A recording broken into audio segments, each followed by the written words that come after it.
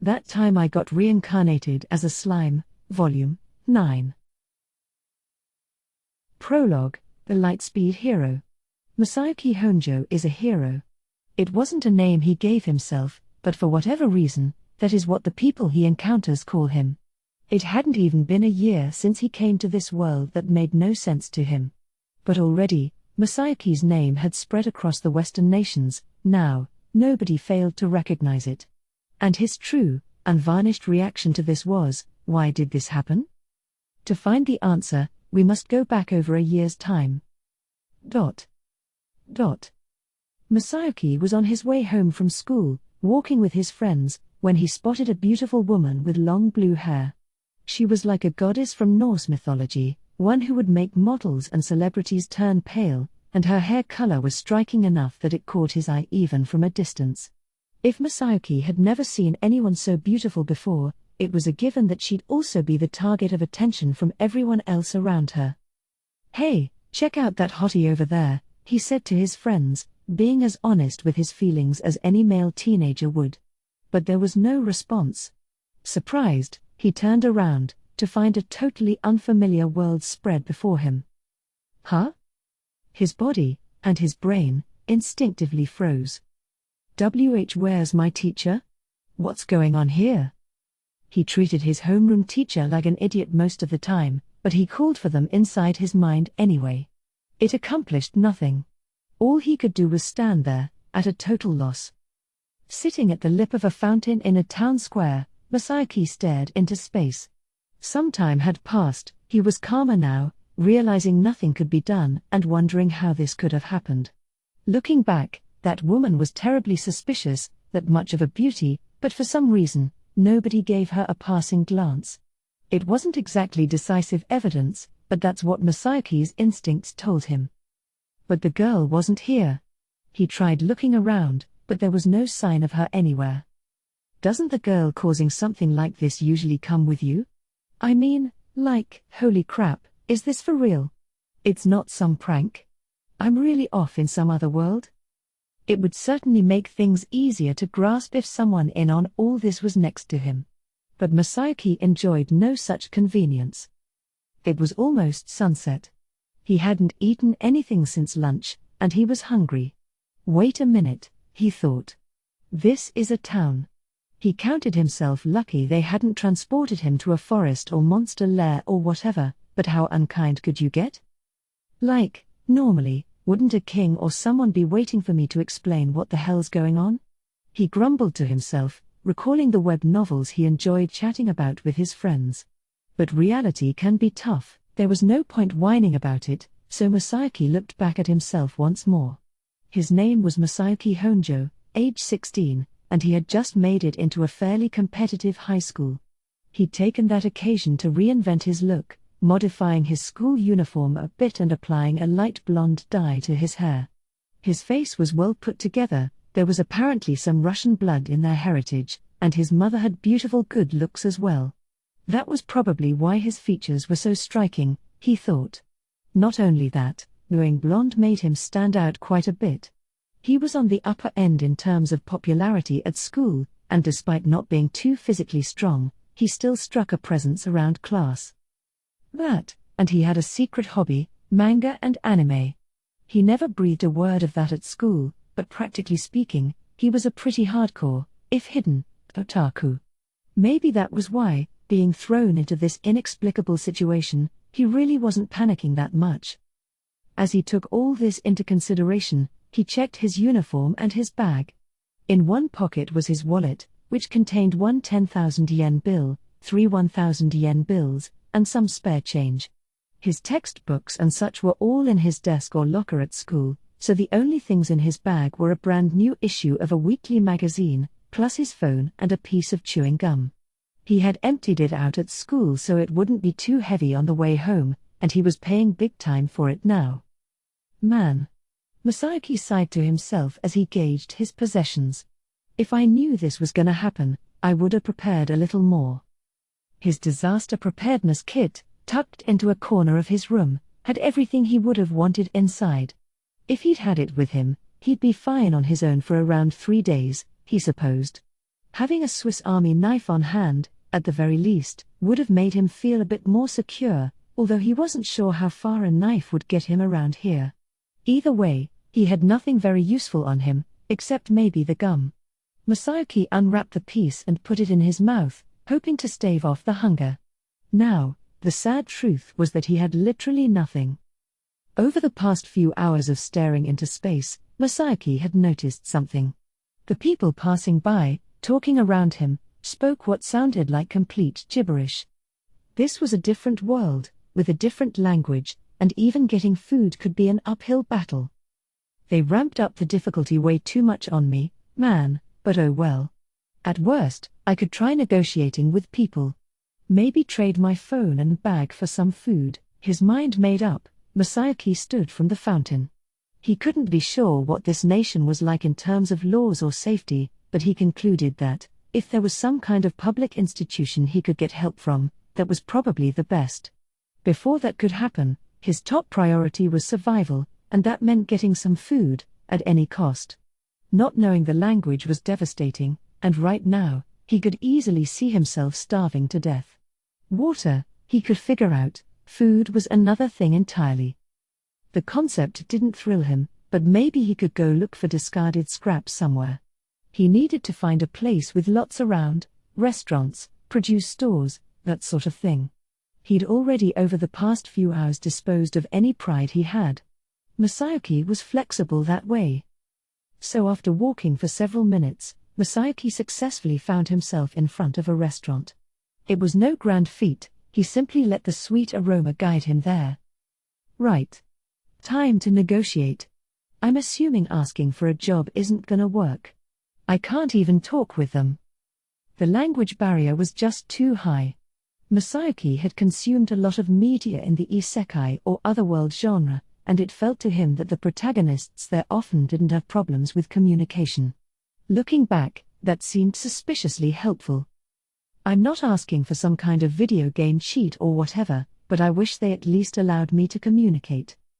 But there was no one he could grumble about it to, so Masayuki approached the restaurant door, trying to open it. Before he could, it opened from the other side, revealing a loud clamor within. ? Masayuki took a step back in surprise and found something soft come running into his arms, a cute, petite girl looking a little scared of something. Huh? Am I already in trouble here? He hoped not, but he was right. ? The girl was now clinging to him, talking rapidly in an unknown language. All Masayuki could do was give her a vague sort of smile and nod. Seeing that, the girl quickly breathed a sigh of relief, and then, for some reason, started to blush, her attention entirely focused on him. If it ended there, it would have been fine, but, of course, it didn't.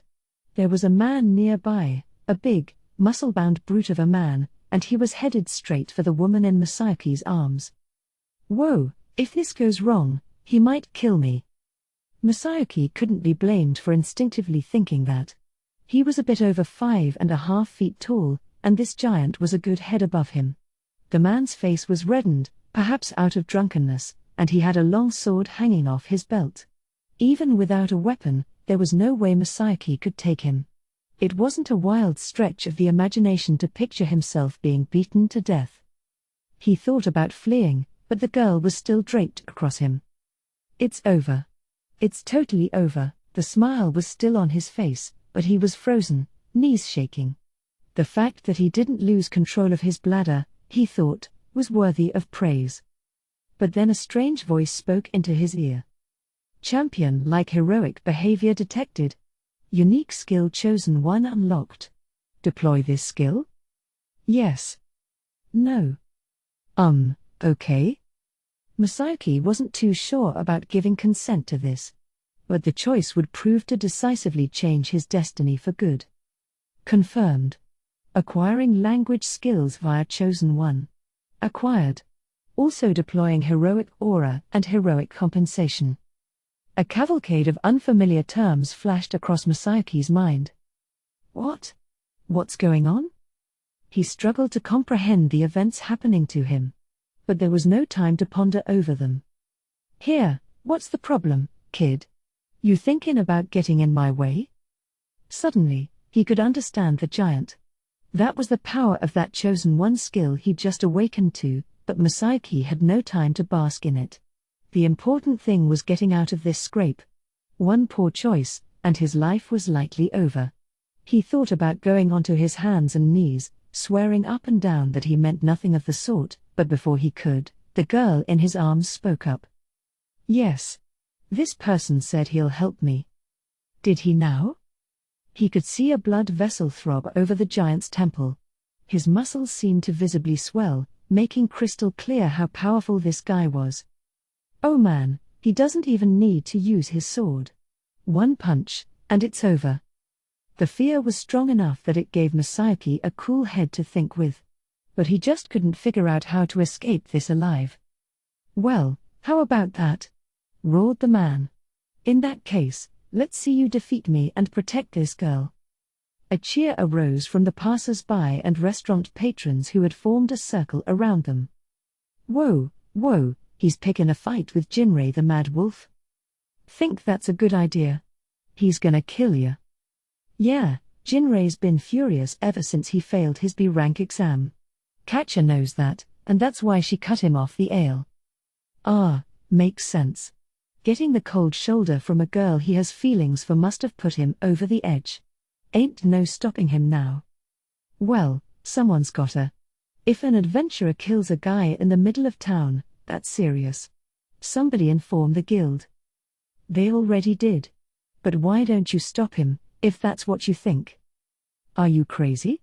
Jinrei's ranked C+, but he's easily worth a B or higher. He failed the exam cause he got points taken off for behavior, but in strength alone, he's a powerhouse. I could never beat him. Presumably these were co-workers of Jinrei, the giant before Masayuki. Listening to them inspired feelings of both hope and despair at once. Someone was off informing the guild of this. If he could stall long enough, maybe help would come. On the other hand, he had no idea how long it'd take, and nobody in the crowd seemed interested in lending a hand. He had to buy time, and he had to do it solo, and to Masayuki, that sounded like a death sentence. And look at Katja, one onlooker muttered. What's she doing, getting some passing kid involved? Yeah. Why me? Masayuki protested to himself. But he was the one who had nodded to a question he didn't comprehend. He'd put this on himself in the end. You ready to go? Of course he wasn't. But it didn't look like he'd be given any more time. Still, if he was going down, he at least wanted to look cool while doing it. He had reimagined his look for high school, but he wasn't some street delinquent. His hair was dyed, but it wasn't like he was any good in a fight. He had gone to some kendo classes in the past, but that wasn't going to help now, not when he didn't even have a piece of wood to battle with. But one thing Masayuki was good at was bluffing. The bigger they talk, the harder they fall, you know. You sure you're ready for this? After picking a fight with me? He didn't hesitate to grandstand here. There wasn't any reason not to. He already assumed a single punch would end this. If this bought him some time, perfect. If not, he'd be lucky to get out of it alive. His legs weren't even shaking any longer, his fear must have frozen them in place. You got guts, huh? Great. Then I don't need to hold back, either. Jinrei stared Masayuki down, a ferocious-looking smile on his face. Subjected to his threatening gaze, Masayuki immediately began to have regrets. Let's just run now. Oh, but that girl Katja is behind me. Hey, can you give me a little more space? Okay. That guy's always looking at me with those leering eyes. Teach him a lesson for me. Masayuki was trying to secure an escape route, but Katja must have assumed she'd get in the way of his fighting. She finally took her arms off Masayuki and joined the crowd gathering around him. Oh. I'm surrounded anyway. So much for that. Messed that one up, he thought. Jinrei hadn't touched him yet because Katja was draped all over him. Brushing her away because she blocked his escape served only to shorten his life. Heh. Jinrei's grin widened. There was just one option left. He'd have to use the gum in his mouth as a smoke screen somehow and escape in the confusion. Champion level forward-facing courage detected. Unlocked the powers Heroic Charm and Heroic Action from the unique skill Chosen One.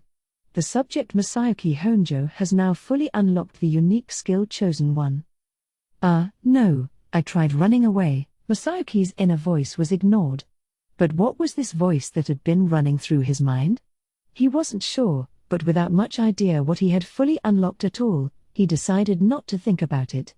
A unique skill certainly sounded fancy, but if he'd obtained it that readily, it must not have been anything too powerful. He wasn't that interested in it, really. Now wasn't the time. He had no interest whatsoever in facing forward against Jinrei. He was intending to spit his gum in his face and run, about the most cowardly approach possible. It was unclear how anyone could interpret that as courageous in any way, shape, or form. But despite his thoughts on the matter, things kept on happening to him. NGH. What's this, feeling overpowering me? You're no kind of weakling at all. Jinrei, brimming with confidence a moment ago, was now visibly sweating before Masayuki. He was chewing his gum, an unconscious attempt to keep calm, but it only disturbed Jinrei even more. You're casting some kind of arcane spell? Well, I don't care who you are. I'm gonna kill you. With a shout, the enraged Jinrei went at Masayuki. What happened next, he couldn't quite keep up with at first. He stood there, unable to pass this. Jinrei was just a step away, winding up to punch him. Masayuki groggily gave him a glance. His foe's gigantic fist was headed straight for him. Oh crap, this is it. He closed his eyes and ducked, trying to dodge it. There was no way he'd avoid it in time, he knew, so he just wanted to brace himself for the pain ahead. But the worst-case scenario he pictured never came to pass. Yes, there was pain, but just a little twinge on his forehead. It struck him as odd. Gingerly, he opened his eyes. There, he saw a toppled Jinrei, face up on the floor and completely unconscious. Huh? Masayuki grunted, completely unaware of what had happened. However, his asinine utterance was drowned out by the cheers erupting around him. Wow. He didn't even need both arms to beat the mad wolf. I can't believe it. Did you see how he moved? I did. He dodged that swipe by a hairbreadth, then slammed his head right into his chest. What a master. Who could that kid be anyway? The crowd of onlookers was murmuring all around him. This was, however, due to the combined effects of Masayuki's Chosen One skill all working in tandem. Heroic Aura, an overpowering aura that can be unleashed by champions. Also acquired by Gazelle, King of the Dwarves. Lesser enemies will be frozen on the spot, awed by this unique aura and ready to take orders from its wielder. Heroic Compensation grants the user immense luck, making all regular attacks critical blows. The effect is applied to any companions of the user as well. Also has the effect of making anything the Chosen One says and does interpreted in a positive light by the people around them, a starkly powerful effect. Heroic Charm rouses the hearts of anyone watching the user in action, reducing their fear and stimulating their bravery. Anyone affected trusts in the champion, seeking to travel in their path. As another effect, anyone defeated by the champion will join their side and become their companion. This effect also applies to all non-undead monsters. Heroic Action, the user's activities are all the first steps to becoming a champion. They provide guidance for their companions, eventually earning them all praise. Further, that was the gist of what the unique skill Chosen One offered.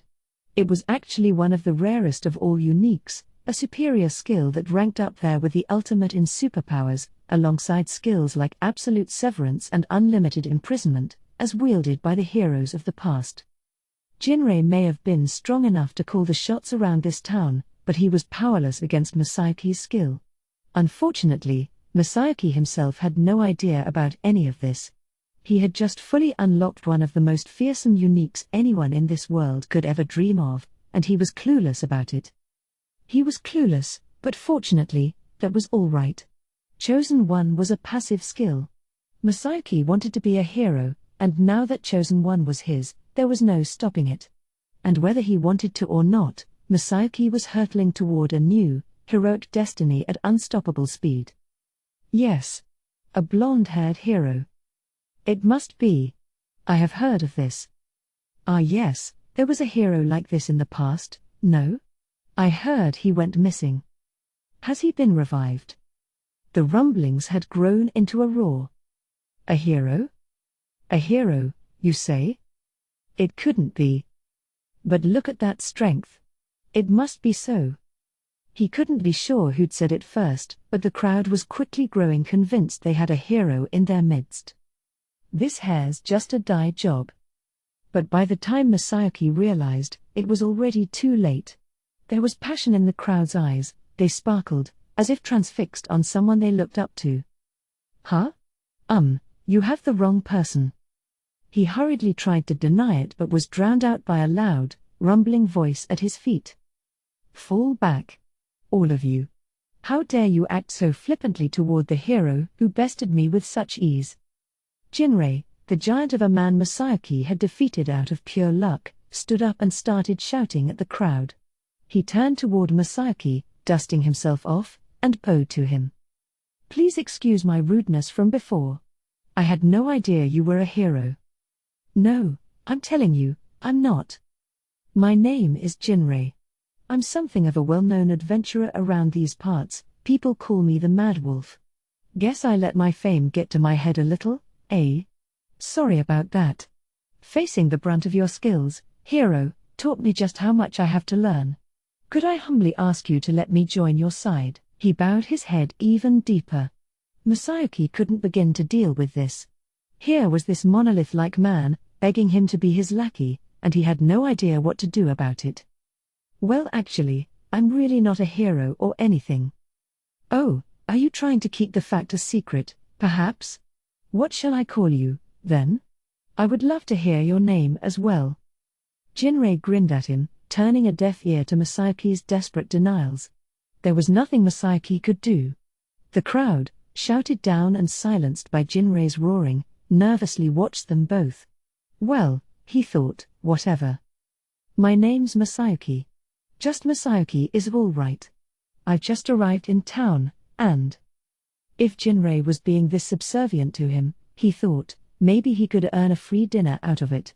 Plus, if he kept playing dumb, maybe Jinrei could fill him in on this world a little more, 2 birds with 1 stone. But, once again, events were moving far more rapidly than what he'd expected. I understand, Jinrei replied with a knowing smile. Then he came closer, bringing his lips to Masayuki's ear. You've only just revived, haven't you, Sir Hero? Huh? Masayuki thought at first. But this was one misunderstanding that was best taken advantage of. It didn't seem like Jinrei was much interested in his protesting, besides. Plus, he reasoned, maybe it's better to frame it this way anyway. It'd probably kill this guy's pride if he lost to some kid, but losing to a hero is different. So Masayuki stopped bothering to plead with people not to call him a hero. This turned out to be a dreadful mistake. Why? Because it gave birth to the legend of Lightspeed Masayuki the hero. In short time, Masayuki was taken in by the representatives from the Free Guild, who had quickly run to the scene and transported him to the capital of the Kingdom of Inglesia. There he met Yuki Kagurazuka. You've had it tough, too, huh? Hearing that almost made Masayuki cry, despite himself. But as he learned, this boy Yuki had lived in this world for nearly 10 years now, older in age but still childlike in appearance. Based on his actual age, he would have been transported here back when he was in middle school. It's been even harder for him, huh? Masayuki composed himself. Now was no time for crying. If anything, he was inspired more than ever to do his best. After discussing matters with Yuki, Masayuki decided to try becoming an adventurer. He had a useful companion in Jinrei for this, and Yuki promised to make arrangements on his behalf as well. Masayuki, not wanting to be a burden on Yuki forever, figured that adventuring was the easiest way for him to become independent. I'm not sure how it happened, Masayuki said, but at least I know how to speak the language. Compared to you, I guess I might have lucked out a little, huh? You absolutely did.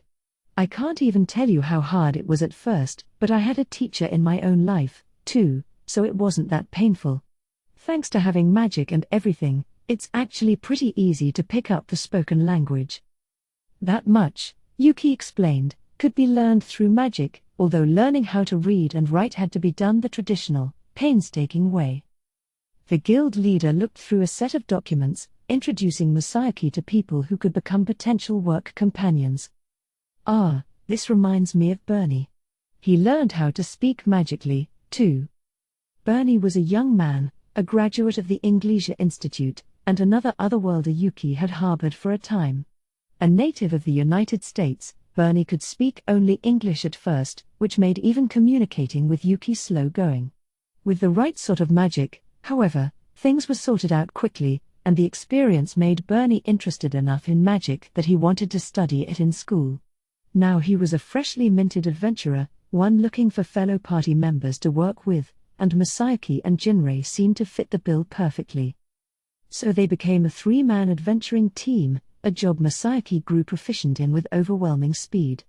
By the time half a year passed, their party was being called Team Lightspeed, already the stuff of lore. Jinrei was ranked C+, but as one onlooker said in their first encounter, he was really more B-level in terms of skill. His strength, paired with Bernie's magic, made it possible to handle hunting runs at a stable clip.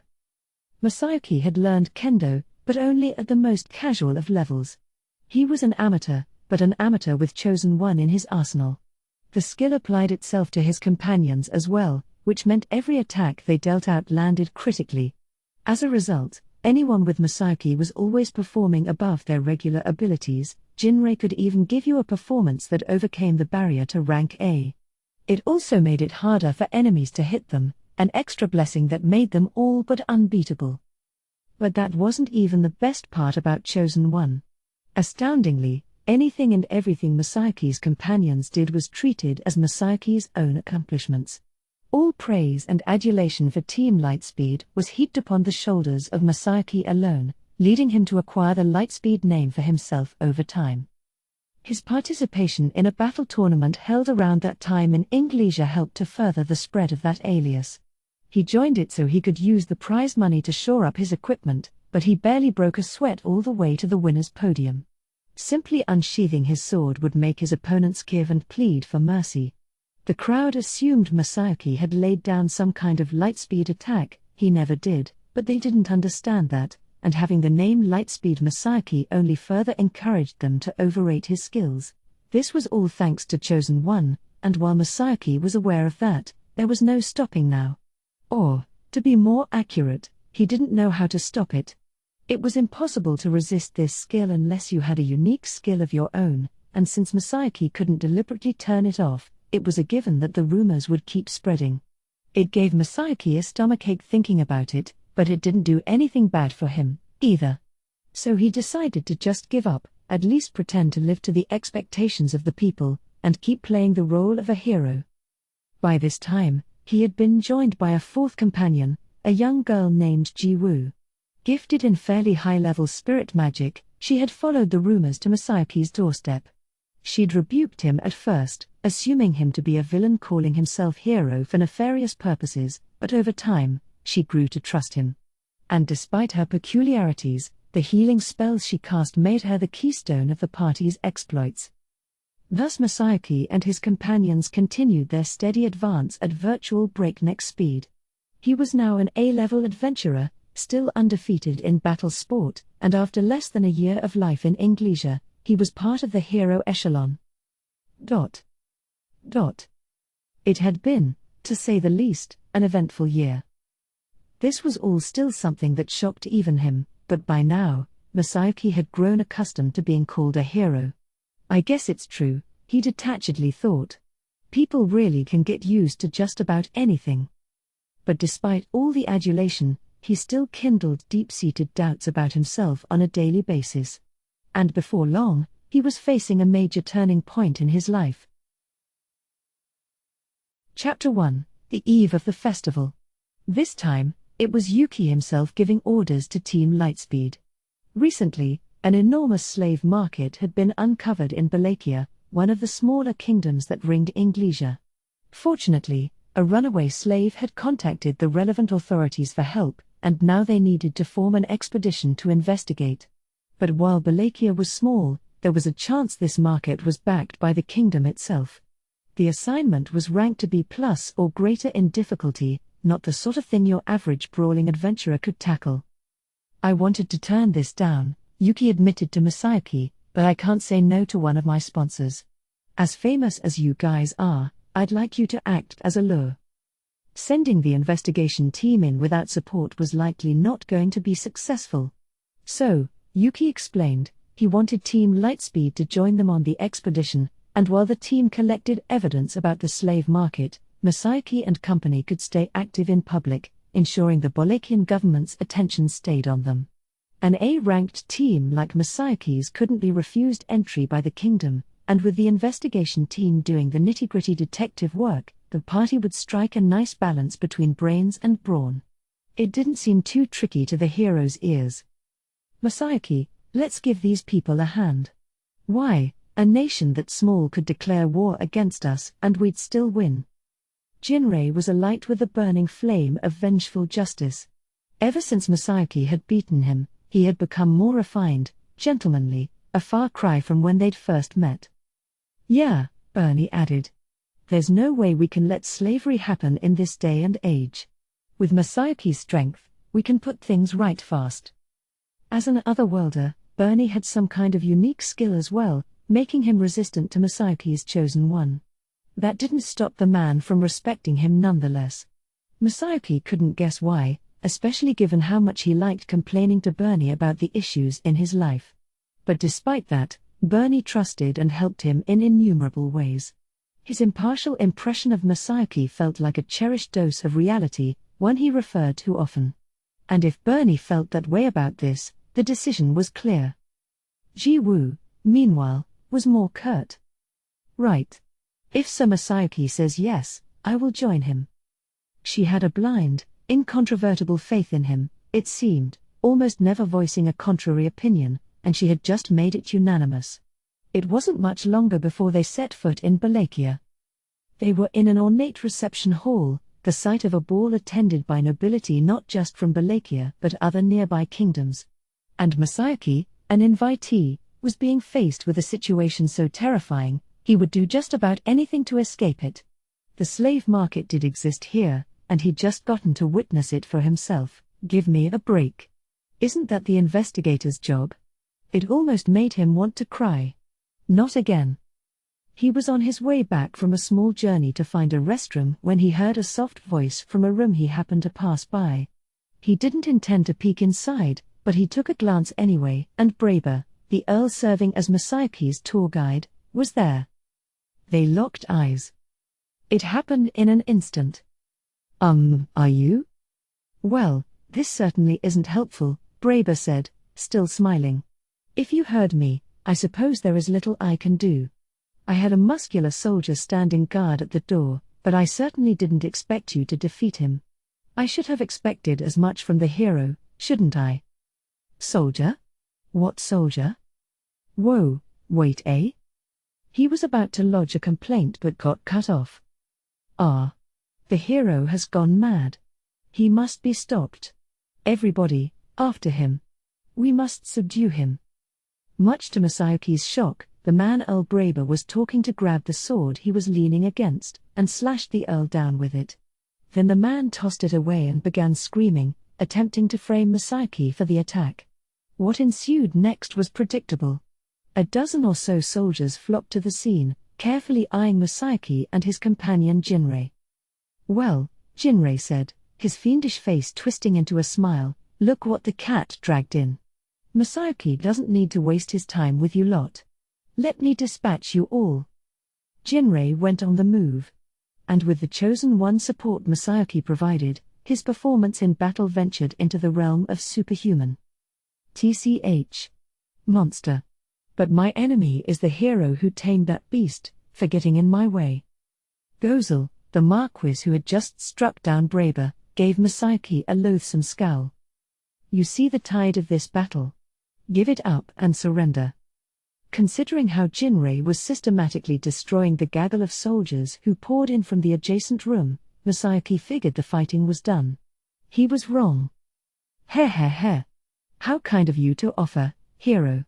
But if anyone was witness to this scene, this travesty, all of them would side with me. Then Masayuki recalled Earl Braber, still on the ground. He could hear footsteps, more people were coming toward the commotion. Blast. This is bad news, Masayuki. They were in the kingdom of Balakia, and while the hero's name was known worldwide, Masayuki was still just a guest. Marquis Gozel was a figure of power and authority here. Between him and Masayuki, he would be the more trusted of the two.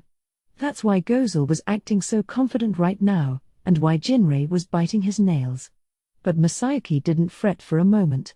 Internally, he was annoyed, but already, his instincts told him things were going just like they always did. His skill, Chosen One, always had a knack for bending situations in ways that made him the hero of the day. And it happened again. Soon, the room was awash in curious rubberneckers, including a few Balakian noblemen and foreign dignitaries. The Marquis had been standing triumphantly in one corner, but now shock was racing across his face. What has become of me? With a groan, Earl Braber regained consciousness. Sir Masayuki, this is a valuable witness, is he not?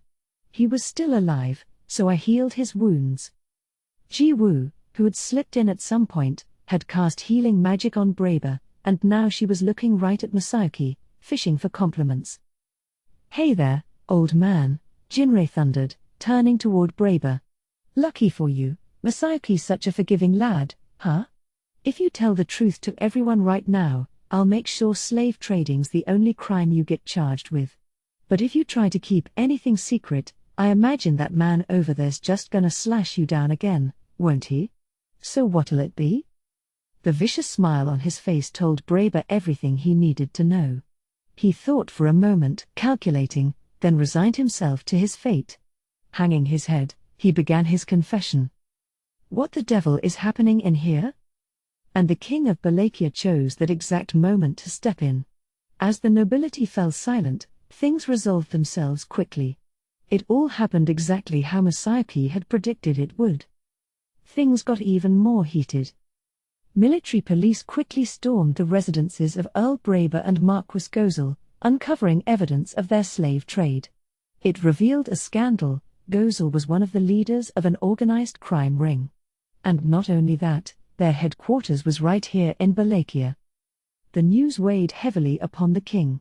Orthrus, the slave trading group whose sphere of influence was largely in the Western nations, was using this small nation of Balakia as a front. It was a sad state of affairs, one the king refused to ignore. Orthrus dealt in much more than just slaves, however.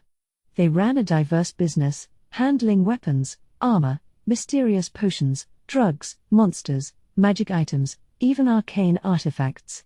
They were too powerful for a small kingdom to topple, and so Balakia's king had enlisted the Free Guild for help. And if the Free Guild was involved, Team Lightspeed no doubt would be as well. A person can grow used to extraordinary events all too quickly, but really, Masayuki could predict all of it.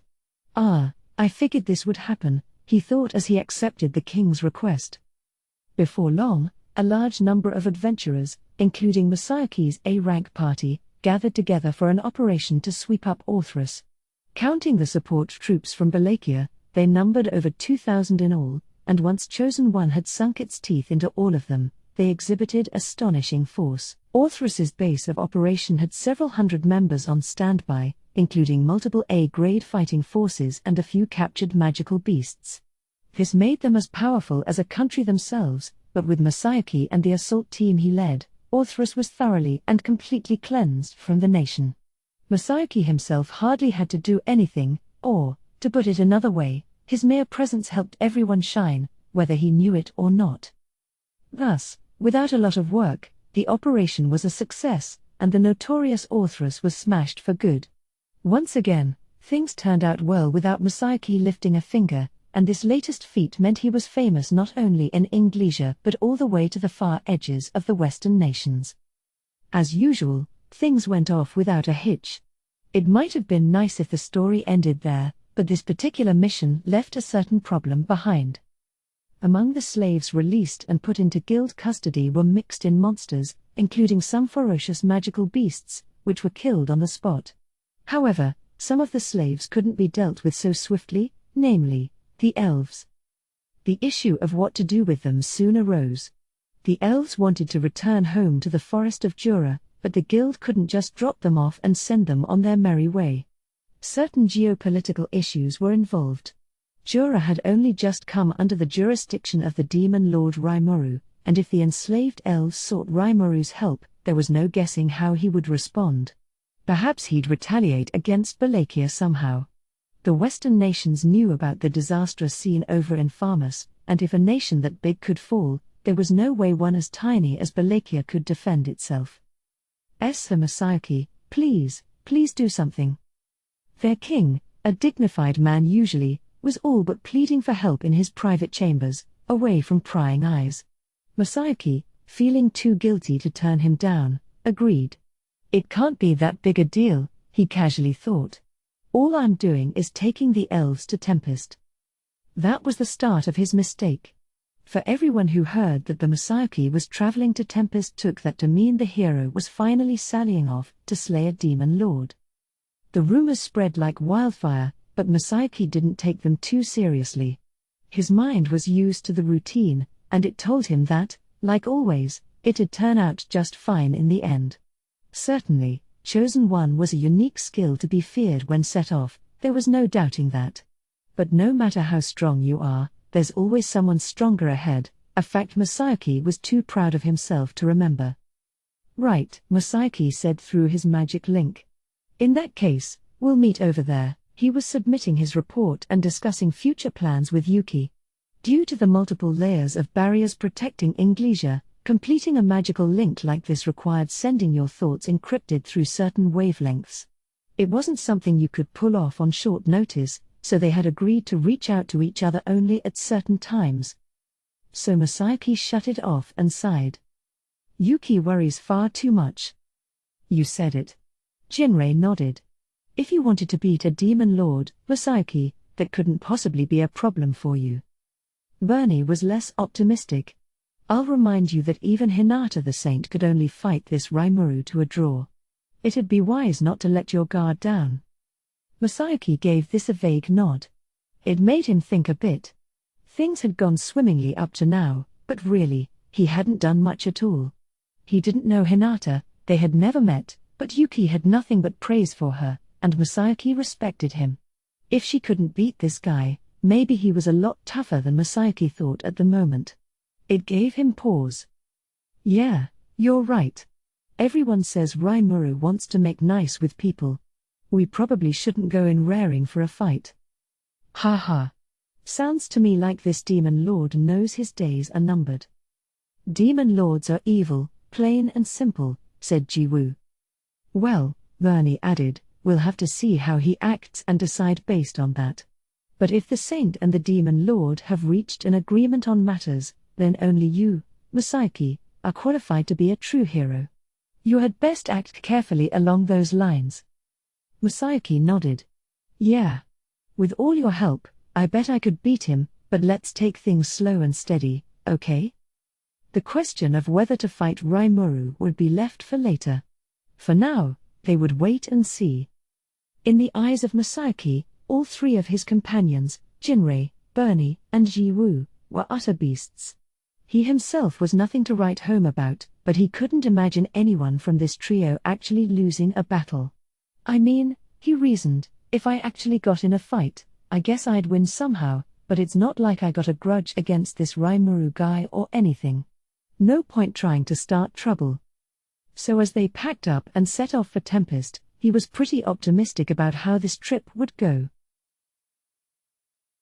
Even after all those royal audiences I gave, my schedule was just absolutely packed. Now I was entertaining human guests.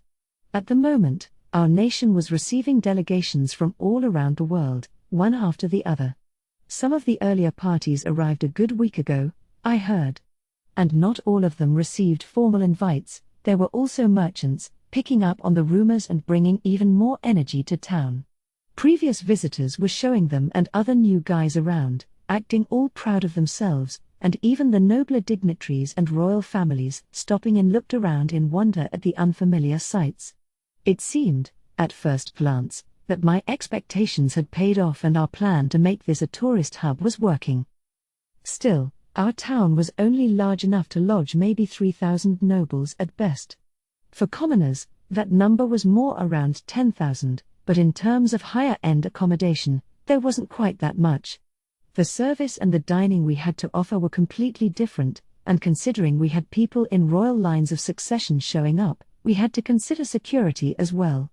Thus we made sure each noble was given ample space to work with. Given all the dignitaries we invited, we had banned the general public from our luxury inns, whether they could afford a suite or not. Some of the richer merchants in town could, but I was worried about offending them if we were too busy with nobility to offer good service. But apparently, I didn't need to worry. Mjolnir was on it, making sure all the more powerful of the merchant class were set up to their satisfaction.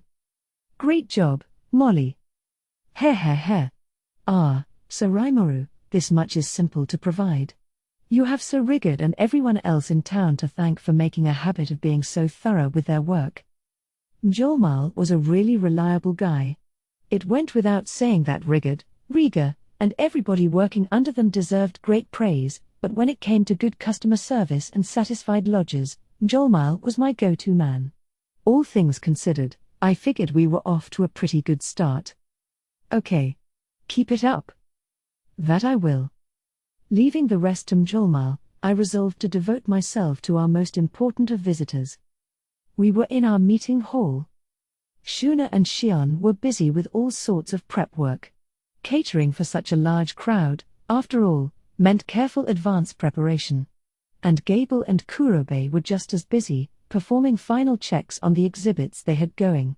Since I wasn't dealing with monsters right now, I didn't need to put on such an overpowering I am stronger than you act, thus I figured we didn't need my entire staff on hand. And given the lack of a strict species-based hierarchy, things didn't have to be nearly as solemn and pretentious. I was, obviously, in human form, dressed to the nines in order to express my force and financial wealth. That part, frankly, I didn't care about.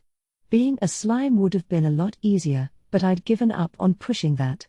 On that note, none of my advisors was willing to budge. The nobility from the Western nations were inoffensive enough in their greetings to me.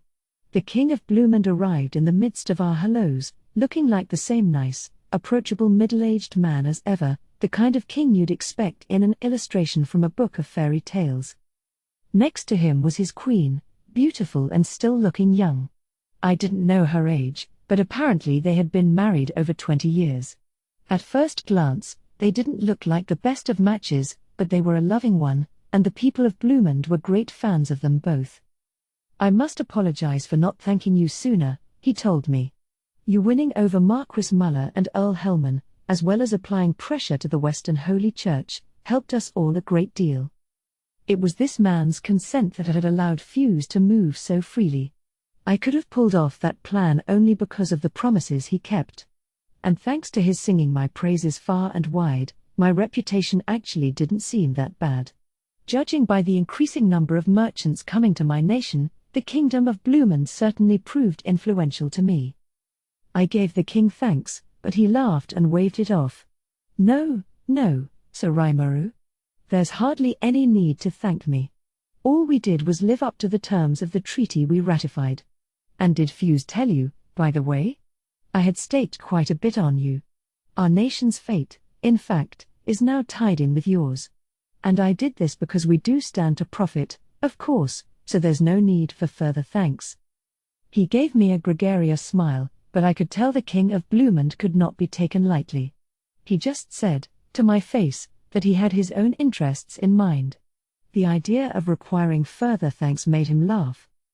Still, I said, I am happy to see that you trusted in us. Showing gratitude is always important. I didn't mean to keep banging on this point, but I wanted to bring it across. I truly wonder if you really are a demon lord sometimes, the king replied with a snicker. Then he recomposed himself and looked me in the eye. And I do understand that our Viscount Kazakh caused you quite a bit of trouble. I'm quite glad you were able to rescue your countrymen from him. Ah, Viscount Kazakh. It was mostly Mjolmal he'd caused trouble for, though. And if I had to guess, that Orthrus gang had been operating in the forest of Jura well before I became Demon Lord. But it was a stain on the reputation of Blumund, I suppose, although it really all came down to the Viscount himself. He was just a patsy, really. A horrible man.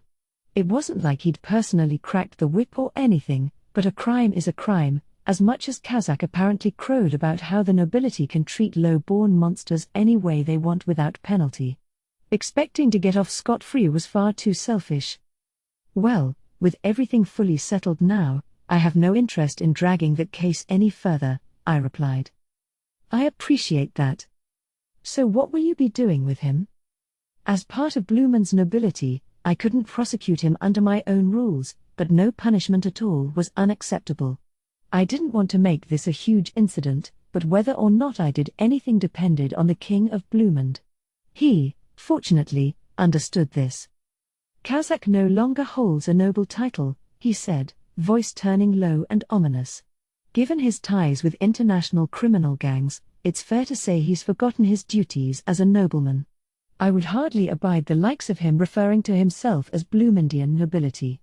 Thus, he has been stripped of his titles and exiled from our lands. The House of Kazakh is no more, and thus I consider the case to be closed. No problems there. It almost seemed too harsh a penalty, but then, slave trading violates international law. Treating him with kid gloves could even make Blumund's king look like a pushover. Thinking of it that way, the punishment felt almost merciful to me. Kazakh had been a noble his whole life, finding another life for himself would doubtlessly pose difficulties. Without his name, fortune, or even a familiar homeland, I didn't envy the path this man had ahead of him. But if he could stay alive, maybe he could turn over a new leaf. The punishment fit the crime, certainly, and I had no objection to it. Very well. I am willing to accept that punishment. A relief to hear. Is it safe to say that our treaty remains in effect, then? I'd hope for nothing else. May we remain partners for years to come. We exchanged a firm handshake. The incident was behind us. Now it was on to the main subject. The king's face brightened as he immediately got down to the business on his mind. Sir Rimuru, I heard the news from Fuse. He spoke of some grand operation you had in the planning stages. Apparently, he wanted to hear more about the outlook on the future I'd given Fuse. Well, that's something involving much more than just your kingdom and mine. I'm hoping we can assemble representatives from all the nations involved for further discussion. I intended to travel to you to discuss it in detail, but... Oh ho ho. No need to be so secretive. Fuse gave me a short rundown, but it sounds like something that could very well affect our position in the world. I could hardly leave the matter to my bureaucracy. In that case, I could go into some detail. The official discussion was planned for another day. For now, I gave the king my basic plans for turning Blumund into a distribution hub for the world at large. But, I see. My lord, this sounds like a proposal we should move every mountain to make a reality, doesn't it? I had given only a quick rundown, but the king had a different look about him by this point. The real him was now on the surface, revealing a man burning with ambition, and his queen, who hadn't spoken until now, had just as much trouble hiding her excitement. It seemed this woman was as equally astute as her husband. No doubt my pitch was all she'd needed to accurately calculate how much profit was on the table. Blumund's king wasn't their only leader I should watch out for. Here we had a king with a gambler's penchant for snap decisions, along with a calm, collected, and calculating queen. Their powers combined must have been what had made this small kingdom so continuously influential. Of course, I cautioned, this only happens after the Founders' Festival is a resounding success. It's still 3 days before it begins. Oh ho ho. I'm sure there is little to worry about. Why, it hasn't started yet, and just look at how lively things are. And I can only imagine how many nobles worldwide are making the journey over here. I can only imagine, echoed the Queen. But as you said, Sir Rimuru, there is no need for us to hurry matters. A plan like the one you proposed will require an agreement from all the nations involved. In the meantime, we will work with our own government to ensure a consensus on this matter. My lady is right. It was simply delightful to hear such a fine proposal from you, Sir Rimuru. Now, shall we be on our way?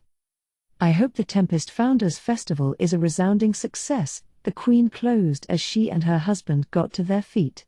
They had no intention of acting all pompous and wasting my time talking in pointless prose.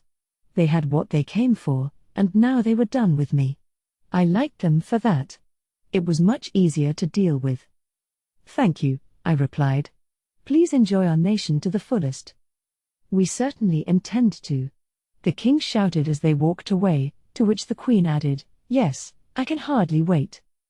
The day after I spoke with Blumen's royal couple, I was greeted by another big name, Garzel, the Dwarven king. Well, Rimuru, here I am, he said as he sat across from me with an audible whump. My first journey by carriage and far too long. I'm exhausted. Imposing as always, to be sure. He was already reaching out for the tea and snacks on the table, like they were his God-given right. Whoa there. Don't take mine, too, all right? I was a little slow on the trigger. In an instant, the last donut on the table was up and into his mouth. I had been looking forward to that. Who knew he had a sweet tooth to go with his tremendous drinking habit? There's just never any underestimating him. No need to sweat the details. If such trifles still bother you, you have much left to learn. Much left to learn how? You're the one stealing my donuts. I stared at the self-serving Garzel, but he gave me no quarter, returning the gaze. And thanks to the chiefs raising a hue and cry, we had a whole caravan of carriages. The length of it was ridiculous. And it's all your fault, Rimuru. As he explained, in great detail, the journey here from Dworgen normally took a day on winged horse. Since this was an official state visit, however, he wasn't allowed to go with the Pegasus Knights alone. It wasn't just because of security concerns, either. Garzel would be seeing nobility from around the world, and as king of the mighty nation of Dworgen, he needed to show he was a military power. This meant having to pack multiple changes of clothes and such, along with administrators and attendants to help dress him properly. It made his entourage a more than decently sized crowd. If you travel as a king, you need a royal amount of preparation. Having a paved highway to travel on was certainly a boon, but the past few days of travel were just murder on me. That must have been why Garzel kept skipping out on his kingdom to travel as light as possible. And come to think of it, CI had reported that the highway from Blumend was jam-packed with carriages and the like, enough so that the watch needed to play traffic cops for a while, and all the inns along the way were booked solid. Which was great, in a way, but it also reminded me of the need for a larger-scale transport system. Cars in Japan these days, after all, break down very rarely, and if they do, you can call for roadside service and get it handled in no time flat. In this world, though, if you break a wagon axle or something, you're in trouble. Simply carting the vehicle out of the way of traffic is a painstaking ordeal. You also had horses to take care of, and overall, the whole thing was rife with pitfalls. I deliberately planned for wide highways in anticipation of this, but it still didn't solve the problem. I was gathering info on these incidents so we could tackle them in the future, but judging by Garzel's tale, long-distance travel as a noble was an extremely arduous undertaking. It seemed the traffic jam had mainly been caused by far more nobles deciding to participate than I'd planned for. I'll need to consider things like that more next time. It'd be nice if we could develop trains and make all of this a lot more comfortable, fast. But regardless. I didn't expect to see you here at all. I figured you'd send an envoy instead. It was true. I really hadn't. So I was honest with him, hoping he'd take the hint to stop griping at me. It didn't work. PFFFT. You think I would do that? When I know you're up to some kind of scheme again? I can't sleep at night until I see what it is with my own 2 eyes. And also, I have a question for you. What?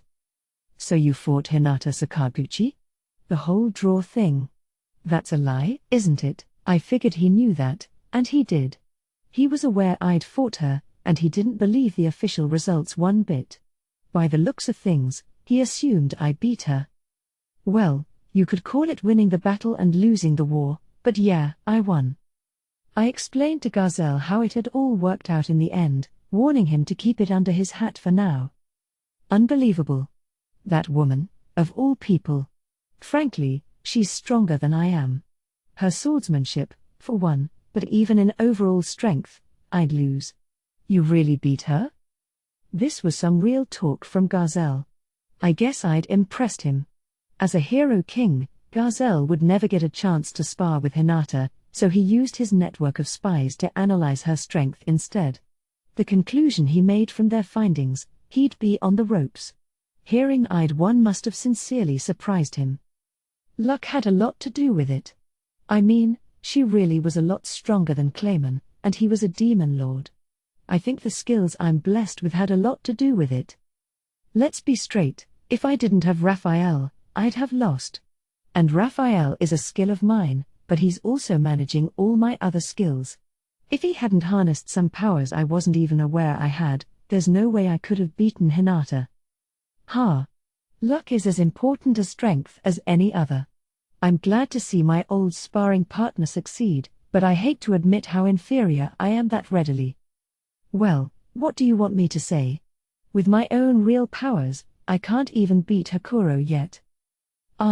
You're as strange to me as always, aren't you? Real or not, those skills are part and parcel of your battle strength, aren't they? He looked a bit exasperated, but I really meant it. Without Raphael, I think my best match for a sparring partner would be Gopta, actually. Not that I'd tell anyone. Well, whatever. So, he said, erasing his scowl and giving me a serious look, what are you up to this time? This was his way of switching to his main subject, apparently. I had no idea what it was. What do you mean? What do I mean? The Western Holy Church sent us a missive asking to open a channel for future negotiations. They used to classify us as a nose away from monsters. Why'd they overturn their doctrine like that? It was so sudden, I just know you have to be behind it. Gazelle's shouting reminded me of my conversation with Hinata and her people. Yes, I had suggested that she could get King Gazelle involved. The Dwarven Kingdom had retained its neutrality for 1,000 years. You could place boundless trust in them, and even the most orthodox adherents of the Church couldn't seriously think dwarves were the same thing as monsters. Some, maybe, but it had to be a tiny minority. That was my motivation behind the suggestion to Hinata, but I forgot to, actually ask King Gazelle for permission to do that. Or, really, I didn't think I needed his approval. I wasn't expecting him to get this riled up over it. Best to play dumb for now. I doubt Hinata explicitly said it was my idea. Oh? Well, I have to say, it's the first time I've heard about this. But you know, I think duking it out with Hinata has helped us develop a sort of friendship. That's how we reconciled things, besides, and we agreed that we'll try to stay on good terms in the future. So maybe that got them in the spirit, huh? Like, it inspired them to make some official overtures with you, too. Ho? Gazelle raised a doubtful eyebrow. It's times like these that I seriously wished I was in slime form. I thought I could feel a cold sweat running down my back, even though I don't actually sweat. Caution. The subject Gazelle Dwago is applying read thought to your surface mentality. This is being permitted due to a lack of perceived hostile or malicious intent. Block this skill? Yes. No. Yes. Yes, yes, 1,000 times yes. If it's something that important, then just tell me, Raphael. But that explained things. I had thought it was a little strange before, but Gazelle can read people's minds, huh? No wonder I've always felt a bit odd around him, like he was probing my brain for answers. Between his accurate reading of my actions during battle and how he always seemed a step ahead of me in our conversations, it only made sense he was doing that. The great sage evolving into Raphael must have helped me recognize the reed thought when Gazelle pulled the trigger on it. It didn't seem to be active all the time, thank heavens, but who knows how much info he took from me just now. I gave Gazelle a glance. He grinned back at me, a blue vein visible on his forehead. Heh. You saw my reed thought, did you? Well, I applaud you for it, but if you blocked it, that must mean you're thinking something evil, I presume? No, I don't think so. You fool. I caught a glimpse of you there. It told me you thought it best to get me wrapped up in this. Crime never pays, I suppose. He then more or less forced me to confess exactly how my conversation with Hinata had gone. And then. I see. So the 7 days clergy was behind their humans first policy. Yeah. And I think Hinata's people are thinking about purging the church of anyone poisoned by the 7 days thinking. Given how they're all dead, I'm sure she can sniff out their sympathizers well enough. I went over the internal dealings I had seen in the Western Holy Church and Lubelius, carefully leaving out Luminus's real identity. Gazelle nodded and pondered for a minute. I imagine you are right. In which case, it would be foolish to turn this down, then? He had decided to accept Hinata's, or the church's, request. I thought you would say that, enough from you. Doing my diplomacy for me, without permission. But oh well. No need to be a stick in the mud during this festive occasion. You've given me only the best seats, I am sure. I might as well enjoy what you've got for me. After that fit he threw, he was willing to give up the subject for now. I figured he was happy enough with how things turned out, but I wasn't stupid enough to let him know that. I had word that Hinata and her paladins would be at the Tempest Founders Festival as well, so I figured it best for them to meet directly and work matters out. Gazelle no doubt had some of his own advisors to deliberate with, too. So I promised him we'd set up discussions after the festival. He was soon on his way. It was now morning, 3 days since Diablo's return.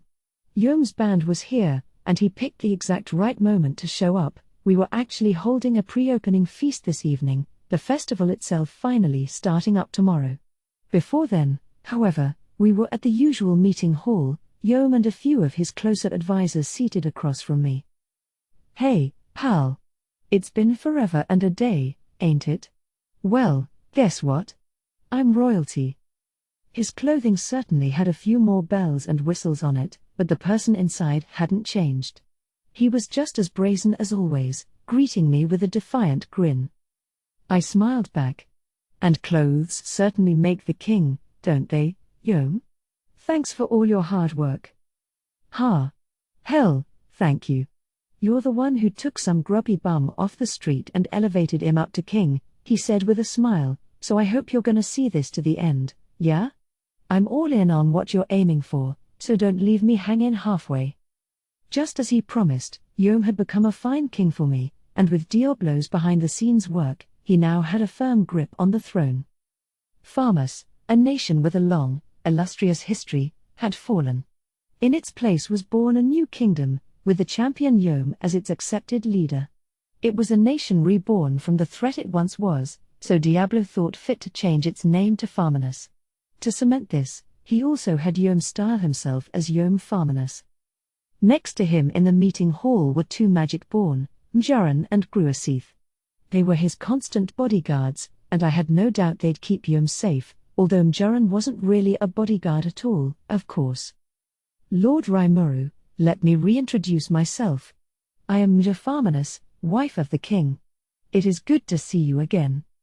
Perhaps noticing my eyes on her, Mjaran lifted up her dress a little and curtsied. It was beautiful, enough to make your garden variety rich heiress blanch. You fit into the role of queen like a puzzle piece, Mjaran. Yeah, doesn't she? Yome said, beaming with pride. She's educated and all, unlike me. I do have some experience in this, shall we say. Clayman was such a stickler for etiquette and manners, there was no doubting that Clayman held himself well, or at least had a thing for noble trappings. He'd festooned his castle with ornate furniture and artwork, and I'm sure he was just as fastidious with his own staff. Looks like that helped us out in the most surprising way with her. Yeah, well, it's an experience for all of us. I mean, ruling a nation's been hard for me, too. A little bit ago, I had to formally greet every species in the forest of Jura, and it nearly killed me. I felt like some kind of sacred idol. Oh, I hear ya. I have all these nobles requesting audiences with me, and some of those idiots are already forming factions and trying to start something. What a headache, I tell ya. At least that old man Rosen, our magic expert, is handling all that pretty well. Rosen himself was not here. Things were still less than stable around their nation, and he was busy darting to and fro, attending to post-Civil War matters. I feared for a moment he'd betray us, but looking back, he was only under the effects of Diablo's tempter spell, so no worries there. The retired Edmaris, meanwhile, had disguised his identity and was now serving as an advisor, making up for Yome's lack of experience and education and helping out in assorted areas of politics. And as for Gruaseath the Magic-born. So you're head of the Night Corps now? I sure am, Sir Rimuru. I turned the job down, but he never listens to me. Yome had all but forced Gruaseath to take a role in government. He certainly had the muscle for it, and none of the remaining knights voiced any complaint, so the fledgling nation of Farmanus wanted to appoint him head knight, hoping to keep such talent from straying off. He'd balked at first, enjoying the new freedom in his life, but after Mjurin begged him as well, he found it impossible to refuse. Was Gruaseath gonna be all right doing that? I didn't bring it up. He didn't seem that reluctant. I still consider myself part of Lord Carillion's warrior alliance, but for now, I don't mind babysitting this idiot. Shut up. You're the idiot. No, those two hadn't changed much. And the sight of Mjurin wincing at them took me back as well. It was a familiar act, but this time, someone interrupted it. King Yome. Captain Gruaseath. You're being terribly rude to the Demon Lord. The loud voice came from what looked like a grade school boy, a very handsome and intelligent one. Ah, Edgar, you're always so serious. Ha ha ha. And why not? He's far better put together than you. What more could we ask for in a crown prince? Captain Gruaseath. This is not the time for joking. I am trying my best to serve as King Yome's attendant, making sure he becomes a good, just king. Edgar, son of the previous King Edmaris, glowed red with embarrassment. He was still just 10 years old, but well put together was an understatement. By the looks of things, he was already used to being the butt of their jokes. Having to deal with such mean grown-ups at his age had to be difficult. At least Yome and Gruaseath seemed to care for him, as much as they carried on. I wouldn't have minded more of this pleasant small talk, but it had to end sometime. They were all tired from the voyage, and I'd have other VIPs coming for the pre-opening tonight. I suggested we could continue this conversation with some drinks later, and Yome readily agreed. So, Yome, as thanks for keeping your promise, I have a present for you. Diablo. You mean this, Sir Rimuru? Before I could finish, Diablo realized what I meant and picked up a certificate we had prepared in advance, kindly providing it to me. I handed it to Yome. Hey, what's this, pal?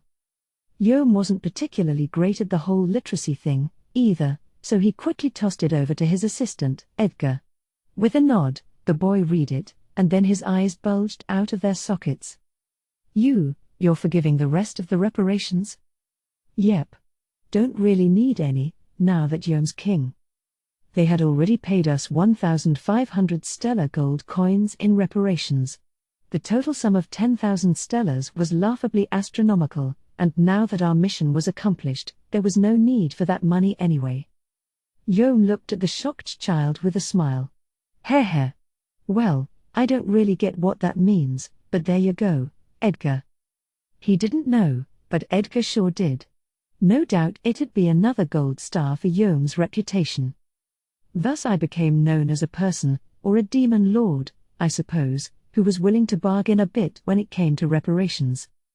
My talks with Yome's group were over. They all left the meeting hall, dragging a still petrified Edgar with them. It was afternoon now, and I was no longer quite so busy. Visitors were still swarming in, but they weren't eager to talk right now, either, not when there was this evening to prepare for. A lot of them certainly wanted to see me, and I agreed to, as long as they were willing to wait until after the festival. I finally had some free time as a result, so, as I promised, I decided to travel to Inglesia and pick up Yuki. I could stop by the school there and take the kids as well. A festival like this, I didn't want them to miss out on the fun. The streets of Inglesia were a nostalgia trip for me. It had been only several months since I left, but recalling life here naturally dissolved any tension from my face. I couldn't help but travel to the Free Guild headquarters in the middle of the city. Through the modern automatic glass door, I entered an air-conditioned chamber, and the moment I did, I was greeted with sharp-eyed stares.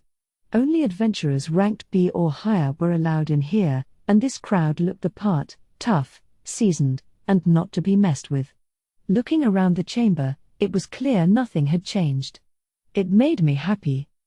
A few of the men were openly appraising my appearance.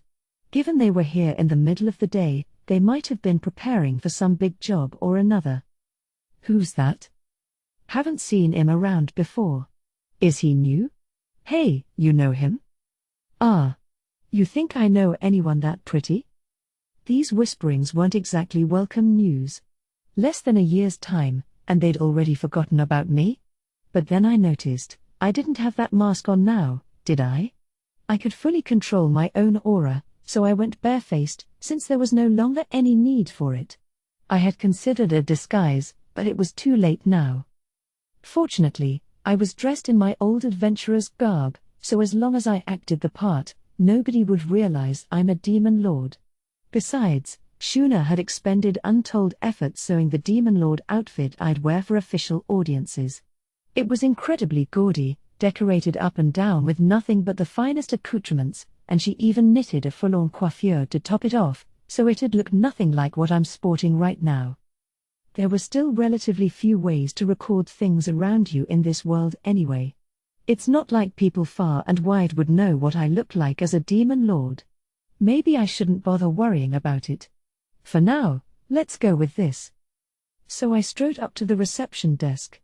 A man walked in front of me, blocking my way. I was struck by the weirdest sense of déjà vu. Hold on. I dunno what kind of backwater you earned your B rank in, but you think you can just come in without a word to the vets around here? Don't you know it's the polite thing for a new adventurer to give his name first? Actually, it wasn't just déjà vu. I pretty vividly remembered him. This guy was Grass, friends with Cabal and his crew, and he had whined at me about proper greetings last time, too. He must have lived his whole life like he was captain of the football team. You're Grass, right? You're always hanging out here at HQ, aren't you? Don't you have any work to do? Huh? You know my name? So. Mine's Rimuru, I said, cutting him off. I was with Cabal's party, remember? I mean, come on, Grass. I know that mask is gone, but my voice is exactly the same, okay? Why isn't he picking up on that? How? Rimuru? And this is the first time you're seeing my face, but at least recognize my voice, man. No, but. Huh? Is it me, or were you kinda smaller last time? My name instantly threw Grass into flustered confusion. I beat him rank-wise, so in his football captain mind, I was above him. Adventuring was largely a meritocracy anyway, so acting superior based on age or years of experience wasn't really a mainstream trend. If a new guy helps you out, you'll naturally respect that and help him back in kind, but a lot of adventurers didn't see the need to be friendly to total strangers either. Things changed if you were in a party, but in terms of social cliques, that was nearly all based on rank. Yeah, I grew, I said in a huff. More evolved instead of grew, but I didn't need to be that honest. It seemed to convince him. Oh. I get it. But, man, Rimuru, you sure got pretty hot. You must be well near invincible by now, huh? Getting to see that sweet face of yours. I'm so moved. He was standing at attention now, like he did with Cabal, as he bowed to me. He always was a snake that way, but I couldn't hate him for it. Yeah. But why are you always here? Aren't you employed? Heh. Or, don't give me that. This is kinda part of my work, I'm educating the new adventurers. There's a lot of barriers you encounter in the B rank, as you know, and my job's to approach any brash new guys and to take 'em down a notch, that sort of thing. See those guys over there? He pointed to the group looking at me earlier. They're doing the same thing. We all hang here at the HQ in our downtime. The group stood up straight and nodded at me. Forgive me, I didn't realize you were Rimuru, a B-rank adventurer, one of them, the apparent leader, said. I nodded back at him. I didn't think I changed that much. Oh, no, you have. Now that I know, I just realized you got the same outfit on, but otherwise. Yeah, totally. That face is just. Wow. What a standout. Is it really? That much? All right. Should I put on the mask? Doing that was kind of a pain, but I didn't want to go through this every visit. I created the mask from my stomach and applied it to my face, the adventurers looking a little disappointed for reasons I couldn't fathom. So, yeah. Keep up the good work, guys. Don't torment the newbies too much. With that, I headed for the front desk. Giving my name to the clerk, I had her take me to Yuki. He was expecting me, apparently, so it didn't take long. Hey, Rimuru. Long time no see. Sounds like you've been through a lot, huh? That doesn't begin to describe it. I got attacked by Hinata, the farmer's army invaded us, and then the demon lord summoned me. Just one thing after the other, you know? A lot is the understatement of the year. Ha. I figured you'd sum it up like that, Rimuru. Yuki laughed it off, but it definitely was a lot. He understood that, I'm sure, he was all smiles, but there was a touch of gratitude to his voice. But, hey, at least I'm good with Hinata now. All's well that ends well, right? Sounds like it. I met her a few times to exchange information, and I told her a lot about you as a person. You know how, suspicious she is of people. Oh, believe me, I do. She barely listened to a word I said. Right? She's the kind of person who only believes what she sees and hears for herself. It's always been that way with her, and let me tell you, it's not been easy. We chatted along these lines for a while. I'm sure it wasn't easy for Yuki. Hinata's thought process can be a total mystery sometimes. Not that I can really talk about that with anyone but you, Rimuru. Hinata had a lot of followers. If Yuki started complaining about her to the wrong person, she'd know almost immediately. Not that gossip is a good thing. I'll want to be careful about that. But it was time to cut to the chase. So what do you think? If you're busy, I won't force you, but would you like to check out the festival for 2 or 3 days? Of course I'm going. Why do you think I tried so hard to get ahead on my work? And I've got people here I feel fine leaving this place to while I'm gone. Give me one moment. Yuki stood up and went out of the room, calling for someone. I relaxed with my tea for a moment, and he was back shortly with a woman. Let me introduce you guys. This is Kagali, the vice master of the Free Guild. She'll be running it while I'm gone. She was a beautiful woman, very graceful on the outside, and the business suit-like attire she had on fit her to a T. Her eyes were blue, her blonde hair tied in a chignon, but her ears were the real standout, long and pointed. She had to be an elf. Hello, Rimuru Tempest. Or should I call you Demon Lord Rimuru? My name is Kagali. It is an honor to meet you. Thank you. This is my second time here, but I don't think we met the first time, did we? I recalled the secretary who had given us tea, but not this girl. If she was the number 2 official in the Free Guild, I would have expected an introduction sooner, but there was a reason for that. No, you wouldn't have been able to. I've only returned here recently. My passion is exploring old ruins, and I've just come back from mapping out the complex at Soma, one of the largest in the West. It turned out Kigali was one of the world's greatest active explorers, lurking around this ruin, and that since before Yuki had founded the Free Guild. Her name was not that well known, she hadn't taken part in the Society of Adventurers, the precursor to the Guild, but Yuki had scouted her for her clear talent nonetheless. The Guild, after all, wasn't just about fighting. That was Yuki's philosophy, which was why he had given an exploration expert like Kigali such a high position on the org chart. Thanks to that support, Kigali had just pulled off a monumental feat, the complete mapping of the ancient ruins at Soma. This put her name up in lights for much of the world, quelling any dark murmurings of her being Yuki's hanger-on. Now she was a vice master anyone could respect. Just because it's mapped, of course, doesn't mean all its mysteries are unraveled, she explained. It just means there's a visual guide to follow to the bottom. There's still so much left to unravel. Yep. We can leave that job to the exploration-oriented adventurers. And with the map Kigali left for them, I think they'll make some serious progress. There's the Guild philosophy at work again. Instead of leaving everything to a single exceptional talent, they can bring on teams of people for the excavation work. It'd help younger members gain experience, too, killing two birds with one stone in a way. So Kigali was now working here at the headquarters, helping educate the B rank and higher adventurers. Given that she got a cut of the proceeds whenever the guild sold the relics found by explorers, her take-home pay must have been astronomical. Ha! You can make a lot of money from ruins, can't you? I have to admit, she replied, you can. Although money isn't my main motivation, this is more my life's passion. I have auctioned off things I excavated in the past, however, to pay for my expenses. Yep. Sounds like lucrative, if backbreaking, work.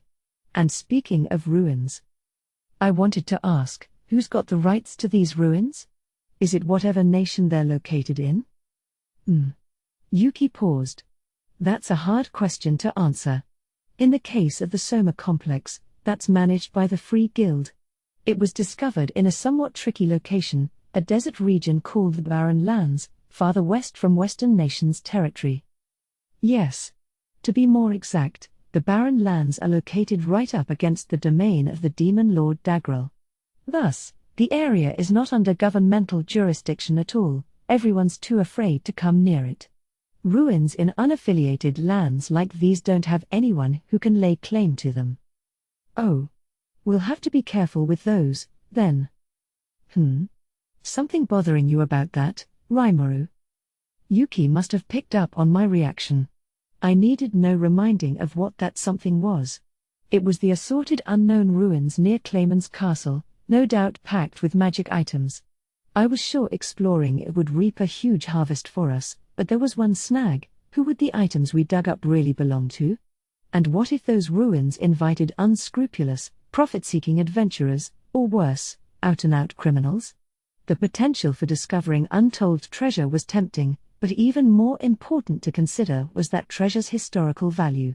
They provided leads we could follow to learn about the ancients and what they did. It's only natural, I suppose, to romanticize about ancient times. If we let just anyone go in the ruins and vandalize them all they wanted, we ran the risk of losing irreplaceable artifacts. That was my main fear. There was no need to hide this fear, so I decided to bring up the topic with Yuki. We had an expert explorer on hand, besides. Well, actually, there's another complex of ruins in Clayman's old domain. There is? You're sure of that? Kagali's eyes instantly fixed upon me, like a predator aiming for the kill. It was quite the onrush, and it honestly surprised me a bit. Yeah. Clayman had this vast fortune and collection and stuff. He handed out magical weapons and armor to his forces like candy. I'm thinking he harnessed the things he found in that ruin to finance it. The thing is... Yes? I paused for a bit, unsure, before continuing. This might be rude to say to someone who makes exploration their profession, but I'm not really interested in plundering ruins just for the treasure. I want to know how the people there used to live, what kind of culture they had, and why their cities fell. I think ancient people deserve at least that much respect, so we don't let the past go to waste. This was just me being sentimental, I knew. It wasn't that I didn't care at all about treasure, there were just more important things. That was why I ordered that ruin closed to outside visitors for now. You're more of a romanticist than I thought, Rimuru. What do you mean, more than I thought? I've always been this way, Yuki. Ha ha ha. Yeah, you're right. He smiled at me, convinced. You'd have to be, to come up with an idea like building a nation of monsters. Kagali, for her part, mulled this over for a bit before nodding. The predatorial drive in her eyes was gone, the intellectual spark now firmly back. I see. Certainly, that's a perspective I did not have. But I understand it. I am not a fan of seeing ruins get vandalized myself. We need to build the right sort of expedition team before we send them to Soma, of course. Maybe the romantic part of my thoughts didn't come across, but at least she saw the need to keep the ruins protected. Hopefully she could lead that effort. She certainly seemed like the right fit. So that just left one problem.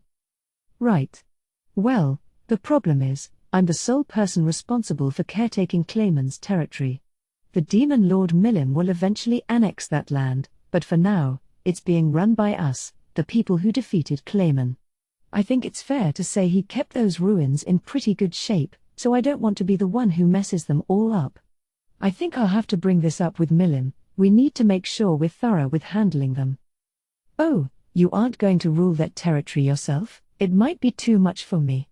It borders the Eastern Empire, and I don't really feel like, having to run a border defense line against them is a pretty tall order.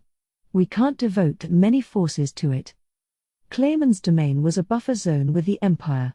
It contained a road known as the Valley of Death that wound its way through rugged mountains, a dirt path, not paved at all, but it still provided passage between Clayman's lands and the Empire. The area was packed with undead creatures, but there was also evidence that Clayman's forces made regular use of the trail, suggesting that the Empire was carrying out some kind of plan of action through his domain. It wouldn't hurt to be on our guard about that. We could deploy the army over there, but we're running short on personnel right now. Managing the whole of the Forest of Jura took a vast amount of work. I was thinking I could leave Clayman's land to Milim, and if the Empire ever made any moves, I'd just let Milim handle everything. So if we wanted to explore those ruins, we'd need the Demon Lord Milim's permission? Yuki asked. I suppose so, yeah. I have a keen interest in them, but do you think we'd be able to avoid interference? Inquired Kagali. Oh, I'm sure she'd say yes if we asked, but knowing her, I guarantee she'll want to go in, too. That. I was sure that condition would make any would-be explorer hesitate. The general public, after all, feared Milim deeply. Kagali seemed disappointed, but she shouldn't give up yet. Milim would definitely come along, no doubt about that, but if I'm there, too, what's the problem? But, I was planning to explore those ruins anyway, so having an expert like you along would certainly put my mind at ease, Kagali. And since we've introduced ourselves to each other, maybe I could pay you through the Free Guild to help with that effort? What do you think? Meaning that you'd have the right to whatever we found, Rimuru? Well, we can talk about that. I have a museum in my capital, so I'd prefer to put it on display there rather than sell it off. But it's still gonna be Milim's land, so we'll have to discuss matters with her, too. It's hard to make a decision either way right now. I see. But you're definitely gonna stage an expedition sometime? Yep. Indeed, Kagali chimed in, if I don't have to worry about expenses, I'd be delighted to take that offer. And if you can handle negotiations with Milim for me, I'd have no reason to say no. It looked like Kagali's interests weren't strictly about profit, either. She had an intellectual bent as well, and if she did, there were no issues between us. So it was decided, she'd organize the team, and I'd talk to Milim and convince her this was a good idea. Does all that sound good to you, Yuki? Sure. The Free Guild would be happy to help. Now I'm looking forward to this. I'll begin making arrangements for this while I run operations in Master Yuki's absence. Right. We'd gotten a little sidetracked, but I was here to invite Yuki over. Thanks very much, Kakali. Sorry you're staying here while we get to have all the fun, I guess. He. Oh, I don't mind. Enjoy yourselves to your heart's content. Thanks. The guild's in your hands. After saying our goodbyes, Yuki and I left the guild headquarters. I hadn't expected this, but now we had the ball rolling on exploring those ruins. I really wasn't sure who to enlist for that effort, so having an expert oversee operations was reassuring. It wouldn't be until things calmed down after the Founders' Festival, but I really couldn't wait to see what we found in there. We could all stand to learn a lot, maybe it'd even give me some hints for the underground dungeon we'd built back in town. Such were my thoughts as I took Yuki along to my next stop. I removed my mask outside of the HQ. Given that I no longer needed to hide my aura with it, I only really required it in places where revealing my face would cause trouble. Yuki, carrying a large knapsack, was eager to talk to me. Receiving that written invite, he must have had time to prepare in advance, and given the size of his bag, he must have been planning to stay at least a few nights. So are you gonna bring the kids along, too? Yeah. Now that Hinata and I are even, none of them has any reason to be against me. There might be an issue or two with them being over there, but we got some pretty serious security, so we had to, given all the dignitaries we invited. And if we could keep all of them safe, there was no reason we couldn't protect those 5 children, either. Okay. In that case, go right ahead. Yuki smiled. They're a lot more devoted to studying these days, so maybe they're due for a break and a reward. I didn't send any advance notice to the kids. It would be a complete surprise to them. I kept quiet until I was sure it'd be okay to invite them, and hopefully they'd forgive me for that. I knew they really needed some more advance notice, but depending on how things went, I might have had to say no to them. No point in revving them up and disappointing them later if things went awry. After walking for a while, we came to a familiar schoolhouse, the imposing home of Inglese's Free Academy. A word with the gate guard, and we were taken inside. I was with Yuki, the school's honorary chairman, so it took no time at all. We were soon greeted by the vice principal, who guided us into a classroom. Hey, guys. You all doing well? Before I could finish saying hello, Alice tackled me like a lineman. Uck. Mr. Tempest. You've been gone for so long. I didn't think I had been, but maybe that was just my grown-up's perspective. Children have a different sense of time than we do. I guess this must have been hard for them. She's right. You promised me you'd come in regularly to visit. Yeah. Gail's telling the truth. I thought you forgot all about us, but I'm glad you're here now, Mr. Tempest. Gail, Kenya, and Ryota all gathered around me, expressing their joy even as they complained to me. Chloe wasn't far behind them, grabbing onto me and smiling. Welcome back, Mr. Tempest.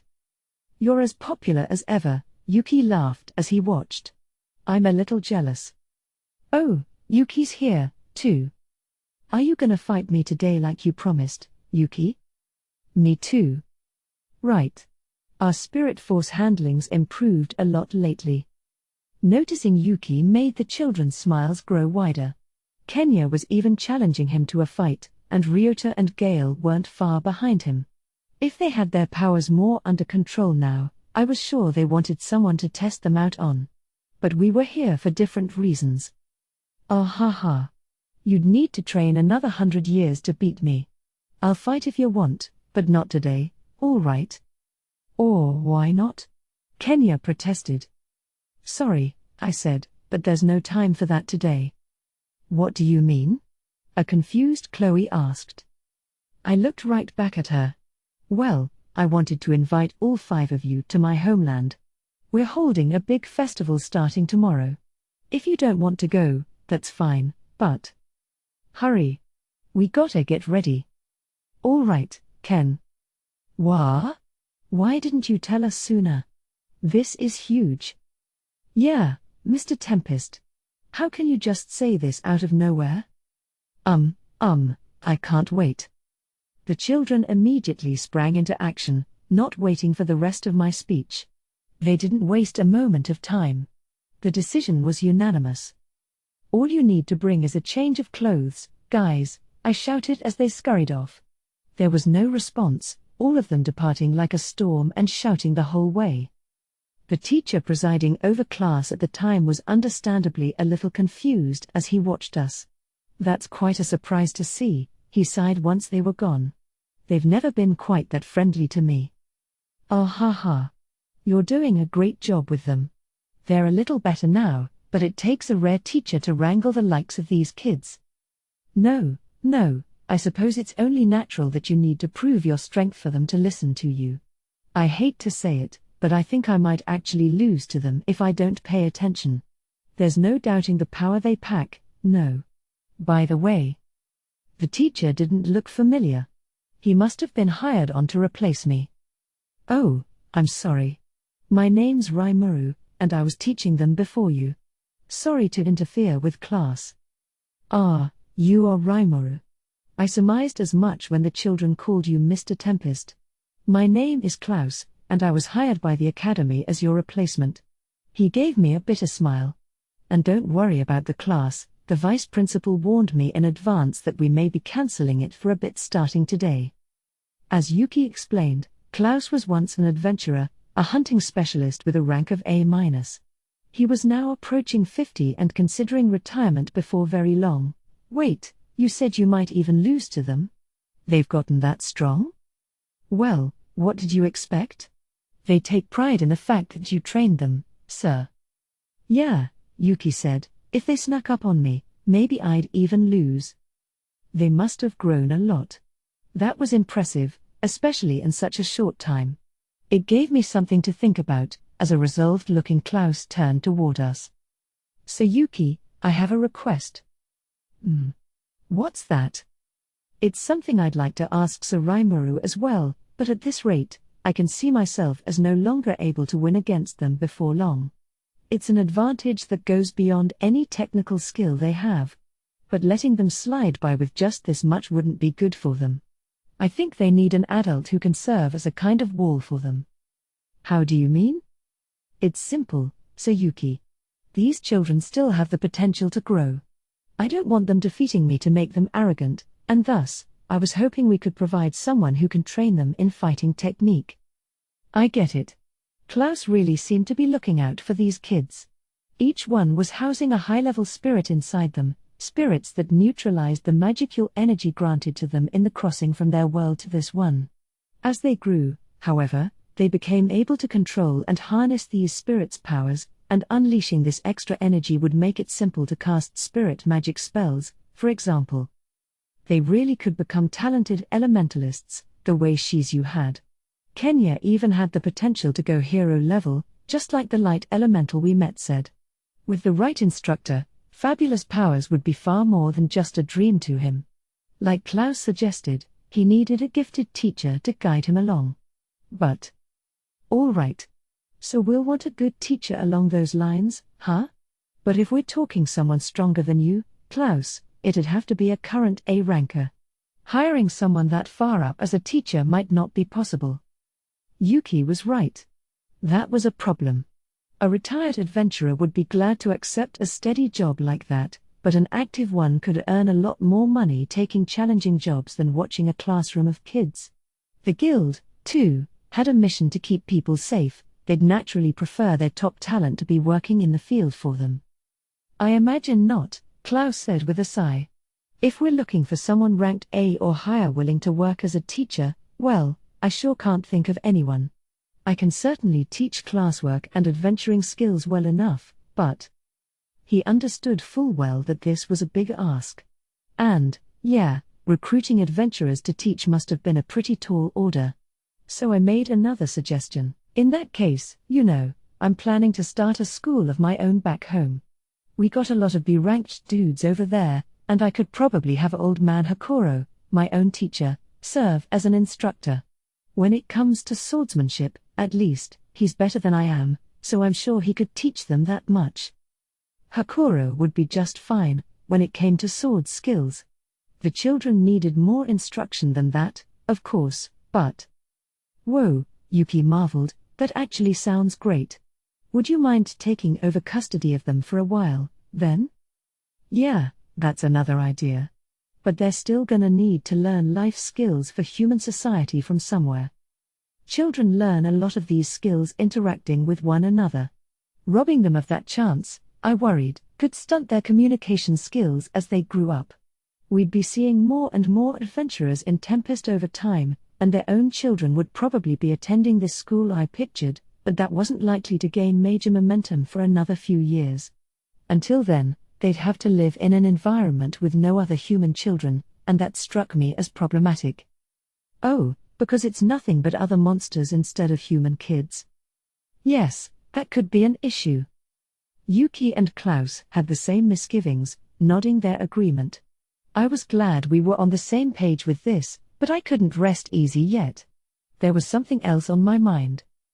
They could just travel to Tempest for instruction in battle. We have the teleportation magic for it, they could come over a few times a week if you like. But given their background, I think they better get some instruction in elemental spirits as well. This wasn't a problem, exactly, but still not something I wanted to compromise on. The elemental spirits within them helped protect their lives, to a large extent. If they wanted to harness their powers correctly, they'd need more core knowledge about them, knowledge I simply didn't have. Not to put too fine a point on it, but everything I knew about this world was gained strictly off my own experience. Me trying to explain elementals would be like you or I explaining how to breathe through words alone. I could go over logical facts and stuff, but I couldn't impart the real essence. I was reminded of the way Hinata and her paladins fought, a fusion of sorts between spirit magic and swordsmanship. It was a unique approach, and mastering it must require a deep understanding of spirits. If they could impart that to our kids here.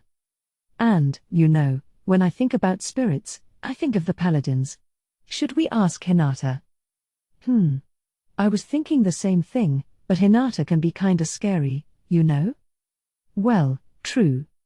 She'd never allow the kids to take advantage of her, that's for damn sure. But I'm worried she'll be a little too harsh on them. That's hard to deny, yes. Yuki and I looked at each other and sighed. But we'd need to save this discussion for later. I could already see the children running back to us, luggage in tow. It was festival season. No point in pondering these thorny issues when there's so much fun to be had. For now, I could ask Hakuro about instructor work and worry about other matters later. It was procrastinating, I know, but we'd figure something out. So, following the same thought process I usually turn to for issues like these, I mentally switched gears and quit my worrying. Leaving the main gate into Inglesia, I set up a transport gate in a secluded location. This wasn't magic, technically, so I could deploy one without any magic circle required. Yuki looked at me rather coldly about that, but the kids were used to it. Mr. Tempest, if it's that easy for you to use these gates, then come visit us more often. It was Kenya complaining, and he was absolutely right. I apologized profusely to him. With all the stuff that had happened, it had been hard to find free time and I couldn't really guarantee anyone's safety, but no point telling him about that. It'd just make the kid all anxious. So, while dancing around the subject a little, I promised to go back to see them more often. On the other side of the gate, I took Yuki and the kids straight over to my favorite lodging in town, a private area, separate from the 4-star nobles' accommodations and reserved for our top officials. Yuki went off to his room, and as he did, I turned toward the children. I'm sorry, guys, but I still have some work left. You'll have to wait until tonight to see me, okay? Or. None of them was too excited to hear this. Quiet. I took a pendant out from my pocket, silencing them. I thought we could use this to play a game, but that lifted their spirits. They were eager to hear more, and once I was sure they were, I began to explain. You see this pendant here? It's kind of a free pass ticket to all the booths and stuff in the festival, starting tomorrow. Carry this around, and you can eat and drink all you want in the stalls, and you're free to come and go through any of the event halls you like. But just remember, there's an upper limit of 100 silver coins, use that up, and it's game over. You'll have to go back to your rooms then, and I'll give you homework as punishment. But if you've been doing your work up to now, I'm sure you'll be smart enough to stretch this out for 3 days. Sound like fun to you? I knew from the start that I couldn't watch these kids all day, so I thought up this tactic for them. That's what you normally did with kids at a fair, right? Give them an allowance and let them run free. I felt bad about not taking them around, but I figured the kids would have more fun alone anyway. And with CI's agents deployed across town, they'd have no trouble keeping tabs on them. This way, at least, I could let them loose on the festival without major concern. And, really, 100 silvers was a crazy generous budget. Most of the stalls and attractions didn't even charge you 1 silver, you'd have to make a concerted effort to spend that much in 3 days. I called it a game, but really it was just a premise I'd invented to set them on their way. Let's do it. I bet there's all this rare stuff to see. Can't wait, huh, Ken? Yeah, I can't. Thank you, Mr. Tempest. I'll buy something for you, Mr. Tempest. They were up for it, all bursting with anticipation. I gave them the pendant, returning each of their excited nods. It's always fun, I think, that anticipation before a big event. I also thought about telling them Ramirez was in town but decided against it. I planned to introduce them after the fest anyway, so no need to hurry things. Besides, all the kids, Kenya and Alice in particular, were already busy planning out the next 3 days of fun. The servants at our lodging would take care of the rest of their needs, I figured. Okay, guys, if you need anything, just ask the hostess in charge here, all right? And I doubt you'll need to, but if you have to contact me about something, just hold that pendant tight and think hard about me. It'll trigger a messaging magic. Okay. They all shouted back. Good to see them so eager. And with that, figuring I would be in their way beyond this point, I left their room. Now I had wrapped up all the necessities.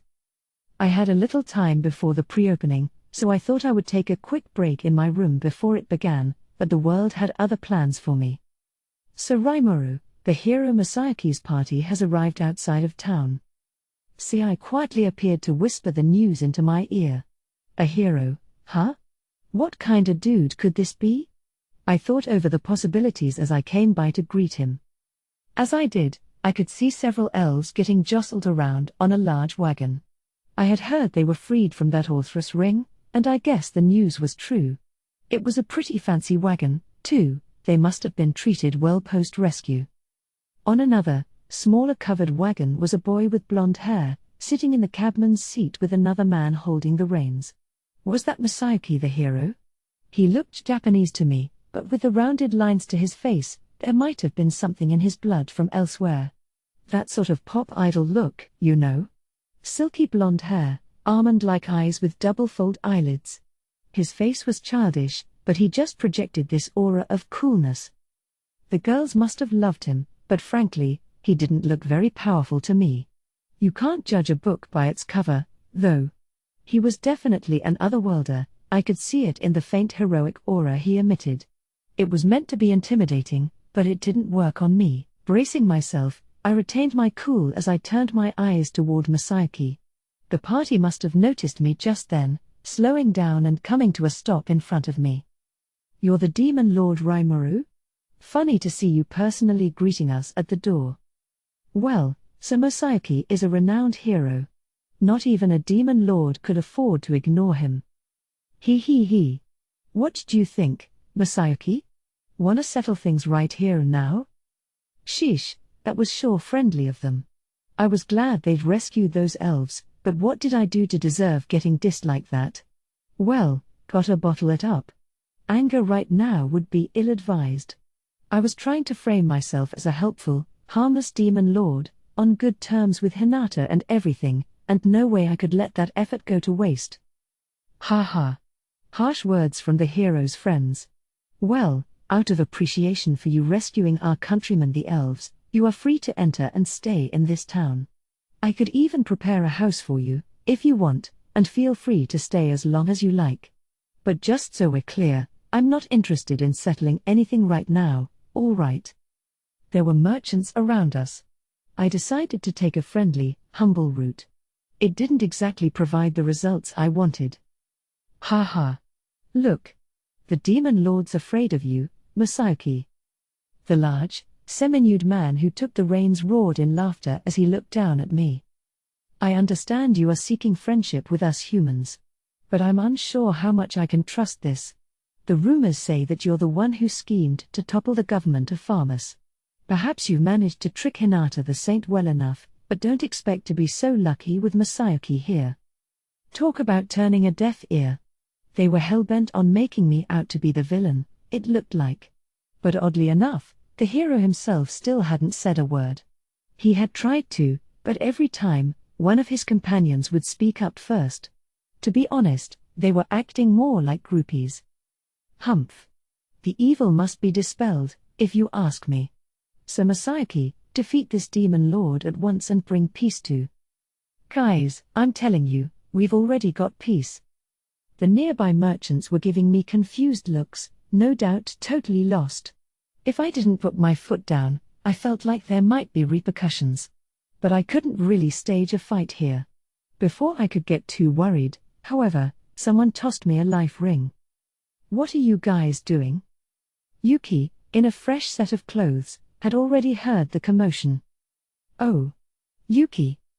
For the first time, Masayuki spoke up, and from the sound of it, he had been hoping for divine intervention as well. But his companions weren't having any of it. Well, hello there, Yuki. Why's the master of the guild himself keeping tabs on a demon lord? I'm not, Jinrei. Guys, Rimuru seriously wants us all to get along, okay? And as proof of that, I'll point out the fact that you're all still alive, so the larger guy was named Jinrei. Yuki explained to him about how I'd fought Hinata to a draw and that I'm not a bad demon lord. It didn't convince all of them. What do you mean by that? The way you describe it, are you implying that Masayuki is weaker than Hinata the Saint? Don't be that harsh with him.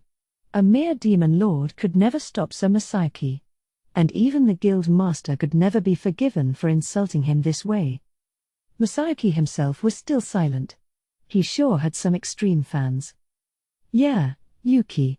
Like Bernie and Jiwoo said, don't treat Masayuki like a fool, alright? I dunno how strong Hinata's supposed to be, but a draw's the best she could do against this guy. In that case, it's time for the headliner to make his debut, ain't it? Masayuki could whip this demon lord easy. The lauded hero looked like he wanted to be somewhere else right now. Maybe he didn't seek conflict with me at all, then? Yuki, realizing this himself, stepped up to assuage his friends.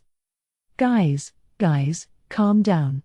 Like I told you, Rimuru isn't hostile against us. There's no point fighting him. But he's a demon lord, ain't he? Who knows when he might hatch some nefarious scheme. And with the Western Holy Church sitting on the fence, ain't it about time Masayuki shows everyone just what kind of hero he is? No, I'm telling you. I see. I could understand where this guy Jinrei was coming from, actually. I was a demon lord, and he didn't trust me.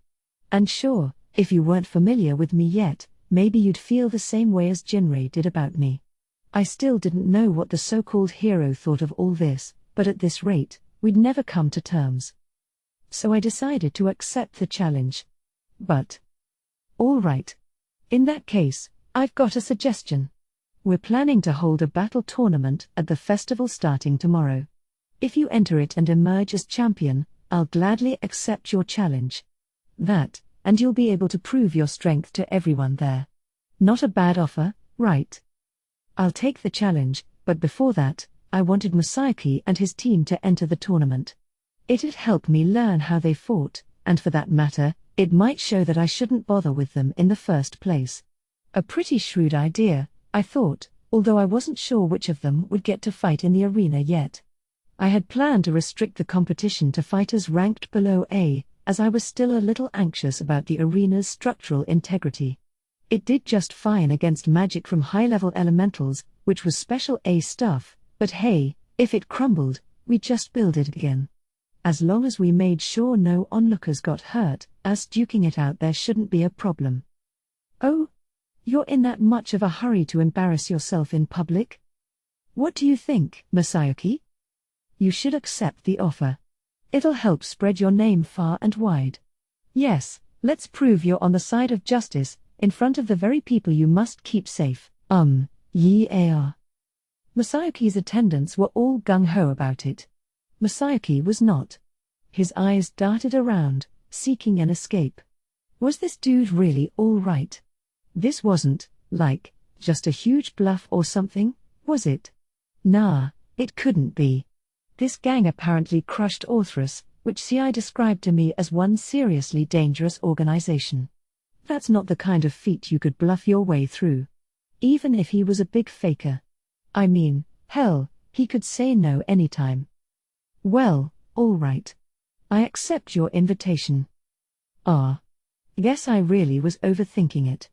After a few moments spent in thought, he said yes. Whoa, you sure about that, Masayuki? A worried Yuki asked. The hero smiled slightly. Oh, I'll figure something out. It ought to be just fine. It always is. That's a lot of confidence. Especially considering I'm right in front of him. Very good, I replied. And this being a tournament, there's not gonna be any killing, all right? Keep that in mind for me. Humph. Who do you think you're talking to? Let's go, Masayuki. We'd better rest up for the big day tomorrow.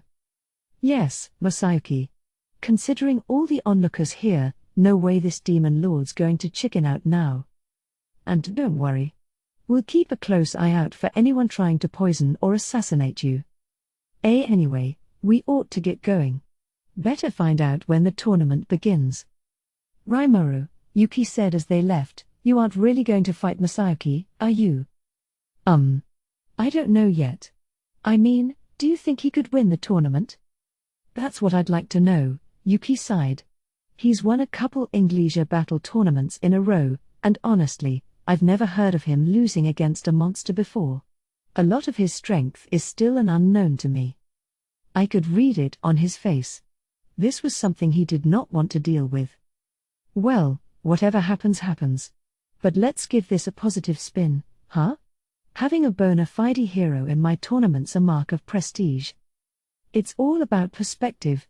Yes, this was a thorn in my side, but compared to conferring with demon lords or fighting Hinata, it didn't strike me as that depressing. We'd need to think of some measures later, but I saw no reason to dwell on it any further. And then evening came, and with it, an ornate reception hall packed with dignitaries from all over. We had tons of nobility in there, all dressed to the nines in their flashiest formal gear. There were more men than women, by the looks of it, but I guess I had earned the trust of quite a few nobles, because I saw some with their spouses and children. There was even a young doll-like girl with blonde hair among them, making for quite a spread of ages. Tonight's plan called for a pretty loose invitee list. Anyone could come if they liked, and we'd be serving them buffet style, with a variety of food spread out on the table and invitees free to pick and choose. Plus, there was something you wouldn't see in any other country, a section of the chamber decorated Japanese style, with tatami mats on the floor. This took up about half the room, with invitees obliged to remove their shoes before stepping on it. This wasn't a tradition many guests were used to, so the tatami section was still sparsely populated. But it wasn't empty. I saw a few people trying the space out, relaxing on new and unfamiliar zabuton floor pillows.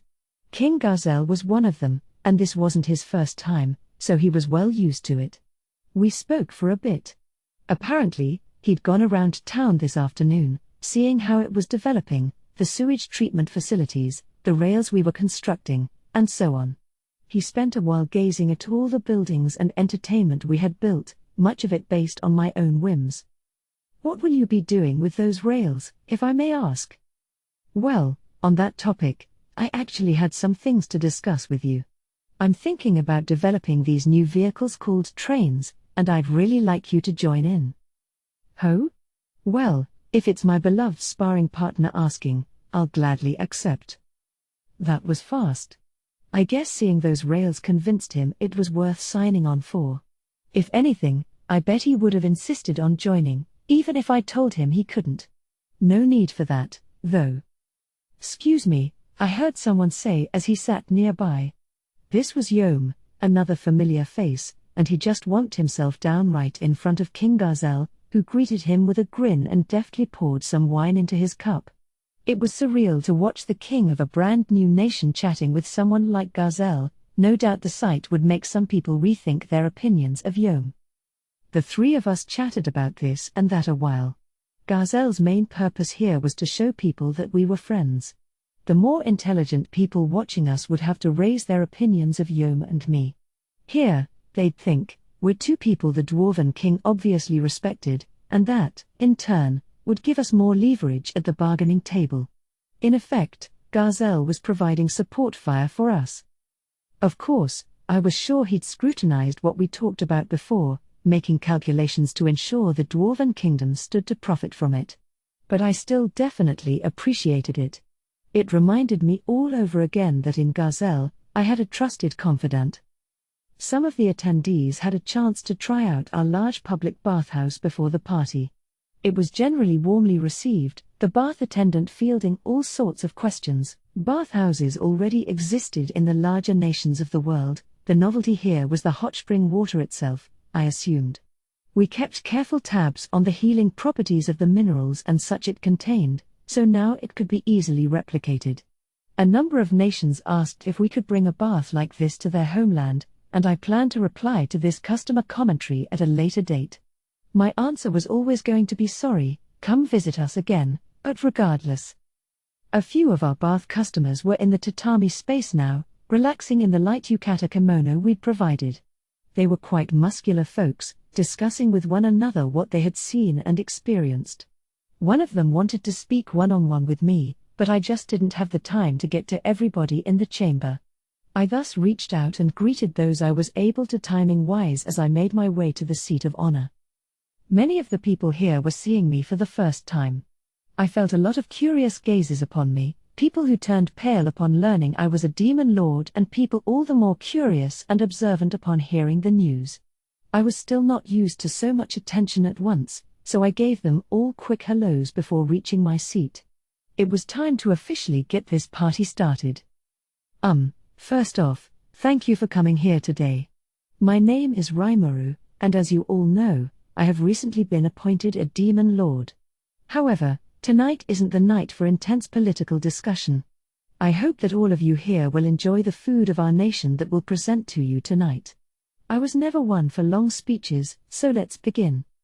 Everything was set to go. Food is an integral part of good hospitality. Hopefully the sincerity behind it came across to everyone.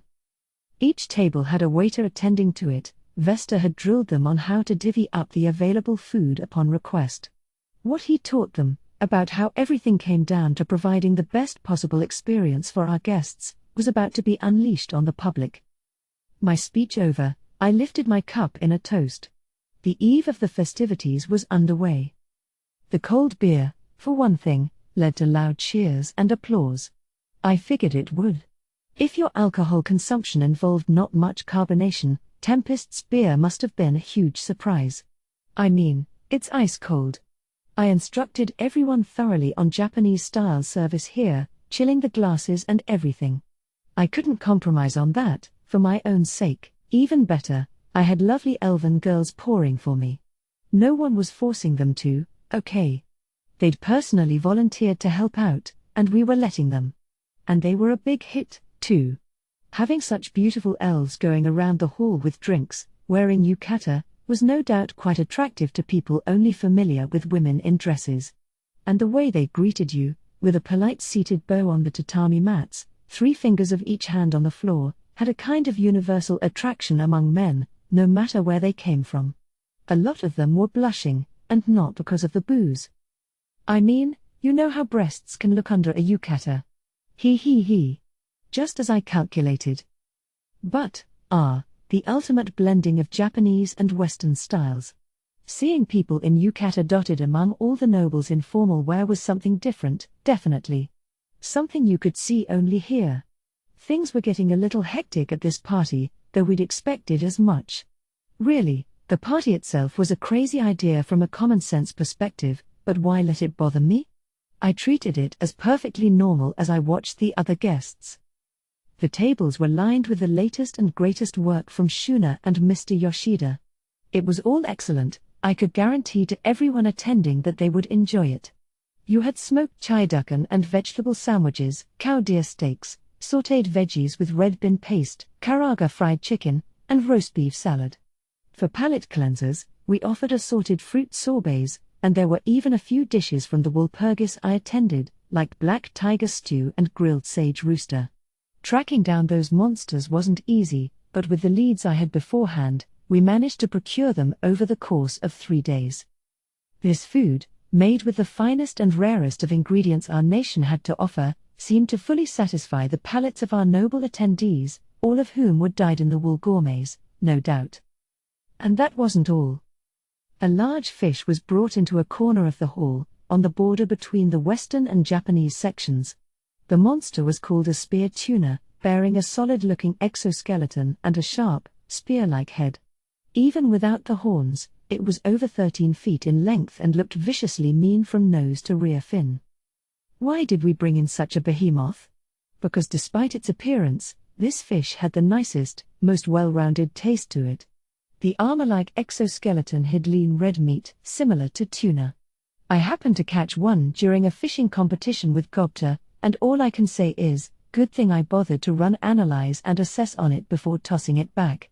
It told me that the fish was both non-poisonous and packed with nutrients. Pour a little of our soy sauce on it, now ready for practical use, try it out, and... well, it was good. Really good. The experience drove me to show it off to the crowd at this party. I'd actually caught this guy myself. I had grown pretty adept at moving in the water by now, and it was a good experience for me. I'd have someone else handle that next time, of course, but either way, this was a freshly caught spear tuna. Meanwhile, Hakuro cut and trimmed it for me. The first time, he used a well-honed long knife from Kurobe to dice it up and present it in pieces, arranged all lifelike on the table. This time, however, he'd be performing for a crowd, so he took his time, slowly slicing up the body. Deftly avoiding the spear tuna's solid exoskeleton, Hakuro's knife ran through it like butter. It was the most artistically beautiful dissection I had ever seen. Even Shuna was surprised at his dexterity. Put a knife in his hand, and he truly had the air of a craftsman. Shion, behind me, really wanted to help out with the knife I had gifted her, but I dissuaded her from the idea. The reason should be obvious. I couldn't feed inferior goods to a group of world dignitaries. This wasn't something I could joke around with. Shion was my secretary/bodyguard, and I wanted her to stick to that. How did the crowd respond? Well, more than a few were surprised, even scared, of the vicious-looking sea creature when it was first brought in. But as Hakuro's trimming unfolded, looks of joy started to creep over their faces. Then the head came off, the body was cut into 4 sections, and the dishes slowly filled up with the resulting sashimi pieces. In the center were the fattier cuts of white sashimi, the red pieces fanned out around it. The mere sight of that made me salivate, but the crowd, most of whom had never had anything like this before, was a little more nervous. As they continued to watch, Hakuro began to make sushi out of some of the pieces. This feat, I wasn't expecting.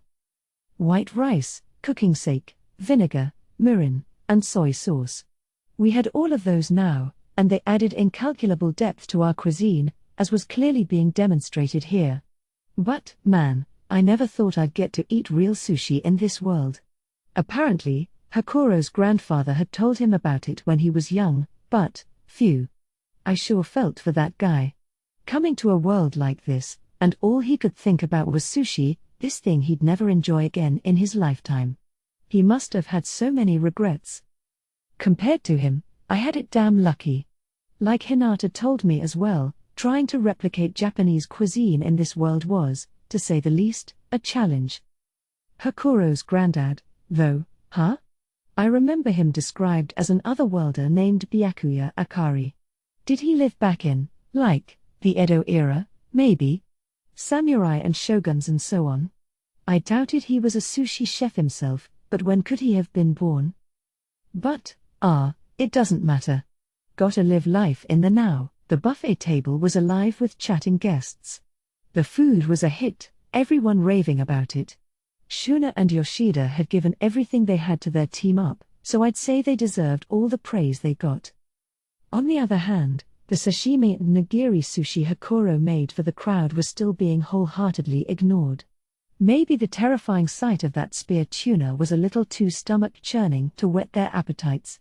I spotted at least one show-off telling his friend, "Good heavens, that's an A rank," and so on. There's one trivia whiz in every crowd, isn't there? But, come on day, it was freshly cut sashimi, there was no way it could taste bad. I wished they wouldn't act so boorish and give it a try, at least.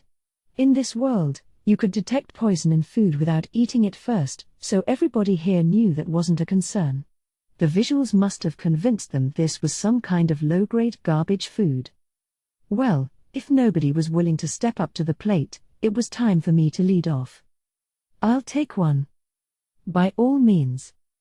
Hakuro was kind enough to whip up a new piece of Toro fatty tuna for me. I placed some soy sauce on it and popped it in my mouth. The combination of fragrant wasabi and the tuna's melt-in-your-mouth umami came together, forming an explosion of supreme taste. It was so good. So good. I mean, I'd been to crazy fancy places in Ginza before, and I'd never had anything at this level. "This is amazing, Hakuro." "That it is, I'm sure.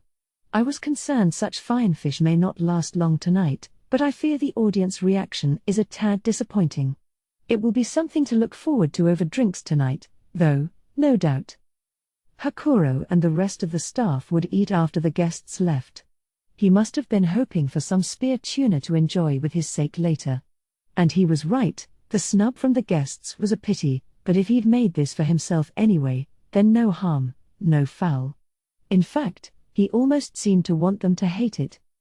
Unfortunately, it was Hakuro who had to be disappointed. "Would you make me a piece of tuna underbelly without the wasabi, please?" Well, who's this?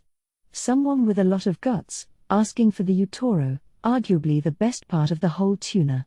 And no wasabi. What are you, a child? Oh, shut it. I don't like that sting in my nose.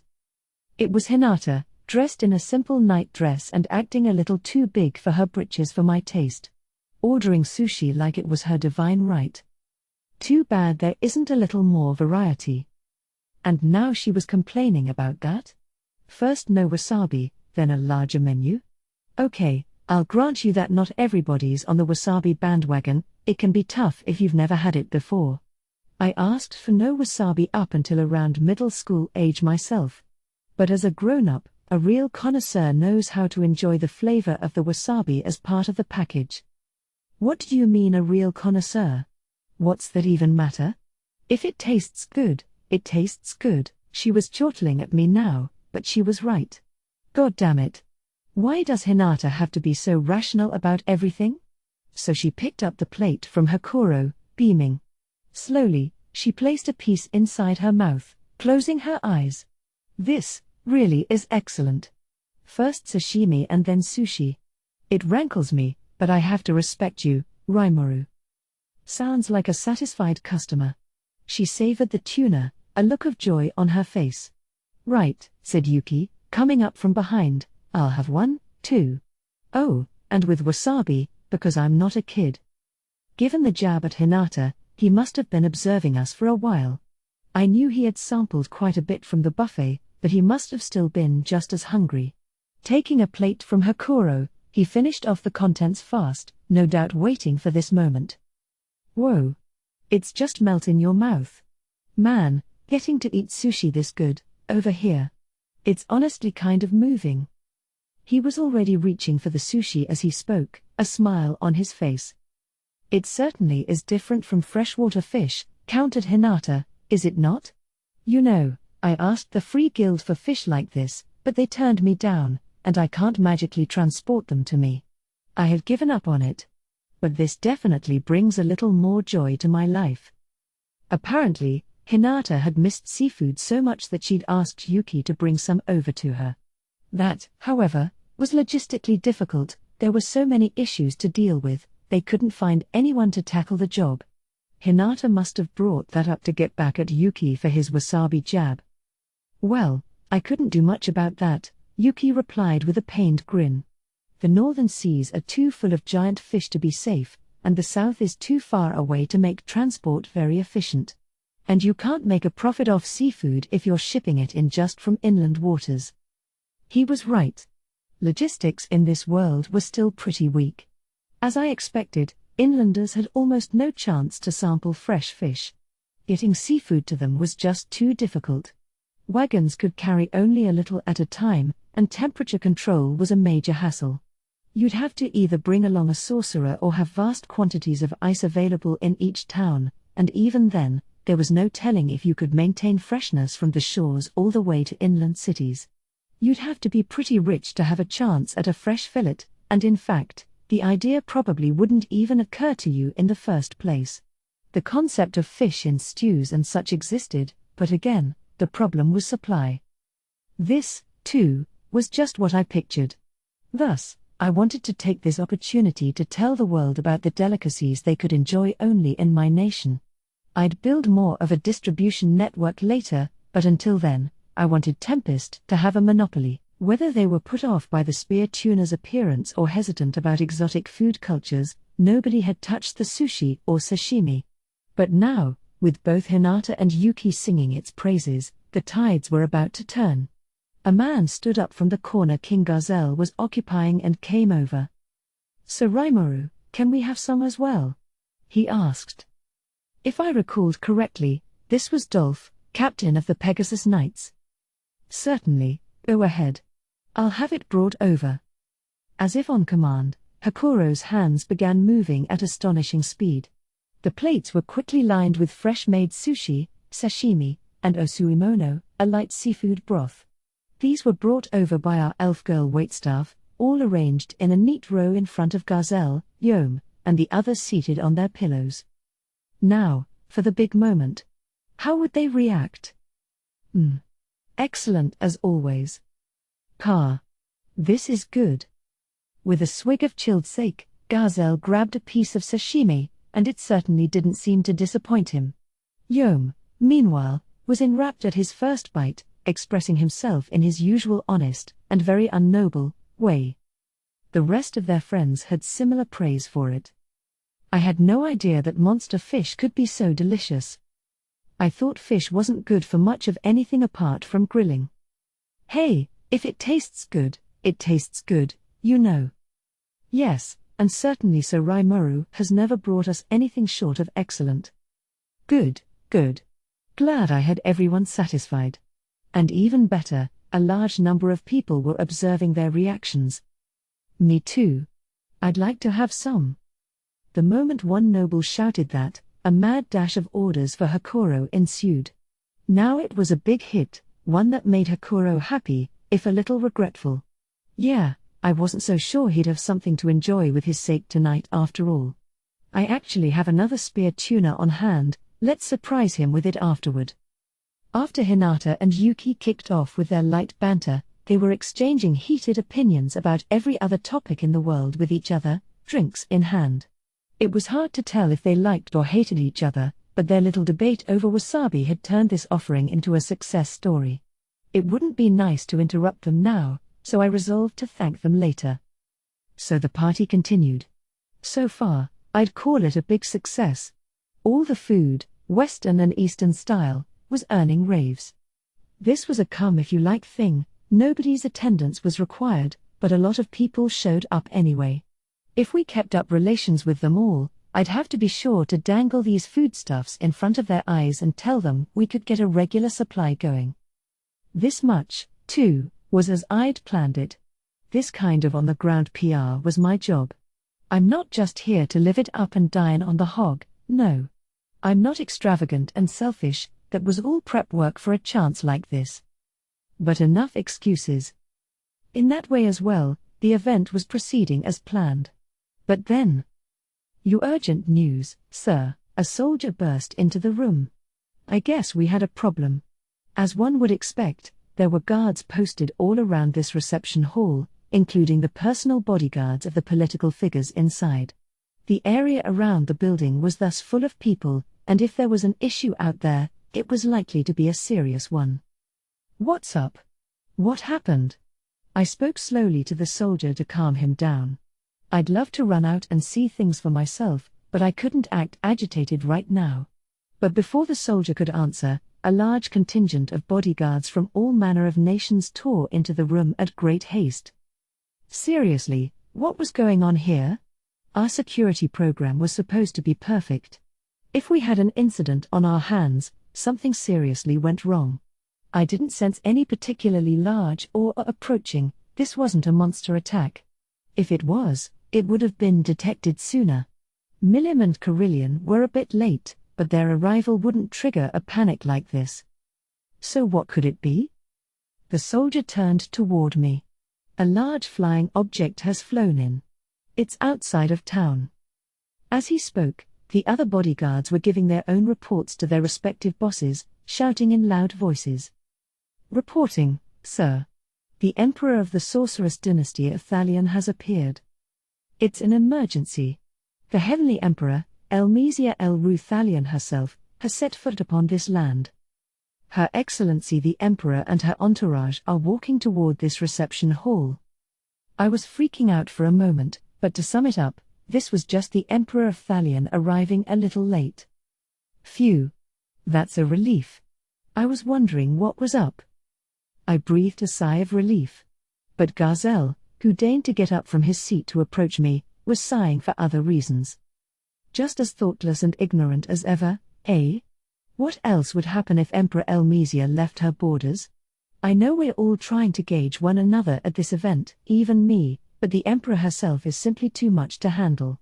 I am sure even those not in attendance tonight are hurriedly sending missives back to their homelands. What do you mean?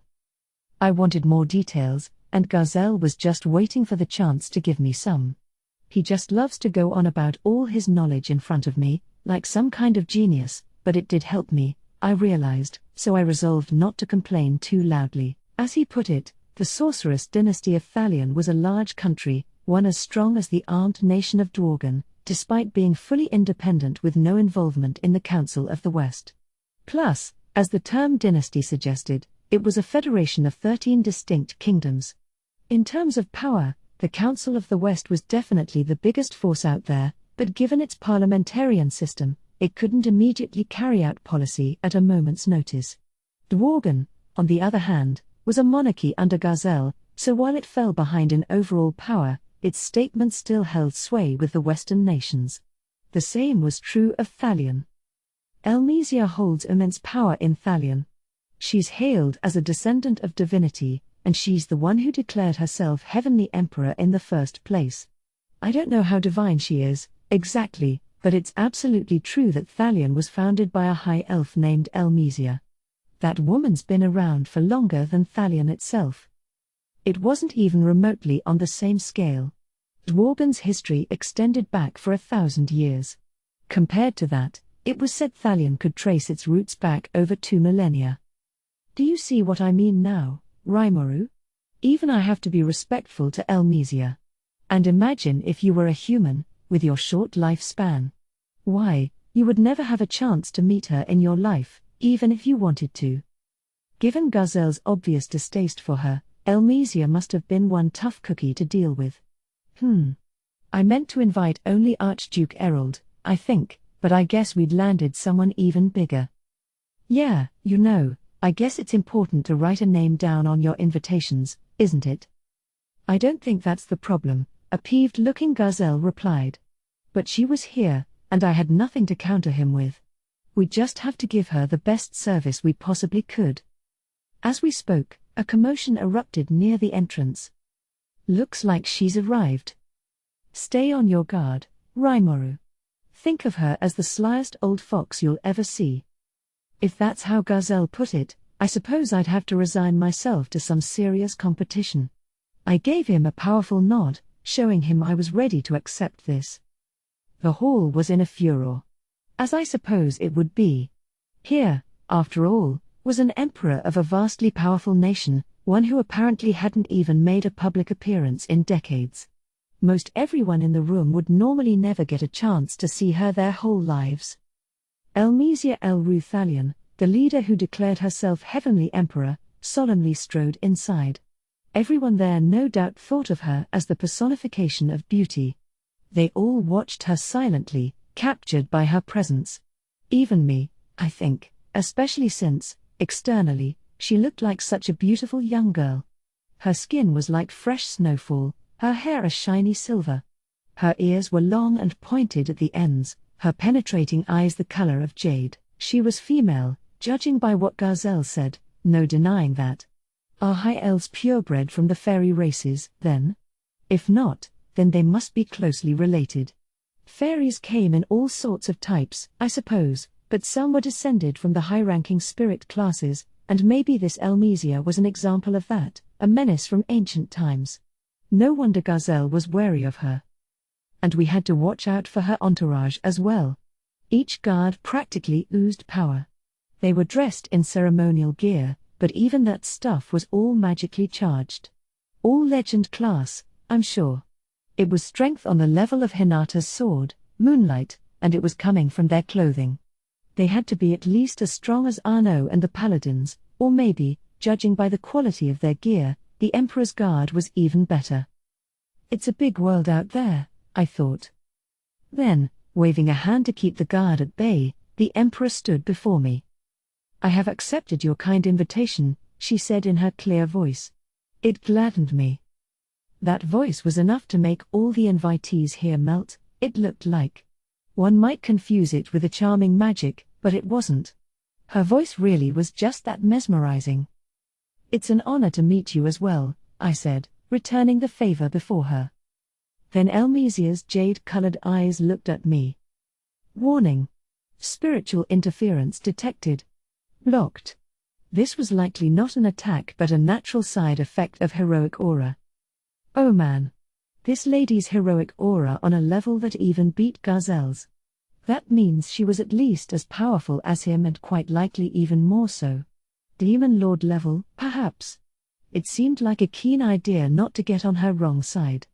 This was a peaceful invitation, and I wanted to appeal to her with everything I had so we could build a friendly relationship.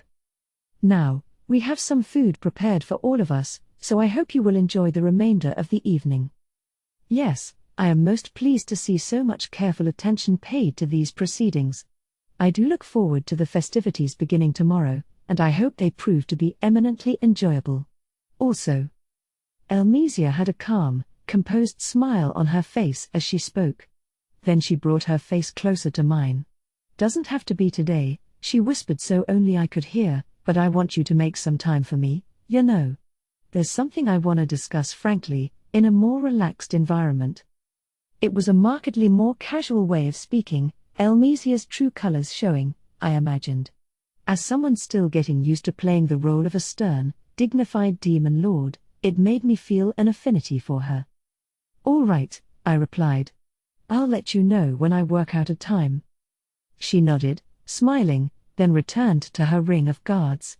She kept the smile up, as people clamored around for a chance at winning favor with her while she headed for the buffet table. By the way, I was surprised to see that Errol, the Archduke I did invite, was nowhere to be seen. But then I matched eyes with one of her guards. Whoa, it's him? He looked so imposing that I totally ignored him at first, but I guess he was here. We exchanged glances and nods, but I definitely wanted to give more formal hellos later. It was only a short exchange, but it still exhausted me. Fortunately, Elmesia was now distracting people's attention away from me, so I decided to kick back in the tatami mat section. I had assumed this would be a chill little open invite event, but now I had some real power brokers in here. Man, I'm beat. About to get swallowed up, aren't you? Better keep yourself sharp, or else that old F. Garzel stopped himself, taking a swig from his chilled sake to change the subject. I'm guessing the even chillier stare from Elmesia was the reason. I'm sure I wanted to know what he almost said there, although I could venture a guess. Good thing he didn't finish the sentence. Elves have pretty good hearing, and loose lips sink ships, as they say. I'll need to be careful, too.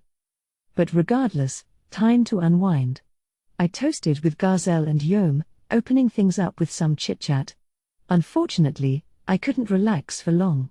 There was further commotion at the entrance, another celebrity appearance, by the sound of it. Looks like she's finally showed up. She sure has, I replied to Xion with a nod. I was worried she'd be too late before long. I prepared to give my goodbyes and stand back up. Oh, Milim's here? Yom said, recognizing her. Man, she's painted up all pretty tonight, huh? Ever since they had a bit of a tussle, Yom had kindled something of a dislike for Milim. The fact he managed to keep it just a dislike probably spoke volumes about his personality. No way any normal person could speak of a demon lord as painted up like that, I don't think. I really had to hand it to him. I see. Bring in the demon lords, eh? Gazelle's eyes were sharpened on Milim as well, but it took Yom to tell him who she was. But I'm sure a few other faces by the door were more familiar to him. After all, she was being led in by members of my own staff, Benimaru, Diablo, Geld, and Gable. Now the Dwarf King looked nervous. And why not? This quartet was guiding 10 people inside, Milim included. She was taking the lead, with 2 attendants on either side, a bald man named Midray, the head priest of the Dragon Faithful and a fighter worthy enough to earn praise from Benimaru. The other robed attendant was more easygoing. That must have been Hermes, the guy Gable had fought against. Behind this trio were 2 former demon lords, Carillion the Beast Master and Frey the Sky Queen. Carillion looked just as majestic as always, and Frey was in a dress I could describe only as provocative, turning heads all across the hall. Both of them, to be sure, struck an almighty presence. Trailing Carillion were the 3 lycanthropeers. This was the first time I'd seen Phobio in a while. He looked a bit thinner than before, but I was glad he was well. Frey, meanwhile, was attended to by a pair of beautiful identical twins, their blonde and silver hair suiting them well. I had heard of them, they were the Twin Wings, her closest servants. I hadn't realized they were actual twins, but I was sure they were 2 powerhouses in a fight. In this group, we had a set of massively powerful rulers, all declaring Milim to be their new queen. Nobody could hide their nerves around them, and I could see why. Yep, I told Gazelle as I stood up to greet them. I'm gonna go say hello. The moment Milim saw me, she burst into a broad smile.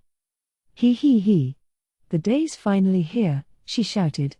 Can't wait to see the kind of food that'll make Midray moan with excitement. Not a problem, I replied, voice low. But isn't anyone angry with you? Milim had spent much of the lead up to this festival poking around my dungeon and generally avoiding Frey as much as possible. She had been here in town until yesterday, in fact, and they were all late arriving today. This suggested Frey was livid with her, and I was concerned about that. Oh, no worries there, she whispered back. I emphasized to Frey that I've built up my self-awareness as a ruler, so I was out protecting my territory the whole time, and she believed me. Judging by the sweat running down her face and the way her eyes darted around, I had trouble believing her. Frey was an intuitive woman. Milim had been busy protecting the labyrinth floors I assigned to her, not any of her own lands. If Frey finds out, then I could be dragged in through no fault of my own, but for now, I'd just have to believe in her. I'd have to, but no matter what, I wasn't involved, okay. Even if it means ditching Milim at the side of the road. Thank you for inviting me today, Frey said after I was done with Milim. I apologize for our tardiness. Then she looked into my eyes. Lady Milim, she furtively continued, our new master, was absent from my sight until this morning. It took some time to fit her for her ceremonial wear. Yes, I see. Well, I certainly don't mind it at all, so please enjoy yourselves for the next few days. I turned my eyes away from her penetrating gaze, talking my way out of my imagined predicament. As a slime, if I ever got nervous, it'd never be discernible on the outside. Now, I feared my eye movements made my inner intentions bleedingly obvious. Whenever I dealt with anyone as intuitive as she was, I could never afford to look them in the eye. Oh, of course. Here I am, leaning on you to build an entire new city for us, and now you've even invited me to this grand event. I have so much to thank you for. Frey smiled. The thanks helped me loosen up a bit. That was all it took to create new problems for myself. Well, I hope our food here is to your liking. And yes, are there any ingredients you can't have? We do have chicken on the menu, but if that's a problem. It was only at that point that I realized the mistake I was making. Chick-en? Tension cut across the air like an icicle. Oh no, I thought, but it was too late. So Rimuru, are you equivocating myself with livestock? No, I didn't mean to. Frey was still smiling. The twin wings around her all but snarled at me. What a mistake. What did I just say? Loose lips do sink ships. They had just sunk mine. But as I agonized over how to react. PFFFT. Bwah ha ha ha. Oh man, Rimuru, that was great. You're just the most incredible man ever. You, calling Frey a bird. That's just brilliant. Carillion, failing to read the room one bit, burst out in laughter. Yeah, Milim respectfully added, I could never do that. Stop it, guys. Quit giving me those sparkling, wonder-laden eyes of yours. May I ask what's so funny, Carillion? And you too, Milim? Now Frey was annoyed. I was clearly at fault. No, I'm sorry. That was a mistake on my part. I just thought you may not like poultry, but I see I was overthinking matters. At a time like this, a humble apology is your best bet. Trying to cop an attitude could lead to even worse disagreements later. So I tried to calm Frey down as best I could, bowing my head despite everyone around me. She reacted to this with a look of surprise. Hee. So Rimuru, you're exactly the sort of person I hoped you might be. I realized you didn't intend to insult me, but I just wanted to test your reaction. Now I know. Seeing how you hold yourself has doubtlessly helped Lady Milim grow and mature as well. The composed smile returned to her face. Milim was no longer a tyrant. She wasn't exactly a benevolent ruler, no, but at least she was willing to listen to people a little more, and Frey must have thought I was the reason, so she used my mistake to test me a little. She must have hoped I was an example for her to follow. Bowing to her, then, was the correct answer. If Milim was imitating me, after all, I should have expected Frey to test me. If I was a bad example for her, after all, she might have kept Milim from visiting me. I had to hand it to Frey. I thought she was a scary big sister type, but she really was looking out for Milim. As for bad examples. By the way, Sarillan, what exactly was so funny again? Would you mind explaining in a way I would understand? A wave of pressure crashed on Carillion's head. I could almost hear the sound of twisted metal when it hit home. Frey descended upon him with lightning speed, her graceful hand palming his entire head. In terms of muscle, Carillion could win out, but this eagle-like grip was definitely something Frey had over him. Wait a second. Ow, seriously, ow. Frey's arm was stiffened from her elbow to her fingertips. Her fingers grew into talons harder than steel, expanding in size as they dug into Carillion's head. Yeah, I bet that hurt. No, that. Really, I can't take any more. I'm sorry. Please forgive me. Despite their masters shouting, the three lycanthropeers didn't move a muscle. Phobio fidgeted a bit, clearly worried for Carillion, but the other two just gave the ex-demon lord exasperated stares. Yeah, Carillion could no doubt hold out a little longer, and given his obvious lack of regret, he probably had it coming, too. Are you watching, Milim? I asked. If you do something bad, you apologize. That's the correct choice, isn't it? Yes, I agree. And for that matter, I'll try not to get you angry in the first place, Frey. Milim understood what I was trying to tell her. She could play till she was pooped in the dungeon, but moderation was key. Take care of everything that needed to get done first, and that made your subsequent recreation all the more fun. If you could accomplish that, then great, just watch you don't cause offense like Carillion. Whoa. Come on. Hey. Stop chatting over there and help me. Milim and I nodded, the struggling Carillion serving as a fine example of what not to do. Don't just ignore me. Ow. His voice was fading from my ears. Thanks, Carillion, I thought as Milim and I waited for Frey to cool down. We'll never forget your sacrifice. Even as this little fracas was taking place, Shuna was fully carrying out her duties for me. All right, here comes more food, she said with a smile as she brought out all sorts of dishes, the crowd cheering her on. Putting Carillion's sacrifice behind us, we all moved on. Hey! He protested as Frey finally released him. Milim. Rimuru. I was screaming at you to help me. Oh, stop complaining. You're totally fine. Yeah, I agreed. Frey wasn't really serious, so it wasn't that big of a deal, was it? Carillion was clearly unharmed, so I felt safe saying that. Apparently, I was wrong. No, it was. From the moment she put her claws around my head, that knocked out all my skills. I think that's Frey's unique skill or something. If she used that on the likes of me, then it must seriously be love. I really didn't think so, but I didn't tell him. Shuna's cuisine takes precedence right now. The dishes were all placed on a single round table. Our attendants had reserved this set for Milim's party. Thanks in advance for this, Milim said to Shuna.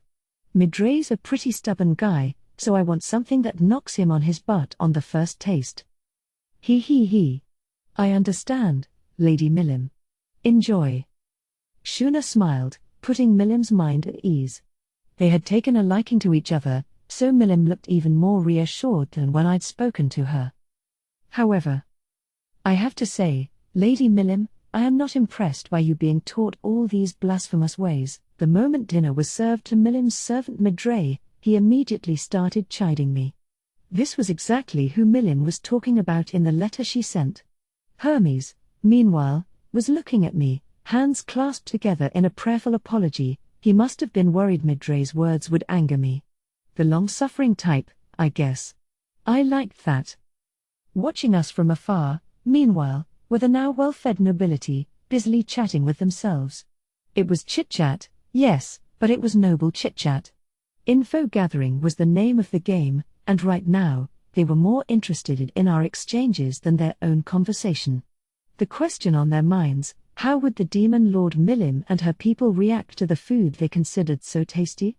Especially given how one of them, Midrei, already demonstrated so little understanding of our efforts. Some would no doubt conclude that, while having different values wasn't necessarily a bad thing, humans dealing with magic born would remain an uphill battle. If that happened, then so be it, but I figured we were fine. Hermes, Milim's other attendant, apparently wanted to spread the general concept of cuisine among the dragon faithful, besides. So I decided to engage Midrei. Blasphemous? I asked. Humph. Since ancient times, we have deemed it proper to praise the blessings of our foodstuffs, and to enjoy them as is, in their natural form. And now I am presented with this. It was a salad with dressing. That was no good. Neither, it seemed, was potato salad, since it meant mashing the potatoes and defiling their original form. And what manner of behavior is this? Grilling meat, all right, fair enough. But why do you then stain it with this mysterious liquid? It is deplorable, truly deplorable. Midrei must have been angry, because I saw a throbbing vein on his forehead as he glared at me. This offended Shuna enough to wipe the smile from her face, and she glared right back at him. Hermes, noticing this, grew pale and started bowing profusely to Shuna and me, but Midrei, not bothered by this, kept right on going. What sheer disrespect for our natural blessings. I was prepared to accept whatever you choose to do within your own territory, but now you are getting Lady Milim involved? Outrageous. He pointed out the hearty soup and bite-sized cream croquettes on the table as he lectured me on his food theories. The sheer force he put behind each word certainly made it clear why Milim asked me for help. Trying to reason with him was exhausting, or, really, stultifying. He was the type who believed he, and only he, was correct, refusing to lend an ear to anyone else, but that would end today. It'd be one thing if their palates evolved differently from ours, but the only issue here was Midray's way of thinking. And it wasn't just a wrong assumption of his or anything, there was just nothing correct about his theory at all. I mean, Milim, the figure he worshipped, couldn't wait to chow down on this. She was pouting, like a dog ordered to wait for a treat. It was time to finish this. I knew I had it in the bag. If I got Midray to say, "This is good," I won. Just one spoonful of anything from Shuna would seal the deal once it crossed his lips. Thus I was optimistic about this, but then reality came along. I absolutely refused to recognize anything even close to this. Midray was still enraged, uninterested in a single morsel. My victory rode on the assumption that he'd at least try something, but if he wasn't up for that, it meant I'd lose without a fight. Milim gave me a concerned look. Hermes's gaze was skyward, wondering where everything went wrong. With all the yelling from Midray, we were starting to draw a large audience. Even the lower-ranked invitees, the kind who failed to get an audience with Elmesia, started gathering to see how this would turn out. If I lost this verbal sparring match in front of this crowd, the fallout might affect a lot more than my street cred. Rimuru, a worried Milim said, "I didn't expect Midray to be so stubborn about this. Should I maybe ask him to go to another room for now?" "Yes," added Hermes, "I'm sorry about our head priest. He's always a little hot under the collar, but he's really not a bad man. I didn't expect the topic of food to enrage him so much. I thought a taste would change his tune, but I underestimated him. I don't want to force the issue, so I don't know. I mean, we didn't have to work this out today. The festival only truly began tomorrow, so there was no need to rush things. So I decided to learn from my mistake, think of a better way to deal with Midray, and move on." But someone wasn't willing to let this slide.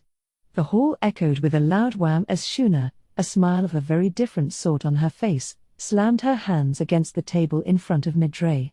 The head priest's eyes shot open, out of surprise, not pain. I could see why. Shuna had reacted incredibly fast. Even if you were prepared for it, not many people could have reacted in time.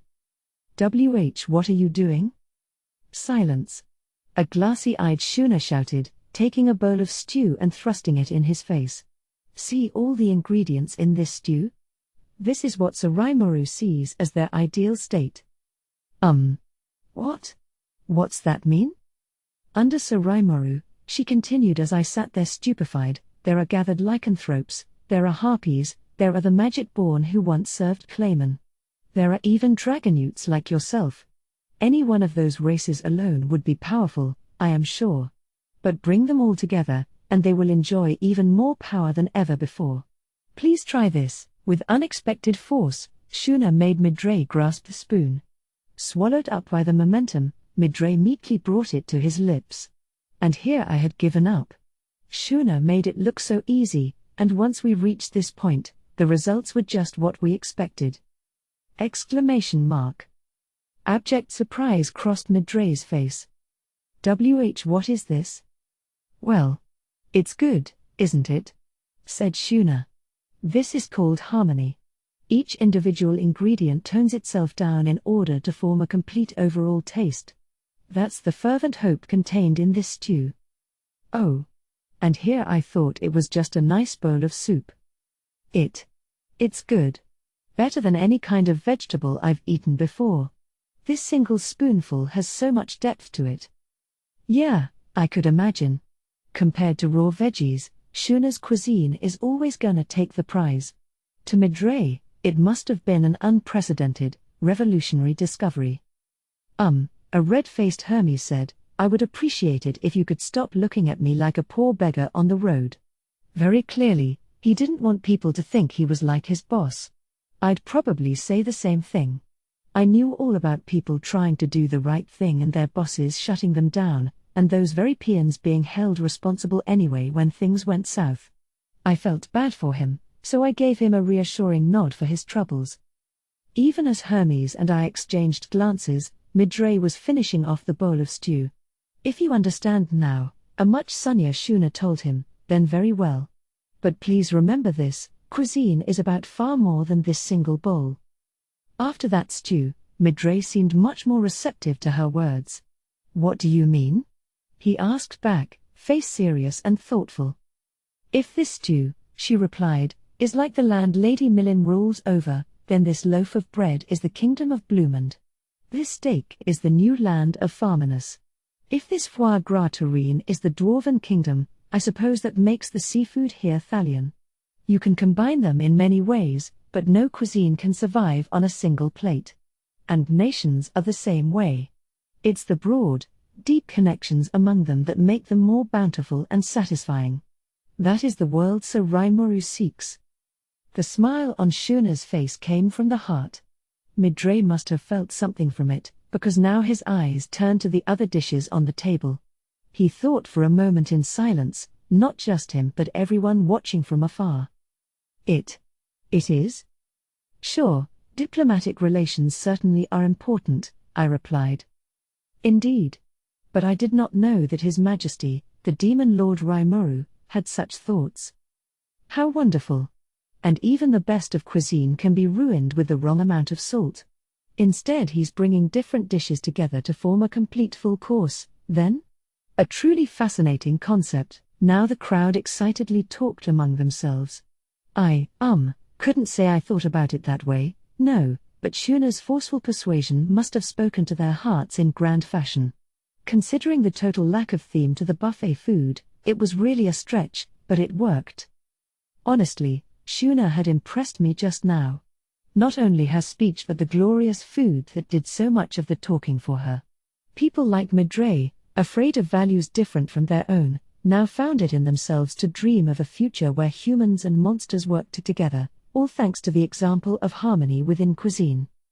Also, Shuna added, note that it takes more than simply tossing everything into a bowl and mixing it up. Her eyes turned on Shion behind me for just a moment, and I'll just pretend I didn't notice that, thanks. So now that we've convinced you, bear in mind that most food's best while it's warm. Lady Millim, Lord Carillion, Lady Frey, and all their attendants, please enjoy it before it gets cold. Her words were like a starter pistol to Millim's ears. She immediately dove in. Yes. This is great. That, plus her wide grin, was the answer she had for us, loud and clear. No need for grandiose vocabulary with her. One look at that face, and it was easy to understand. I see. I have been mistaken, and Lady Millim waited so patiently for me to realize it. The message came across to Midray, too. After far too long, he had finally seen the light. Now, Sir Midray, no need to feel depressed. You'll just make things gloomy for the whole table. Let's enjoy it while it's hot.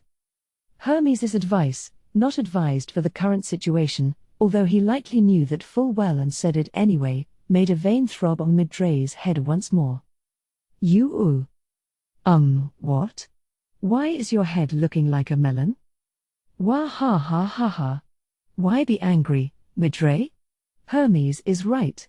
Besides, if you don't chow down soon, I'm gonna eat it all instead. PFFFT. Count yourself lucky today, Hermes. On behalf of Lady Millim and this fine food before me, I will forgive this affront.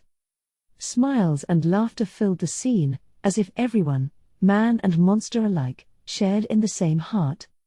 You've got some little sister, I remarked to Benimaru when we happened to make eye contact. Don't I, though? I'm so proud of her.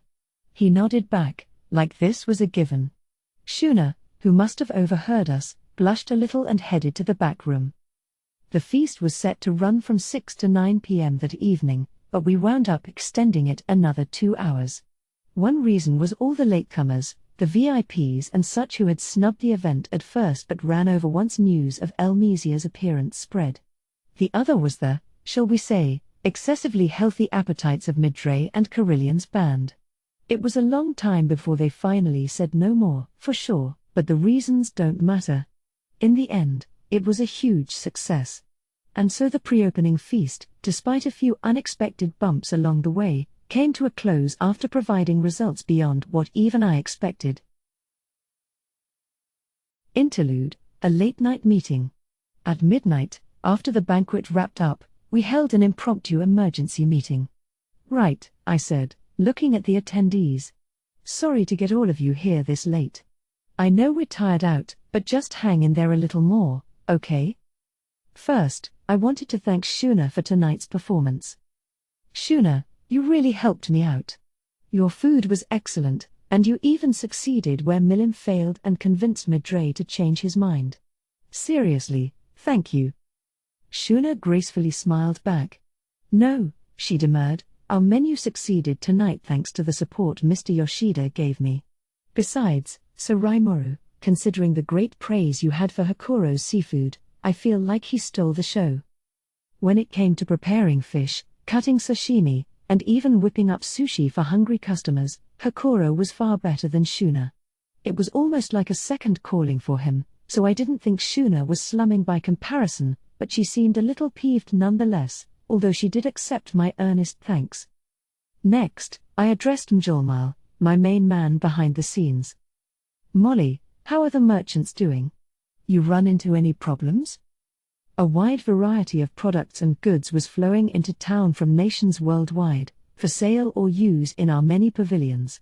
Rigot and Lilina were managing it all, and Mjolmal was tasked with handling the merchants coming to town with it. It's been nothing but smiles from them so far, sir. Seeing a town as majestic as this for the first time is dumbfounding all of them, and our attendees tonight were smacking their lips at the spread. We're seeing a great deal of farmers coming from nearby nations as well, so I think our efforts are really paying off. They're bringing a lot of fine goods, too, and I think we can build rather good ties with them. Mjolmal glanced at Rigard, who nodded back at him. Yes, as Sir Mjolmal said, they're bringing fresh fruits and vegetables, smoked beef and fish, and assorted rare handicrafts. Some are bringing livestock with them as well. I think we're well prepared for the festival along those lines. Rigard seemed assured that shortages wouldn't be an issue. We plan to use some of these imported goods, Lilina added, for our meals at the evening banquet starting tomorrow. Ah, that shouldn't be a problem, should it? No, I don't think so. However. No, it'll be fine. Mjolmal seemed about to say something before he clammed up. If he had qualms, I wished he'd follow through and talk about them. Whoa, say whatever's on your mind, all right? Because if you stop yourself midway, it'll weigh on me even more. Benimaru and Ci nodded in silent agreement. The pressure made Mjolmal scratch his head before he spoke again. Well, it may just be my imagination, but I am recognizing rather few of the tradespeople working here alongside the large merchants I have close ties to. I have a knack for remembering people's faces, you see, so it made me curious. So I did a little research. As Mjolmal put it, while it seemed odd at first, there was no actual problem to speak of. He'd asked some of his merchant friends, and they'd replied that, yes, there had been some new blood entering the business. But none of them had heard any scuttlebutt about these tradesmen. They were model businessmen, offering quality products at low prices. Mjolmal said his friends laughed at him for worrying too much, and when he himself called on a few of these unfamiliar faces, they were all affable and sociable with him. Perhaps, he reflected with a grin, being given such a large task has made me a tad high-strung. Hey, are you really all right? It's not too much work, is it? I don't want it to affect your health. His workload had ballooned to epic proportions as of late, indeed. This time, though, he really did laugh off my concerns. Ha ha ha. No need to worry. But I have even more important news for you.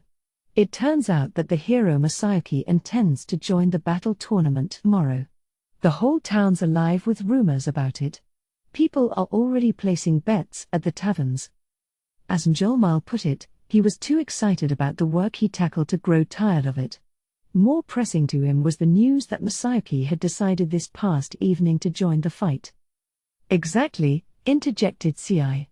That is why I wanted all of us to discuss this matter. The group that came to greet Milim outside of town apparently hadn't heard the news. Benimaru, among others, turned his eyes to Ci, silently asking for some details, but Shion answered first. That boy drives me up the wall. He went on about how he'd defeat Sir Rimuru, among other nonsense. I wanted to dispatch him myself, but...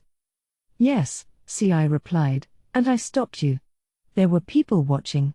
And if you caused trouble right now, it could affect the whole festival. That explained why Xian was being relatively well behaved. I thought she was maturing a bit, but we couldn't let our guard down yet. Good thing CI was around. Well, I'm glad you were there to do that. He was with my friend Yuki, besides. And if people spread rumors that I picked a fight with a hero at the entrance to town, that'd invite all sorts of suspicion I don't need. I sighed as Benimaru nodded his agreement. Quite true. Xian, can you please keep your head cool for us? Ha. You don't need to tell me. I was just a little riled, I didn't plan to actually start a fight. I fully understand you, Lady Xian. You cannot stand by idly while someone belittles our master, right? And you, Sir Benimaru, if you were there to see it, would you have reacted in another way? No, Diablo. I am always fully composed. Benimaru paused a little before answering, eyes darting around. I wasn't sure I could count on that. So, Diablo continued, are we here to discuss what to do with this hero? If you can leave matters in my hands, I could have him vanish without a trace before the sun rises. Phew. Scary. And I knew he meant it and could pull it off without a second thought. We're doing nothing like that. Nothing hasty, all right. No matter what. After making sure everyone was clear on that, I moved on to my main concern tonight. So this is the question, can anyone here on my staff join the battle tournament starting tomorrow? This offer wound up being one powerful bombshell. Ho? Benimaru's eyes lit up. I see. Xian flashed a fearless smile. It seemed like they were conspiring over something. Should I stop them?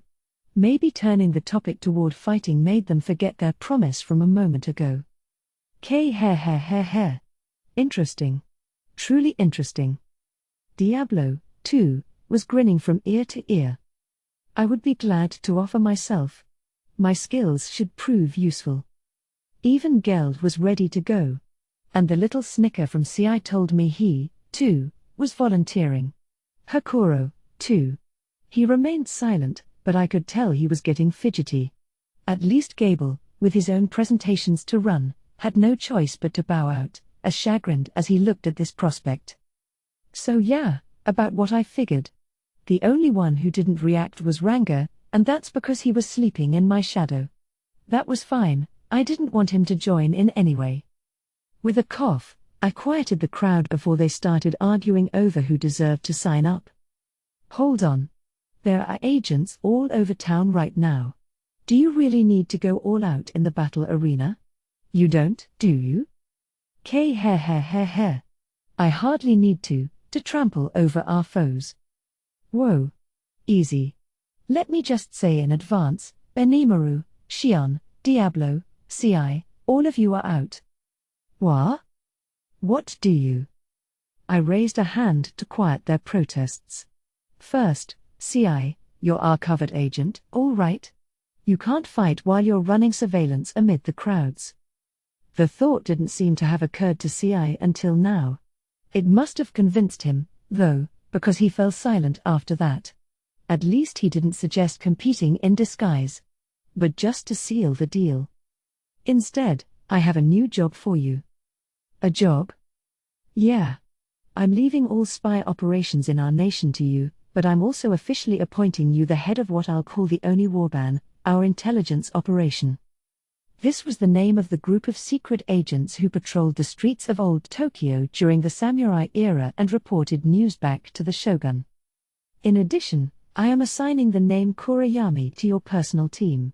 That includes Soka and your other agents, but don't let those trainees of yours call themselves that yet, all right? Yes, my lord. Thank you very much, that wowed CI more than I expected.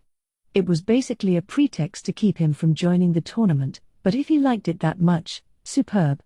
CI was overseeing several hundred people these days, besides, so if he liked to assemble his elites under the Team Kurayami name, all the better. That left 3 other people to handle, the 3 strongest members of my staff. Letting any of them join the tournament would be nothing but trouble, and, knowing that, I already had plans worked out for them.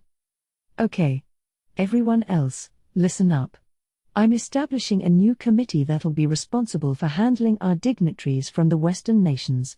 I'm going to call it the Big Four. The Big Four? Heavens! I see. It brought all three to rapt attention. Talk about taking the bait. The three of you are far more powerful than the rest of my staff. Thus I'd like to name Benimaru the head of the Big Four. Out of the other 3 posts, I'd like to name Shion and Diablo to 2 of them. Benimaru had the most leadership skills out of the 3. He was, after all, a man who could substitute for me when I needed it. He was uniquely qualified to lead the Big Four, whatever this shadowy cabal was supposed to be doing. I tried to make it sound important, but the post was purely ceremonial, again, a pretext to keep them out of the tournament. Me as leader. I humbly accept this post. Great. He's on.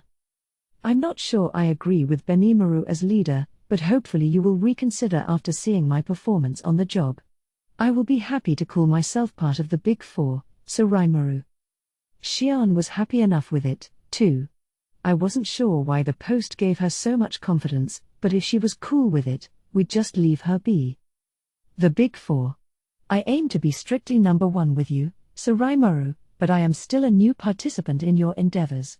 I know it will not do to be greedy. For now, I will do whatever I can to approach your glory, so Raimaru. Was that a yes? Diablo could be such a handful sometimes. Regardless, they were all Big Four material now. Thank you for accepting my appointments. Now, you may be wondering why I banned you from joining the tournament, but your Big Four posts are actually related to that. How so, sir? Well, you see, I'm having trouble picking someone for the 4th and final spot. I thought CI would work well, but he's our covered agent and it wouldn't do to expose him in public, so I fear he's not quite the right fit. I gauged my audience's response. They seemed convinced enough. I saw a few nods. Thus I thought we could have a friendly competition. The rest of you here may join the tournament, and whoever wins the championship can call themselves one of the Big Four, in both name and substance. How about that? I pressed them for an answer. The meeting hall grew silent, everyone gauging how everyone else would approach this. But then I heard something unexpected from the crowd. I wanted to join, but tomorrow I must meet with Mumiji for an outing, so I may guide her around town. But, if you order it, so Raimaru. Hakoro, the guy I was counting on the most, recused himself out of nowhere.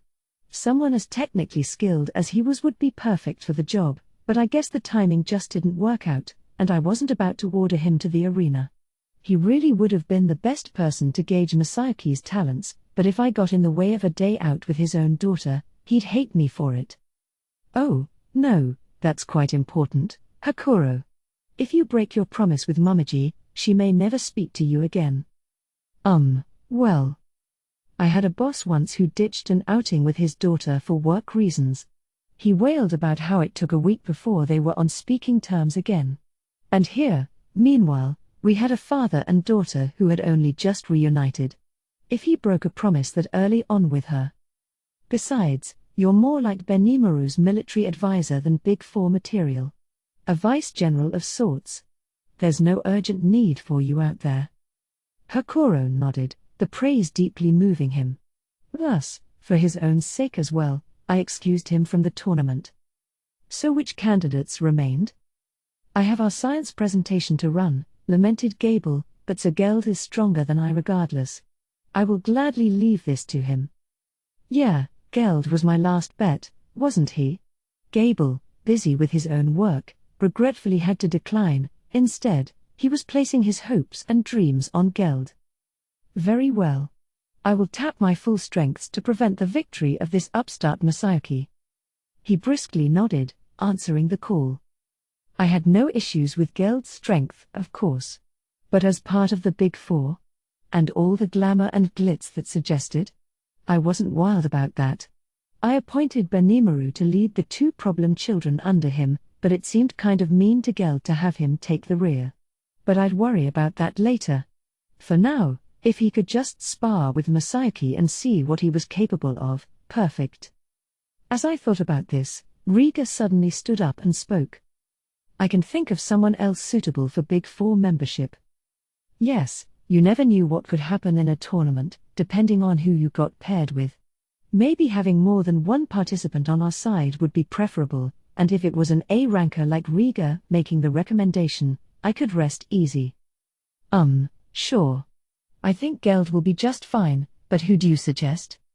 Sadly, my security duties prevent me from joining, but there is someone second only to me in terms of strength. Second to him? Oh crap. And that is Gobta. Oh, great. Him. Just as I feared. But the suggestion made Rigat nod vigorously. Yes, I'd have no complaint with Gobta representing us. Come on, he. He has proven to be quite a fine apprentice of mine. He's quick on his feet, and there is a vivid crispness to his moves. His core physical strength has not grown with his other traits, but using this tournament as an opportunity to grow could prove very exciting for him. Even Hakuro was pushing for him. My core staff had no reaction. I thought about asking the man himself what he thought about it, but ZZZZ. Ah, good. Rarin to go. No issues, then. Gobta was in the tournament. I wanted to end our meeting there, but someone else spoke up before I could. Master, I would like to join this test of skill as well. Ranga, who had woken up when I wasn't paying attention, popped his head out from my shadow, wagging his tail. You really can't, Ranga. This is mainly about armed combat, you know. Ah yes, Mjolmal added. We do have at least one summoner in the mix, so a summoned creature or two is not out of the question, but I still think Sir Ranga's participation presents a few issues. This tournament was a test of strength and skill, and there was no questioning Ranga's qualifications there. But his entry would deviate from the spirit of the competition a bit too much. Ranga looked reproachfully at Gobta as Mjolmal echoed my judgment. I knew he was downhearted, but I couldn't help him. I had to reluctantly put my foot down. In that case, I will give Sir Geld and Sir Gobta a bye in the first round and place them in the quarter-final seedings. We have over 200 participants in this tournament, so I think we'll begin by dividing them into 6 groups and staging a battle royale for each one. Wow. Over 200 sounded like a lot. Tomorrow was the qualifiers, and the 8 people who emerged at the top of them would make it to the elimination round the next day. The plan, at first, was to divide the participants into 8 groups and have each one duke it out all at once, the winner earning a quarterfinal seed. We couldn't devote a huge amount of time to the first round, after all. With Geld and Gobta guaranteed spots in the quarterfinals, however, we'd whittle that down to 6 bouts. All right. I'll be guiding visitors around for much of tomorrow. Molly, keep up the good work with this tournament. I'm on it, sir.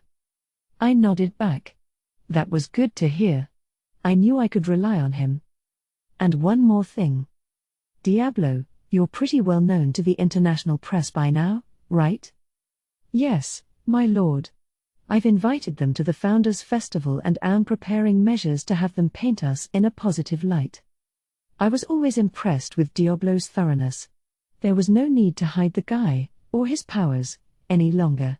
In fact, a scary demon serving as referee for this tournament might even improve his reputation a little. Well, sorry for the trouble, but I want you to referee the matches. If I got Masayuki, Geld, and Gobta in this, I'm a little worried about having a hobgoblin as ref. Certainly. Perfect. If anything weird happened in the arena, I was sure Diablo would work something out. Right. Sorry to take up all of your time.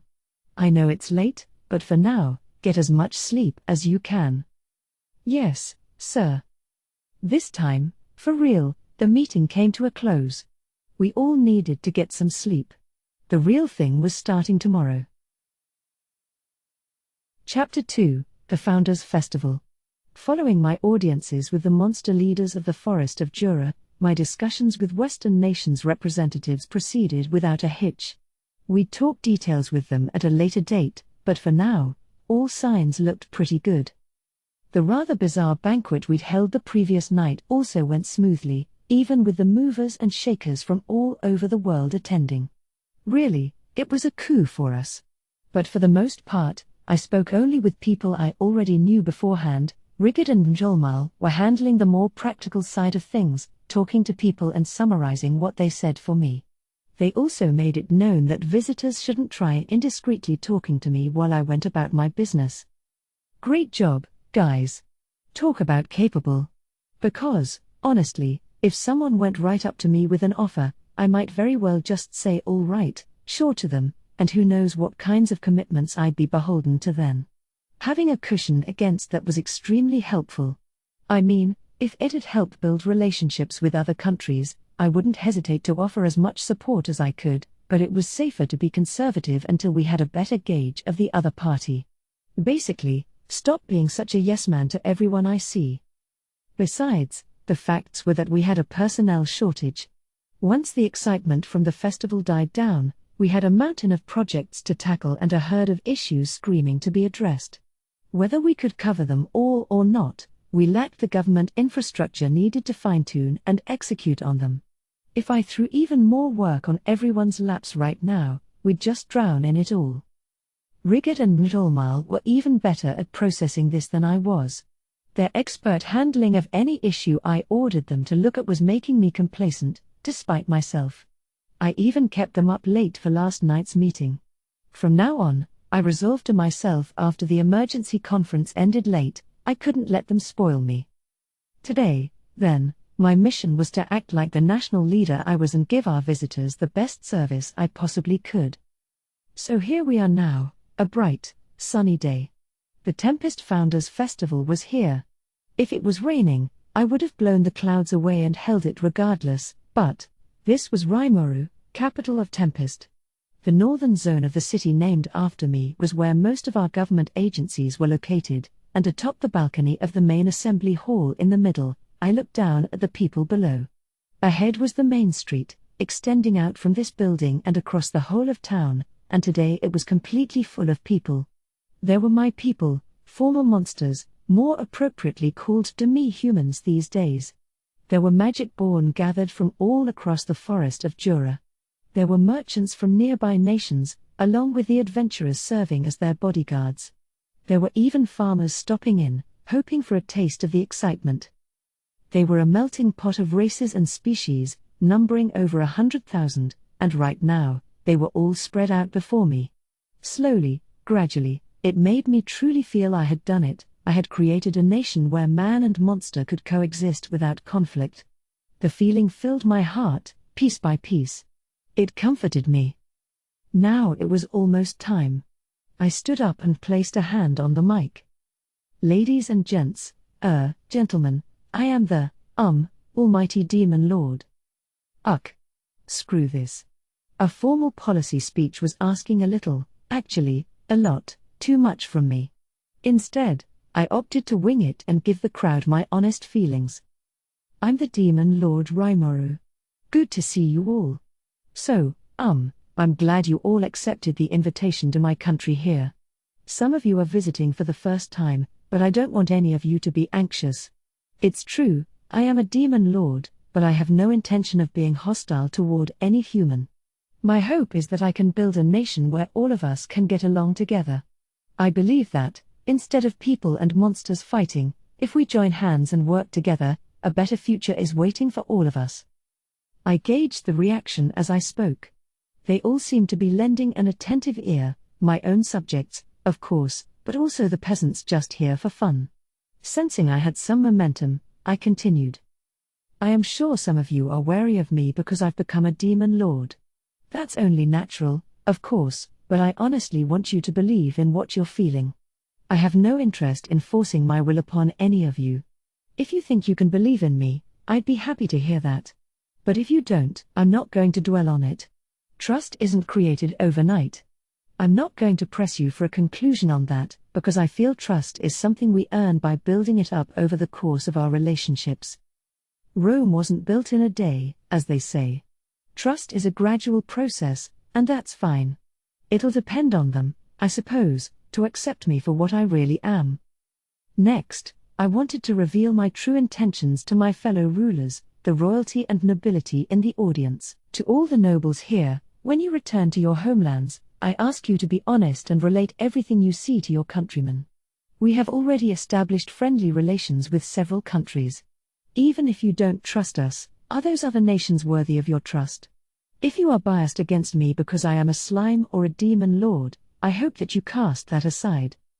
That, of course, would be up to the nation in question, not the individuals who make it up. The feelings of the people in the audience may not be the real issue, but I'd still like to believe that what I said had value. But I also needed to give a warning, just to prevent a second farmers from happening. Personally, I have no intention whatsoever of waging war simply because someone will not join hands with us. However, if you try to push unequal treatment on us because we are monsters or attempt to wage a war in order to eradicate us, we will not show you any mercy. I think all of you can understand that much looking at the recently destroyed kingdom of Farmus. Those, too, were my thoughts on the matter. It could be construed as a threat, but it was how I honestly felt.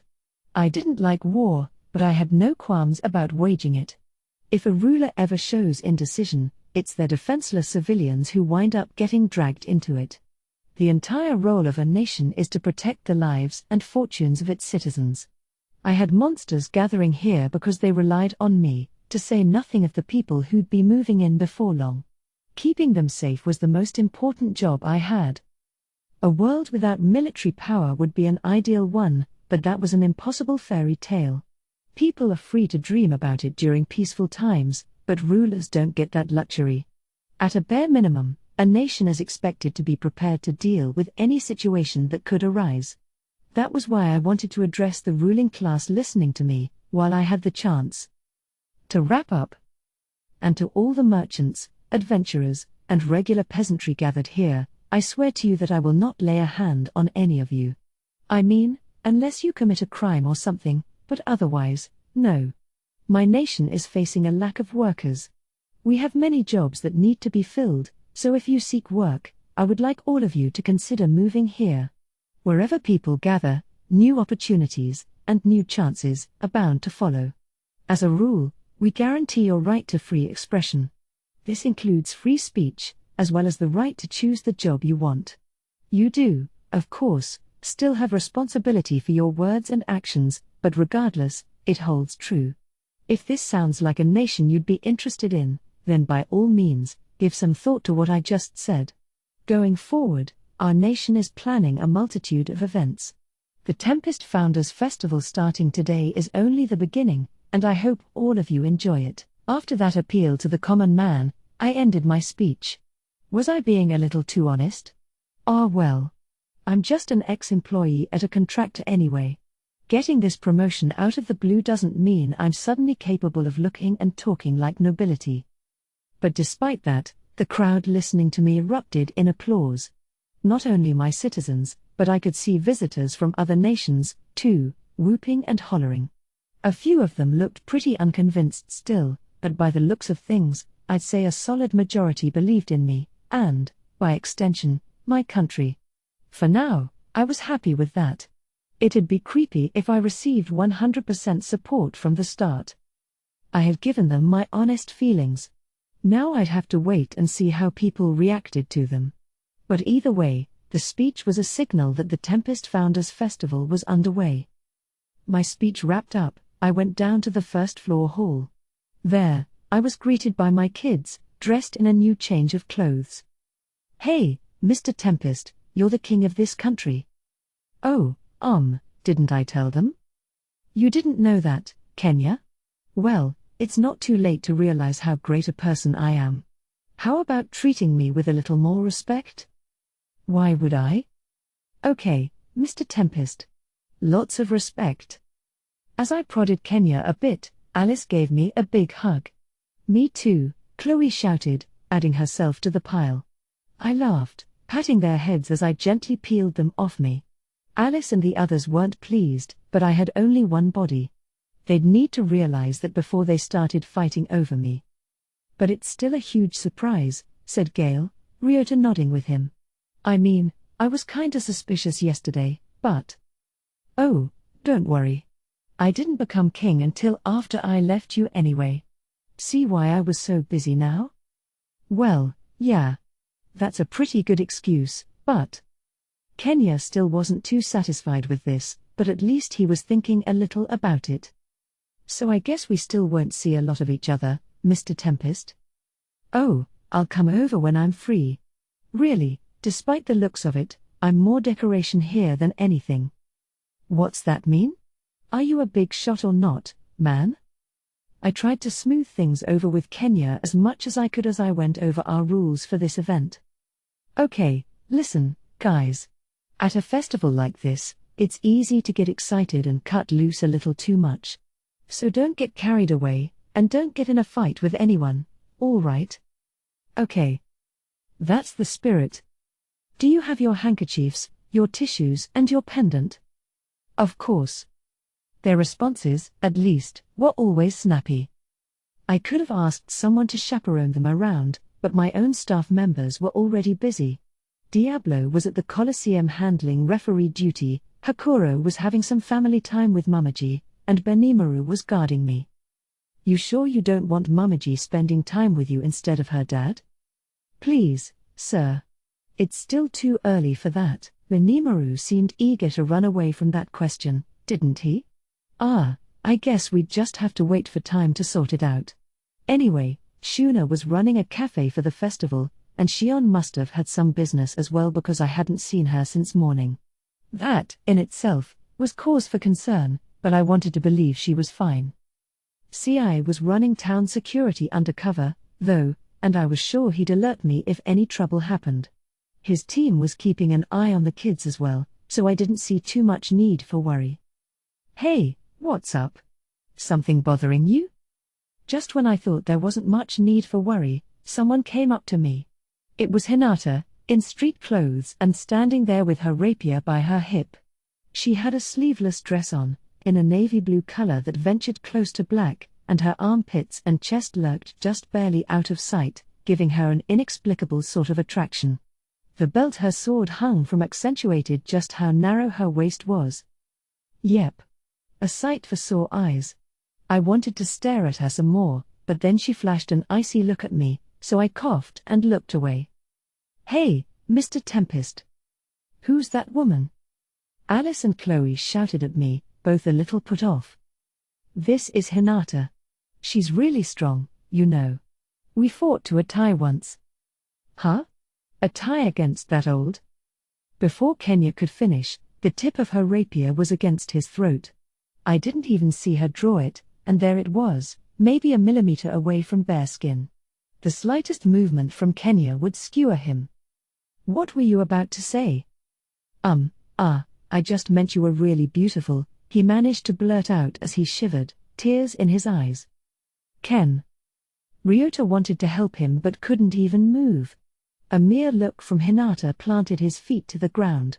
Gale, too, was frozen solid, boundlessly fascinated as he was. I could imagine why. Even I was scared of her, so Ryota's and Gale's reactions were completely understandable. Don't be rude to her, okay, Kenya? She was an apprentice to Shizu, too, you know. That makes her your senior, like with Yuki. Kenya gave me a "I wish you told me sooner" look. I understood how he felt, but really, this was his fault. It happened right after I told him not to get carried away or start fights, so really, I have to say he deserved it. Shizu's apprentice. Wait, no way. The girl who got stronger than Shizu in just 1 month? Hinata Sakaguchi, captain of the Lubelius Crusaders? Wow. But is it really you? Why didn't you tell us sooner? Come on. With a light ching, Hinata put her sword away. Kenya promptly fell to the ground, too unnerved to get back up. I thought I was gonna pee my pants, he said, a little pale. Gross, retorted Alice. Look, I was scared, all right. But I think that was your fault, Kenya. Kenya fell silent. He knew Chloe was right. But did you really fight to a tie with Hinata, Mr. Tempest? I gave Gale the honest answer. Pretty much. One side ran off before the battle could be decided, so definitely a draw. Wait, you ran, Mr. Tempest? Did I say who? Damn, they're sharp. I'll leave that to your imagination, I replied, trying to salvage my image. It wasn't a lie, and I think I had revealed enough of the truth anyway. The children looked like they had more questions, but Hinata cut them off. So what were you concerned about just now? I recalled thinking about who I might be able to leave the kids to. Well, these kids are about to hit the town, but you see how crowded it is. I need someone to watch them. Oh? Well, I can babysit them. So I was just figuring out who to, huh? What did she just say? Hinata would watch the children. If that was a joke, it wasn't funny. What, are you saying I'm not good enough for that? No, not at all. She was staring at me. So scary. Now I was impressed Kenya didn't piss himself. He deserved more praise. And you won't say no to me, either, will you? No, of course not. Ken. Absolutely. By all means. You too, Gale? Well, all right. Kenya and Gale immediately fell to her will. Ryota, seeing their reaction, didn't hold out much longer. I can't believe I'm getting to be with you, Hinata. I look up to you so much. Alice was fangirling out, too. She looked up to Masayuki, too, she'd mentioned earlier, and I suppose Hinata was like a pop star to her. And no complaints from Hinata, she was already getting attached. As for Chloe, I like you. You kind of remind me of Shizu. She gave Hinata a hug, all smiles. If Chloe liked Hinata, she must really be a good person inside, huh? A little scary around the eyes, but that didn't affect Chloe much. And unless I imagined it, I thought I saw a bit of a smile on Hinata's face as well. In the blink of an eye, she had captured their hearts. Right, let's go. Why don't we check out the food stalls first? I heard they have yakisoba noodles and grilled corn. Okay. What leadership! It was astounding. I could only assume the children would be fine under Hinata's care. It filled me with relief, even as Hinata came up and whispered in my ear. I'll watch them for you, but you handle Lady Luminous, all right? Huh?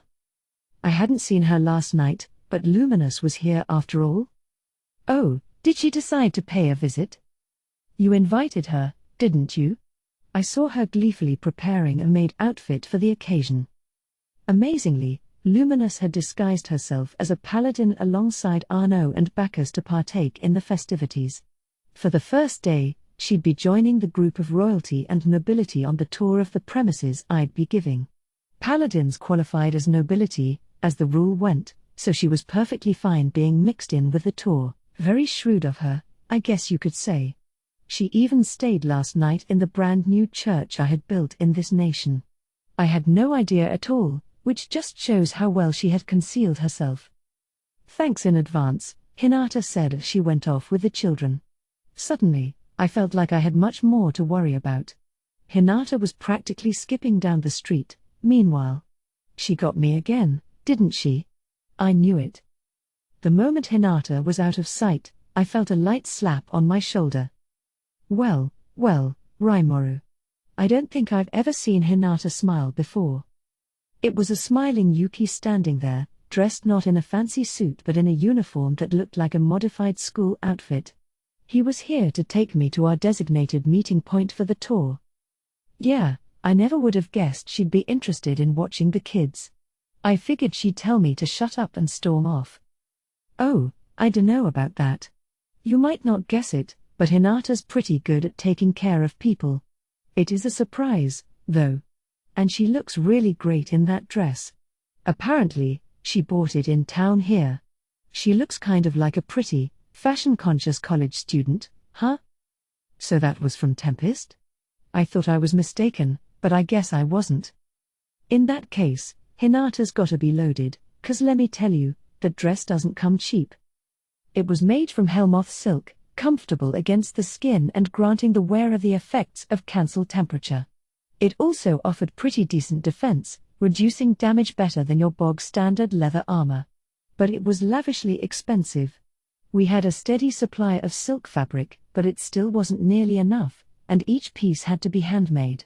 Between the scarcity and labor involved, we all but had to charge an arm and a leg for it. It was boutique shopping for nobles, not the girl on the street, and Hinata had bought it at first sight yesterday without hesitating. If she'd already had it tailored to her size, then clearly money was no object with her. Not that I'm complaining. Always nice to have a free-spending customer. Well, it's a big party right now, so maybe she's loosening the purse strings a little? She was looking around town all excited yesterday, too. She was? Maybe I was even more mistaken than I thought. She was really looking forward to the Founders' Festival, wasn't she? Oh.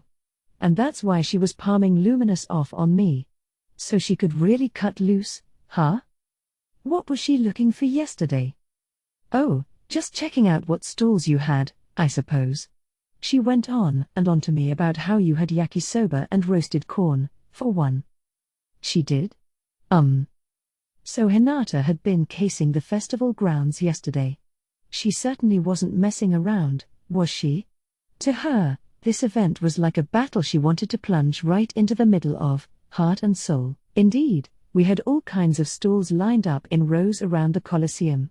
The fast food outlet, or what you'd call fast food in my previous world, was part of that. Mjolmal had made all the arrangements for it, and we had the whole menu ready for today: burgers, hot dogs, fries, and a selection of juices. And that was far from all. Yes, there was yakisoba and corn, but also kawdir kebabs and other local favorites. We even had shaved ice on offer, although it was still a little too early season-wise. Come summer, that had probably become a top seller. I made sure the ice was shaved into thin, tiny strips so they gently melted in your mouth, and there were gobs of sweet syrup poured over every bowl. It was truly a treat that reigned supreme, and I know, because I tried it myself. Take a walk down there, and you were greeted with the fragrant aromas of cooking soy sauce and sugary fruit flavors. Lots of people were working hard for this day, and it showed. I'd used thought communication to send images of the food I had in mind to everyone involved, and the able hands of Shuna and her staff had made most of my suggestions a reality. Then Njolmal worked out all the logistics for the food stalls, and, for some reason, Veldora was opening a grilled food joint of his own. Hinata, according to Yuki, had checked out the whole scene yesterday, deciding exactly where she wanted to visit. Wow. Hey, maybe Hinata's a bigger fan of junk food than she looks, huh? Hey, join the club, he replied. You're right, though. It's kind of surprising. Learning this unexpected fact about Hinata was a welcome surprise, I think. At the very least, I knew now she wasn't afraid to toss big money around on a whim, so she'd definitely be a favored customer of ours. I was a bit worried, though. Hopefully she doesn't set a bad example for the kids. So I headed to the reception hall with Benimaru and Yuki. By the time we did, Rigid was already going over today's schedule with a large noble contingent on hand. Ah, Sir Rimuru. That was an excellent speech earlier. Was it? Seeing Rigid look so happy about it warmed me up. Guess it didn't go so badly after all. Good, good. I returned Rigid's smile. Now, everybody, let me guide you to our first attraction of the day. He began to walk off, leading the group to our first stop, a building right nearby the reception hall. This was our concert hall, its interior remodeled at breakneck speed, but the results looked better than I expected. The high-quality seats were lined up in rows oriented based on our acoustic calculations. Our visitors each sat at their assigned chairs without complaint. Compared to Japan, I couldn't help but be biased against this world's level of culture. I'm sure people on the other side would think the same of me, but regardless, those were my feelings. There was a robust art scene, and this world didn't lose out to my old one much in terms of painting or music, but that applied only to the noble ranks. It served as a diversion for them, something on which to lavish money and time. Whenever a city developed itself to an advanced enough level, the angels would start attacking it, and thanks to that, the ruling classes tended to isolate and conceal scientific research to some extent. Art was the same way, and generally, patrons of the arts saw such work as something to commission and enjoy strictly for themselves. Personally, I think culture is something nurtured by all of society. There's genius lurking all over the world, and in such a close-knit art scene, that genius is not only hard to dig up but may likely not be discovered at all. Art, and creative activity, can be enjoyed only when one has room for it in their lives. It's almost too extravagant to expect that much from this world, but I wasn't willing to give up. I wanted to search far and wide for that hidden genius, and to achieve that, I needed to start by spreading culture from my own nation. This concert event today was our first step. A lot of musical instruments in this world resembled the ones I was familiar with. We even had a piano, surprisingly enough, found in Clayman's mansion, of course. That demon lord was living a stereotypical life of nobility, and we uncovered a large cache of instruments in one of the many ornately decorated rooms in his manor. There were many among the monster races with an ear for music. There was a tradition for yearly festivals, for one, featuring flute and drum-based rhythms. And thanks to lending those instruments to the more musically inclined among my people, we were starting to see some budding prodigies. I had given some practice instruments to those interested, teaching the basics of reading sheet music. That was about as far as my own expertise went, but then my good friend Raphael stepped up. Between the music textbooks I had in Japan and the instrument-related knowledge from the library in this world, Raphael was able to collate all those data and put them together in a single volume. The guy was even able to rebuild knowledge I had long forgotten. I couldn't be more grateful. After that, of course, it had all come down to the monster's own efforts. It's really true, if you like something, you get better at it. And in a flash, we had monsters picking the instruments of their choice and improving at them by leaps and bounds. I also had some sheet music recreated from what I remembered from my past. I don't have perfect pitch or anything, but it didn't matter to Raphael, who edited and arranged everything just right. I'd worry about infringing on someone's rights, but copyright organizations, and the concept of copyrights, for that matter, didn't exist in this world. If someone finds out, hopefully they'll turn the other cheek for the sake of our cultural expansion. Violins formed our main inventory, accompanied by trumpets, kettle drums, and so forth. Finding a piano was itself a surprise, but seeing monsters play it like it was the easiest thing in the world was positively moving. I suppose you could debate whether a piano belongs in an orchestra or not, but I didn't lose sleep over the question. If there was demand for the piano as a way to express yourself, no need to deny it. I personally had no musical talent, so I just let the monsters do what they wanted. The results had been personally guaranteed by Mjolnir, and today, I'd be hearing them for the first time. Excitedly, nervously, I waited for things to begin. Once everyone was in their seats, the lights slowly began to dim as the curtain rose. It revealed a group of performers, all dressed in the same formal wear, a hodgepodge of races and species, each with the instrument of their calling, some human-like, others closer to animals, but all brimming with confidence and pride in their instruments. A halfling, apparently the conductor, advanced to the front of the stage, giving the audience a deep bow. That, I think, was the boy who had come wailing at me once, crying about how there was no work he could do. No, I said, of course that's not true, but he was too weak for construction work, he wasn't good at math, and he tried farming but didn't last long. He then volunteered for our armed forces, but he wasn't very good in a fight, either. The thing about him was, he was great at motivating other people to perform. He had a repertoire of songs he'd sing to help people unify and come together. I think I wound up recommending him to the military band, and while I was at it, I gave him the name of Batten. Batten now lifted his head, his face colored with intense passion. He turned to the stage, taking in the curious stares from the upper-crust audience.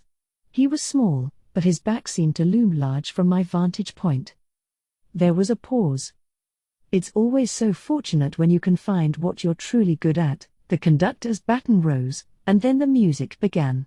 It started with an easy, gentle melody but then transformed, growing solemn and grave. Under Batten's conducting, the musicians moved in perfect harmony, each of them having discovered something they could be proud of as well. The music they played charmed the hearts of listeners, making them wonder if this exact moment was the best in their whole lives. It was classical, in terms of being from olden times, with the nuance of spanning generations to be recognized as a masterpiece. Some pieces soothed the heart, some sent it soaring to grand heights, some stirred up your courage. One masterpiece came after the other, created by this small band of geniuses. This group, some of whom weren't even literate, worked so hard to study the music, and now the fruits of their labor echoed beautifully across the hall. Nobody would dismiss them as useless now, and if anyone did, I think I'd punch them out. That's just how wonderful their playing was. I had gone to classical concerts maybe 2 or 3 times in Japan, but these guys didn't lose out to them at all, no. I never expected to see music played at such a high level over here. Yuki, too, closed his eyes and listened. I'm sure it was nostalgic for him. I almost wanted to start bragging to him, see? What do you think of that? As I thought about this, the sound came to a close. Then the next piece began, one of my favorite anime opening songs. You're kidding me. They shifted gears from classical to anime? Like it was the most natural thing in the world. And that was followed by a pop tune. Yuki's eyes were no longer closed, they were open and staring right at me. Stop that, man. I'm not the culprit here. After all, the guy who read my memories to create that sheet music was. Understood. My selection prioritized those pieces in my master's memory data, which provided him with the most psychological satisfaction. Raphael seemed a little too proud in that reply. But I couldn't make any excuses. It was going so well, too. Now the effect seemed kind of ruined. I mean, I liked these songs, yes, but hearing them played with such solemn grandeur in a concert hall just didn't seem right at all. Yuki, no doubt thinking the same thing, began to snicker a little. But it was only Yuki and I who felt jarred by this. It made sense if you thought about it, but everybody else in the audience was listening to this music for the first time. They'd have no idea where it came from, and Raphael's musical arrangements were a perfect match for the scene. They'd have nothing to be suspicious about.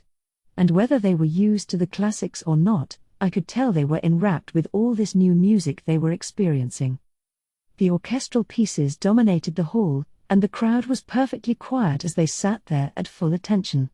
The music from Beethoven, Mozart, Chopin, Tchaikovsky, Wagner, and other anonymous geniuses was charming the nobility of this world. I had to call this concert a great success.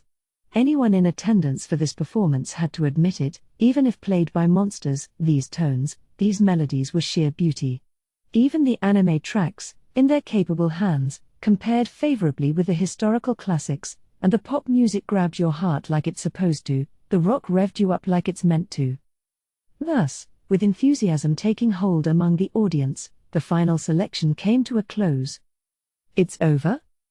The concert lasted only 60 minutes, but it felt so packed, like an eternity had passed. We had planned to end things here. Mjolmal told me he had arranged for an hour-long set in the morning and afternoon. Much of the audience wouldn't know a great deal about music, so we opted for shorter sets to keep their attention, without an intermission. This was an experiment for all of us, so we put these measures in place to keep the procedure as simple as possible. I was only briefed on this, the details were all worked out by the people in front of me. I was proud of them. Standing up tall, I was about to celebrate their success with as much applause as I could muster, when Batten bowed and swung his director's stick. Instantly, all the lighting was extinguished. The crowd began to nervously murmur, but it lasted only a moment. Then the spotlight was turned on a single on-stage figure, a touchingly sweet woman with light pink hair, Shuna. She was in a sleeveless party dress, bursting with an allure you didn't often see from her.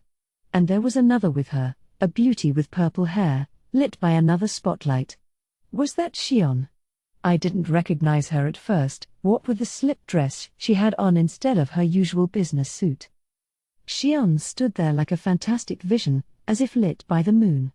Her dress took on a transparent feel depending on the light, revealing a sexier side you didn't often feel from her. She really was a dignified beauty, until she opened her mouth, at least, and this presentation further accentuated that beauty. They went up to the front, in their respective spotlights, and bowed deeply. That alone captured your attention, like a fine work of art, but seriously, what were they about to do here? I hated to think it, but... The spotlight moved, and Shuna moved with it to the piano, one that sat in place, untouched, the whole performance. Xion, meanwhile, picked up a violin. There was no longer any doubt. They were about to play a duet. Shuna, maybe I could picture as a pianist, but Xion at the violin? Were we really safe, having her play in front of such an influential audience?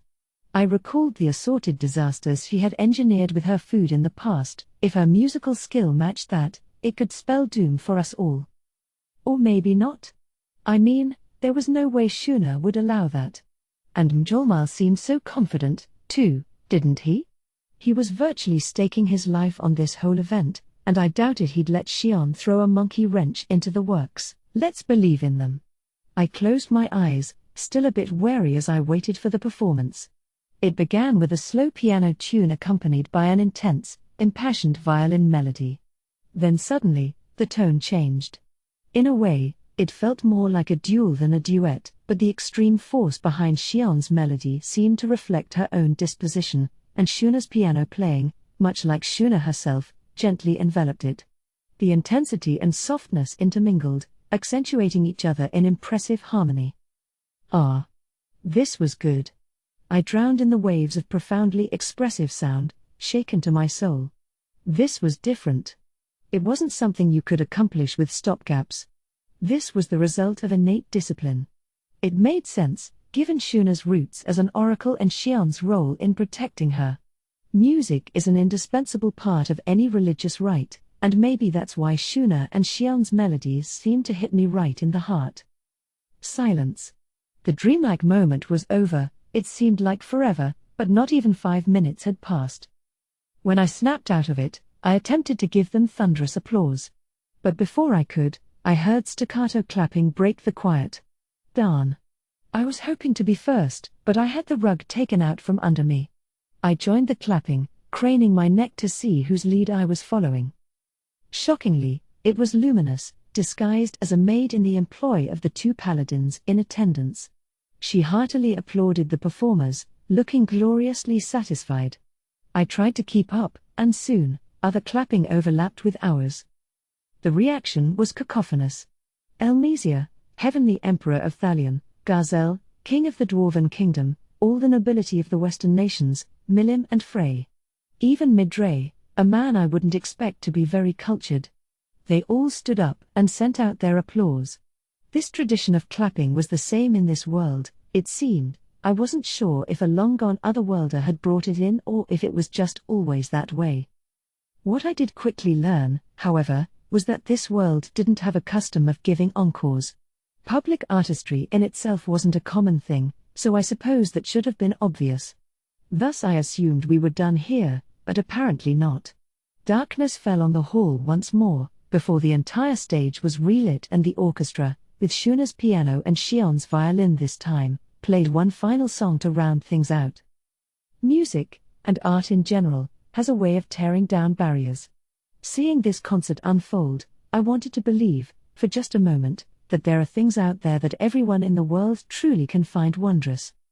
The concert was a monster hit. It was the only topic on visitors' lips as we retired to the reception for a light lunch. Wasn't that just wonderful? Ah, what can I say? I had my eyes closed, taking it in from start to finish. Me too. And who cares whether it was man or monster? Those melodies are still in my ears, indeed. Quality is quality. That's all there is to it. Based on my eavesdropping, it sounded like high praise. And at least one member of the crowd was going up to me now. Sir Rimuru, I would very much like to hear this performance again. What can I do to gain such an opportunity, if I could? We'll be holding the concert regularly over the next 3 days, I told him, but I suppose we should consider a more regular performing schedule. Our song repertoire wasn't that vast yet, but I was sure it'd grow going forward. Having more chances to show it off would provide more practice motivation. Besides, that was a fine performance, Luminous whispered to me as we passed by in the hall. I enjoyed it more than I expected to. Quite a compliment, I thought. She didn't strike me as the sort to offer praise freely. I should probably consider that a 5-star review. Xian was certainly a surprise, I commented to Benimaru. I'm sure she was. But, well, despite all appearances, Xian has always had a good sense of rhythm. She certainly seemed extraordinarily compatible with that violin instrument as well. And Shuna, too. I didn't know she could play piano, but she always did enjoy singing. It does not surprise me. It all made sense to him. He apparently knew they were good singers, and come to think of it, I remember them breaking out a happy tune or two as they went about their business. It made me realize, despite my intentions, that I still didn't really know everyone very well. After lunch, we had our science presentation scheduled for the afternoon. I followed Rigard as he guided the crowd of nobility, still keyed up from the morning's events. We passed by the concert hall from before, this time heading straight for the museum. Our destination was the historical archives inside, as much as it seemed odd for nobility to be in there. Gable and Vesta awaited us at the entrance. Being a former Dworgen minister, Vesta was immediately recognizable to a few in the crowd, eliciting murmurs of surprise. Vesta himself paid it no mind, flashing a smile as he greeted the tour. The two of them guided us into the building. Inside this case is the first healing potion that Sir Rimuru ever created. It is a complete extraction from hippocute herbs with all impurities removed. It boasts 99% purity, and while it is not quite up to the level of a revival elixir, its healing qualities are equivalent to a full potion. I listened to Vesta talk as we went along. Then I realized we had made a mistake. Vesta was offering valid, thorough guidance, yes, but to those without scientific knowledge, it must have been incredibly boring. I could already see a few people tuning him out, staring at the ceiling. And we had scheduled this all wrong. If we held the tech demo in the morning, everyone would be awake, refreshed, and perhaps more open to this guided tour. I didn't think we'd have so much disengagement anyway. But thanks to the thrill of that morning concert, all this scientific mumbo-jumbo must seem like such a letdown. Besides, think about it. We were entertaining people from royal courts and noble mansions. They might care about the things we produced, but with most of them, they couldn't care less about how they were made. Vesta must have picked up on this. He snickered a bit. But I see I am bogging all of you down in needless detail. Let's turn our attention elsewhere, then, and stage a scientific experiment. He exchanged a look with Gable, who nodded back. In this experiment, we will pursue what healing potion is, exactly, as much as we can. Diluting this full potion to 20% strength creates high potion, used to treat serious injuries. Dilute this further, and you create 20 doses of low potions. That should show you just how effective a full potion can be. Gable lined up bottles of all 3 potions on a table. If any of us is currently dealing with an injury, he said, we would be able to test out the effectiveness of each potion, but it would be barbaric to hurt ourselves for the sake of experimentation. Thus we have come up with rather an interesting experiment. As he spoke, Vesta brought in a broken sword. So will a potion fix this sword? Asked Gable. Does one of you have the answer to that question? Rubbish. Hippocute herbs only work on living things. The shouted reply came from a man dressed in magician's garb, perhaps the court sorcerer for one kingdom or another. He totally dismissed the idea, and it looked like he had the intelligence to back up that answer. Gable laughed and nodded. Yes, of course. At the very least, there is no way this low or high potion could ever be effective against a sword. That much was obvious. There wasn't much need to stage an experiment. What was Gable, and Vesta, for that matter, getting at with this question? So the question is, how far does that rule apply? What do all of you think? More protests from the crowd. They must have thought Gable and Vesta were treating them like idiots. Things were even getting a little raucous. I know this wasn't what they were expecting, but sheesh, pipe down. But how far could you apply healing potions, huh? Well, they worked on people, of course, as well as animals, plants, and monsters. Where's the threshold, then, the boundary between effective and ineffective?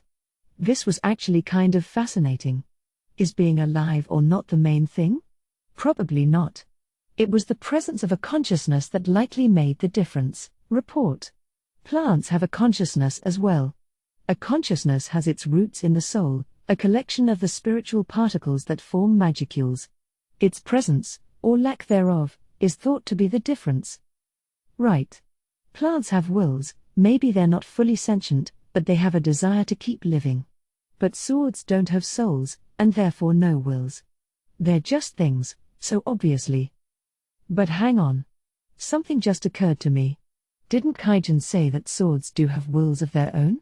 No way? Heh. I would like to know as well. And the desire to know provides the entryway to new discoveries. Indeed. And trust me, I ordered him to not conduct this ridiculous experiment at first. I called him a fool in my mind, for that matter. But I was the only fool in the room. I was so bound by the laws of common sense, I forgot my original drives as a researcher. Vesta smiled warmly as he sprinkled some full potion on the broken sword. Then, just a little, but enough so that everyone could see, the sword reacted. ? And here is the answer. While it does not fully rebuild the sword, we are clearly seeing the early signs of repair here. Are ridiculous. I can't believe it. Healing potion could be used for this? The tour group couldn't hide their astonishment. I could see why. It flew in the face of common sense. You'd have a hard time not being surprised, and that included me. I had no idea they were conducting experiments not even I could anticipate the results of. They didn't give me any report on this, which only added to the shock. Of course, you will only see these effects on arms and armor that matured past a certain level. The weapon must be made of magisteel, at the very least, and it will not give a reaction unless it has been used regularly by its owner. So it'd have no effect unless the sword had a will instilled in it. Why, Garzel asked Gable in his low, stentorian voice, did you want to know something like that? It's simple, my lord. I found it difficult to believe that plants and vegetation growing in the wild have wills of their own, but after experimentation, we found that healing potions work perfectly fine on them. Now that we had full potion mass manufacturing underway, there was a decent quantity to work with. Thus they had been trying it on all sorts of things. Certainly, the desire to learn was the first step toward new discoveries. I recalled the experiments we did in grade school science class, challenging ourselves to do things that seemed pointless at first. Gable had that same spirit, the first things to just try it out. So it worked on plants, restoring damaged tree bark and producing new buds from broken branches. I then remembered the existence of dryads, Gable said. Vegetation may have only a weak consciousness at first, but over many months and years of life, they can evolve into powerful monsters, can they not? But as I thought, this may only happen under certain conditions. Around half the audience was taking a keen interest in this explanation. I'd expect the more quick-witted among them to be fascinated, yes. This was the kind of research I'd normally want to keep confidential, after all. Should I let Gable keep going? The thought, as mean-spirited as it felt, crossed my mind, but I hurriedly brushed it away as I listened on. The only things that react to healing potion are those already intertwined with magicules. Things with no magicules to them at all show no reaction in our testing. What this means is that magicules house consciousness itself, or, at least, the two are deeply related. Yes. And when Sir Gable presented these data, it led me to reconsider my thoughts as well. Soon, a question arose in my mind: what are magicules? Magicules were one of this world's unique substances, freely spread around the atmosphere like oxygen. They were the engine for all kinds of mysterious forces, and people could wield them to do their bidding, to some extent. So we have a sample from a certain plant here. And over in this other room, I can show you an enlarged picture of it. We followed Vesta to another room, a large, spacious chamber with chairs lined up in rows, something like an AV-equipped college lecture hall. It had a projector, still in the trial testing phases, and there was a stretched-out white sheet on the wall to serve as a screen.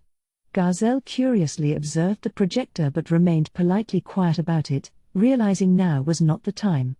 That's Gazelle for you, mature enough to pick the right time and place. Once everyone was seated, Gable turned on the projector, a device with light-based magic inscriptions that let it project color images on the screen. The chamber's lights dimmed as the image appeared, surprising a few in the audience. "Take a look at this image," Vesta said, ignoring the chatter. "It shows the structure of the plant sample you saw before. And this is the structure of some grass, the type you see growing anywhere." He placed the enlarged images next to each other. I didn't get why Vesta was acting so haughty here, a certain plant and so on. What's his aim? Are they not the same? I don't see any difference. No, me neither. Why aren't they the same? The voices in the crowd were met with wide agreement. A few of them weren't as sure, that part is different, no, that part is, but I doubted any of them were on the mark. So what was the answer? Now, let's enlarge these further. What do you think? They look just the same, don't they? Vesta and Gable flashed villainous smiles, and then they revealed the trick. The plant in the first picture is Hippocute herb. The second one is a simple weed we picked from a lawn in town. Do they look the same to you? Vesta's question made things begin to dawn on some of the audience. What they saw unnerved them. Hurriedly, they spoke up. They aren't the same. The difference is clear if you look closer. That's mean of you, Sir Vesta. How can we tell the difference just from those images? Hippocute was a rare herb. I dined on quite a bit of it in the cave Veldora was sealed in. It's famously the core ingredient of healing potion. Most would assume it's structured far differently from the grass you step on every day. But a few people, myself included, found Vesta's question very disturbing. Gazelle was one of them. I could see the blood drain from his face. We were showing that Hippocute and regular grass were both structured in the same way, proof that, essentially, they were the same. It begged the question of what, exactly, constituted a rare herb, which, in turn, had the potential to overturn common sense itself. Vesta lifted his arms up high, that sinister smile still on his face. Quiet. Quiet, please. He and Gable waited for things to settle down. When they did, he placed a series of images on the projector. Squeezing the extract from Hippocute and combining its magicules together creates healing potion. The level of this fusion process, as you all know, depends on the properties of the extract produced, and while we cannot go into details, we have successfully refined this extraction process to a purity level of 99%. That is how a full potion is made. Through a variety of images, while still hiding the core technology, Vesta explained the potion-making process. Now we move on to Hippocute leaves. Grinding these leaves and combining their magicules produces a salve that can close wounds, although the effect is not dramatic. This makes sense, since these ground leaves are simply the leavings from the extraction process. An image of a leaf filled the screen. The leaf was shown being ground, then mixed with the extract from before to create an ointment, the basic process behind it. Nothing unnatural. I didn't get where Vesta was going with it. Now, everyone, look at this image. On one side, you had leaves from Hippocute herbs grown in our cave, on the other was regular grass. They looked totally different. There was no way they'd have the same organic structure, but as the images flashed by, changes began to occur on the Hippocute side. Do you see? I only came to notice out of sheer coincidence. Sir Rimuru has ordered me to work on our Hippocute cultivation project, but one day, I took an interest in the strained leaves from our extraction process. Making ointment from it is well and good, but it has to be kept under exacting conditions or it quickly loses its effect. Plus, compared to the liquid extract used to make potions, its effect is extremely weak. I didn't give it much thought, since we had other uses for the extract, but if you think about it, do we really need this ointment? So as I said, I began to look at the strained leaves. And then Gable realized that the shape of these post-extraction leaves, now free of magicules, was different from the hippocute currently growing in the cave. Shocked, Gable decided to take more detailed records, resulting in the images he was showing us now. So at the conclusion of all this, we found that, technically speaking, there is no such thing as a hippocute plant. The plants we call hippocute are actually mutations. Yes, exclaimed an excited Vesta.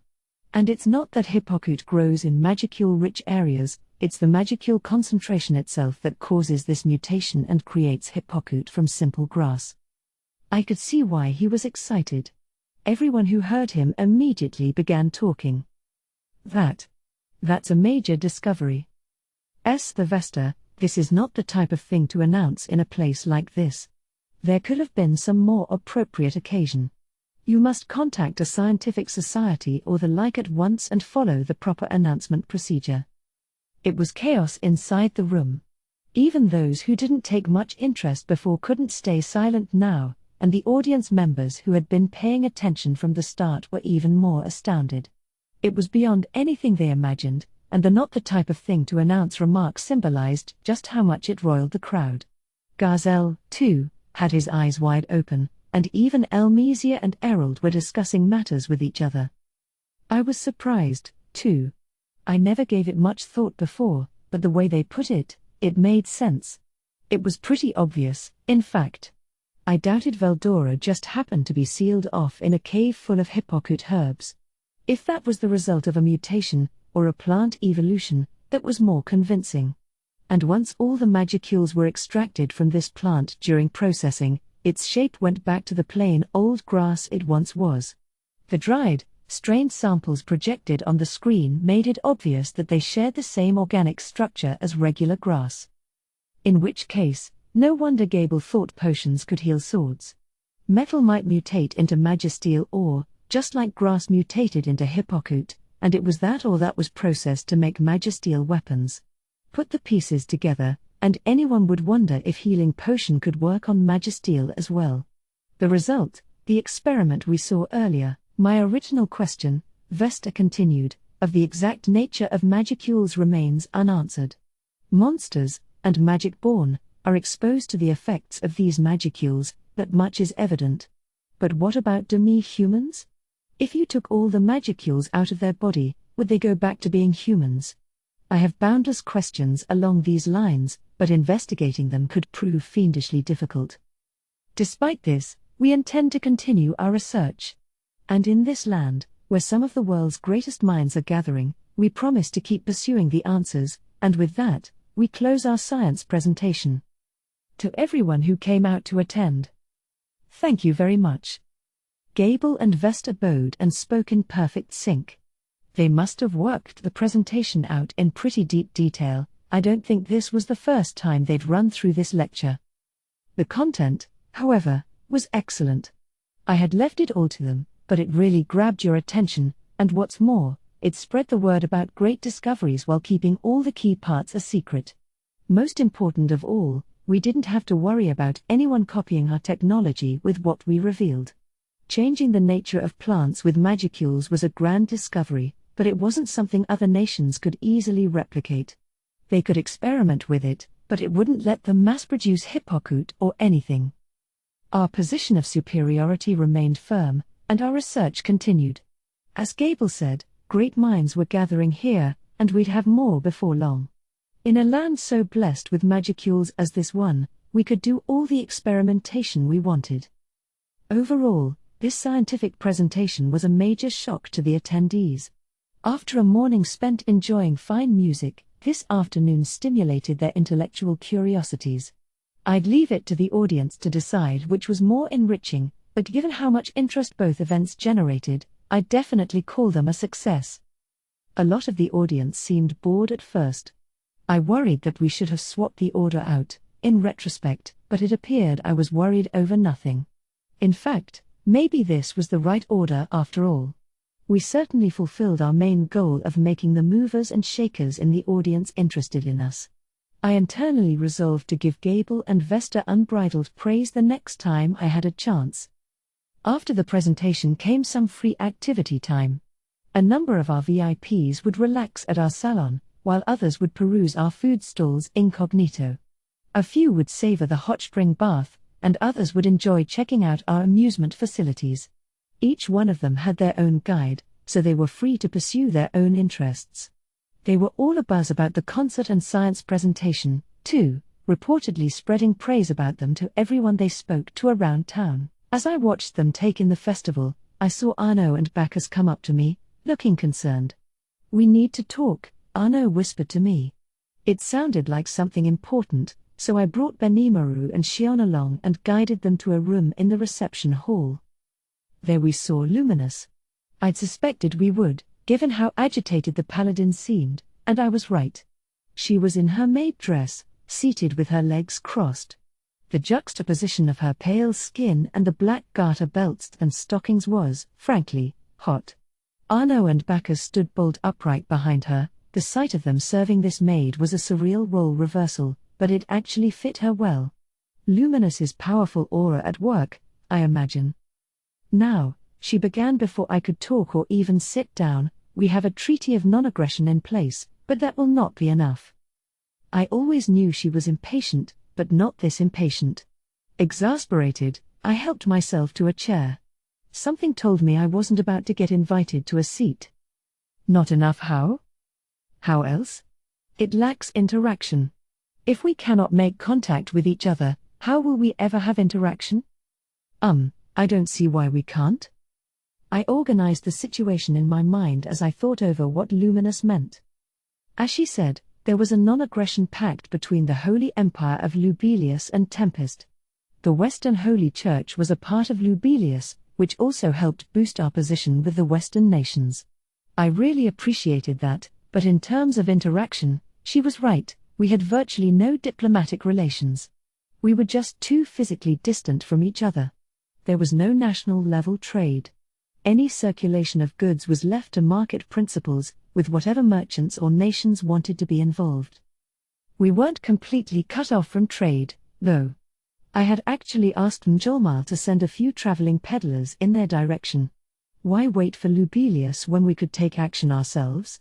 We were conducting basic market research, and I had already gotten a report of products and goods that the Holy Empire specialized in. That report told me that Lubelius was an agricultural giant, producing great quantities of crops, primarily wheat, and exporting much of it to the Western nations.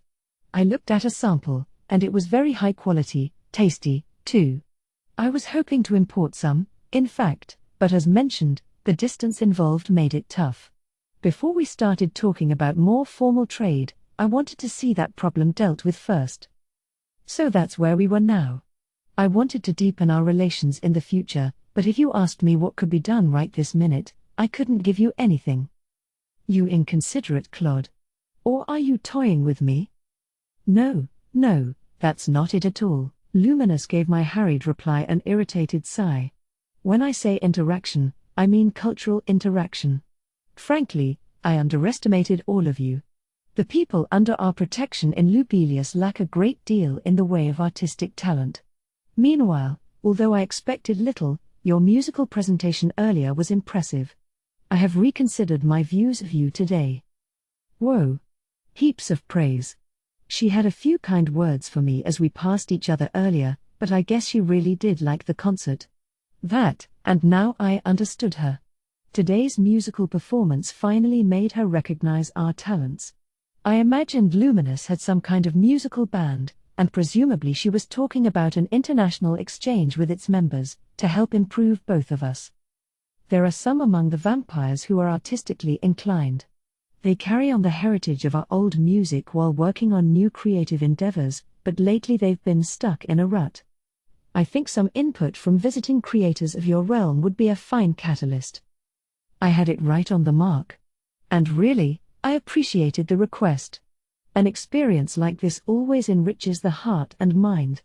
And if you want to improve your cultural activity, interacting with other people was the best inspiration you could feed on. I like that idea. We couldn't ask for anything better.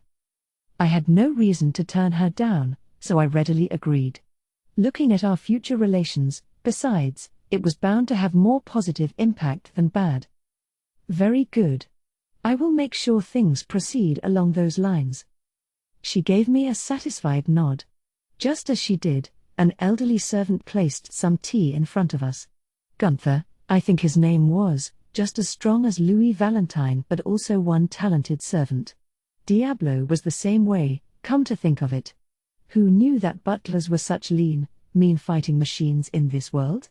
And now other servants were bringing drinks to Benimaru and Shion behind me. They weren't delayed, it was just that the impatient Luminous summoned me so quickly that they couldn't keep up. Luminous gave them a cold nod, a sign of a strict master-servant relationship, I thought. But isn't that great? Now you can enjoy that music, too, soon. It sounded pompous as she spoke to her attendants. But they didn't take it that way, saying, "Thank you very much and I look forward to it." In return, they looked happy enough to me, so they definitely meant it. Their attitude to Luminous was based on respect, it seemed, not fear. I found it odd at first, and then I looked closer and realized they were all vampires. Their auras were wholly shut off, their powers restrained to the point that they were indiscernible from regular people. They were high-level vampires, I imagined, given how close they were to Luminous. Just the few of them here alone could easily topple an entire nation, I'm sure, and here they were serving tea to us. The world can be one irrational place sometimes. Now, Gunther, carry out the necessary details when we return to Nightgarden. Yes, my lord. Luminous nodded and took an elegant, silent sip of tea, a beautiful showcase of manners, one you'd want to teach to a debutante. Ah yes, she brightly said as I stared enrapt at her, that scientific presentation was quite interesting as well. Dissecting the effects of magicules is quite a fascinating idea to come up with. There are those on my staff with a rather odd interest in research. I was thinking we could send them here, but would you mind that? I asked for some more details. The way she put it, there was still little in the way of cultured civilization among the humans who lived on the surface of Lubelius, but the underground mainland boasted a fairly decent level of technology. Oh, that's surprising. I thought you wouldn't be so secretive with all that. I dislike causing trouble for myself. If we were too conspicuous, we feared that a cursed lizard would find us, remember. I hardly want the angels interfering with us, either. That's why I've had all our major research moved underground, until we can fully eradicate them. She seemed proud of herself. The way she framed it, Luminous was the most powerful political ruler among all the demon lords. She was a vampire, so essentially immortal, with a lifespan transcending even that of elves. The more powerful among her kind didn't even need to eat, capable of sustaining themselves via minute doses of life energy from human beings. There was no doubting the fact that vampires sat at the top of the food chain. But even they had their deficiencies. Vampires were called rulers of the night for good reason. They could wield untold powers in the darkness, but exposure to sunlight wiped them off the planet. It was a huge weakness, but even with it, they remained incredibly dangerous. But again, the more powerful among this advanced race, some among the noble classes under Luminous, could apparently overcome this weakness against the sun. These were called overcomers, and they could pretty much go around by day and do whatever they pleased. There were very few of them, which was a good thing, since a vampire without weaknesses would be a nightmare for humanity. Definitely a calamity-level threat, if not as much a one as Louis or Gunther. The servants here were overcomers as well. They served Luminous as a sort of hobby, it seemed, with, of course, a heavy nuance of being her bodyguards. Being an overcomer meant having no weak points and therefore a lot of free time on your hands. That was why so many of them enjoyed making assorted things for fun. They'd craft all sorts of junk, in fact, hoping to win Luminous's affections. To be honest, she said to me, it's dreadfully irritating. I have ordered them to develop something more useful, but they're too fixated on their own ideas, I suppose. They've made no progress whatsoever. I would love for you to take them in and give them a little education. I wouldn't mind that, but of course I'd have qualms about the whole thing unless I got to meet Luminous's candidates. Being an overcomer meant enjoying life in the ruling class, Someone like them traveling to Tempest for study could lead to problems I had no way of predicting in advance. Luminous, perhaps seeing my indecision, made another offer. I'm not asking you to work for free, of course. Perhaps I could offer a skill to you. A skill? Yes. The secret skills of faith and favor. What's that? Sounds really cool. Or at least cooler than the kinds of skills I came up with for myself, such as relearning how to get drunk. What are those? Oh, it's quite simple. She gave me an evil, complacent smile.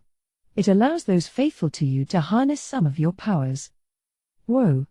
That sounds dangerous. If she taught me this around all these people. Report. Luminous has used spatial severance to isolate your location. Raphael neatly pointed it out, cutting me off before I could get worked up. That would explain why I couldn't hear anyone besides ourselves right now. She really was a pillar among the strongest of demon lords, setting off skills just came naturally to her. So you'll teach me this in exchange for allowing your students to come here to live for a while? Am I understanding that right? You are. I would be happy enough to have a cultural exchange with our musicians alone. In a way, this is my token of thanks to you. She didn't appear to be lying. All right. I'll take your offer. He. Then we have a deal. We did.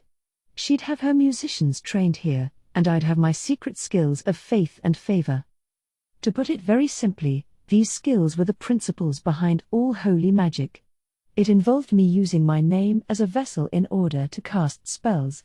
Hinata and the paladins, for example, could wield holy magic by using Luminous's name as a vessel, borrowing a bit of her power with each use. If I could learn the trick behind it, more of the people under me could gain access to holy magic. Surprising, it seemed like I was getting a lot out of the bargain. Luminous being luminous, of course, I knew she had calculated all of this. That sounds great to me, but are you sure about this? Oh, I don't mind. You are likely to discover the truth of it for yourself in a few years' time anyway. It is best to take advantage of information while it is still valuable, is it not? I thought. All right. And judging by Raphael's pained silence, it wouldn't have even been a few years. We were researching the nature of magicules, and after Hinata's battle, we already knew the existence of spiritual particles. Put those together, and the truth would have come to us naturally. Well, not to me but to Raphael, certainly. And Luminous, spotting this, simply offered it while she was still able to extract something from me for it. Well, even so, I appreciate it, Luminous, as long as you keep your side of the bargain, all is well. Attempting negotiation with Luminous was still too heavy a task for me. This time it didn't hurt me, but I'd have to think things through more carefully from now on. I mused over this as I shook hands with her. Thus our budding orchestra would be traveling to Night Garden shortly, while the noble overcomers serving Luminous would be coming here for research purposes. Once Luminous deactivated spatial severance, we relaxed a bit, as if nothing had happened. I kicked back and enjoyed my tea, listening as Luminous gave me her review of the morning's concert. It seemed like she was more enthusiastic about exchanges of the musical, and not scientific, sort. Most of her questions involved our orchestra and when we could get them over to her. Then, at the end. By the way, Rimuru, there were some rather disagreeable people among the dignitaries you invited. Were you aware of them? She acted casual about this, her tone unchanged. I wondered what she meant for a moment, but it had to be her way of warning me about something. I guess it wasn't my imagination after all. Ah yes, that pair? If you don't shirk your duty and keep your wits about you with them, then very well. But I do hope you will make efforts not to denigrate the good name of the octagram. That was her way of signaling the end of our conversation. I nodded at her and took my leave. After my spontaneous conversation with Luminous ended, it was time for dinner. For whatever reason, Yuki, Hinata, and I were assigned to the same table. They were all smiles with each other, busily discussing the day's events and virtually drooling at all the food brought in. I could hardly wait to dig in myself as I listened to their reflections. There were two choices available for the evening's courses, Japanese and Western. Hinata went for Japanese, while Yuki and I picked Western. I tell you, Yuki began, that was a seriously incredible performance. You really should have checked it out, Hinata. The food stalls will be open later, you know. Don't tell me what to do. I achieved what I set out to do today. What's the problem? Besides, the takoyaki was so good, and... Her voice went down to a whisper as she started making excuses. But really, though. You guys went with Alias. I averted my eyes from Hinata, pretending to have no idea what she was talking about. But no, I mean it, it's really worth listening to. I mean, I quite like that one song already, but hearing it arranged for an orchestra. It just blew me away. Nice one, Yuki. His unbridled praise for Batten and Company had successfully diverted Hinata's attention. All right, she said, not sounding that peeved. If you're going on about it that much, I'll take the kids there tomorrow. Hinata, for her part, seemed to make the most of today, throwing her money up and down the festival, much to my appreciation. Clothes, weapons, armor, magic items, she bought it all, and at marked up festival prices, too. She also made her way up and down the food stalls, and honestly, I think she took the kids just as an excuse to stuff herself. They loved her, though, it sounded like, so I couldn't complain at all, especially since she'd already volunteered to watch them the next day. Personally, I'm more interested in that research into magicules, Hinata continued, lowering her voice again. Healing potions don't really work on me, you know, because my body breaks down the magicules. And actually, there are some healing magics that work on me and some that don't. She had apparently done a bit of research of her own, to see if there was any potion out there that worked on her. Having the ability to annul magic applied to her sounded good on paper, but the more you thought about it, the more inconveniences it created. Yeah, you know, I haven't thought about it, huh? I'm affected by magicules, too, I guess, so. When you jump between worlds, you take in a vast amount of energy. Sometimes these manifest as skills, and sometimes it results in nothing, like with you, Yuki. But you're right, you're still affected by them. You haven't grown at all, for one. Whoa, don't put it that way. I haven't grown, no, but I've done a lot in my years here, you know? I know. You don't have to get worked up every time I mention it. I'm just picking on you. Maybe Hinata was just picking on him, but with those imposing eyes of hers?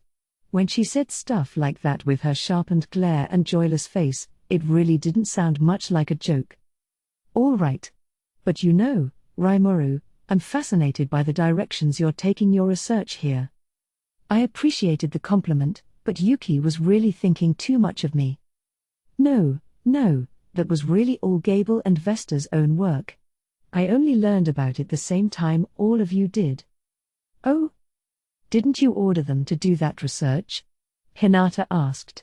And you let them announce it to VIPs from around the world without even knowing what it was?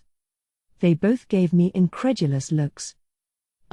This soup is good, huh? I ventured, fleeing reality while I fished for an excuse. But look, what could I do? I want them to be independent. Not having any other ideas, I tried being more forceful in my approach. It didn't work. They just glared back at me. All right, I kind of regret that. I was really busy, but maybe I should have at least heard what it was first. Too late now, of course. Man, Rimuru. You sure are something, you know that. Honestly. Sometimes, I seriously think he's a real big shot. Sometimes, that did not sound like praise to me, but well. Even I had to admit, it was kind of a slip-up. The presentation's content was great, but I got a bit nervous in the middle of it and Gazelle admonished me about it as well. Already, I wanted to be more careful next time. Didn't think Yuki and Hinata were gonna rake me over the coals about it, too, though. Fortunately for me, the conversation drifted back into small talk as the dinner continued. Thus the first day of the Founders' Festival closed to largely excellent reviews. It really felt like a strong start to me, and I had no doubt in my mind that it'd end a great success, not knowing, of course, that I'd learn in short order just how naive I was. Interlude: a problem arises. We were all in the meeting hall for a regular update, waiting for, well, Mjolmal was the last straggler, wasn't he? It was 9 in the evening, right after dinner ended. The festival was still in full swing outside. We could hear flutes, drums, and laughing from afar. The official closing time was 10 p.m., so this was fine. The lodgers in our nobles' accommodations could shut the windows to cut off all the noise. We wanted to be sure noise complaints were never an issue with that building. So as much as I wanted to tour the evening market, I wanted to get this meeting over with earlier than the late hour I'd kept everyone up until last night. Shuna, Shion, good work today. That performance was amazing. I was completely surprised. Hee. We've been practicing on the sly, Shuna said with a grin. I've always been a good singer, and I think I'm a rather good fit for that piano instrument. The 2 songs I played are all I know, though. If she could play that well after starting so recently, I'd say a good fit is an understatement. But indeed, if she had to squeeze practice time into the nooks and crannies of her busy schedule, I could see why she had to focus on a limited song pool. The same went for Shion, too. She smiled at me. I kept my practice hidden alongside Lady Shuna as well. I wanted to surprise you, Sir Rimuru, and I think we succeeded. There was something beautifully dignified about her playing the violin. I honestly needed to give her some praise. Yeah, you looked great. You're gonna keep it up, right? Yes, of course. I'd like to get to the point where we can play all the songs you remembered, Sir Rimuru. I'll look forward to that. There's a lot I'd like to hear from you. Shion's never seemed more trustworthy to me than today. She could be a disappointment most of the time, but right now, she was shining. I then moved on to Gable. Gable, your presentation was also received favorably. Yuki was shocked by it, and King Garzel took quite an interest as well. They said that we perhaps revealed a little too much to the public, but I think that was fine. Haha. Thank you very much. A lot of it was Sylvester's doing, but I took the initiative to do the best job I could on it. And conducting those experiments did more than just satisfy my intellectual curiosity, it made me want to relate those feelings of mine to everyone else. Perhaps I went a bit overboard with it. No, I'm not criticizing you. Your research surprised me as well, but the content was really interesting. I think our visitors were just as engaged, too. More than enough of a success. Gable breathed a happy sigh of relief. He must have been pretty nervous. Tell Vesta I said the same to him, all right? Absolutely. Vesta was likely drinking with Garzel as we spoke. The king might be a bit angry at him, but Vesta would probably treat that as high praise. To him, Garzel was eternally worthy of his respect. During this festival, at least, they should be able to enjoy themselves without worrying about things like rank or position.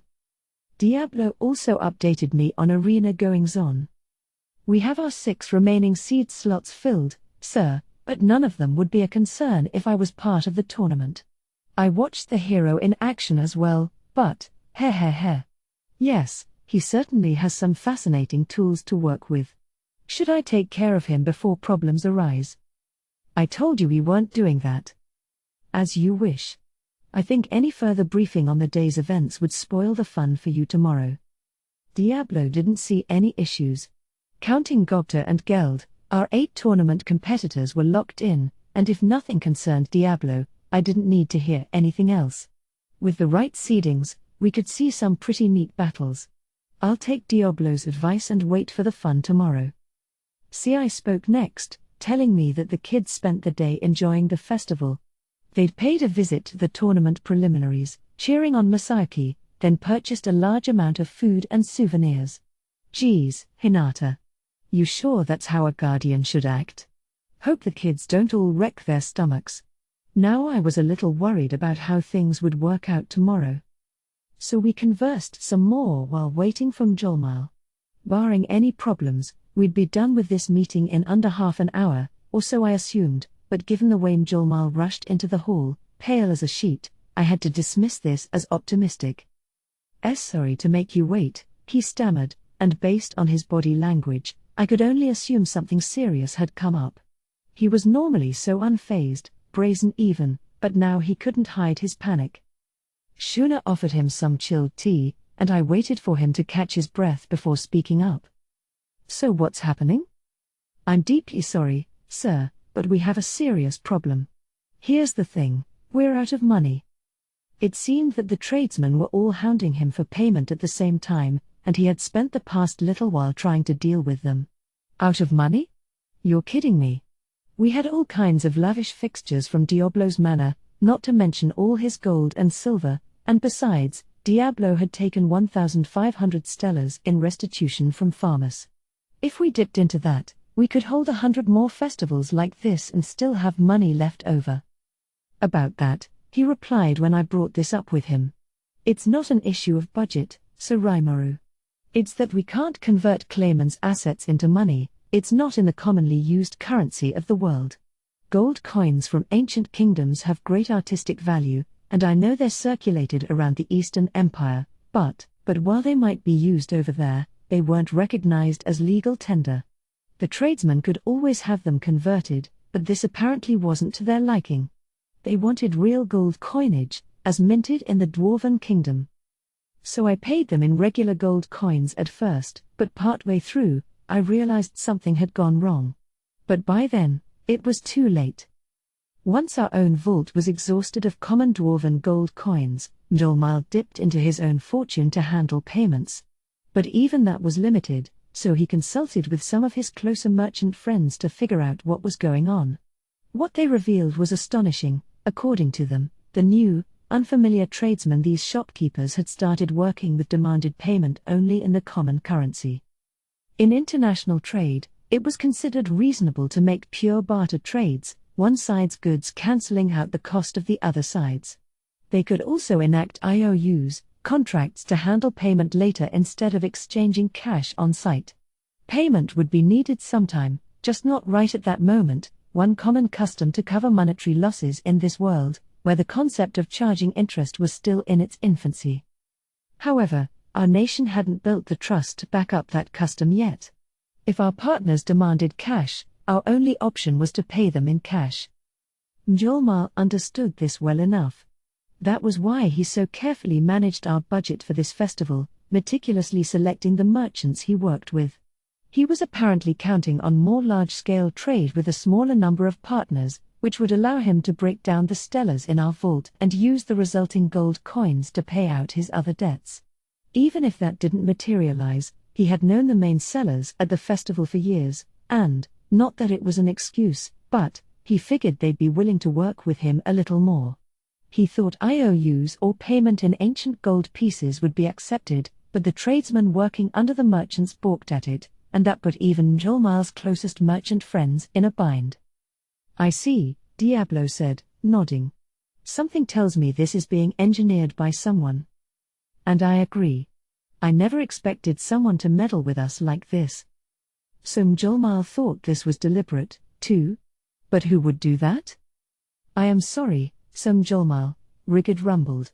Putting you through all this without even realizing it. Rigard, too, was busy handling our foreign visitors. If he felt responsible for it, it's because he realized this was a bigger problem than just one man. No, it was no mistake on Mjolmal's part. So someone's trying to ruin our reputation, then? I would imagine so. The international rules set by the Council of the West stipulate that payments must be made with gold coins minted in the Dwarven Kingdom. Different rules apply in different nations, but under the Western nations' laws, the tradesmen are making a perfectly valid claim. If these people were part of the Free Guild, we could get that organization involved. They received favorable treatment in customs-related matters, and our nation had a fairly good rep with them. But these were merchants from nations affiliated with the Council, and while they came from different countries, they had to work by international rules, on the surface, at least. Us saying, well, we go by these rules wouldn't be very readily accepted. But even before that, what if all these tradesmen were colluding to cause problems? If so, taking a my way or the highway approach would be even worse. It could be just what they wanted. If we force our rules on them, would that cause a backlash with the council? It'd be another matter if we were already part of the council, but if we're thinking about joining it in the future, this would not paint us in a good light, no. Normally, payment in ancient coinage wasn't a problem. But if someone wanted to mess up our reputation, what then? It almost felt like someone was testing us, seeing if we intended to follow international rules. Did someone from the council do this? I don't know who it is, but it's someone high up, yes. Someone with the ability to build connections with merchants far and wide and plant them among the tradesmen supplying us. Because pulling something like this, you'd need to resign yourself to enduring some losses. That takes guts, and it tells me this is about more than just tarnishing our reputation. Mjolnir wasn't from a large country, but he was still well versed in the underground economy. If he said this was someone high up, someone we couldn't trace, it had to be seriously bad news. So we can't force our own rules on them? Shion asked. I nodded. Right. You've gotten pretty clever, Shion. If we do force our rules on them, there's a chance the Western nations won't count us as allies. And since we want to play nice with humans, we have to avoid that at all costs. But wasn't it your plan to build an economic bloc with Thalion, Gloomund, Dworgen, Farmus, Farminus, and the Demon Lord Millen's domain? If Tempest is located in the middle of that, wouldn't ignoring us lead to even greater losses for them? Whoa. Is this really Shion? Because I'm honestly surprised. She fully understood my thoughts so much, I genuinely wondered if this was a body double of some sort. Her sharp analysis was right on the mark. You truly are worthy of being head secretary, Lady Shion. You are correct. Aren't I? So why would they try meddling with us? If they can't ignore us, wouldn't it be better to try building trust with us? For once, Shion wasn't spouting off random junk. She really got the gist of this. Astounding. Plus, that was exactly the question on my mind. People can be very strange creatures, Diablo replied. They all must work together to survive, and yet they can't resist building class systems among themselves. And if two groups of them live next to each other, they continually squabble until one proves itself superior to the other. The weak and pitiful fear nothing more than losing their own vital interests. And in this case... Humph, Benimaru grunted. Are you saying that the council's worried that our economic alliance puts them in jeopardy? Exactly. Diablo's explanation was certainly easy to grasp. Benimaru's question assured me of it, and the rest of my staff seemed convinced. A few of them were already getting worked up over it. Comical, a smiling Diablo stated. These foolish rulers, incapable of understanding their position, refusing to accept Sir Raimuru's kindness. They should all crumble to the ground. It was a little extreme, I thought, but Shion still nodded. He. So the Vice Secretary agrees? I was glad to see them cooperating, and I was really starting to see Shion in a new light, although I suppose at her core she wasn't much different. That's not gonna happen. They both gave me disappointed looks. They're so predictably alike with stuff like this. Either way, see, I said, we cannot let this go unaddressed. Would you like me to thoroughly investigate these tradesmen's past employers? We'd probably need to. It might just turn up something. But that'd have to wait until after the festival. For now, it was likely best to avoid rash action, just so we could handle anything that came our way. Once we overcame the problem at hand, then we could figure out who was behind it. That's important, yes, but hold off for now. Mjolnir, when is payment due for these people? Can you hold them off until then? First, I wanted to show them we'd stick to council rules. If we couldn't avoid breaking them, we'd deal with matters then. It wasn't like this would turn into war or threaten anyone's lives. I didn't think it was too urgent. Yes, well, they're all enjoying the festival as well, so they are willing to wait until the day after it closes. My own friends have been talking with them, but that's as far as they were willing to compromise with us. The day after it closes, so 3 days away. We had 2 days to work with, essentially. and said friends are also helping me raise money at the moment. They're able to exchange ancient coins for dwarven ones, at something of a loss to us, but as for whether they can come up with cash funds quickly enough, that's an open question. Sounds tough. I bet it was. Just taking it over here by wagon would be difficult enough. One of my staff could use spatial motion to hurry up the process, but scrambling around the world in search of gold pieces that may not even exist seemed ineffective to me. Besides, for all I knew, though I doubted it, maybe our foe was trying to lure my main advisors out of town. Again, rash moves were ill-advised. Wait. Weren't there gold bars among the goods we'd imported from the Beast Kingdom? Could we use those to manufacture fake coins? My analyze and assess-driven copies would be exactly like the real things, right? Nobody could ever tell them apart, even with the Dwarven Kingdom's technology. Understood. This is not possible. Dwarven coins are inscribed with a magical serial number that would make counterfeits easily identified. Oh. I took a gold coin from my stomach and looked at it for a moment. Raphael was right, there was a number inscribed on it. I could make an exact copy well enough, but 2 coins with the same number would be enough proof that at least one was a fake. Besides, wasn't counterfeiting punishable by death in most countries way back when? No wonder this world used magic and technology to regulate their coinage. I suppose they'd have to sustain a de facto universal currency like this. So we can't make our own coinage, and we likely can't buy enough in time. Everyone nodded at me. Well, even if it means taking a loss, can we pay them with pure gold, via the bars we have? Wouldn't the merchants be glad for that, at least? I imagine the more intelligent merchants would take that offer, but I have to say no to that. Mjolmal was having nothing of it. I asked him why. It seemed like a good idea to me, at least. It's because then they'll see what kind of footing we're on. Every time we negotiate with a nation afterward, they'll look back at how we dealt with this matter, and they'll see that if we're presented with an impossible quandary, we'll try to force a solution even if it means taking losses. And once we gain that reputation, people will deliberately give us unfair offers. They won't see us as an equal trading partner. You can be sure they'll serenade us with their flowery words all day, but... Mjolmal smiled a bit. But he was right. Show weakness to a merchant, and they'd fleece you dry. He sure would, I knew. Regardless, I'll try my best to assemble the coinage we need in the scant 2 days ahead. Fortunately, our visitors have been very generous to us so far. We might just be able to go on the offensive at the end of this.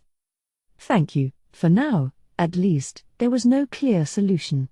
Our only real choice was to remain defiant. We couldn't do anything too bold, and if it came to it, we'd just have to force our rules on them. Nothing told us we had to respect every single law people put upon us. This is Tempest, and we've got our own way of doing things. I mean, sure, if we could respect everybody's regulations, that was the best thing, but either way, we couldn't let those tradesmen go home empty-handed. We'd force the issue, but we'd do it fairly. Even if they didn't like ancient coinage, or IOUs, or payment in barter, I didn't think they had any right to complain. Well, no point worrying too much about this. This is our nation, and if worse comes to worst, we'll make them follow our rules. So don't overthink it and just do what you can. You got it. Mjolmal brightened a bit, apparently relieved. I don't know what the council will say to us, but let's be optimistic, by then, we'll know who this enemy is, at least. Or maybe not an enemy, really, so much as someone feeling us out. It was too early to call them an enemy. Right. Meeting adjourned. Good job, everyone. And with that, this evening's progress report was a wrap. Procrastinating on our problems created some annoying issues for me, I felt, but it wouldn't do to fret about them too much. It looked like Molly was really getting eaten up over it, so I figured I'd shoulder some of the load for him. Wanna head out for a little while, Molly? And you guys, too. None of the men in the room was going to say no. A few of them, like Benimaru, were already in their yukata and ready to have some fun. But I need to start raising money. Oh, quit worrying about that for now. If it's not there, it's not there. If you get so worked up that it knocks you out, that'd be an even bigger problem for us. Mjolnir snickered. Ah, I could never say no to you. Well, all right. I, Mjolnir, am ready to take your offer.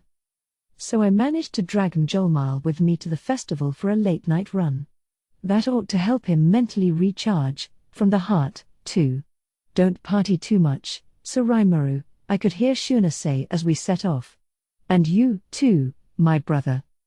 Oh, and by the way, I saw a silver-haired girl have a verbal argument with the proprietor of a certain takoyaki stall that had come up in conversation earlier.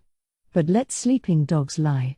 I've said that many times before, but if you stick to that rule, you really do avoid a lot of danger and trouble in your life.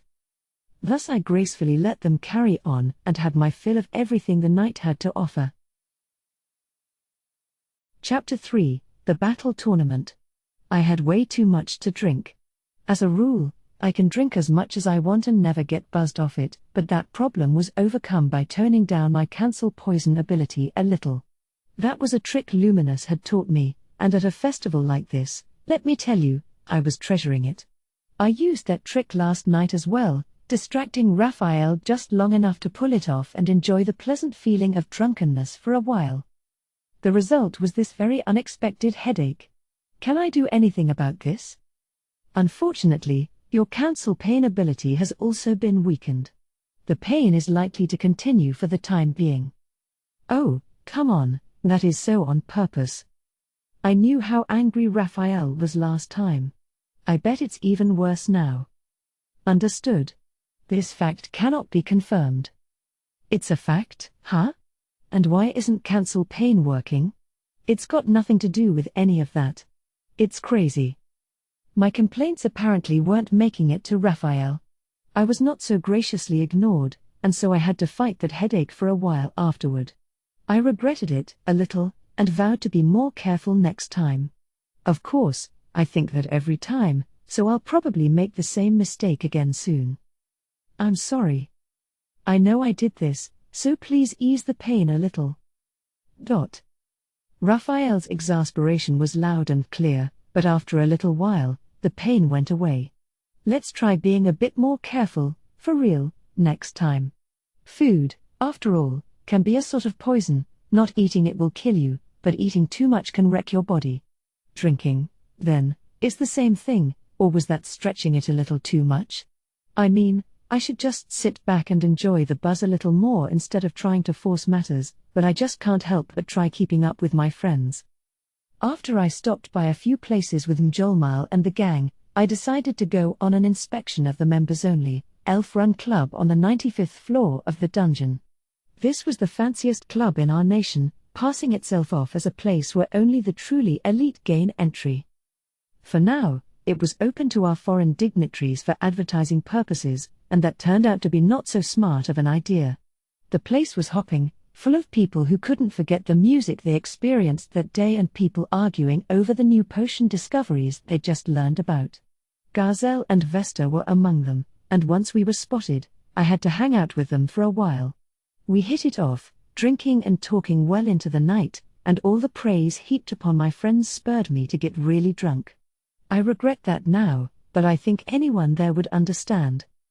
And I wasn't the only one. All the other dignitaries were the same.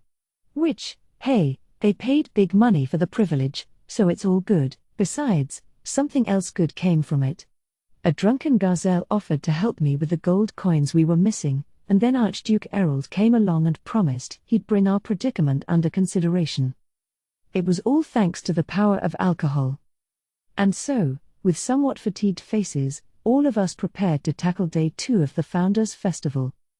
We were at the newly completed Colosseum, a gigantic arena that comfortably seated 50,000. A roof that jutted over the stands kept direct sunlight from hitting them, extending in a U-shape across the arena. It was composed of a thin, membrane-like sheet stretched over a framework that looked like the wings of a dragon, which, really, was designed that way because I thought it looked cool. I wanted something all ominous like that. It really was there to block the sun, but that wasn't what anyone in attendance thought. They looked up at the eerie sight, telling one another about how surprised they were. It even got some of our weirder attendees oddly excited. The stands were full now, not an empty seat in the house. Mjolnir had worked to get people into the Colosseum, and now his efforts were paying off. He didn't leave a single stone unturned. He might have been down in the dumps last night, but there was no doubting it, he was a damn capable man. The flat arena space the stands surrounded was our combat zone, the floor built from gigantic stones carved and buried in the ground. These hard rocks, each around 6 feet square, were placed in neat tiles to form the foundation. The spaces between them were filled with cushioning that also glued them together, forming what looked like a completely smooth rock surface. I had crafted this in the short time we had to work with. Regular rock is over 300 times as solid as concrete, but the type I used here was infused with a great deal of magicules, upping that hardness to 10,000 times, extending 6 feet into the ground. Not even a nuclear shelter could give you that kind of sturdiness. I haven't actually tried it, but I bet it would withstand a bout of nuclear magic without a problem, and it was impervious to both magic and physical attacks. Around this rock floor arena were 2 defensive barriers. The first one was a large magic circle that covered the floor and extended out below the stands, covering the whole ground area so we could use this arena for battle training later. The second one was a circular zone 150 feet in diameter, where spectators could easily see it. It was within this magic space that the fighting would take place in this tournament. The purpose of these dual barriers was to ensure the arena stayed intact and keep stray fallout from hitting the stands. The first one blocked magicules from getting in or out but didn't block any abilities unleashed inside it. This created fears that a powerful enough spell could impact the area around it, and that's where the second barrier came in. If things really got hairy in there, I could invoke Uriel, my ultimate skill, and use it to trigger absolute defense.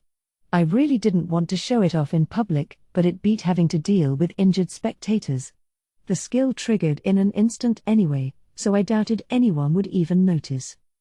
With all these precautions, I figured we were set to go. The 2 barriers alone should handle matters well enough. When my own staff fought in the arena, all bets were off, but the other fighters who qualified for today wouldn't have enough firepower to break through them. Then again, I wasn't expecting Masayuki the hero to join in. Passions were high in the Colosseum. Why wouldn't they be? The battle tournaments in Inglesia were massive events, held every year and featuring contests divided by adventurer rank. In a world without many good entertainment options, a spectacle like this was a festival in itself. However, it wasn't actually open to the common classes. Only the moneyed were allowed in, the others had to sit tight and await the results. Some people would try getting a peek of the action from atop a roof or column, but I was sure it would have been too far away to see much. Compared to that, our Colosseum had tiered seating, providing space for all the throngs, and there were even giant screens on all 4 sides showing the action, a nice extra service. Optical magic was inscribed on these screens, making enlarged imagery like this a snap. Some of the attendees at yesterday's presentation must have guessed it was an adaptation of the projector they saw previously. The screens here were drawing even more interest, again, great PR for us. It was important to cover all the little details like this for our sales pitch. That's the first step to success, one of the lessons I learned during my time working for a company. So essentially, you could see the action from any seat in the arena, and the screens were there to give you a close-up vantage point, so I didn't think we'd be disappointing anyone here today. And now the competitors were approaching the center of the stage, forming a line that faced the VIP boxes we were seated in. The screens showed each one in turn, in enough detail that you could gauge their facial expressions. They all certainly looked unique in their own way, and I knew at least a few of them. Gokta and Geld, of course, but that wasn't all. I basked in the surprise as the introductions began. Each one would get their own little intro, the screens changing their viewpoints to offer a close-up view of the fighter being described. The announcer was Soka, a dragonute working under CI, and she began by announcing the 6 winners of the Battle Royale rounds. First, our most popular competitor. Winner of the first battle yesterday, his name is Masayuki the Hero U. She was really getting into it, standing right in front of the competitors with her face unmasked. This wouldn't affect her work as a covered agent of ours, would it? Not a problem, CI, on standby next to me, said when I asked. She is disguised when on duty, and Soka is particularly gifted at concealing herself. Besides, we need someone among our ranks to serve as a known figure, for the purpose of public events. If that was his take, I saw no need for worry. She clearly had a gift for emceeing anyway. No one has seen his graceful sword skills in person. Why? Because the moment he takes out his blade, his opponent is already dead. So how did he win anything up to now? You could get away with that kind of hype in a street fight, maybe, but Masayuki was winning big tournaments, right? Maybe he would finish off a competitor in one blow, but could he trick an entire audience like that? How did his fight go yesterday? To be honest, there was little we could learn from it. As CI put it, Masayuki hadn't even unsheathed his sword. Some of his friends were among those fighting in his round, and they apparently dispatched all the other fighters, a good 50 of them, before conceding victory to Masayuki. There was no chance to gauge his skills at all. If he had this large a fan base, he clearly had to have some ability, but I still couldn't shake the feeling this was all a big put-on. Ah well. We'll see what he's really made of in the match today. With his overwhelming force, he's become a household name, declaring himself a hero at his tender age. But what does Masayuki have in store for us today? Many are those charmed by his sweet face, and many other women who swooned after one glance from him. Now it's time for all of us to count our blessings, as we're about to see him break out everything he's got. It's Ma. Sa. U. Kiei. Ye are. The audience shouted, buying into Soka's hype. Masayuki was hugely popular, wasn't he? But, I mean, really? He's actually that popular? Also, did Soka come up with that script? If so, she's got a hidden talent. Half of that was pure garbage, the other half bare-faced praise. Where did Ma. Sa. U. Kiei come from anyway? It all but melted my brain as I was listening to it. And it had to be hard for Masayuki, too. What if he got touted like that and lost in the first round? I'd be too ashamed to show my face. If anything, it was a really mean-spirited way to introduce him. It had to be Soka backhandedly slamming him, I thought. No wonder she was CI's closest assistant. Malicious. The next contestant was Jinrei the Mad Wolf. He had a grizzled hero feel, and despite his shabby equipment, he just looked like a badass. One of Masayuki's friends, too. By the looks of things, he wasn't an A rank in terms of strength, but I still felt like you couldn't go easy on this guy. There was a secret lurking around him, if you asked me, and I decided to keep a close eye on his match. Contestant number 3 was a man named Geiei the Flowing Swordsman, whose skills with a blade were his main draw. He dances like a seasoned performer during battle, stealing the hearts of all who watch. Will he show us his graceful moves today, as the blood sprays around him like crashing waves? Whoa. Scary. Dancing around spraying blood is kind of twisted, isn't it? He didn't look as muscular as Jinrei, but depending on those sword skills, maybe he could rank an A. He didn't look like that much of a threat, but I'm sure he was a talented adventurer. The 4th and 5th contestants were familiar to me. They were the chiefs of the bovoids and the equinoids. Why are they here? I asked CI. Well, there have been some rumors spreading around. Rumors? Yes. You know, your offer of naming the champion one of the Big Four. What? For whatever reason, word had gotten out. I figured Gobta or someone must have blabbed about it. As a consequence, large number of monsters had requested last-minute entries in the Battle Royale matches, apparently, resulting in over 300 competitors and one raucous time at the arena yesterday. This included the bovoid and equinoid leaders, competing against each other as much as the rest of the crowd, and they were both lucky enough to reach the quarterfinals. Or maybe luck wasn't involved. They were both formidable creatures, easily worth an A rank, and an adventurer off the street probably wouldn't stand a chance. Still, really, both of them? There were a few monsters ranked A- in each of their preliminary rounds, apparently, but they literally trounced them all, throwing them around like rag dolls. That's what being such powerful bovoids and equinoids got for you. Or to be more specific, the winner of the fourth preliminary, Boovix. Ah, right. I'd named the leader of the bovids Bovix, and to keep from playing favorites, I'd also named the equinoid head Equix. This was, of course, so I could have them serve as bosses inside my labyrinth. I wanted one of them to rule the roost down on floor 50 or, as I suggested to them, maybe even swap duties regularly. They said they had sworn their faith to me, so I didn't hesitate to put them to work, in exchange for naming them. I was used to how this process worked by now, so I tried to hold back my magical energy as much as I could when naming them, but they went and evolved on me anyway. Bovix was now a tauroid, while Equix became a centoid, and given that both were A-ranked before, they had become far stronger than I expected. Plus. Question. Am I allowed to apply an experimental skill gift to the subject Bovix? Yes. No. Raphael, Professor Raphael seemed awfully excited about the idea.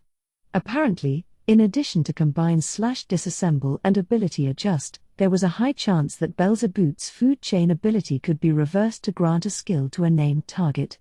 The conditions and compatibilities involved were a bit tricky, but Raphael was eager to try it out, so I thought yes to myself.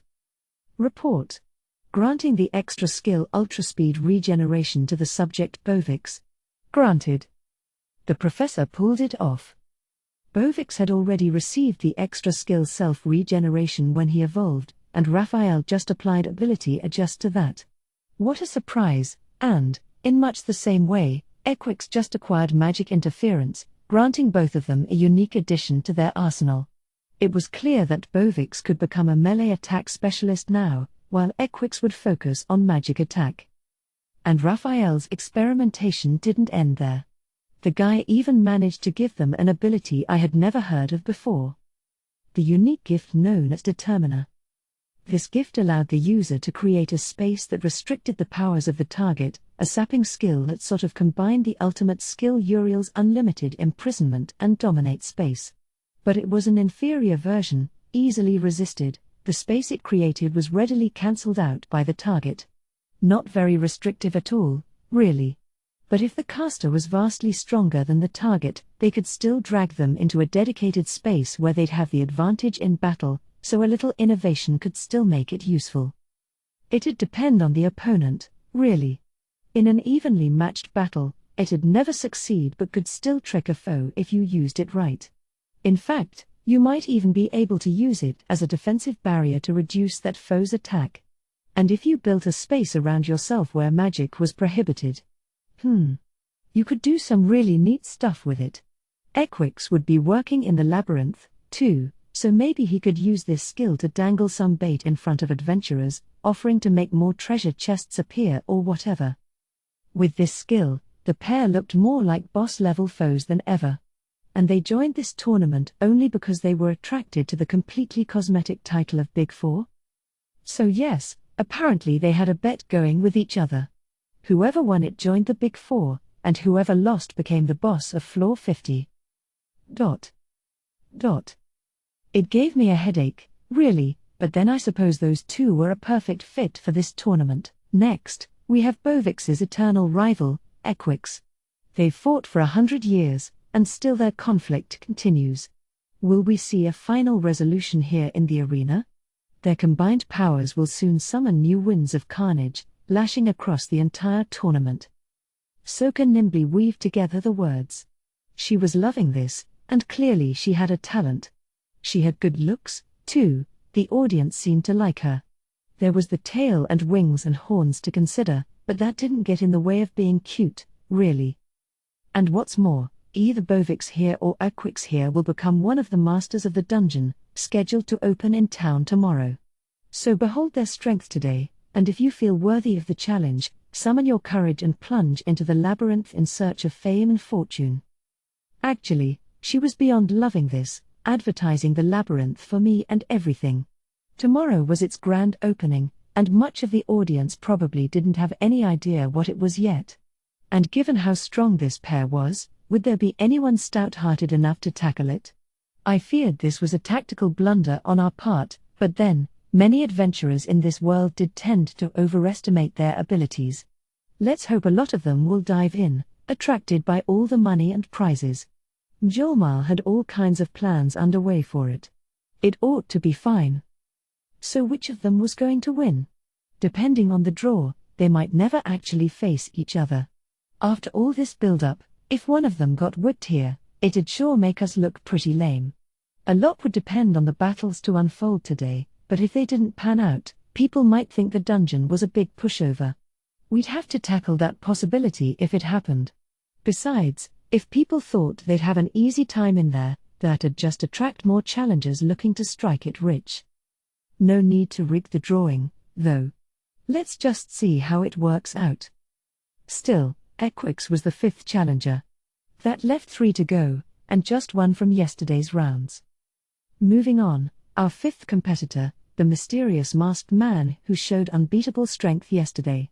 Under his lion mask, he remains anonymous. Is he a defender of justice or a servant of evil? And how will he charm us all on the battlefield today? PFFFTTT. The moment I laid eyes on Lion Mask, I spat out the juice I was drinking. SDI. Is that? Yes, there is no mistaking him. He didn't name him, but CI was just as sure of his identity. Didn't Diablo tell me none of them would be a concern? What is he, blind? That, or Diablo was being way overconfident, but forget about Diablo a moment. I could see a trio in the arena cheering Lion Mask on, tears in their eyes. One was tall, with a tensed-up body, a gentle face, and an earring. Another was a huge pile of muscle with a nose ring, and the third was short, squat, and straight-up fat, with a pierced lip. They had wild hairstyles in funky colors, and, well, why beat around the bush? These were Dagrol's sons. You could tell because they had clothing on with slogans like Xion Fan Club and Xion for Life on them. That's them, all right. Ever since Xion beat the crap out of them, they'd become her biggest fans. Maybe this was some form of masochistic fetish they developed after getting their asses handed to them. I don't know, that's not a world I want to get intimate with. I wanted to ask if they were feeling all right, but I suppose that if you didn't know Xion, you'd see her as this cool, intelligent beauty. That's how I had thought of her at first, too, actually. But who cares? Let them be. It's a matter of time before they learn the truth and their dreams are shattered, but that was the life they chose. We had agreed to keep a half-hearted eye on them and put them under Xion's training, but... Hey, CI, why is that trio cheering for Lion Mask? Because they all lost to him yesterday, I would imagine. Aha. They might have looked like jokes, but they did have the magical energy of a former demon lord. Xion had whipped them thanks to their lack of battle tactics, but they weren't pushovers at all. In fact, they probably still ranked above the recently evolved Bovix and Equix, and if this masked fighter beat all three of them at once, there was no longer much doubting his identity. How disappointing. I'll need to work them harder than ever now. Xion seemed angry at them, but honestly, I had some pity for the brothers. They messed with the wrong guy, is all. They were too cocky for their own good, I'm sure, but against a former demon lord who still packed one of the meanest punches in the world, it was like a grown-up pitted against a team of kindergarteners. It'd be crazy to expect them to win. Still, though, all three of them getting thrown into the same match. Against that monster? Talk about bad luck on all sides. One of them could have had a chance at the grand prize if things had worked out otherwise. But Xion was revving to train them more than ever now, so let's look forward to that. And I've just received a message from a certain anonymous fan. It says, I can't be here, but you better do your best for me. I know you know this, but don't let anyone discover your secret identity, no matter what. Good luck. Whatever could that mean? I don't know, but it sounds like a nice message of support for Lion Mask. Of course she knew. Soka knew, and she was enjoying it. Had Milim gotten in touch with her at some point? Right now, According to what she told me, at least, Milim was busily applying the final touches to the labyrinth. I let her go, since it beat her getting in my hair over here, but I never thought she'd meddle with me like this. I hadn't called Veldora over here, either. He should be with Milim and Ramirez right now, having fun building the dungeon and losing all sense of time. I didn't want him getting too excited and raising the place, which was one reason I didn't invite him. Milim throwing an underling into the arena was a surprise, but Veldora, at least, didn't have anyone like that to turn to. So who would win it all here? Lion Mask had a massive strength advantage over anyone else, and while Geld couldn't match that, I figured he had the best chance at him out of anyone. I wanted him to win, but it'd be an uphill battle, huh? At least Lion Mask's victory wouldn't lead to any problems, unless there was some kind of double KO situation with Geld. I also wanted to see what would happen if he drew Masayuki. The hero had to fight sometime, after all, if he wanted to win, right? Either way, good luck to the guy. Those were the 6 qualifiers from yesterday. That just left the special entries. And now to introduce the strongest of the strong. The greatest among the government officials of Tempest, 2 titans joining us in the Colosseum. Each of them boasts the offensive force of 1,000, and if they win, they've been promised a position in Sir Raimuru's vaunted Big Four. The rumors had already spread like wildfire, but hearing the term Big Four get bandied about was honestly embarrassing. For Shion, though, it was a badge of pride, and I could see the monsters in the audience looking at Gobta and Geld with awe. Everyone seemed to see a lot more value in the Big Four than I originally envisioned. First, the elite fighter whose aloof demeanor makes all the girls go wild, the warrior captain who takes his genius in stride, Guopta. Ladies and gentlemen, what are we going to see from him today? Aloof? Are you sure you're using that word right? And Gobta was visibly pale up there on the arena floor. I thought I could hear him internally shouting, "I'm outta here." I could see why. He was completely outclassed by Lion Mask. If they were to face each other in battle, he'd be beaten beyond half to death even if the guy went easy. Sorry, Gobta. I wasn't quite expecting this. If you want to resent anyone for this, resent Milim for putting her ringer in on a total lark. But maybe. Hey, if Gobta really strove for it, maybe he could tap into some kind of hidden strength, you know? For all we knew, he might suddenly awaken to amazing powers, the likes of which not even I've spotted on him so far. This ought to be fun. I could see the path ahead for Gobta was just beginning. Anyway, that just left Geld, and with the warm-up acts introduced, I now present to you the star performer, Sir Geld, the High Orc Savior. The guardian angel of Tempest, his iron wall defense repels all would-be attackers. Whoa there, Soka. Did you really call everyone up to now, Gobta included, warm-ups and give Geld more of a straight-up intro? He'd been a top official of mine for a while, yes, but you know, Gobta's an old veteran by now, too.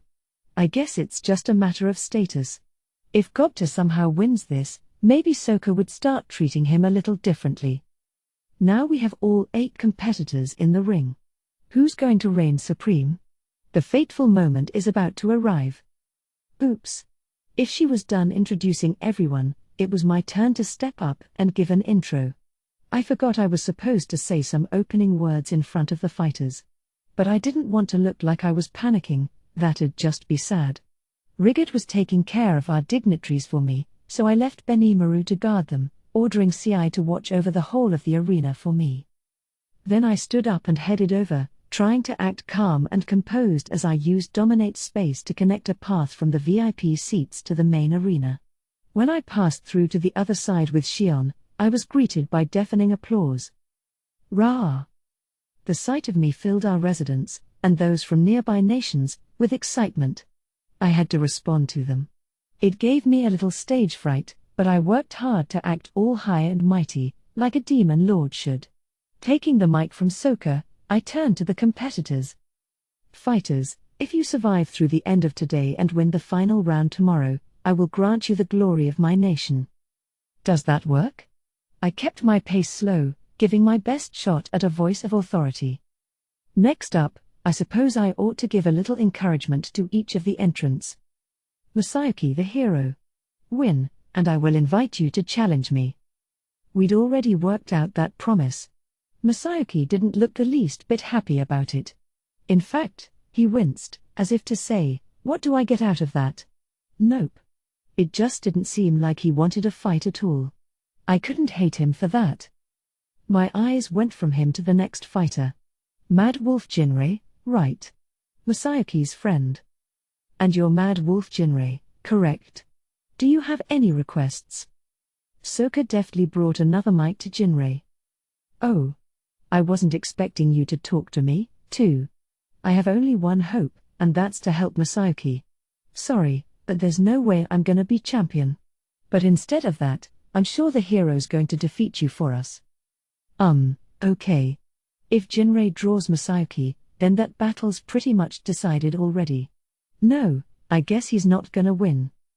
Very well. In light of your sportsmanship, no matter what results we see, I will prepare a new weapon and armor set for you. Please consider it a token of my respect for a gallant warrior. Given the occasion, I figured a reward along those lines was suitable. Masayuki's band joining the tournament certainly put a lot more butts in our seats. I wanted to repay him for it, but more than that, I wanted to impress the world with how big-hearted I was. Humph. Well, if you're given, I'm taken, but don't think you can win me over with bribery, okay? With a final snort, he handed the mic back to Soka. He had a lot of sass, but I thought my kindness came across to him.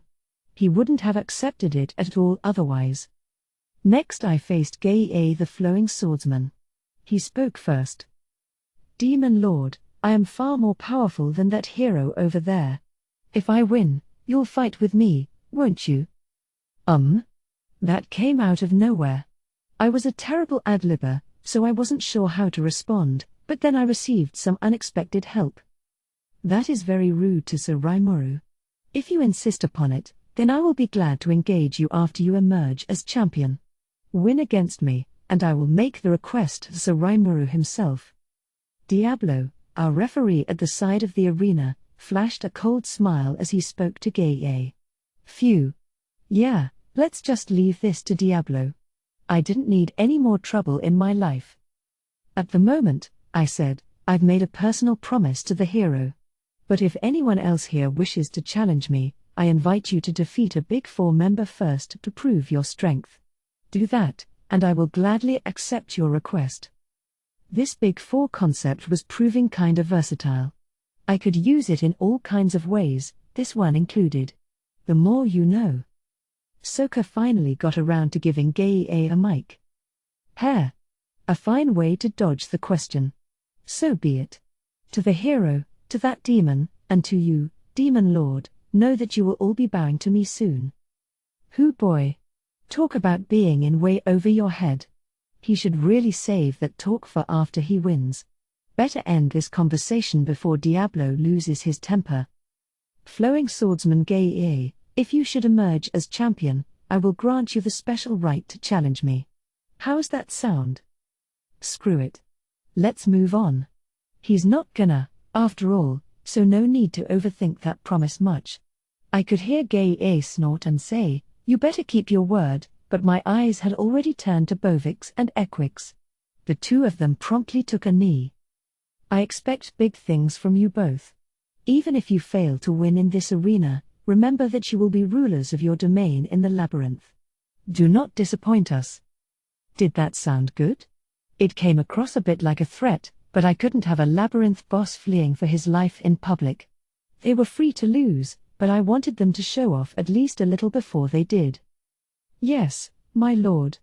By the name you granted me, I, Bovix, swear I will not stain your reputation as I give everything I have to the battle. And I, Equix, promise you we will honor your glory. As members of this great nation, we will bestow great prestige to it in our fighting. Good, good. A little stiff, but at least they were prepared for battle. And even if they lost, they could take turns guarding the area halfway down the dungeon. I didn't think either of them had a chance here, but let's just make sure they don't embarrass themselves. Which brought us to this guy. Lion Mask. Don't be too reckless up here, okay? Whoa, Whoa, that's all you got for me? Be serious. I am serious. So, yeah. There was nothing I could say to him. I could ask him to withdraw or wish him good luck, and it'd all just seem so weird. I'd be willing to cheer for him depending on who he drew, but if he got paired with, for example, Gobta, that'd be a nightmare. Masayuki would be a perfect opponent for him, but I wasn't gonna pin my hopes on that. If his identity got exposed somehow, that'd shake people's faith in all of us. It'd be a huge wasted opportunity. Honestly, I couldn't do much apart from hope for the luck of the draw. Onward. Gobta. Great job making it this far. I had a bye. I just know you can win this. I believe in you. I gave him the best pep talk I could, completely ignoring his response. Nowhere to run for him. I was sure he'd do his best to win, in his own way. And that just left Geld. Geld, you're a strong orc. I want you to use that strengths to the hilt in this tournament. Yes, Sir Rimuru. I expected big things from him. Wish I heard some of that from you, I could hear Gobta say, but I was done with him. Geld was more the strong, silent type, so we were finished in short order. The rest, I was sure, he'd demonstrate with his actions. After that, it was time to draw the matchings for the tournament. We'd be staging the quarter and semi-final matches today, with the championship fight slated for tomorrow. That meant 6 fights today, and we weren't going to hold a third-place match, so tomorrow would consist of a single bout. The competitors all drew numbers at random: Masayuki number 3, Jinrei number 4, Geiie number 5, Bovix number 1, Equix number 2, Lion Mask number 8, Gobta number 6, and Geld number 7. These were then put in a bag and picked, one at a time, the resulting pairings being added to an on-stage bracket. The results. Match 1, Bovix vs Equix. Match 2, the hero Masayuki vs Mad Wolf Jinrei. Match 3, Flowing Swordsman Geiie vs Gobta. Match 4, Geld vs Lion Mask. This drawing was completely fair, so I couldn't complain, but damn, Masayuki was lucky. That was basically a bye he drew for the quarterfinals. Meanwhile, poor Geld, facing Lion Mask first thing and all. Could he win? I was honestly interested. It was definitely an exciting matchup, even though I couldn't welcome it with open arms. In terms of testing out Masayuki, it was pretty much the worst drawing possible. Whoever won match 2 would be facing him in the semis, and Bovix vs Equix would be a hell of a match, too. The problem was, it was too good a match, one bound to exhaust both sides and leave the winner completely out of gas against a fresh, untouched Masayuki. Meanwhile, the top fighter from matches 3 and 4 would go on to the finals, but if we wound up with Gobta duking it out against Geld in the semis, they'd also be too tired to thoroughly test Masayuki's skill. Plus, Lion Mask was in the mix, and him versus Geld was, as I said, a fight up there with Bovix vs Equix in excitement. I didn't know how serious Lion Mask was about this tournament, but Geld did have a lot of strength by now. Having them both fight each other in the first round? I just couldn't believe that draw. It was like destiny itself arranged things so Masayuki would have as easy a time as possible. Well, no point whining about it. I could make all the predictions I wanted, but nobody knew how this would turn out. And while I pondered that, the first match was already about to begin. The other fighters stepped out of the arena, moving back to their waiting area. Bovix and Equix stood at the center, staring each other down and talking trash. Hey there, Equix. We should have settled this score long ago, just the two of us. Our fates have intertwined for far too long, I hope you're ready to end it here. Don't be stupid, Bovix. I, Equix, am the only one worthy to serve in Sir Rimuru's elite Big Four. It'd be far more suitable for you to hole up in the labyrinth, enjoying your retirement. Silence. Why would the likes of you ever deserve to be in the all-dominating Big Four? Without warning, their battle began. They were both close-quarters power types, axe and shield against spear and shield in a pitched battle. Seeing them fight, you could tell they were melee types, not the sort to cast magic or other arts. Bovix hefted his large axe upward, swinging it down toward the floor, but it clanged against Equix's shield as he pushed it back.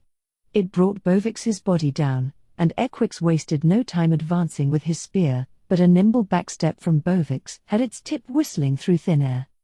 The battle continued for a good 20 minutes, an edge-of-your-seat balance between offense and defense that showed no signs of letting up. They had fought for the past 100 years, and this duel didn't look like it'd end any sooner.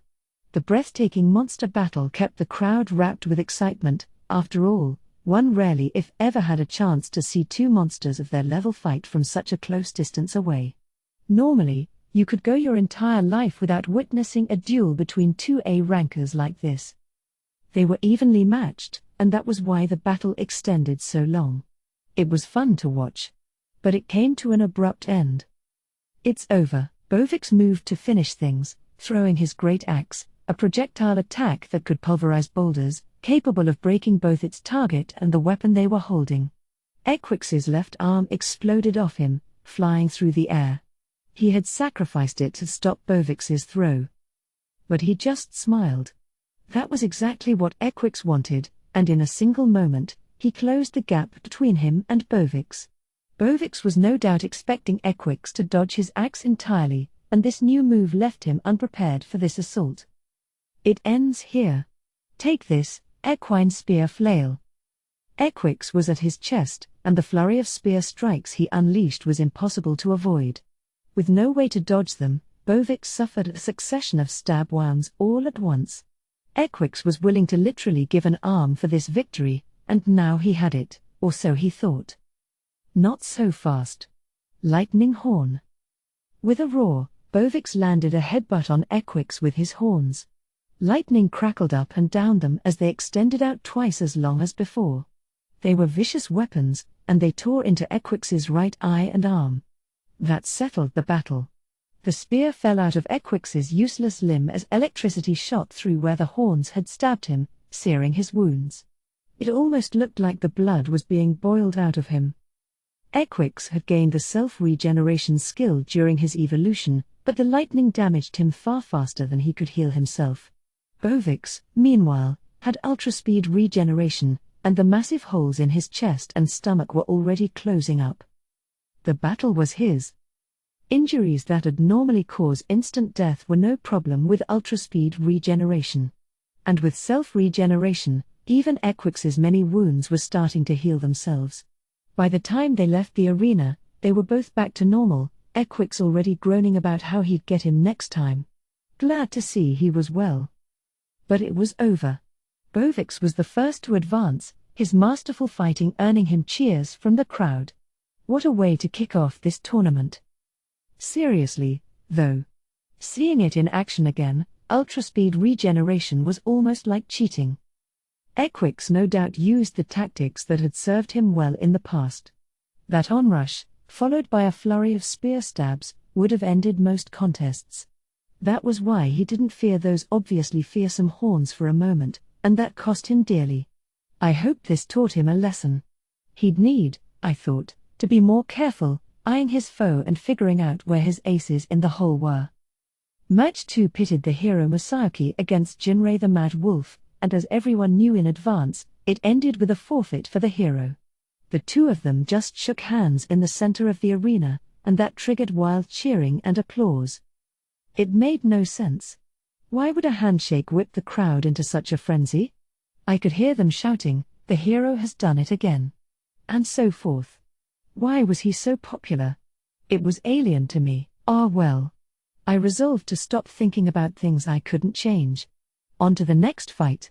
Match 3 was the flowing swordsman Gei against Gobta. How would it turn out? By the looks of it, Gei qualified for the rank of A, if barely. His weapon and armor were all rare-level goods, proving that as an adventurer, he was among the best in the business, but Gobta had a set of unique class armor. I didn't think he was Gei's match in skill, but add all their traits together, and you had a pretty decent matchup. Ready? And begin. The battle started at Soka's signal. Ha! With a short breath, Gei planted his feet down and thrust his sword. It was a sharp thrust, and I saw where the flowing part of his nickname came from. Excellent work. But Gobta's chest guard blocked it. What? Such fine armor for petty infantry? Gah. That's too fast. This happened just after the starting signal. Gobta didn't even have enough time to remove his dagger. God damn it. I said to myself, scolding him. You're leaving yourself far too open. Gobta's armor staved off the blow, but it wouldn't next time. It was Gaia's excessive self-confidence that saved him there, but next time he'd clearly go for a joint or some other unprotected spot. PFFFT. How about this? He unleashed a dancing slash, striking at Gobta multiple times. Gobta managed to dodge them all, already at the end of his rope and practically on the verge of tears. By the look on his face, he was probably aiming to get run out of the ring and disqualified. Victory was quickly off the table. He was just trying to protect himself, and that might have been the right answer, but I wish he could have tried a little harder. Given how interesting a match this looked like on paper, Gobta's reaction was a disappointment. I thought that settled it, but, tantalizingly enough, the battle just refused to end. Gobta kept sidling over to the edge of the arena, and Gaia kept cutting him off. Is he toying with him? He doesn't seem to be a very nice person, no. Gobta is hardly gallant himself, but I find this man's behavior quite distasteful. Xion and I were in agreement. Now I kind of wanted Gobta to win. Ha ha ha. Think you can run from me, you peon? Gaia fought with a bastard sword, its length somewhere between short and long. He also had a gauntlet on his left hand that he landed punches with, no doubt to devastating effect. It was an unusual fighting style, and when he came at you with both arms raised, it was hard to guess exactly what he'd do. To Gobta, who learned more standard swordsmanship, it was no doubt a tricky foe to juggle. Still, Gaia never landed any decisive wound. The only real blow so far was the very first one on Gobta's chest plate. Gobta's being very observant, Xion remarked. You wouldn't be able to dodge those sword strikes for so long unless you could keep up with how he moved his weapon. She had high praise for him, and so did I. He did take a few punches, but any sword slashes were always met, and deflected, with his dagger. All right. Come on, Gobta. Stay focused. Show me what's in you and beat this guy. I'll give you a raise in your allowance. And, if you win the whole tournament, I'll give you that new fishing pole you wanted. Ah, really? Then I'm pulling out my last resort, okay. If he had a last resort, I really wished he'd used it sooner. But regardless, my encouragement seemed to do the trick. He actually wanted to fight. I wasn't exactly thrilled with resorting to bribery with him, but with someone as lazy as Gobta, that should have been my first tactic. I mean, I already had Geld in there. I didn't expect much out of Gobta, but with things as they were, I really needed a full effort from him. Gah ha ha ha ha. Don't try to look smart around me, peon. The likes of you could never beat the strongest out there. Gaia continued to give chase, laughing the whole way. He was no doubt sure of his victory, not even bothering to keep an eye on Gobta. But now Gobta was prepared to do anything to win, and thus, Gaia was doomed. Summon. Okay, come on over. Gobta was head of the Goblin Riders, and, of course, that meant he could summon a Starwolf and unify with it. This gave him magicule energy on the level of an A- monster, combined with the sword skills drummed into him by Hakuro. Against someone like Gaia, he could more than hold his own. Again, though. Why didn't you just do this first, man? Damn it, Gobta. He just wanted to lose this ASAP, I knew it. But at least now he was serious about. Huh? What? Summoning, eh? But a dark direwolf is no threat to. Then Gaia fell silent. The dark-colored wolf Gobta had summoned had smashed into him at top speed. The swordsman was wrong. Gobta hadn't summoned a direwolf of any sort, a C or D level threat at best. Instead, this dark wolf, wagging his tail and pinning Gaia to the ground as he licked him. It couldn't have been anyone but Ranga. Ranga. What are you doing? TCH. Quite a tactic. I must hand it to Ranga. He's become quite the schemer. I don't think so, Shion. I really don't think so. Gobta looked just as surprised as us, so I didn't think he meant to do that. This was purely Ranga's doing. He must have barged into Gobta's summoning without asking. And here I thought he was sleeping in my shadow. I had no idea he'd hatched this sort of plan. Sokka ran up to Gaie, then turned toward Diablo. Gaie is unconscious. A brilliant move. I think the battle's over. Diablo the referee, his face deadpan, ruled this a valid attack. He had to have recognized Ranga, right? I mean, I knew he was in his smaller, regular wolf size, but… oh well. They got along, that much I knew. And the winner is… Gu-oo-ta-ah. Sokka's proclamation was drowned out by the cheers. Given the lack of booing from the crowd, everyone must have accepted summons as fair game in this match. Really? Whispered Gobta. Nobody heard him in the roar. But, can we really get away with this? Summoning magic is explicitly allowed in the rules. I would think it is not a problem. Well, if Rigard thought so, then all right, but Ranga decided to join in, huh? Are you sure this isn't an infraction? Because up to now, I'd given Gobta zero chance of winning his first round, but with Ranga, there was no telling any longer. Considering my initial goal of testing out Masayaki's skills, maybe this was a blessing in disguise. Right. Time to stop worrying about it. I defiantly decided to let it go. Match 4, Geld vs Lion Mask, was another one worth watching. Heh. Nice to see I can kick ass for the first time in a while, huh? Lion Mask was certainly ready for this. Being able to cross arms with such a vaunted warrior is a very unexpected surprise. I will make the most of this chance to fight such a seasoned opponent and tackle you with everything I have. With that, Geld removed the top half of his armor and readied his fists. Ho! You want to fight barehanded? Nice. That's another one of my specialties. He took his own stance against Geld. What followed was one for the ages, a battle that was sure to go down in the history of this tournament. It was fist against fist, generating great shockwaves of force that sent howling winds across the arena. Geld didn't use kicks at all, battling exclusively with punches and throws while shuffling his legs to maintain balance. No matter what attack was thrown at him, he didn't waver at all. It was… what do you call it? The peekaboo style, a term I remembered seeing in one boxing manga or another.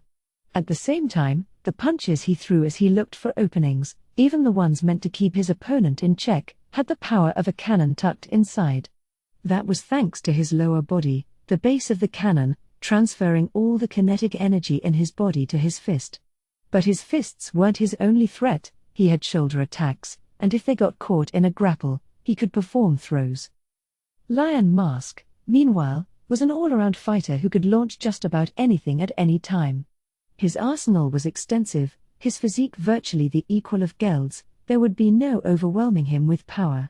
In this world, magical energy meant a lot more than external looks, so Lion Mask may as well have been stronger than Geld, but not even he could stay on the attack for long, a testament to Geld's superior defensive skills. Kicks that could crush rocks slammed against his arms, attempting to throw him off balance, but Geld paid them no mind. So Lion Mask attempted every other trick in the book: jabs, chops, roundhouses, and axe kicks from all directions. All this at speeds that fooled you into thinking there were multiple Lion Masks. The flurry of attacks all nimbly hit home, but none of them affected a defense-focused Geld. Ha! Man, this is fun. You're taking my blows like they're a passing breeze. Heh. I am the one who should be complaining, Geld replied, frustration in his voice. You give me no chance to counter you. Your attacks seem rough, but each one is well refined. He was holding out well enough for now, but he must have felt that things would only go downhill from here. Lion Mask's strength was the real thing, and there was no telling how deep down it went. The way he'd unleash blows that cut through his armor, far enough out of range to avoid counters, it reminded me of an attack helicopter. It was clear who had the upper hand, but it took more than strength to decide a battle. Sometimes, luck played a part, and who would Lady Luck smile upon today? The crowd was growing more passionate by the moment. Whoa. Wow, what is that? Someone shouted at the top of their lungs, a bag of fries from the food stalls in one hand. Others were excitedly cheering, their faces reddened from the beer they were drinking. The crowd knew just how amazing these fighters were, and it made them roar their approval. Geld, the calm, reserved professional, against Lion Mask, whose aura just made you want to worship him. This fight definitely made a known name out of the two of them. The blows they exchanged were devastating, but they didn't seem any closer to resolving this. It was 2 steps forward, 2 steps back, both fighters keeping it even as time wore on. The same held true after half an hour, an excited Soka offering her commentary the whole way. Even Diablo kept close watch over them, eyes deadly serious. 20 minutes later. You've done well to hold out against me this long. My compliments to you. It is an honor, receiving such praise from such a lofty figure. Enough flattery. But let me ask you something. Anything. Why aren't you using any skills? Isn't it evident? Because you still have not shown your true self to me. Ha. You call me a lofty figure, but you were aiming to win? Interesting. I can't show you my full true self, but I can show you some real moves. They spoke as they kept up the onslaught. The audience couldn't have heard it, but I picked it all up through Diablo's ears. Geld's lack of skill usage was a mystery to me as well, but that was why? Geld wanted to fight against Lion Mask and notch an unconditional victory. Lion Mask, or, let's just say it, Carillion, could animalize at any time to unlock his full force in battle. His current form was just a temporary one, he couldn't tap his full potential like this. Geld knew it, and that was why he fought strictly with his own body, not resorting to Protector or Gourmet even once. I was sure he didn't want to get that serious with the fight in public. Of course, that anonymous letter read in the introductions all but ordered him not to. Carillion was no doubt in agreement, and if it meant revealing his identity, then going all out in this arena was off the table. Even so, he was strong. Your average monster or magic-born didn't stand a chance, he could even conquer high-level elementals. Despite that, Carillion was beginning to get a little serious. Let's go. Year. A golden burst of mystical force flashed for just a moment, focusing itself on Carillion's right hand. The fist plowed into Geld's arms, leaving afterimages behind. The force was shuddering, exploding against both his arms, sending them flying away from the now exposed pit of his stomach. It was one of his weak points, and Carillion wasted no time throwing a right jab straight at it. The shock wave coursed across Geld's body with an energy that was physically destructive. Well done. This is the end for me. Geld staggered back. But he did not fall. He was trying to make his way outside the ring boundary. Diablo ran over to prop him up, looking towards Soka. It's over. The winner is Lia Aoun, Maha asked. Massive cheers. Massive applause. The crowd didn't hold back for a moment, screaming their praise at the competitors. I call that lion cannon fist. You should be proud, Geld. Not only did you take the full brunt of one of my secret moves and survive, you're still able to walk. Hair. I would love for us to fight no holds barred sometime. So would I. I haven't had a scrap this fun in a while. Geld and Carillion both nodded, each treating the other with respect. I could tell they had a deep, heartfelt connection now. Neither of them thought this was the end, and it wasn't. If they both got serious and used their full arsenal of skills, the whole match would have been different. But the win went to Carillion this time, and Geld was out of the tournament. Still, I wanted to tell Geld that I was proud of him. These cheers right now, this was what it was all about. That's how amazing about this was. I clapped as loudly as all the others as Geld left the arena. The quarterfinals were in the books, and it was time for an intermission. The semi-finals would take place after the lunch hour. A lot of the next round would come down to how fatigued the winners from the last one were. We had healing potions for all the competitors, so their physical injuries were healed, but you couldn't tell how they were doing magicule-wise from the outside. With the morning's excitement still on everyone's mind, the fifth match of the day was about to begin. In the center of the arena, Masayuki and Bovix faced each other down, ready to fight for a berth in tomorrow's final. The big question for this bout: were Masayuki's powers real, so to speak? Because unless my mind was playing tricks on me, it looked like Masayuki's knees were quivering a bit.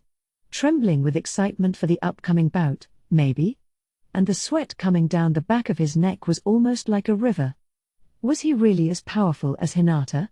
I just couldn't convince myself of that. As I observed him, Bovix helped himself to Soka's mic. "So you're the hero who picked a fight with Sir Rimuru? A pity, then, you so fail to realize your place." He was taunting Masayuki. But the hero just gave him an aloof smile, or, to put it in a less complimentary way, his mouth gave an odd twitch, and let it slide. Then he extended a hand to Soka, asking for a mic. "Hair. Your fighting was a marvel to see." Yes. He wasn't taking the bait. In fact, he was praising him. "Masayuki's more mature than I thought. But that makes it all the more a pity." "A pity? What is a pity about it?" The hero didn't seem in a great hurry to start this match. What was he going to say next? "If you were in peak shape, it would have been fine for me to fight with my full strength. But you used the majority of your endurance in the previous round, didn't you? I just find that to be such a pity." I wasn't expecting him to announce that he'd not fight all out this round. It seemed like a sincere gesture, that, or maybe just making excuses. "What are you?" I just mean, if I fought and beat you right now, I wouldn't get any joy out of it. I've heard the Demon Lord Rimuru appointed you one of the masters of the labyrinth he's prepared. I guess you're more interested in joining the Big Four, but... Fool. The role of Master of Floor 50, the midsection of the dungeon, is a great honor for myself and Equix. But it will not prevent me from aiming for even loftier heights. Oh? Well, sorry to say, but the way I see it, Guild yesterday looked far more suited to the Big Four than you strength-wise. NNNNNNGH. First he praised him, then he dissed him. What was Masayuki thinking? If I fight you now, I'm likely gonna win. But at your full, rested peak, I don't know how it'd go, especially down in the labyrinth, your home turf. I just think, it'd be such a waste if we had to settle this right now. NNNNNH? Whoa, man.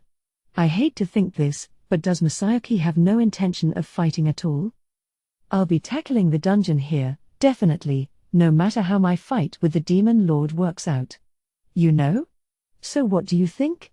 You can get back to full strength, I can meet you down there, and you can try to fend me off. Now I was sure of it.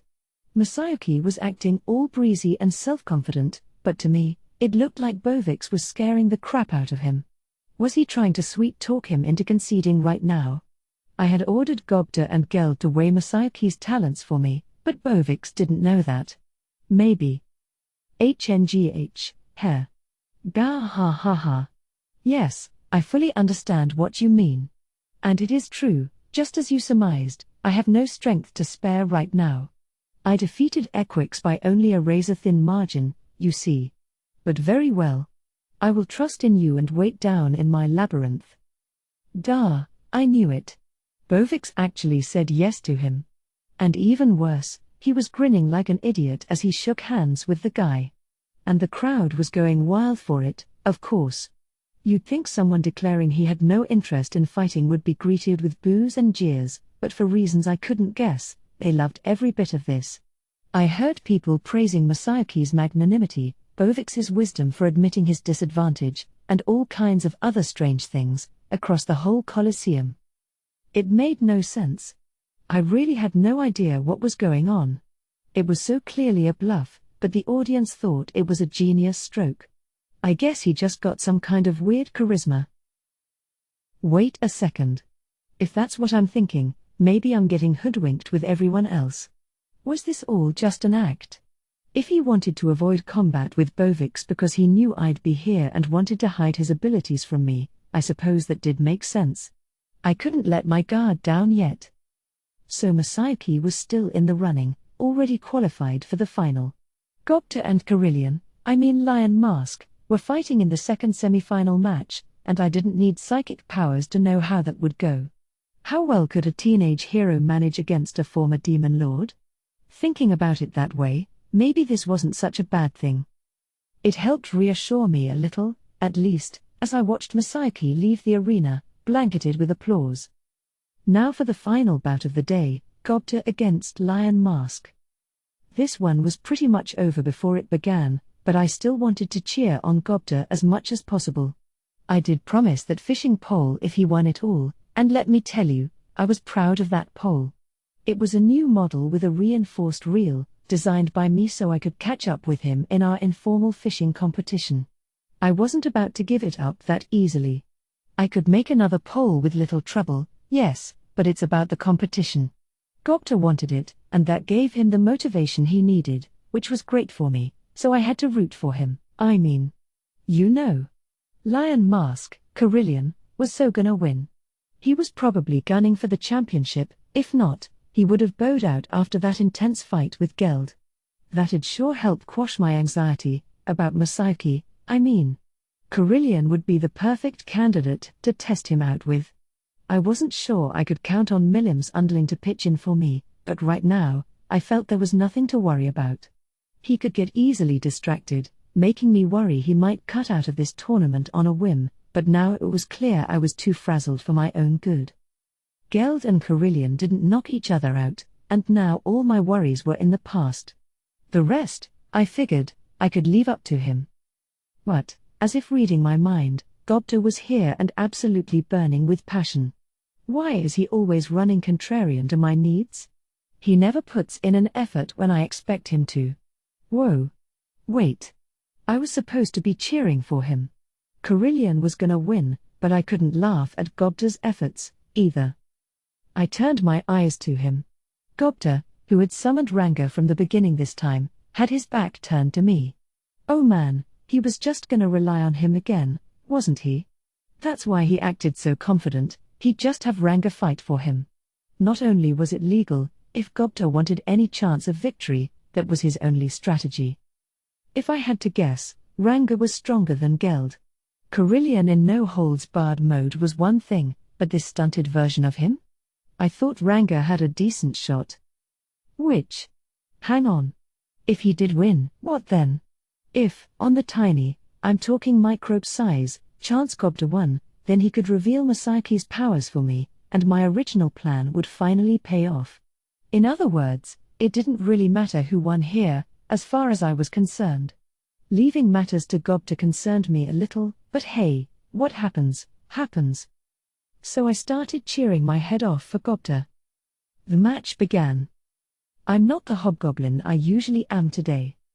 Then why were you running from your last opponent? Don't make me laugh, kid. Listen, before anyone gets hurt, why don't you just hurry up and forfeit?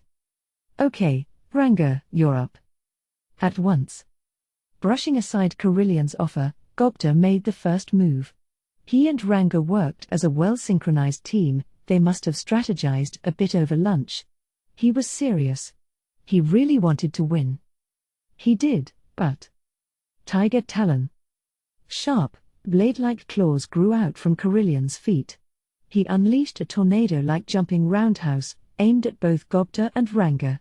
His long, sharpened claws offered no clue about their trajectory, and even if you dodged them, their tips emitted some kind of vorpal wave that cut through any target they faced. This skill was just something for Carillion to play with, but to Gobta, it'd probably make his life pass before his eyes. Gobta fell off Ranga. I knew it. This was just asking too much. He frantically clambered away, attempting to scamper out of Carillion's sight, but nobody had any right to laugh. Yeah, the crowd was all laughing, but they could do that because they didn't realize how fearsome Carillion was. Just facing him up and attempting a frontal attack deserved to be praised. But Carillion left him alone. Or really, he had to, because Ranga, freed from the weight of Gobta, was now snarling at him. He was currently the size of a large dog, but even so, his teeth and claws were sharp enough. TCH. Carillion stopped those fangs with his left arm, letting it be sacrificed to his bite. Then he brought the arm straight down, sending Ranga crashing toward the ground. But Ranga didn't relent. With a spin, he kicked against the stone floor and out of harm's way. Whoa. That's some wolf there. Yeah, but aren't dark direwolves ranked C at best? Oh, you mean the monster Sergei mentioned? But is that really a direwolf? The crowd was already stirring, astonished at Ranga's moves. Some of them were already conjecturing on what he could be. He's a Tempest Starwolf, guys. Special A grade and not the kind of thing you'll see raiding your garbage at night. Elephant Stampede. Carillion broke out another attack. The aura needed into it smashed into the ground from the skies above, like random lightning strikes. There might have been room to escape in an open environment, but not in this arena. If a ring out counted as a loss, your only choice was to take the blow. Or so I thought. But Ranga fled right away from it. Huh? Carillion was the most surprised of all. He probably didn't expect Ranga to just give up the match. It disappointed him a little, and for just a moment, that left him open. Yeah, right there. Ah. Was that Gobta talking? And that black shadow setting off on cue, it was Ranga. Just when I thought he'd fled outside the arena, he jumped right out of Gobta's shadow, like nothing was amiss. Weren't you out of the ring? Carillion shouted. K-hair. A resummon is not against the rules. Diablo shot the ex-demon lord down. Carillion blew it. Yes, Ranga was much stronger than Gobta. In Carillion's eyes, Ranga needed far more attention paid to him. But his opponent was Gobta, and as long as he didn't step out of the arena, he hadn't lost. It was an underhanded move, but ever since this match began, he had been towing the boundary. This was what he'd aimed for the whole time, playing the fool while hungrily striving for victory. This was how he'd do it, and the results changed the tide of the match. A fang brushed past Carillion's head. The attack caught him off guard, and he dodged it by a hairbreadth, or maybe not. I thought he'd fully avoided it, but then Carillion brought a frenzied hand to his face. Just as he intended to, Ranga had struck a successful blow. The attack took its toll, too. Carillion was on his guard, of course, but he must have been confident that he could weather any blow as long as it wasn't a direct hit. Instead of clumsily staggering back to dodge Ranga, he dodged just barely enough to segue to his next move, a simple choice for someone as dominant as Carillion. As a masterful lord of the battlefield, he had to make it look easy, that's how he thought, and his powers made that naturally possible. That's why he had the strength and agility to dodge the attack that came after Ranga's surprise reappearance. This time, however, Ranga wasn't aiming for Carillion at all but the mask he had on. With his honed instincts, Carillion decided to do the bare minimum necessary to avoid taking damage, and that let Ranga bite right through his mask. Now Gobta was all smiles. Sweet. Right on target. He joyfully shouted. Then he whipped out his dagger and launched a shot of icicle lance. Take this. Why, you little sneak. The bolt wasn't meant to topple Carillion but to rip the mask off him. Likely realizing this, Carillion fought back with both hands over his face, and that gave Ranga free rein to attack. And with his hands essentially tied behind his back, fending off the Starwolf was a Herculean task. So dirty. What a cowardly way to fight. Fight for real, you bastard. The spectators weren't exactly satisfied with this. But Gobta didn't care. Shut up. In this world, might makes right. Soromaru said so himself. He was playing to the audience now, shouting right at them. I really wished he wouldn't drag me into this. TCH. I can see why he's aiming for a spot in the Demon Lord's Big Four. Fighting like that, and not being ashamed of it for a moment. Yeah. In fact, he's acting like this is a completely normal tactic. He looks kinda dopey, but he's sharp, you know? He was aiming for that from the get-go. I I bet the Demon Lord suggested it to him. I mean, check out that stupid-looking face of his. You think he could have come up with that? Scary, isn't it?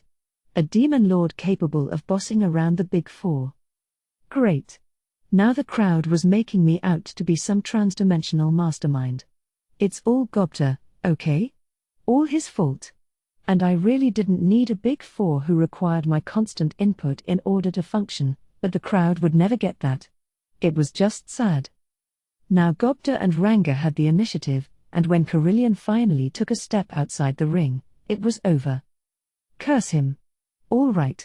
You've outwitted me this time. I could tell he was furious, but he still had his reason with him. Better to bow out, he thought, than to continue this farce any longer. And he was probably right. If it became known that a former Demon Lord lost in a tournament like this, it'd spark an international furor. Of course, he did lose only thanks to a publicly announced message from a certain anonymous benefactor. Without that, I doubted this strategy ever would have occurred to Gobta. Stunning. Absolutely stunning. Soka's shouting revved up the crowd once more. I heard cheering, shouting, even laughter. Everyone had their own takes, but either way, they truly enjoyed this fight. Did that man really need to conceal his face so badly? That seemed rather exaggerated to me. Sounded like some of them were even advocating for Gobta. He was definitely the heel of the day, but between his lovable face, his nimble moves, and everything else, nobody could find it in their hearts to hate him too much. The crowd was happy, for sure. Geld and Carillion's battle was praised for the high quality of its combat. With this one, people would be talking about Gobta's antics for a while to come. This world starved for entertainment. Instead of the rule-bound tournament at Inglesia, the anything-goes atmosphere of this one seemed to grab people's hearts a lot more. It was objectively a terrible bout, but in the end, I guess it kinda worked. Later. As punishment for joining a match without permission, I forbid you from lurking in my shadow until further notice. Ranga, trotting up to me with his tail wagging, must have assumed I would praise him for a job well done. This was a shock to him, but I honestly wondered why he thought I'd like it. But, well, those pathetic, sad eyes he gave me. They tugged at my heart, I guess. Ranga, I know I gave you that punishment, but my final decision depends on tomorrow's contest. Exclamation mark. You're theoretically being summoned by Gobta, so listen to what he says and try not to do anything reckless, all right? Yes, Master. Ranga and Xion were good friends, and I think Xion's influence made him go overboard at times. I had to put my foot down here, or I couldn't guess what kind of terrifying things he'd try next. If he remembered his role as Gobta's summoned beast, everything should be fine. At least, he wouldn't overdo it against Masayuki, I thought. Gobta, I want you to work with Ranga and give me 100% in the final tomorrow. You got it. Perfect. I was sure Gobta would have no problem gauging Masayuki's true might. The worst-case scenario I pictured involved Ranga going into full beast mode in front of the crowd and then having Masayuki beat his ass. That meant I'd have to step into the ring, and I doubted we could talk things out then. I really wished we knew more about Masayuki's skills in battle. That worried me. Still, I hoped we could settle this without conflict. If Gobta could win, we were good, but that all depended on tomorrow. Thus, despite a few unexpected twists and turns, Day 2 wrapped up in an orderly fashion. Today's 6 matches were over, which left only the finals tomorrow, shall we say, quite unexpected matchup between Masayuki and Gobta. Once the arena emptied out, the night stalls reportedly saw massive profits. The fanboys were crazy for Masayuki, so-called hardcores were devoted to Geld or Carillion, and a few dyed-in-the-wool arena battle nerds tossed their hats in with Gobta. They were all smiles with one another on the streets, talking excitedly about the day's bouts. The same was true at our own dinner, spent enjoying a multi-course meal at our tables with the other VIPs. All anyone wanted to talk about was today's tournament. Apparently, that gay A dude was pretty famous. Gobta's beating him very suddenly made him the focus of attention. A lot of people had high expectations for the final tomorrow, and my own table was no exception. That was so great. Just seeing Sir Masayuki stand there looked so crazily cool. You think so? I like Mr. Tempest more. And Geld was so awesome. Talk about letting your fists do the talking. Yeah. When Lion Mask did that all-out assault on him, his face didn't even move an inch. Exactly. And Lion Mask was fierce. That barrage was something, huh? I was amazed. Just one cool move after another. I wanna learn some of them. You too, Gale? So do I. Yeah, me too. Alice was all Masayuki. Chloe didn't particularly care. Kenya and the other boys thought Geld was cool under pressure, but Carillion was the more popular choice. He was kind of like an action hero, actually, what with the Lion Mask bit. Watching them carry on, I eyed the food on the table with anticipation. Instead of multiple courses, we were all being treated to a fried shrimp special, along with meatloaf steak and cream-filled croquettes. A very kid-friendly menu, in other words, although I was definitely a fan, too. If we were nobility, we'd have servants carting all of this over, but tonight we cut that out. Each table was separated by noise-dampening partitions. Having to worry about manners every single meal was exhausting, so I had us go with this setup on day 2. That let us chat all we wanted as we enjoyed dinner. The kids were abuzz about the battle tournament, and if they were that excited about it, I'm sure ticket sales were through the roof. I had my concerns about tomorrow, but no point worrying too much about that. I could see Carillion grinning at me from the next table over, no doubt hearing the kids carry on. Milliam was there, too, looking a bit more peeved. Guess that noise dampening didn't work too well after all. They heard every word from us, although the opposite was also true. Heh. Glad everybody saw how cool I was. Your kids there have good taste. Don't be silly. How can you be cool if you couldn't even win the tournament? Oh, don't be that way, Milliam. I wanted to keep things nice and easy, all right? Nice and easy. Pathetic. Have you forgotten your pride as a former demon lord? Ha. Of course not. I got to take on a foe I've had my eye on for a while, and I didn't care about winning anyway. I'm quite jealous, I heard Midray add. You said it. I should have just disguised myself and joined in instead. Dude, if Milliam asked to join, I would have stopped her at all costs. Whoa there, Milliam. That's way too reckless. He's right, Lady Milliam. A demon lord as brimming with grace as you would never be able to hide her identity. Carillion and Midray agreed with me, at least, immediately trying to dissuade Milliam of the idea.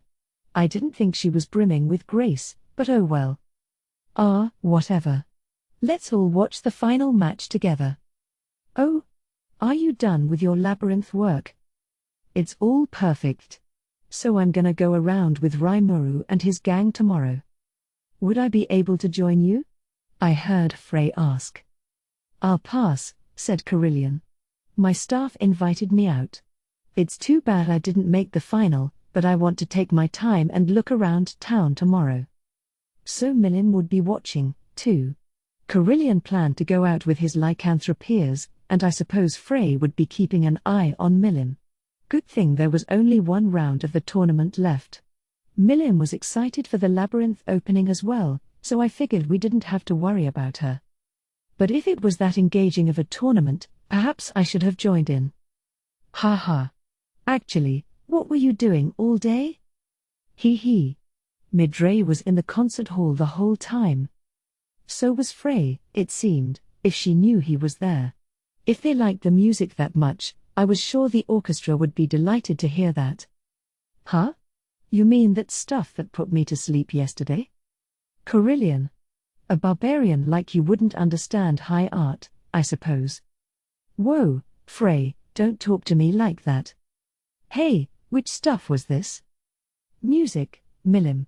Remember that large band of musicians Clayman was so proud of, who played such beautiful music? Well, there's a band just like that here. I think this band's better than Clayman's, but... Oh? So you know that much about music after all, Carillion? That doesn't sound like much of a compliment to me, Frey. Well, no, it's not. I didn't mean it as one. You people just treat me like crap. I'll have you know, Luminous herself spent the day at the concert hall as well, in the best seat available. I doubt someone like you could fully understand that music, is all I'm saying. Really? Luminous? Wait, she's here? Hey! I like music, too, you guys.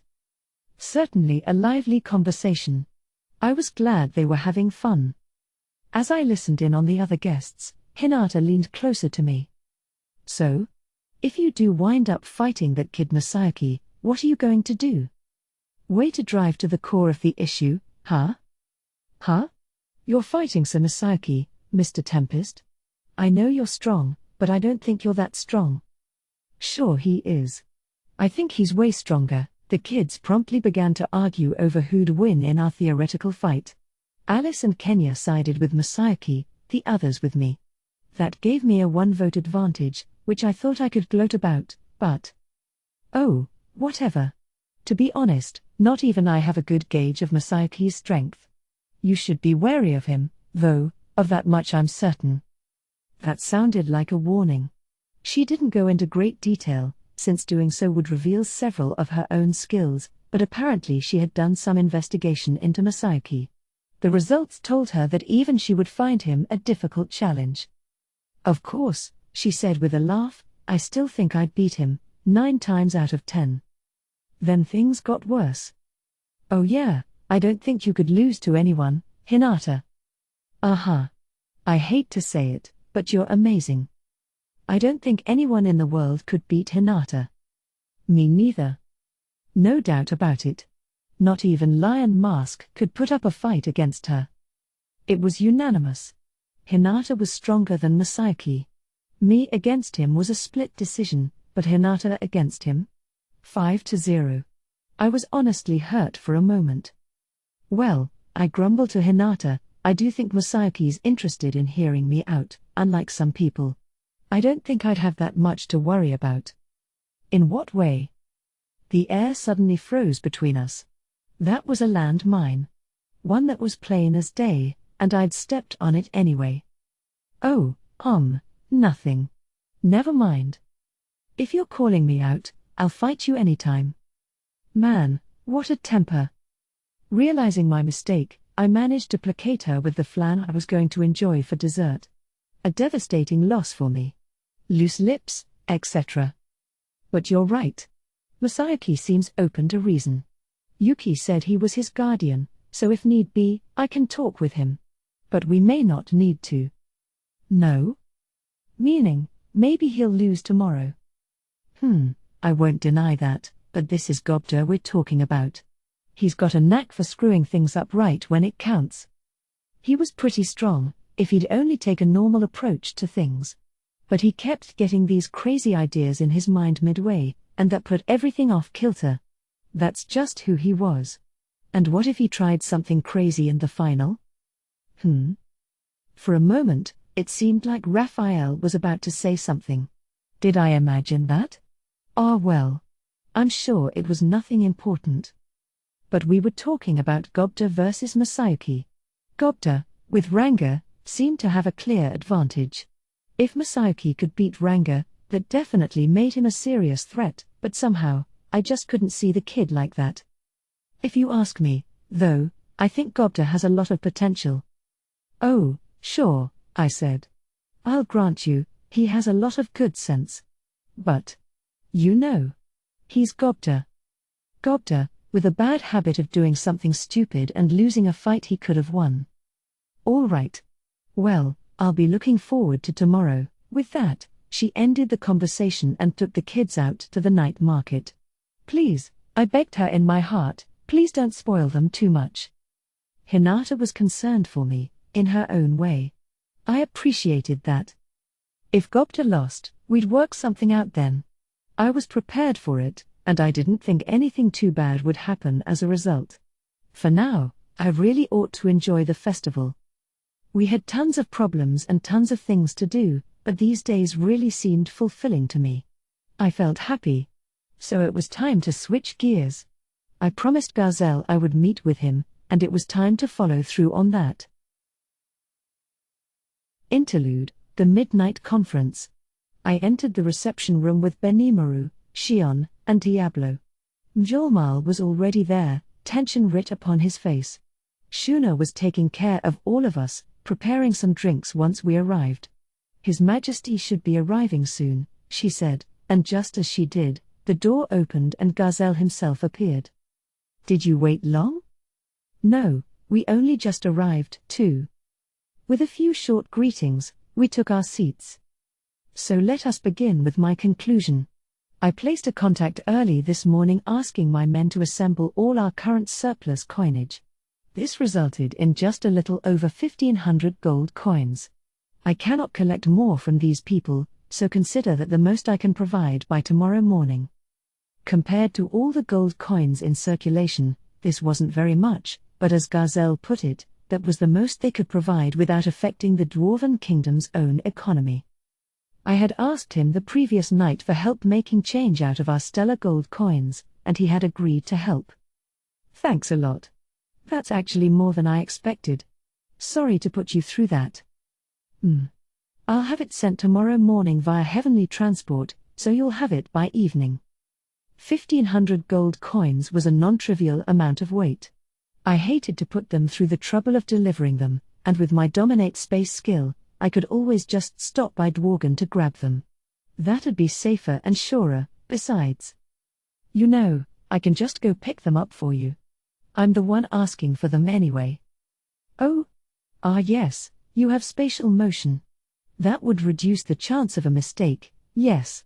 All right. I will contact them. That leaves the main question to discuss. Will this be enough to pay off your merchants? Well. It was close, very close, but not enough.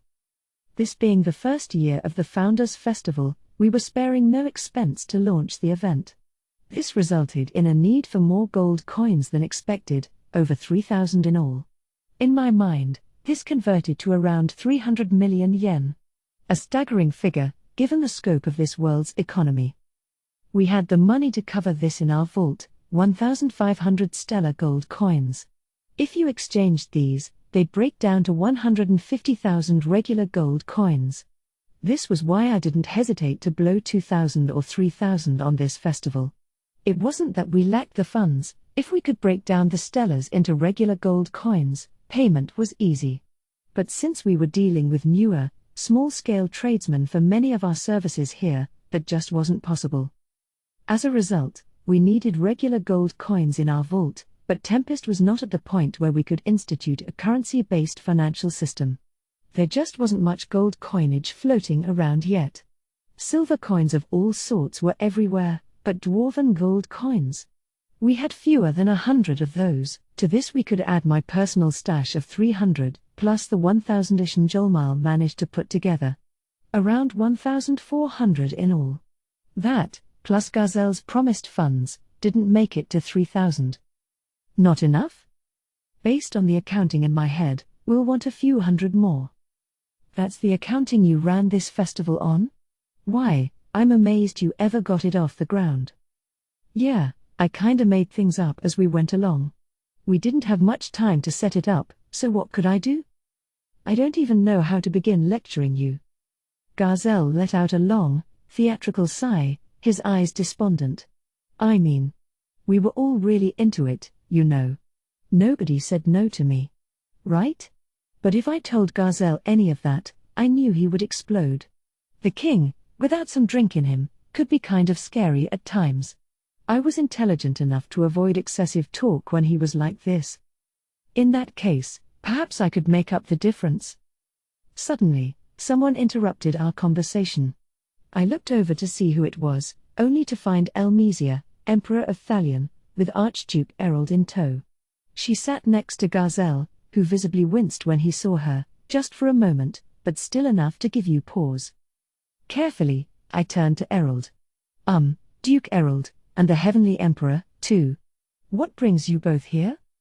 Well, Sir Raimaru, when I spoke about this with Her Excellency, she was kind enough to offer her support to you. Errol did all the talking, Elmesia just serenely smiling next to him. The Archduke himself looked a bit pained as well, and I could pick up on why. She was making him say it himself, for reasons I better not pry into. Sleeping dogs and all that. Oh, no, this is a problem we should handle ourselves. Is it? Were you not just wailing a moment ago that you lacked the money? I was only offering our support in light of the friendly relations our two countries will share going forward. Her lips were smiling. Her eyes weren't. My instincts whispered to me that this was trouble. No, as I was saying. Trusting in those instincts, I leaned toward turning down the offer. I did need someone to trade us some gold coins, but the idea of owing Elmesia a favor spooked me. We were short only a few hundred, and if it came to it, we could leave a merchant or two in the lurch for the time being. As long as we didn't lose face from it, and as long as nobody lost money in the end, I didn't think people would resent us too much. Such were the calculations behind my decision, but give it up. Once that woman speaks her mind, she won't relent until she's had her way. Trust me, you would rather make enemies with every merchant on the continent together than her alone. You are far better off accepting her offer. Gazelle spat out the words, looking just as pained about it as Errol. It was surprising from him, the heroic king having so much trouble dealing with a fellow leader. My, Gazi. You are taking my side. How wonderful, she smiled. It was so transparent. And given that Gazi nickname, I began to understand what their relationship was like. Would you mind not calling me that, please? What is it you're after here? Oh, you're always so formal. Your grandfather was much more freewheeling than that, you know. If he was, then my father must have led a trying life. Would you mind getting down to business? I thought Gazelle was pretty uninhibited himself, but for the most part, he played the role of a sober, duteous king. Maybe it was his youth, growing up with such a hurried father, that inspired him. When his father ruled, that was Gazelle's last taste of true freedom, and it was then that he first met Errol and Elmesia. I imagine that's when he trained under Hakoro as well. The way Elmesia talked to him about that era, I could imagine Gazelle picturing him like an annoying aunt showing up at every family event just to bug you. No wonder he found her to be trouble. My, so hasty. Were you always so impatient like that, He was doing a good job hiding it. It didn't look that way at all, but I was sure Gazelle was intensely irritated. He might have fooled me, but Elmesia could see it bright as day. Reading someone's subtle body language was a piece of cake for nobility. What I was witnessing was an intense, high-stakes game of wits, and Gazelle, something of a mentor to me, was like a deer in the headlights to Elmesia. Now I could see why he was wincing so much. The Emperor asked Shuna for a cup of wine. She was settled in her new seat now, there would be no shooing her away. Gazelle and Errol exchanged glances and simultaneously sighed. Those two acted like they disliked each other, but they were in total sync here. In terms of Elmesia treating them both like children, they shared a lot in common. With my lack of experience, I doubted I could ever out-negotiate Elmesia. Gazelle's advising me to give in made sense. Oh, this is good. Thank you. Elmesia smiled broadly at the wine Shuna had poured for her. It was one of Shuna's treasured varietals, a drink that seemed to change in taste with every sip. If the Emperor didn't like this, it'd be hard to find anything better for her. That was a relief. Right, then, Gazelle said, trying to shift the conversation. Our time is valuable. We can't afford to consume it with your caprices. All right? Yes, Elmesia said, finally yielding to Gazelle's demands. In exchange for providing my support, I have one condition to ask. Whenever you organize a festival as grand as this, I want you to invite me. If you promise me an invitation for your events going forward, I would be happy to help with your monetary exchange. Because, goodness me, why would you ever stage such a wondrous event and not let me know about it? Errol turned his eyes skyward, hand against his temple. Gazelle looked like he'd just swallowed a bug. I'd be glad to, I casually replied. Elmesia smiled at me, elated. The difference in enthusiasm between us was palpable. Maybe that was the wrong thing to do. But if she liked this kind of excitement and wanted to be part of the action going forward, I couldn't ask for anything more. Royalty aren't the slaves of the people, you know, she said. If they can live freely, that makes their citizens happy as well, as it does me. I think it could help bring joy to everyone. There is truth to that. I agree with you. It's reassuring to see people on my side, and I look forward to it staying that way. We shook hands with a smile. Now she was part of the team, a team consisting of me, Mjolmile, and her. Call us the three pranksters, I suppose. Garzel and Errol shivered a bit as they looked on, fearing the worst, but they didn't matter to us. Elmesia promptly took out what I could only describe as her magic purse. This is just my pocket money in here, so I only have around 1,000 gold coins at the moment. If you need more, I can arrange for that, but? No, that alone will be more than enough, I replied, not skipping a beat. Could we exchange those for 10 stellar golds, then? What was this emperor thinking? Just carrying around 1,000 gold like it was spare change under her sofa? She was living on another planet from the rest of us, as close to an A-list celebrity as you got in this world. Garzel was right, I did not want to cross her. That's quite fine. Don't forget our promise, all right? Of course not. I smiled and nodded at her, and right there and then, we made the exchange. Now, if I could get that 1,500 gold exchanged over at the Dwarven Kingdom tomorrow morning, we had the money we needed. I sighed, relieved. The problem was behind us. How nice, Sir Rimuru, Diablo said as he refilled my cup of tea. I watched him tend to Garzel's and Elmesia's cups as I savored the hot brew. Benimaru intrepidly smiled. If someone thought that Sir Rimuru wouldn't be able to play by the rules, we're about to prove them very wrong. Yes. I was no longer going to be dunked on by someone. No need to kowtow to those tradesmen demanding their money. I had saved face pretty well, I thought, it was a heavy load off my shoulders. But then Elmesia started insinuating something else to me. You know, though, I think someone would have offered their help even if you couldn't prepare the gold coins in time, Oh? What do you mean? I was being honest. I really didn't know. If you want someone to do your bidding, it's far easier to have them owe you a favor, rather than browbeating or scaring them into it. It's also successful quite a bit more often. She smiled warmly at me. That was no doubt the smile of a ruler, and it elicited a swift response from Diablo. I see. You think, for example, someone might have swooped in at the last minute to mediate for us, uninvited? That might be the case, yes. But if such an interloper did show up, who's to say that they weren't being controlled behind the scenes by someone, An interesting thing to consider. Causing the problem, then alleviating it while creating an obligation for us. That does seem like a viable scheme. But this interloper, perhaps, would have been willing to accept a signed contract allowing payment at a later date, even if you didn't have the gold coins. It would show world leaders that Tempest could not be trusted, while they could be. You would be quite obligated to them, yes. How greedy. Truly, a very human approach.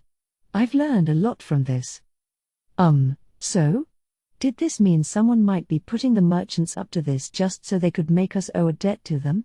And they might be doing someone else's bidding here. They'd be more disposable that way? I see. If we trusted in this person, they'd reap the benefits, if not, they'd abandon the whole strategy. And maybe they were just doing this to make us look bad, but I felt like Elmesia might be right. I could see Diablo agreed, judging by the evil grin on his face. It makes little sense to me, Benimaru said, but can you think of anyone who'd want to do that? Is some member of the Council of the West trying to test us or what? Elmesia smiled, not taking offense at his tone. Oh, I wouldn't know. Thalion isn't part of the council. But maybe he would know something. She was staring right at a pensive Mjolmile. Me? Being fingered like this unnerved him, but he quickly regained his composure. I have heard rumors, he furtively stated. Rumors of a kind of shadow committee that enjoys de facto control over the council. It's composed of the ruling classes, the highest-level leaders from the Council's nations, but I wouldn't believe it for a moment. The Council is composed of elected representatives from each country, but royalty's hereditary. They don't need to worry about losing their seat.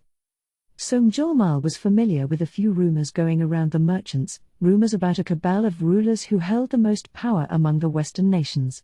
It smacked of a conspiracy theory, though, and Mjolmal himself didn't lend it much credence. Well, if someone should appear tomorrow and attempt to mediate with us on this matter, I will give them a thorough examination and fully expose their backgrounds for you. I was here, kneeling next to me. I never noticed him, but, hiding my surprise, I gave him a cool, composed nod. My goodness! What a shock! I hardly even detected his presence. This is why I told you, Your Excellency, the denizens of this domain are like nowhere else. Paying a personal visit is just too dangerous. Tee-hee-hee. But it's offered such interesting experiences. May I ask you a question, Sir Rimuru? What's she want to know now? Yes, I am considering enacting a new pact with you, but before I do, I wanted to hear your thoughts. Elmesia's demeanor changed. She was no longer hiding her real face, the face of a ruler, one she'd shown me for a moment earlier. It was turned straight at me. I could feel an overpowering pressure, heroic aura, at a level incomparable with Garzelle's. Let's hear it. I fought back with my own heroic aura. We exchanged stares, or more like fired them at each other like cannonballs. I tried to take the full brunt of hers, not averting my eyes for a moment. How do you plan to deal with that demon over there? That incredibly dangerous primal one. Primal? I didn't know what Elmesia meant, but was she talking about Diablo? He's pretty strong, yeah, but not that dangerous, no. Nothing, really. I mean, Diablo's doing a pretty good job for me, so what's the problem? Let me rephrase the question. If that demon were to go out of control, how would you take responsibility for that? Out of control? I, could picture that, actually. She must have had perfect insight into what I was going through. No, there was no telling when Diablo might decide to go berserk. But did that apply to Diablo alone? It wasn't a topic I wanted to think about much, but I had another problem child in Xion, too. And while I appreciated Elmesia's concern, I wasn't sure what she could do about it. Well, I'll stop him before that happens. That's all I can really do to prevent any fallout, isn't it? If there was another way, I'd love to hear it. But the only option was to prevent it before it took place. Diablo looked content enough at my response, which I didn't appreciate much. This is about you, you know. And I wasn't the only one perplexed here. Huh? Wait a minute. Not to drop the act for a moment, but you'd stop that demon? You'd step up to do that? Yes. I know it may be a likely scenario, but lately he's started listening to what I've told him more. I think he's much more mature than previously. I felt confident about that. If they kept it up, Diablo and Xion wouldn't cause any problems at all, I didn't think. I didn't like how Xion was listening to this like it wasn't about her, but it'd be all right.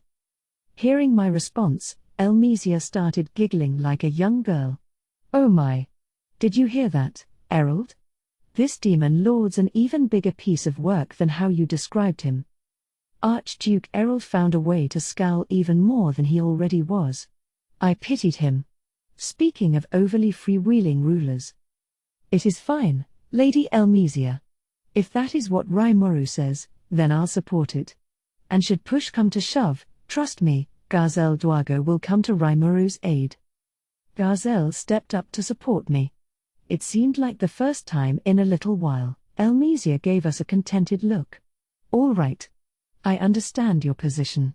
If you should ever become an enemy to mankind, I will exercise all my force to stop you. So instead, let us continue to deepen our bonds and maintain our current friendly relations. Errol? Why yes. I, as representative of the Sorceress Dynasty of Thalion, hereby officially acknowledge the Jura Tempest Federation as close friends with our nation. Please handle the paperwork for me. Why yes, Your Excellency.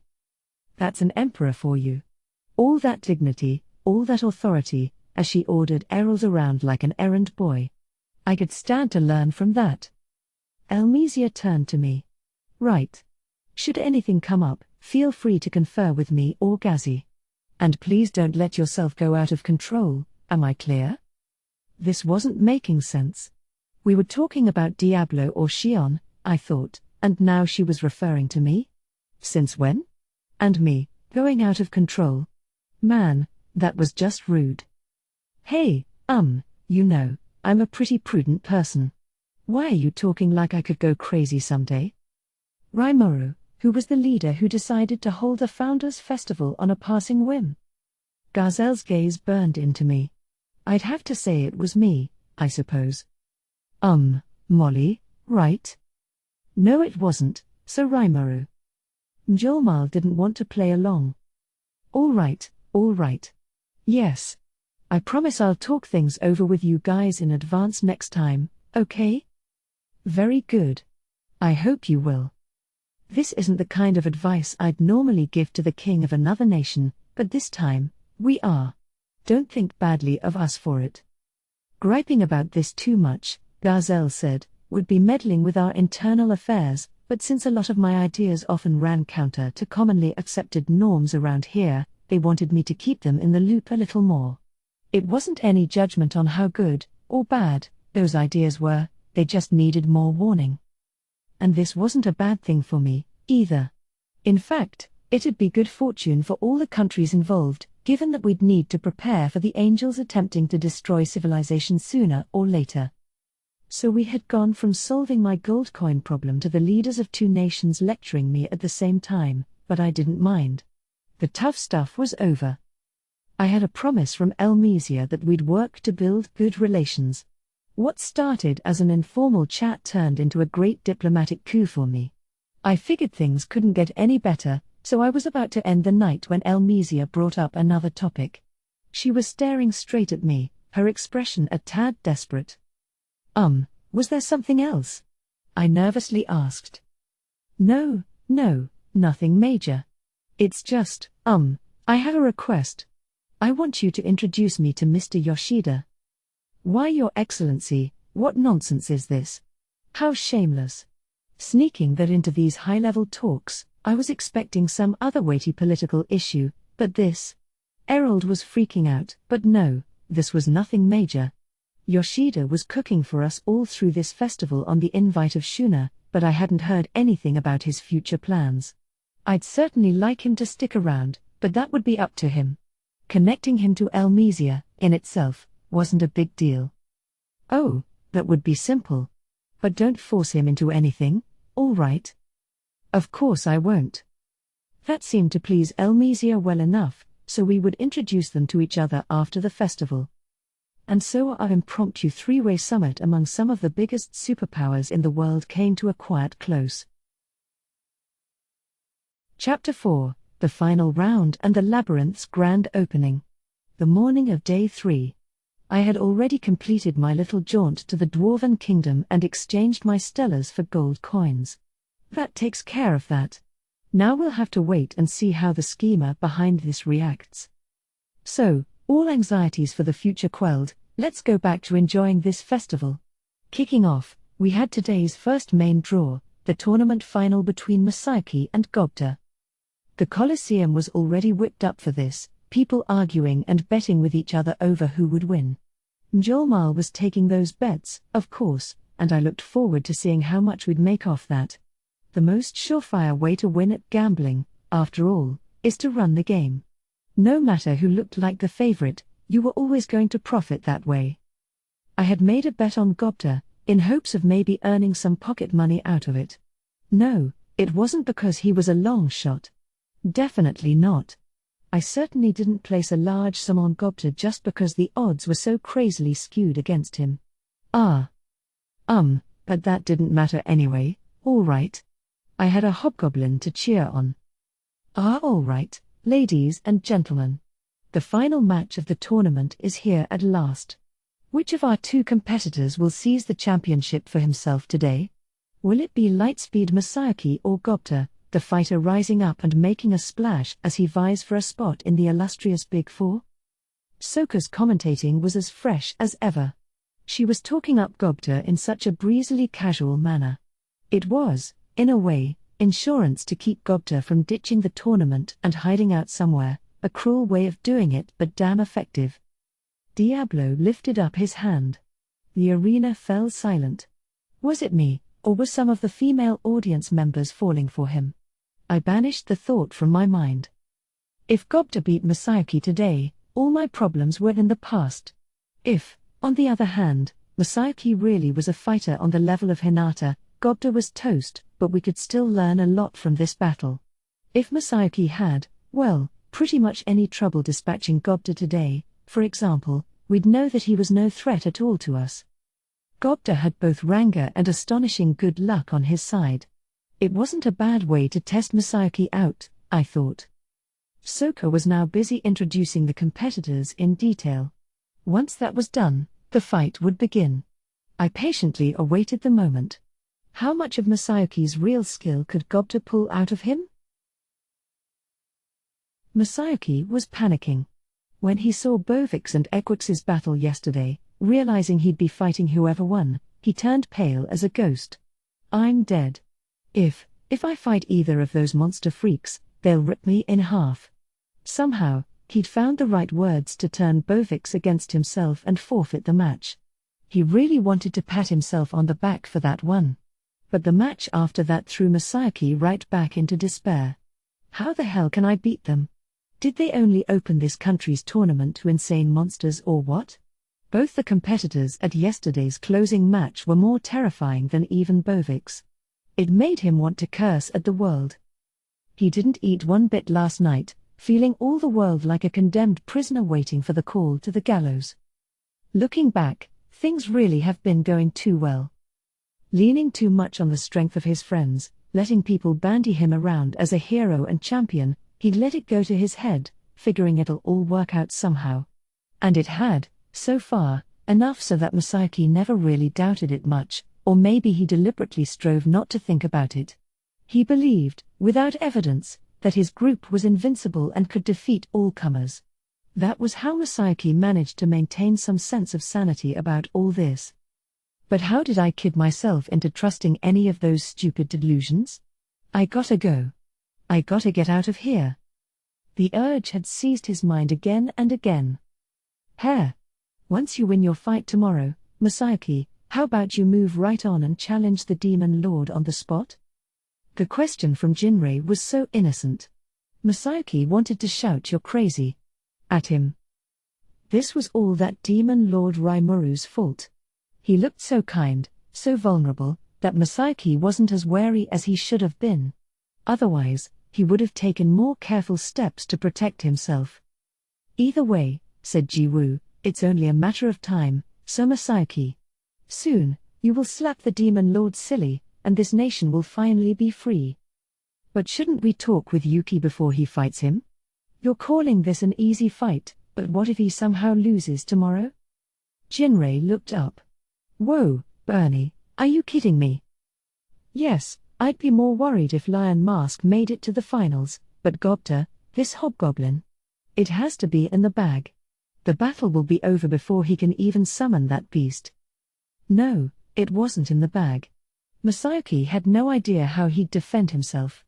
All he could picture was a future full of teeth, claws, and daggers. But his companions had so much faith in him, he couldn't reveal his feelings to them. So he just nonchalantly said, well, I'll try my best. And bluffed his way through the evening. And now, time had beaten its merciless path all the way to this moment. Masayuki visited the bathroom several times in the lead-up to the final, just to make sure he didn't pee himself in the arena. Gah, what am I gonna do? How can I escape this coliseum alive? Facing him was a fighter who exuded coolness. His name was Gobta, according to the lady announcer next to them.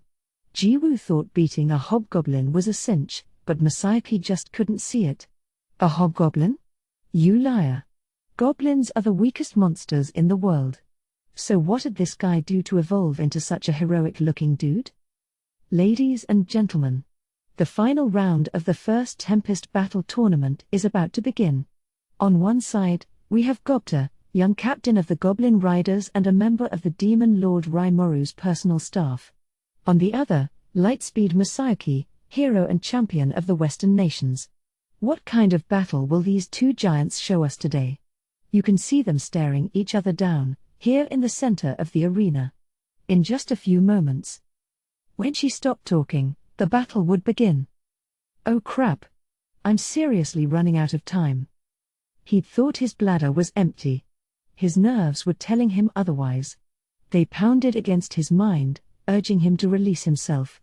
If he wasn't so worked up, he might have been interested in things like the cute butt lurking underneath the base of the announcer's tail, but now was no time for that. Masayuki recalled his skill, Chosen One, his sole unique. He still didn't know much about it. The name had been reported to him by this cold, businesslike voice in his mind. Only recently had he come to know that this skill provided him assorted effects. He knew it made people react in ways that always benefited him, making him worshipped as a modern-day champion. But he couldn't find a way to turn it off, and now, it had brought him into this arena. Yeah. And that power did its stuff against Bovix yesterday, too. And if it can just get me safely through this one. As far as Masayuki knew, Chosen One simply made everyone assume the wrong thing about him. He resolved to bet on it one more time. This inner decision helped calm him a little. He looked at his foe. Then, was it a coincidence? Their eyes met. And he saw that he was looking a bit agitated, too. Fidgety. Huh? Wait, is this gonna work? Opponents reacted this way to him at the tournaments in Inglesia, too, assuming Masayuki was all-powerful and throwing in the towel. It happened more often than he could count. Now, maybe, just maybe, he could win this. And the moment he thought that, his legs stopped shaking. Maybe, if all goes well, I can win without doing anything again. His wits were returning to him as he thought it over. But in all too short of a time, he'd have to reconsider his wisdom. Ready? And, begin. At Soka's signal, the battle kicked off. Woo! Let's do it. Gobta acted first, plunging straight ahead. I feared this was some kamikaze move to get himself hurt, but not too hurt, so he could quit. I was wrong. I guess that fishing pole I'd dangled in front of him was pretty damn tempting. Heading straight for his foe, Gobta slipped right past him in a baseball-style slide, taking position against the outer boundary like yesterday. His eyes were on his foe the whole time, but Masayuki didn't even react, slowly turning back toward Gobta with a distant smile. Whoa! Is handsomeness the key to strength after all? Gobta's tricky maneuvers were totally ignored as the dashing Masayuki shows just how unfazed and comfortable he is. Soka's commentary hit hard. It'd make anyone with hang-ups about their looks cry, not just Gobta. Yeah, Masayuki was handsome, but this was playing favorites a bit too much. Heh. All part of the playbook. You're acting like nothing I can do will hit you, huh? I wanted to see just how far I could go with my own strength today, but I can't even touch you, huh? Then it's time to use this, my new, ultimate power. Oh Lord! He was up to no good again. This was so going to fail. No one was around to stop him, but I really wished he'd actually try practicing something before busting it out in public like this. Report. Last night, the subject Gobta obtained the unique skill Summon Demon Wolf. It is believed that the subject Ranga's forcing himself into yesterday's summoning is the cause, but it combines with the extra skill Unify to unify the summoned Ranga with the summoner. Huh? So wait, Gobta could use Summon Demon Wolf to, merge with Ranga? How did he? Hey, wasn't Raphael about to say something last night but kept quiet instead? Was it about that? That accusation is what, huh? If Raphael couldn't even drive himself to finish the sentence, something must be going on. Gobta suddenly awakening to this crazy new power out of nowhere was way too unnatural to believe. I was beginning to think Raphael may have helped grease the wheels a little, helping Gobta pick up this skill. Raphael stayed silent. He never lied to me, but he was in no hurry to answer with the truth, either. I could force the issue, but maybe I didn't need to. Let's just see what happens. Good timing, at least. Check this out. Transform. The air warped around him.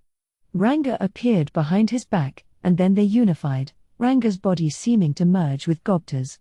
To make a long story short, the results looked like a bipedal version of Ranga, and I'll admit it. It looked way cool. Damn it. Why does Gobta get to transform into something so awesome like that? Whoa. Sweet. What is that? So cool. Milim, next to me, was dancing in her seat. I could understand her excitement. Gobta drove me insane sometimes. Turning into some dashing fantasy creature like this, look at that. Gobta has transformed into something far from himself. Yes, a composed Diablo said to the excited Soka, whose voice had ratcheted up an octave or so. The ability to infuse your own body with the power of a summoned creature. A very rare skill. So Gobta is using the power of the creature he summoned yesterday for himself? Amazing. We're witnessing something amazing here, folks. Wait, I whispered. So it's kind of like Gobta extracting all of Ranga's force for his own use? Impressive, isn't it? Ranga seems to be giving himself up to Gobta, but this combo might work a lot better than I thought. But we're talking Gobta here. Oh ho ho. And Gobta is my apprentice, remember. He may not be the greatest physical specimen, but he has experience fighting magic born more powerful than he is. If he can ably harness Ranga's power, he may grow in ways I cannot predict. My officials seemed impressed, at least. And the rest of the crowd was watching on silently, holding their breath. Heh. Now it's my turn. It's been your turn, dude. Masayuki hasn't done anything. My jealousy was driving me to pick on him internally. Then Gobta disappeared before my eyes, figuratively. My eyes could follow him, but I'm sure most of the audience thought he vanished. Gee, Gobta is gone? Soka shouted, very deliberately drumming up the tension. Where did he go? I knew she could see him as well, nice performance on her part. And then, right before her eyes. Boom. There was a small explosion, accompanied by a thundering sound. It was located by the wall under the stands, right by the VIP boxes I was in, as it happened. Thus, I had a close-up view of Gobta, right after declaring it to be his turn, running straight for Masayuki, and then continuing to run right past him, until he smashed into the wall. I knew he should have rehearsed that first. Even before he tried it, I knew there was a pretty big chance he'd screw it up. Whoa. Gobta isn't getting back up. Is he all right? He wasn't. In fact, bashing himself against the wall had knocked him unconscious, and the out-of-bounds line was far behind him. He was out. That idiot had no control over that transformation at all. Everything worked great up to taking in Ranga's powers, but I could see those powers treated him like a chew toy. To put it simply, he wanted to start running, then stop running, but his brain was still judging these maneuvers based on his original body dimensions. A second of time in Gobta's world was far different from that same second in Ranga's. Before he could even think to stop, his head was against the wall. Even worse, as Soka pointed out, he showed no sign of getting back up. It was the shock of the collision, rather than actual physical damage, that had knocked him out. What can I say? First he reveals this super cool new monster, then he reveals himself for the dolt he is. Very true to character. I was stunned into silence. That fool, Benimaru muttered, eyes turned upward. That's Gobta for you. Shion snickered. Veins throbbed on her Koro's forehead. Wow, so that's your fighting apprentice, Dad? And Mamaji added more fuel to the fire. It was, shall we say, a hard-to-describe sort of tension. And Gobta deserved it, frankly. The crowd around us was also having trouble parsing these events. I could hear one of them try to explain them, based on the sparse evidence at hand. Wait. Did he throw him aside in midair? The arena was so quiet, the words echoed oddly well. Amazing. Amazing, Masayuki. Whoa. That was awesome. I barely even saw it happen. This is just too crazy. The praise for Masayuki spread like a virus across the Colosseum. Then, as if this explanation was the unvarnished truth, cheers began to erupt, heralding Masayuki's victory before Soka and Diablo could even take action. My neighbor, however, was quivering with anger. Is this some kind of twisted joke? After looking all cool like that? I mean, what was that? After that radical transformation, this was the result. Gobta had shot expectations sky high with Milim, then sent them crashing down to earth. It only amplified her anger. Now, I think he did his very best. In his own way. Rimuru, you know spoiling him isn't good for him. That's right, Sir Rimuru. I think I have been too lenient with Gobta as well. We should all be more stringent with him going forward. Hakuro agreed with Milim. This was the first I heard of him going easy on Gobta. Right. I'll whip him into shape. Rimuru, let me borrow Gobta for a while. I'll make him into the most wonderful fighter you've ever seen. Milim's eyes were sparkling now. This was a rare monster, and she just had to have him, I was sure. If I nodded my approval here, that'd be so mean to Gobta, but then I thought of something else. Actually, I have a favor to ask of you. I'll accept your offer if you accept mine, how about that? All right. Let's hear it. So there's this set of ruins in Clayman's domain, right near his manor. I don't want people poking around them without permission, and I think they're packed with artifacts that'll teach us about the ancient past, so I've been keeping them untouched for now. And I'd like to explore these ruins, but I wanted to get your permission first. Why are you asking me? Because it's your domain now, doofus. Milim, who's the ruler of that domain right now? Frey asked Milim quietly before I could even say it. Oh. Milim shot straight up in her seat. Oh, right. That's me, isn't it? Right. I knew that. Great. Glad she remembered. So. Of course it's fine, that was easy. Maybe Milim just wanted to put the subject behind her, but as long as I got her permission, anything was fine. Sorry, Gobta, but at least I was achieving something out of this. I mean, Gobta essentially self-destructed, and I still didn't know anything about Masayuki's skills. He wouldn't mind if I at least got some use out of this travesty, right? It'd help build him up, besides. All's well that ends well. But when you do this exploring, Rimuru, you'll take me along, right? That'll depend. I've actually reached out to an expert from the Free Guild on this topic, but if they give the okay, you can come, sure. Oh. Sounds like fun. Yeah? Don't get your hopes up. It might turn out pretty boring. I continued to chat with Milim as we awaited the certified results, which took a few minutes. Finally, Soka and Diablo wrapped up their discussions. The judgment is in. And while I'm concerned for the still unconscious Gobta, the winner is. Don't remind me, I thought as I listened to Soka's announcement. Check this out. Transform. Came the shout, and only then did Masayuki realize he was being far too optimistic. Whoa, wait a second. What's that thing? I heard nothing about this. There was no way he'd finish Gobta before any summoning took place. He was transforming his own body now, something Masayuki totally didn't expect. The sheer power in the air was electrifying. To the amateur-level Masayuki, this looked like a towering monolith of strength. He knew there was healing potion on hand, but no way it could help him. It couldn't raise the dead. Dude. If one of those claws tears through me, this armor's about as good as cardboard. If I knew this was gonna happen, I never would have turned down full plate for being too heavy. For that matter, he realized in the midst of his reverie, not even a full suit of magisteel armor could help much. Heh, Gobta shouted. Now it's my turn. Then, not waiting for a reply, he burst into action. Masayuki was this close to saying, wait a minute. I give. His life, he concluded, meant far more to him than his pride. Faced with this transformed monster, victory no longer mattered to him at all. But regardless of what he thought, events moved on without him. Before he could say, "I forfeit," a rumbling boom echoed across the arena as Gobta self-destructed. Masayuki, unable to react, just stood there dumbfounded. A small piece of the stone wall scratched against his cheek.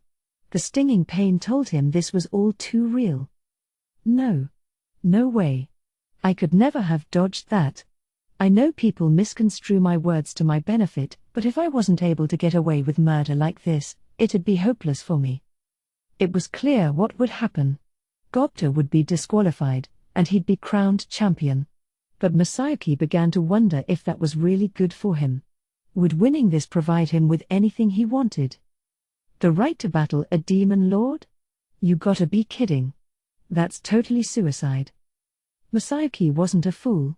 If he was named champion, it'd be him against the demon lord Rimuru. He understood what that meant for him. That black wolf who just whipped by him, as well as Lion Mask from yesterday, were both opponents he had no chance of beating, and they both worked under Rimuru. Pick a fight against that guy, and he'd just get pummeled. Pummeled? More like killed. It wasn't about whether his skill would work or not. The Demon Lord was in a whole other universe. It was hopeless. Thus, Masayuki decided he needed to get out of here, pronto. Seriously, the crowd thought he threw that freak into the wall? That was just depressing. He had to do something fast, or else Gobta would lose. Masayuki's mind raced faster than it ever had before in his life. How could he arrange things so he could lose and remain in one piece? The judgment is in. And while I'm concerned for the still unconscious Gobta, the winner is. Oh crap. Wait, Masayuki went on the move, panicking internally but playing it cool on the outside as he brought his hand up towards Soka. Soka figured Masayuki had something to say, so she handed him a spare mic. I think I lost, actually, he said, trying his hardest to keep his voice from shaking. But, Masayuki, sir, Soka replied, bewildered, it looks very much like Gobta took himself out of the match. Perhaps. But I couldn't keep up with that attack at all. I don't think I have the experience needed to challenge a demon lord quite yet, I just thought. He spoke slowly, trying not to get tongue-tied as the sweat poured down his entire body. It was a real stretch of an excuse, but he tried to make it sound as reasonable as he could. Then, without saying anything else, he walked out of the arena and never looked back. If someone asked him a question right now, he'd have no answer for it, so he decided to just leave without another word. With my skill active, I'm sure the crowd will imagine some way to make that sound convincing for me. Right now, getting out of here's my best option. Masayuki had never focused so much on moving his legs before now. But it worked. He was out of his potentially lethal pinch. Gobta was just lying there, sprawled on the ground, but then Masayuki declared out of nowhere that he lost. What is he thinking? I don't know. He couldn't have been scared of Gobta. What's motivating him to do that? Benimaru and Shion had no clue what had happened, either, as they watched Masayuki walk off. So was he just a big fake after all? Or was there something else going on in his mind? Well. If Masayuki was giving up on fighting me, then I'd call it a good way to settle matters. The crowd, too, was confused at first. Is it because he can't drum up the will to face the Demon Lord? No. You saw that throw. It was masterful. He said he couldn't keep up with his attack. Is he hurt? There is a small cut on his cheek. What? He managed to land a blow on Sir Masayuki? The murmuring continued anon. Wait. I've got it. One man screamed. Sir Masayuki just gave the Demon Lord a reprieve. What do you mean? The Demon Lord declared he wants to be friendly with humans. You all know that, right? Of course. Yeah. So that's why, the man smugly said, what Masayuki did just now was give a warning to Rimuru. It did sound oddly convincing, as much as it irritated me. That's likely why the people around the man started nodding at him. I see. And that reminds me, Sir Masayuki didn't unsheath his sword this time, either, did he? Well spotted. You're right. That's his way of telling us he could win this tournament anytime he wanted to. Right. And if the Demon Lord pulls any false moves, he's not gonna take that sitting down. That's what he's saying. Probably. Of course, if they ever did fight, I bet he'd stop before landing a killing blow. So he's willing to lose some face just to bring the message across. What a wonderful young man he is. That's the Sir Masayuki I know. He's so cool. They were starting to interpret this in very surprising ways. But soon, all of them were in agreement, singing Masayuki's praises like a church choir. Ma. Sa. U. Ki. Masayuki ai. What the hell? Was this a religion or what? I felt like I was getting a glimpse into something terrifying. Masayuki answered the chanting with a raised hand as he exited. His motion was a bit awkward looking, which struck me as curious. What a strange kid. Why does he get all this praise heaped upon him? Understood.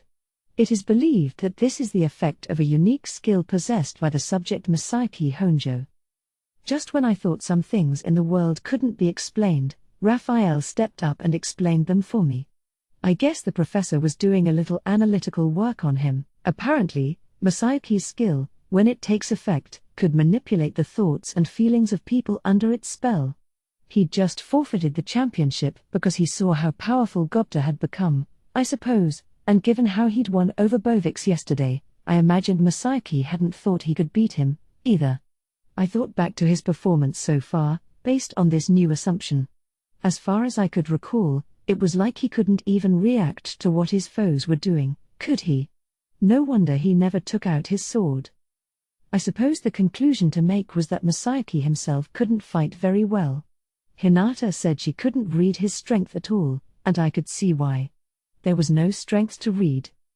Still, it wasn't safe to look down on him. If he could influence the people around him that much, making him your enemy could be seriously dangerous. Definitely not someone to trifle with. If anything, I think I need to stay on his good side. Maybe I could threaten him, like heh, I know your secret, nah. Just joking. I bet he was racking his brain figuring out how to deal with Bovix later. No way his friends would let him weasel out of that rematch. Maybe I'd offer him some sympathy. I could help prop him up as a hero, even. It'd certainly be helpful advertising the labyrinth challenge to people. CI. Make contact with Masayuki and tell him I want to meet with him. At once. Keep it courteous, okay? If you could invite him to lunch after this, then perfect. As a fellow native of Japan, I'd like to talk to him anyway. I'll ask Hakuro to whip up some sushi. Hopefully this hunch of mine turns out to be true. While I was thinking about Masayuki, Gobta was finally coming to. As he did, Soka and Diablo, after some deliberation, apparently decided to accept Masayuki's request. Today's been a cavalcade of unexpected events, but with Masayuki's withdrawal, Gobta is our champion.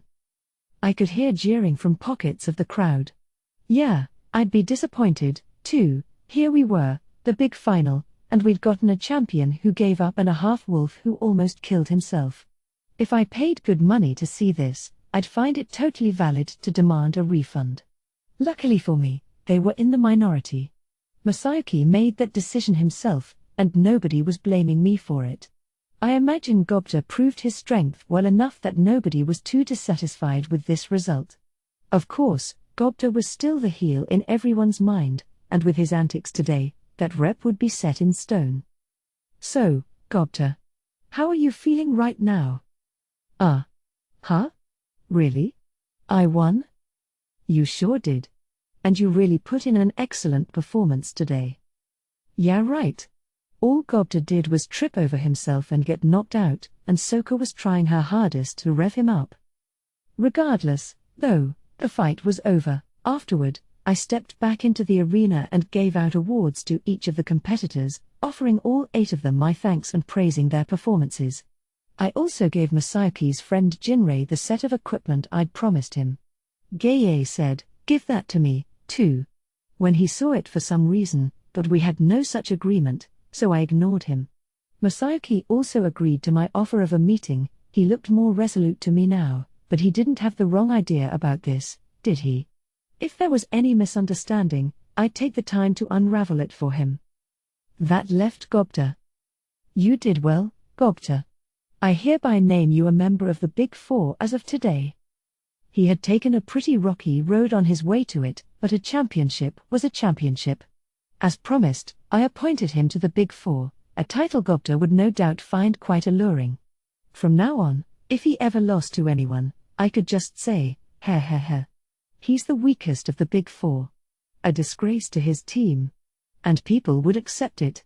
It was the perfect role for him, one that'd no doubt make Gobta seem pretty cute and charming. In fact, it was almost too perfect for him. Scarily so. "Thank you. I'll keep doing my best." And with that, the first Tempest Battle tournament came to a close. If only it really was over for Gobta. But his personal hell was just beginning. "Okay, are we ready now? 'Cause I'm gonna start training him hard." Milim was beaming at me when we returned to the VIP boxes. "Oh, sure. Don't overdo it, okay? Nothing to worry about. He'll undergo my special training inside the labyrinth, so he can die all he wants to." Ah yes, she could use it like that, huh? I wasn't sure Gobta would see that as much of a consolation. All I can say is, it's gonna be tough for him. Not even death would offer sweet release for him. Just thinking about it made me shiver. "Gobta, can we talk over there for a moment?" Milim marched right over to Gobta, and picked him up with one hand. "Kya?" There was so much strength focused on her arm, I was surprised I didn't hear any bones crunch. Milim was smiling, but her eyes sure weren't. "Congrats on the win.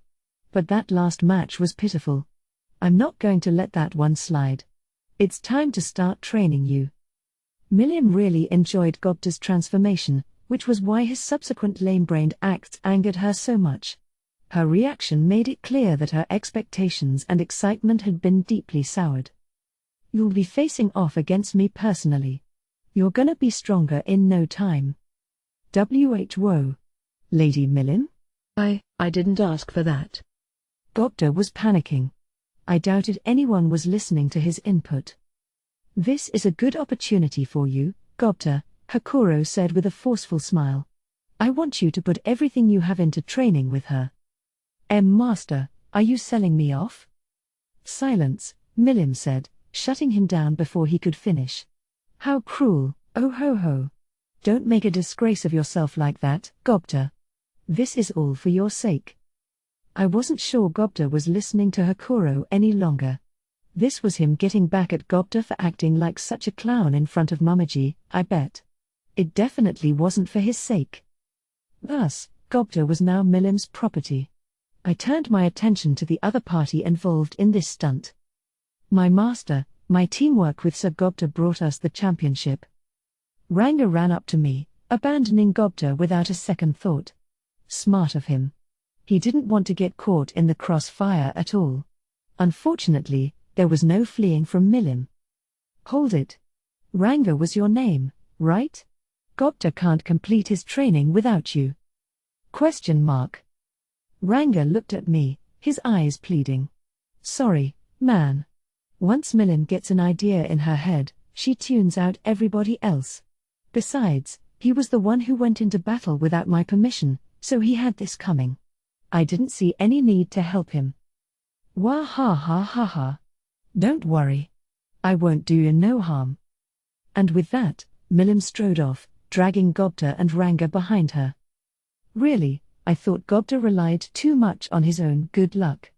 That, and Ranga had a tendency to fight on instinct. If they could polish their skills a bit and work with each other more, that transformation could really be something formidable, you know? Milim must have thought to train them because she spotted that. Here's hoping they worked on that, bit by bit, and gained something concrete from it. I'd be expecting big things from Gobta, and Milim's the girl who'd bring him there. Farewell, Gobta. Farewell, Ranga. I'll never forget your courage. I vowed to say a prayer for them as I saw them leave with Milim. It was time for lunch, a lunch I'd now be spending with Masayuki. This was nothing that fancy, really. I told him I wanted to speak with him alone, the rest of his group could stand by in a separate room. We had a little trouble earlier, but I was sure Masayuki could smooth things over with them later. Well, good to make your acquaintance, I guess. My name's Masayuki Honjo, and people call me Lightspeed and the hero and stuff. He was blushing a bit. Yeah, calling yourself the hero in our old world would be about the most embarrassing thing ever. People would think you're a thoughtless moron if you tried it. I'm sure it made him feel creepy. That, and it looked like he was worried how I'd react to him. He remembered how he promised to defeat me, although that was mostly just his friends egging him on. This must have been awkward for him. I'm a demon lord, after all. He had to be scared out of his wits, fearing he'd picked a fight with a foe way out of his league. He was no doubt conflicted, but he didn't need to worry about me. I was ready to leave the past where it belonged, in the past. A nice meal together should help us work out our issues. Yeah, I know we spoke before, but it's nice to meet you, too. I am Rimuru, a demon lord, but my real name's Satoru Mikami. I used to work for a building contractor. Masayuki wasn't too keen on touching his food, so I decided to just blurt it out. I hadn't used that name in a long while, but it still felt like it fit me, a lot more than I anticipated. It wasn't like I was hiding it, I just never had the chance to use it much. Huh? Are you Japanese? Masayuki didn't quite seem to believe me. And yeah, I did look kind of like a cute little girl at the moment. I couldn't blame him. Yeah, more or less. But let's talk about that over lunch, all right? That finally inspired him to pick up his chopsticks. This is okay for me to eat? Of course. I had them whip up something Japanese for you. Sushi and tempura were on the menu today. They had wowed Hinata earlier, and I thought Masayuki would be just as grateful. He hadn't been part of our pre-festival banquet, so I was sure it'd be the first time he'd seen sushi in years. This isn't, like, my last meal before my execution, is it? No. You seem sensible, we're from the same place. I just wanna be friends with you. Seeing this spread must have given him the completely wrong idea. Maybe he thought this was the last meal he'd eat in his whole life. I told him I was from Japan, but he still doubted me. Well, all right. He finally took a bite, and the moment he did, he fell silent. His eyes looked different now, and his chopsticks, and his mouth, sprang into motion. He was so focused on his meal that it didn't seem like the right time to start talking, so I waited until he was done.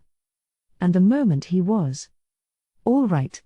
Satoru, Rimuru, I'll gladly become your servant. I had no idea where this came from. I could tell he was starving for good Japanese food, but I hadn't even said anything yet. Besides, he must have had his own thoughts about me. Servant? No, it's fine. I don't have anything keeping me from abandoning this hero crap. It's just embarrassing when they do that sa, ki, chant, and really, I've been constantly trying to figure out how to escape from all this. This sounded like the real Masayuki here. And as I enjoyed some post-meal tea, I let him tell me his story. Masayuki was a pretty smart kid in his old world, going to a high school that put most of its grads into college. He liked reading manga and light novels, something he kept a secret, and he complained to me about how it must have led to this for him. My skill's called Chosen One, you know? It's just so stupid. He'd wanted to be a hero, and as he saw it, that's why he wound up here. And his skill, Chosen One, was about what I figured it was. It let him naturally guide the thoughts of those around him, almost like brainwashing, and that's what brought him to Hero Dom. This ability was beyond his control, he couldn't turn it off even if he wanted to. That's not too user-friendly, or maybe it's a little too much so. Maybe it is, but that doesn't mean it's not incredible. You would have won the championship if you didn't bow out. The tournament was ample proof that this skill worked. Victory was his if he wanted it. Yeah, but it's only caused me trouble. I do nothing, and people just make all these assumptions about me. That was the whole way I won over in English, too. As he put it, he let that get to his head. Even with his efforts crushing the authoress crime ring, he didn't actually do anything, people just treated him like a king. He could completely give up and things still worked out his way, so life was generally pretty easy for him. The experience at this tournament, though, made him realize that if this ever failed, even once, it'd end his life. That was why he'd decided it was time for a reality check, and I thought he was right. But would Chosen One affect me? Understood. Against ultimate skills, nearly all lower-level skills are cancelled. So it doesn't affect me. Good. Because I intended to go easy on him anyway, but I didn't realize he was a complete amateur in battle. I bet even a quick jab from me would be disastrous. Well, you made the right choice, and probably at the last moment possible. I think you should be proud of that. You think? But Gobda transformed into that terrifying thing and... I didn't need brains to realize I could never beat him. I wasn't so sure about that, actually. A pretty decent chunk of people were taking Gobda on regularly. But yeah, Masayuki did the right thing. So we chatted some more, giving each other our stories and backgrounds. For the most part, though, I just gave a quick rundown of my life, spending more time listening to Masayuki talk. His friends worshipped him like a god, so he couldn't really speak frankly with them. He had nobody to vent to except Yuki, and his busy schedule made it difficult to meet up. It made the stress and irritation accumulate. Basically, he revealed everything about himself to me, without me having to ask any questions. Well, I'd like to hear more from you, but my lunch break is just about over. So let me ask you this, what are you going to do now? How do you mean? I mean, you promised Bovix a rematch, right? Are you gonna tackle the dungeon? I guess Masayuki had forgotten all about it. He must have been planning to promptly skip town. Well, what should I do? Don't worry. Bovix is only guarding the area around floor 50, and the dungeon's super huge, so it's gonna take a few days just to make it that far. Oh. So if I pretend to tackle it, I'll make it through today, at least? Exactly. And all the dignitaries here right now are gonna leave town tomorrow. The festival ran for 3 days.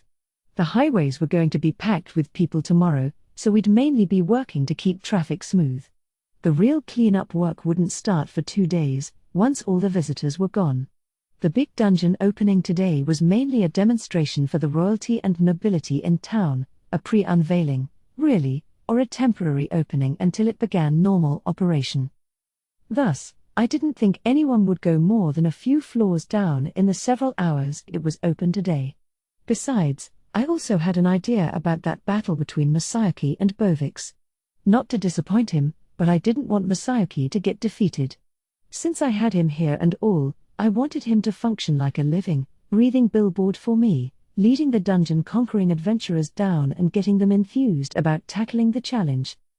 So I'd like you to grab people's attention for me, but do you think you can do that? Wow. That's pretty reassuring to hear. That's why you gave Jinrei all that great equipment, huh? And personally, if screwing up in there won't kill me, I can tackle the labyrinth worry-free. It sounds perfect. He gladly pledged his support. I'd meant nothing of the sort with Jinrei's gift, but that certainly worked out well, too. Going into the dungeon de facto topless was just asking to be killed. And I'll be glad to leak some hints about conquering the dungeon, too. If you can use them to get down pretty far for me, that'd be great. Also, if you see anything you think we could improve, don't be shy about telling me.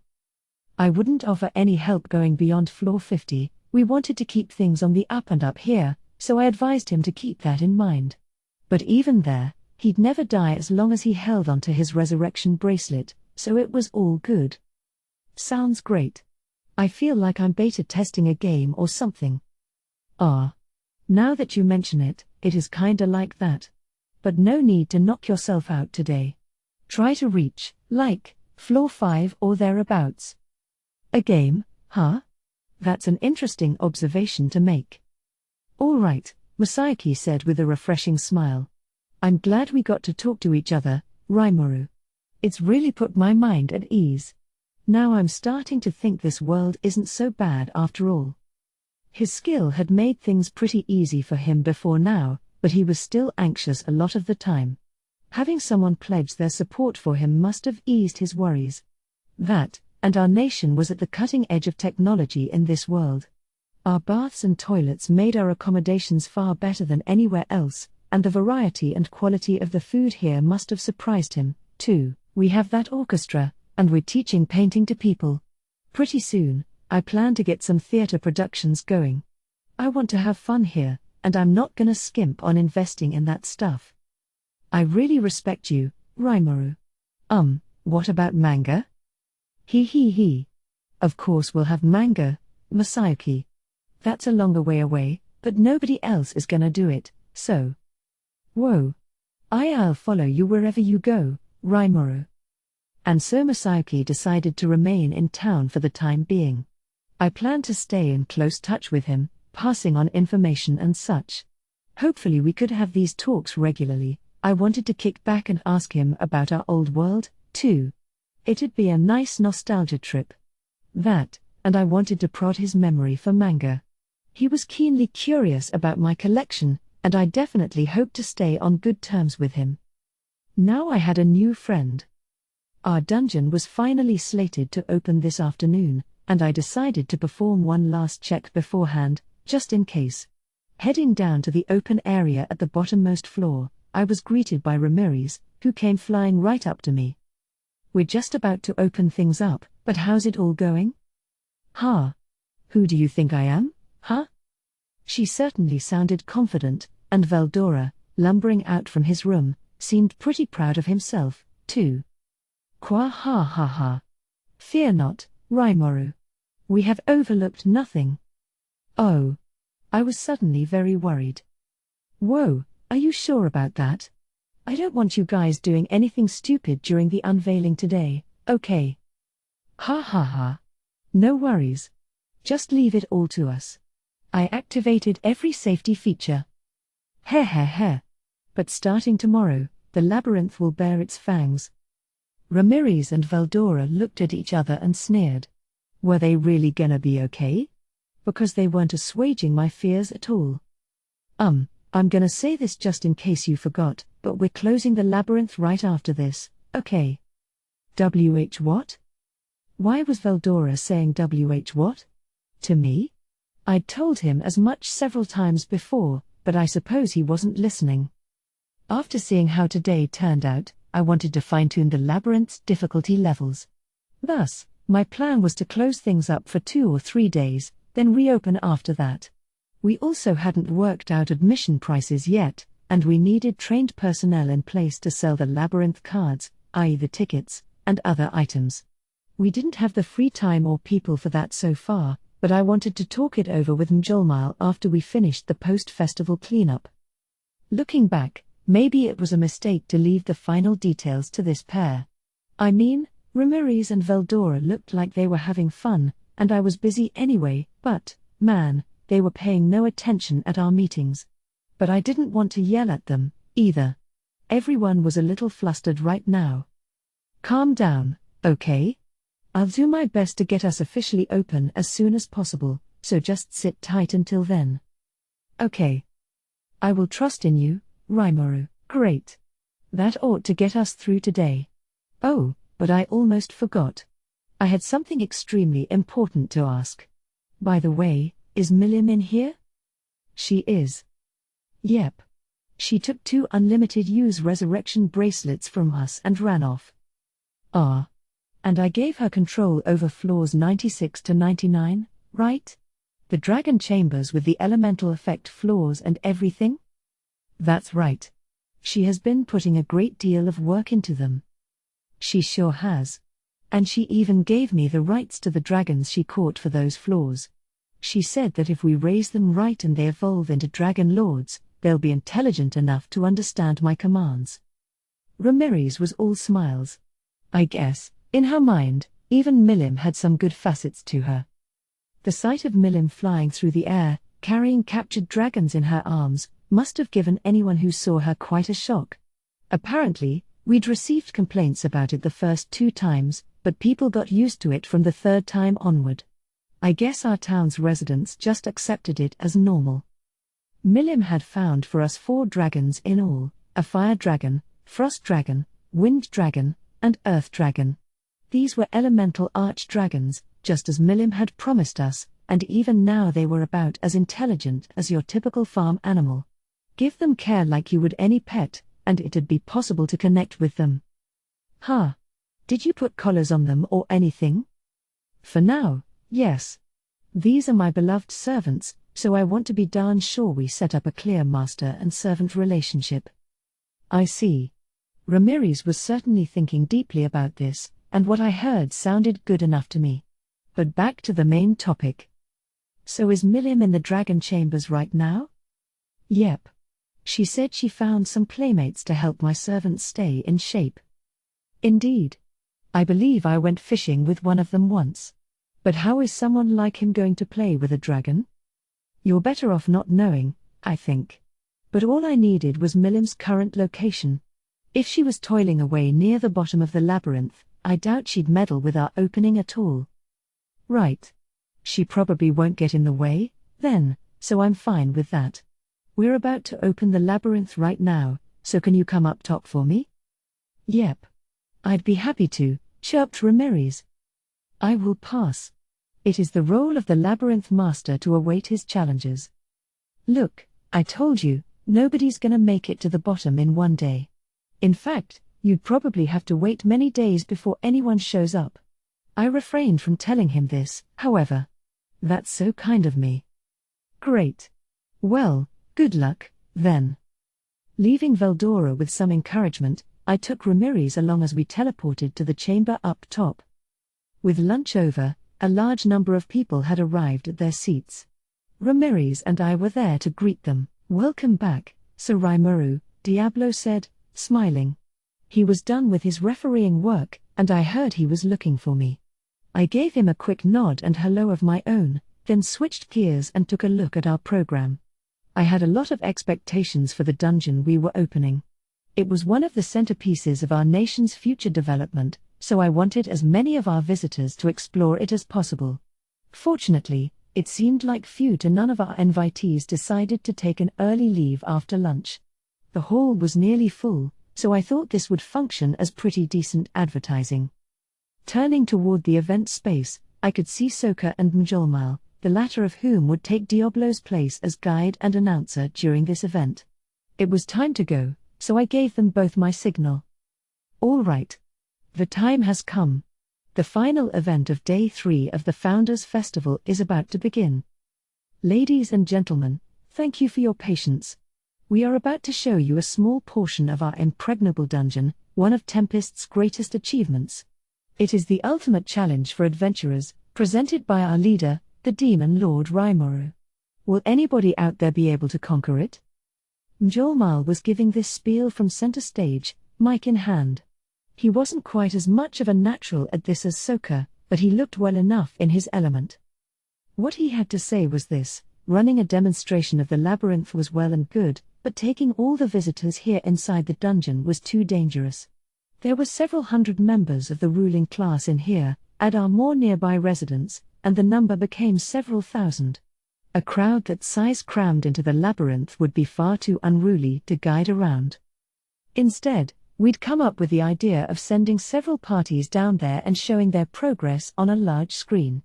That presented a few technological challenges, but we had already succeeded at providing a clear picture on a huge screen at the battle tournament, and we could use the same tech for this.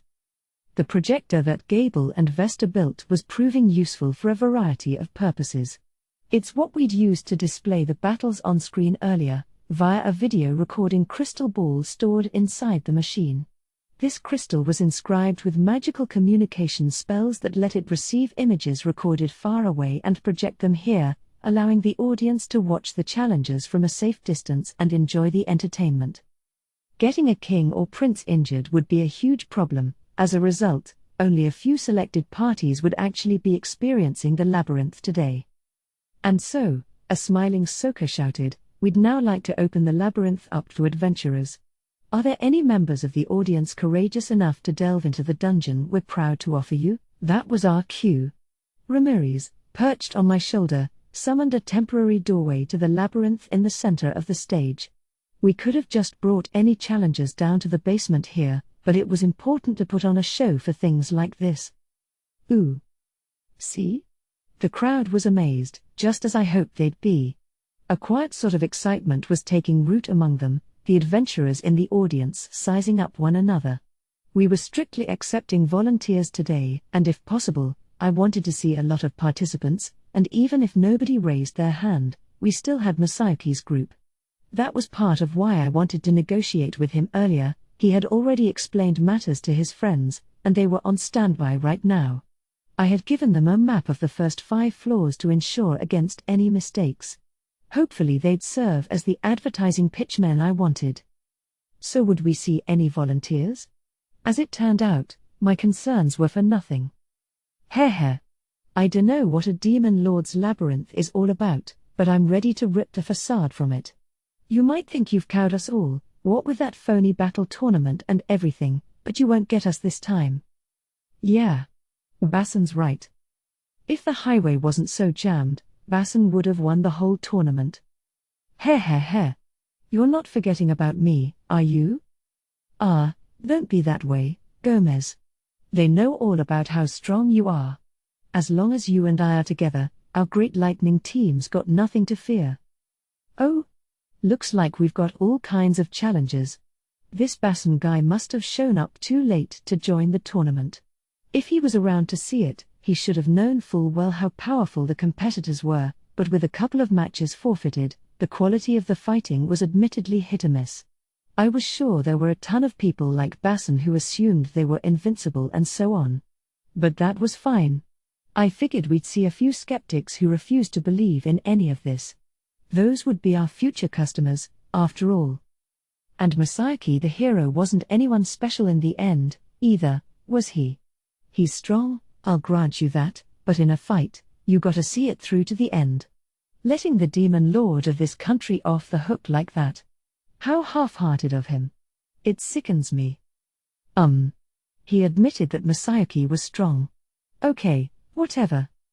Yeah, this so-called labyrinth is a big con job, and Bassan and I are gonna expose it for what it is right now. Bassan's group certainly had gusto. I refuse to allow them to berate you like this, Sir Rimuru. Let me go over and shut them up a bit. Halt. I couldn't let my guard down. Shion was irritated, and Diablo came this close to going out of control. I hurriedly stopped them, but at least they didn't threaten to kill them this time.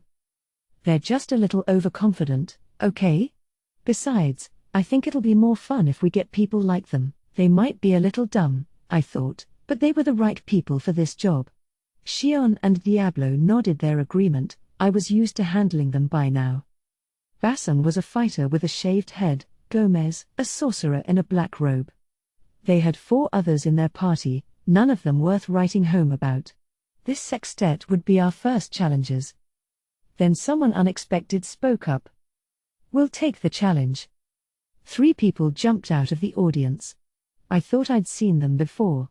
Wait, is that Ellen? I was having Ellen's trio help with the founding of Yome's new nation. They were going around the free guild locations in the former farmers, and I had asked them to aid Yome however they could. A B-ranked adventurer was a fearsome presence in itself, and Ellen's party was now rated B+.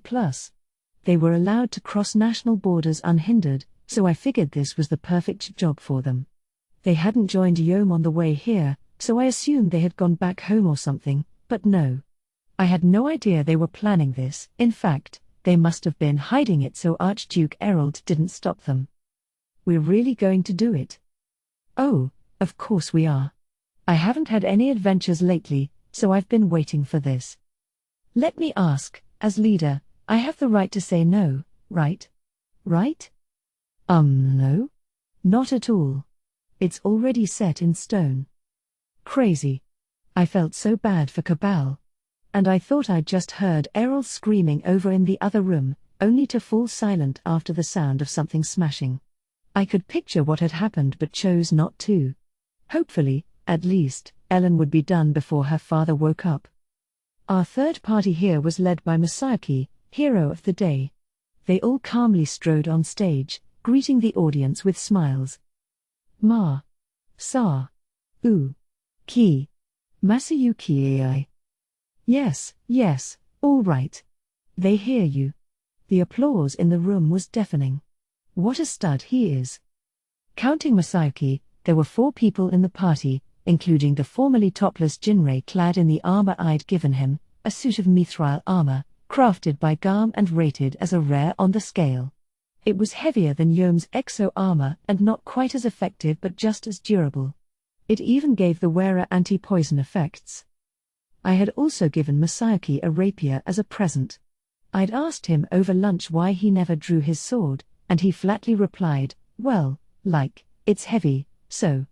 Honestly, I was shocked by how much of a bluffer he was.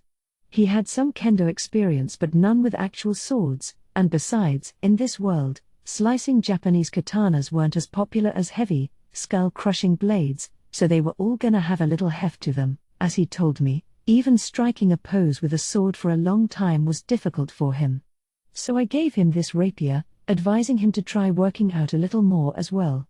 This blade was a discarded version of the one I gave to Hinata. It had the same light weight and strength, but not her sword's unique trait of always killing your opponent on the 7th landed attack. Just swinging this thing around was enough work for Masayuki. He didn't need that sort of advanced feature anyway. Plus, the rapier also remedied exhaustion for its user to some extent. If all Masayuki would do was strike a pose and keep it steady, this sword was more than enough. So the party of 4 was soaking in the cheers from the audience, none of whom questioned their change in equipment. We planned to set a time limit of 3 hours, calculated back from my intended goal of keeping anyone from going past floor 5. Masayuki's party had a map, giving them an advantage over the others, and I was counting on them to advertise the labyrinth for me. So 3 parties, then?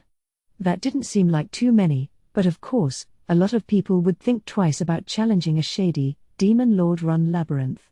We needed to address, and quell, that hesitation with this demo today.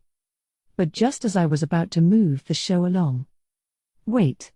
I'll join in, too. A man clad entirely in black appeared on stage, Gei the Flowing Swordsman. You've done a fine job trapping me in your bluffs and trickery, haven't you? Heh. The Demon Lord's Big Four, or whatever they're called, certainly play dirty, do they not? I can understand if they're afraid of my talents, but they picked a fight with the wrong foe. You can scheme all you want, but I'm about to crush your ambitions for good.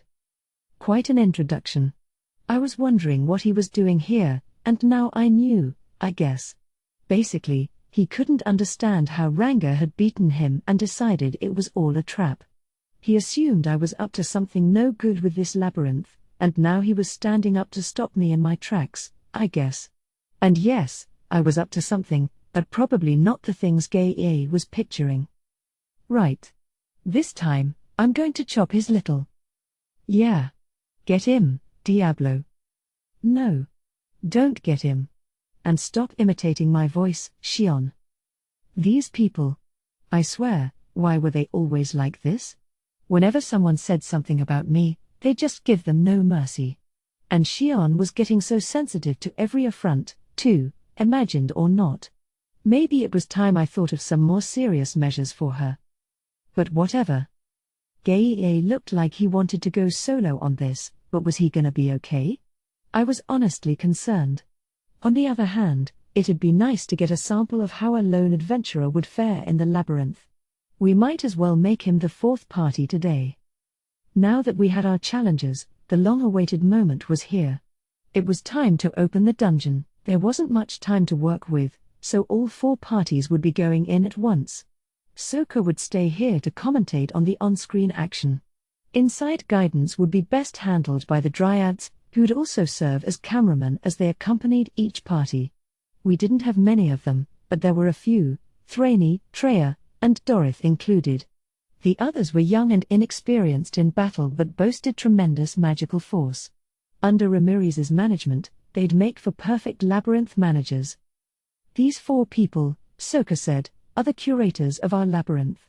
Normally they will not accompany parties entering the dungeon, but for today's run, we'll have one shadowing each team. The quartet gave their hellos to the crowd. These were named Alpha, Beta, Gamma, and Delta. Not having names would be inconvenient, so I just pulled those out of my head. It didn't cost me any magicules, since dryads are high-level monsters, I could have them consume their own magic force for the job. Ramirez was their boss, so all I did was help come up with their names. As sisters, they all had the same looks, so telling them apart via visuals alone was a challenge.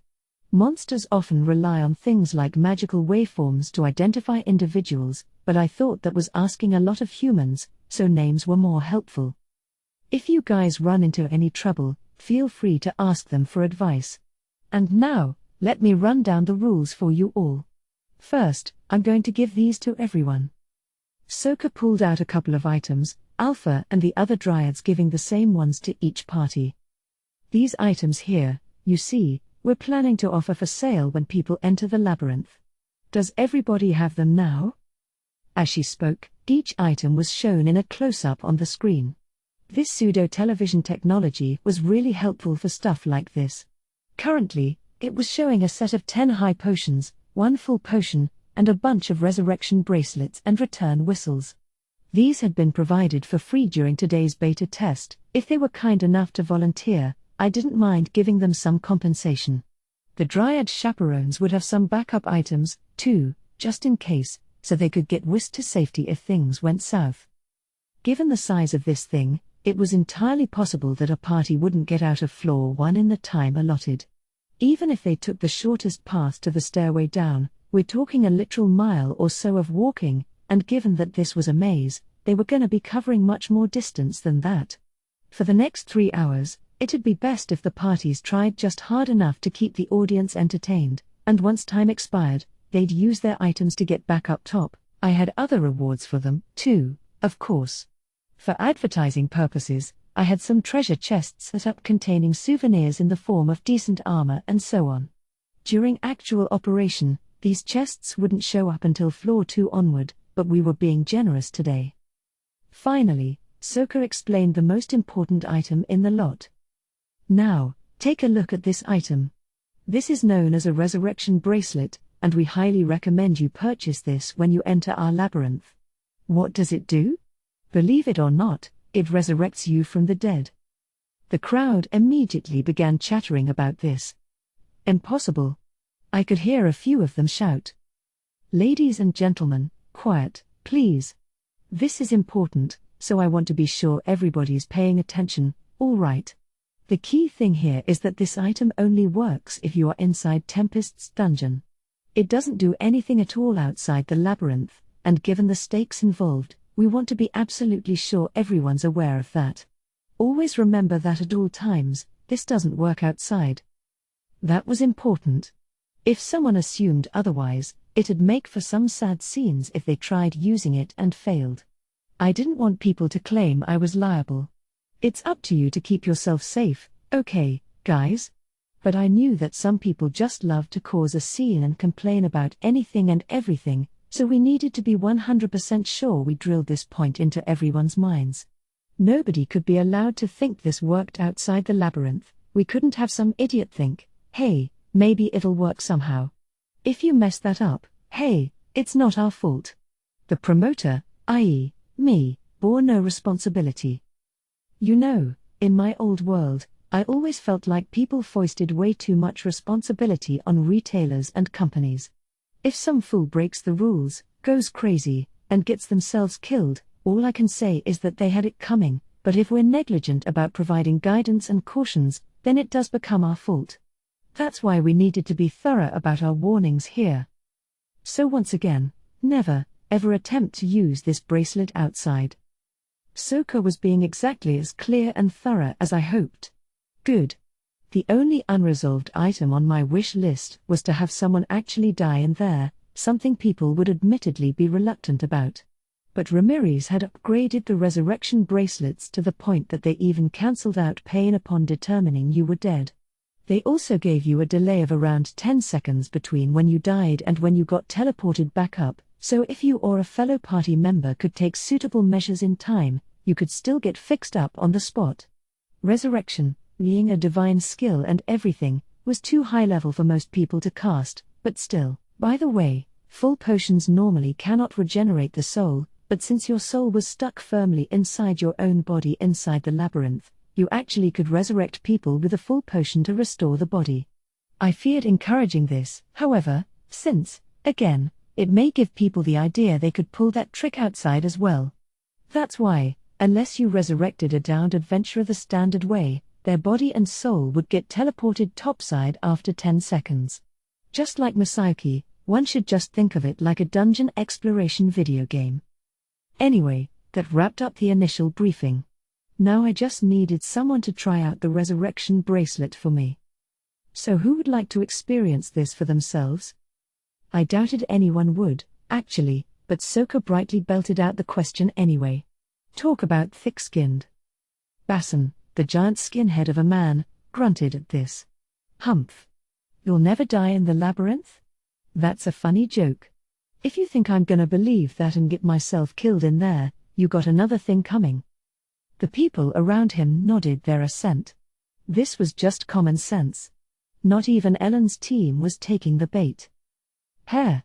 Well, who do you think should do it? You go first. Gei the flowing swordsman pointed a finger at Njolmile. He wanted someone else to go first, not him, and I guess that was to be expected. I wished he were more polite about it, though. Me? An understandable suggestion, I suppose. I'd be happy to. Njolmile, perhaps expecting this, wasn't agitated at all. In fact, he'd already experienced it once. The members of Team Reborn under Shion had experimented with it many times, so he fully believed it was safe, and going through it one time removed any fear from the process. So, with as much stately majesty as he could muster, he put on the bracelet and set foot inside the labyrinth. The challengers followed behind him. Now, if you actually attack Njolmile in here. Soka took up the sword on her hip, preparing to slash at Njolmile. But before she could continue, Gei cut him off. You can't trick me. Krah. There was an arcing flash in the air, and then he sliced Njolmile's arm clean off. Hey! Soka tried to stop him, but nowhere near in time. Gah! Njolmile started shouting as well, bringing a hand to the gaping wound.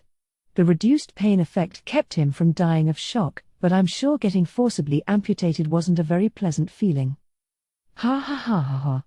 And now it's almost time for the final blow. Was he just playing with him? What a bastard. I almost lost my temper, but then I saw a smile on Njolmile's face. That restored my cool, and just as it did, Gei's sword hewed Njolmile's head clean off.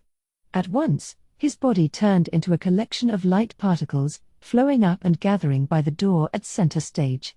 Njolmile, along with what he was wearing, formed anew from these particles, fully restored. The crystal balls carried by Alpha and the other dryads recorded all of this, transmitting it to the large screen in the hall. And there you have it. I'm back in perfect shape. Njolmile stood there, as if he hadn't just been brutally murdered. His severed arm was attached to him as well. It couldn't have been a better performance. Whoa! The audience cheered for him. Some of them screamed that it was a miracle. I'd say the demonstration was a success. I didn't want people to think this was an elaborate trick, but thanks to Gei's penchant for sudden violence, I think everyone was more convinced than they would have been otherwise. If anyone still didn't believe it, we'd just have to let them experience it for themselves. Of course, it wasn't risk-free, so the best thing to do in the labyrinth was to simply not die. Take care of yourself down there, and you'll never have to go through it. I figured we could let adventurers who challenged the labyrinth spread the stories for us, and things would work themselves out. I thought some curious daredevils would want to get killed just to see what the experience was like, and that was no problem to me, either. The important thing was that adventurers had nothing to fear if they took on the dungeon, and I thought Njolmile had just ensured that for me. I gotta say, he's got courage. He put up with Gaia's morbid antics because this is exactly how he wanted this to turn out. Definitely need to thank him later for taking that role, I thought as I looked at the screen. The dungeon is now open for exploration. A brand new world is waiting for you inside. What could be awaiting those intrepid enough to battle their way through to the bottom? Soka was on stage, kicking off her commentary, as the screen showed the viewpoints of all four parties. The live connections worked without a hitch, bringing the audience inside the labyrinth. She was taking a documentary-style approach to her announcing, and I really appreciated her attention to detail as I watched the parties set off. The first one that caught my eye was Bassan's, as they plunged past the orderly, well-built stone-type walls that defined floor 1. I figured at least one party member would be drawing a map on the way, but nobody was. They weren't even leaving marks on the walls to keep their bearings, instead just pleasantly chatting as they strode down the corridors. Were they gonna be okay? I knew people like them explored caves and went on hunting missions in lush forests and so on. How did this party find its way to their destination otherwise? They didn't hire a guide every time, did they? TCH. It's the same damn kind of corridor over and over. And all these crossroads. Weren't we at this intersection before, boss?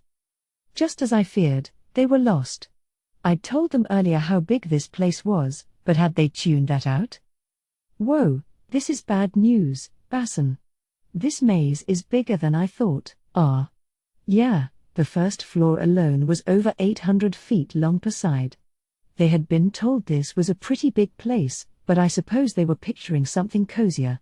I guess that, if you heard it described as a man-made structure beneath the Colosseum, you'd likely think it wasn't that big, either. But oh well. It wasn't my problem, and again, it made for good advertising. However, I really didn't want these parties to face instant death at the start of floor 1. If we went that insanely hard on them from the get-go, nobody would want to take the challenge. They needed to get at least a little far in. They could always die to be transported back, and there was an SOS feature in their bracelets as well, which treated the wearer as dead and let them escape at any time. The dryads could also come to their rescue, and there was one accompanying each party, ready to promptly bring them back to the surface. So I really wanted them to be serious about plumbing this labyrinth, but Bassan was too busy getting irritated at his panicky party members. What are you people? Idiots. I've never heard of such an enormous maze before. That demon lord's just feeding us a tall tale. He's using magic or something to disorient us. Oh, he is. You've convinced me, Bassan. Yeah, the magical concentration around here is pretty high. You're probably right. This must be illusory magic or the like. You said it, Gomez. We've been following the right-hand rule religiously so far. Worst-case scenario, we'll just wind up back where we came. Oh dear. Labyrinth difficulty was the least of their concerns. They might have thought they were thinking things through, but they sure weren't. I wouldn't be so harsh on them if they were taking notes on paper, but no way could they memorize a path through all these similar-looking corridors, packed with forks, four-way intersections, and dead ends. Between the uniform decor and the twistiness of the paths, simply going right at every opportunity wasn't going to get you anyplace. These challengers were just way too idiotic. Couldn't count on them for too much, I guess. But then Bassan's party disappeared. Or, to be more exact, they fell down to the next level. Whoa. Was that a trapdoor?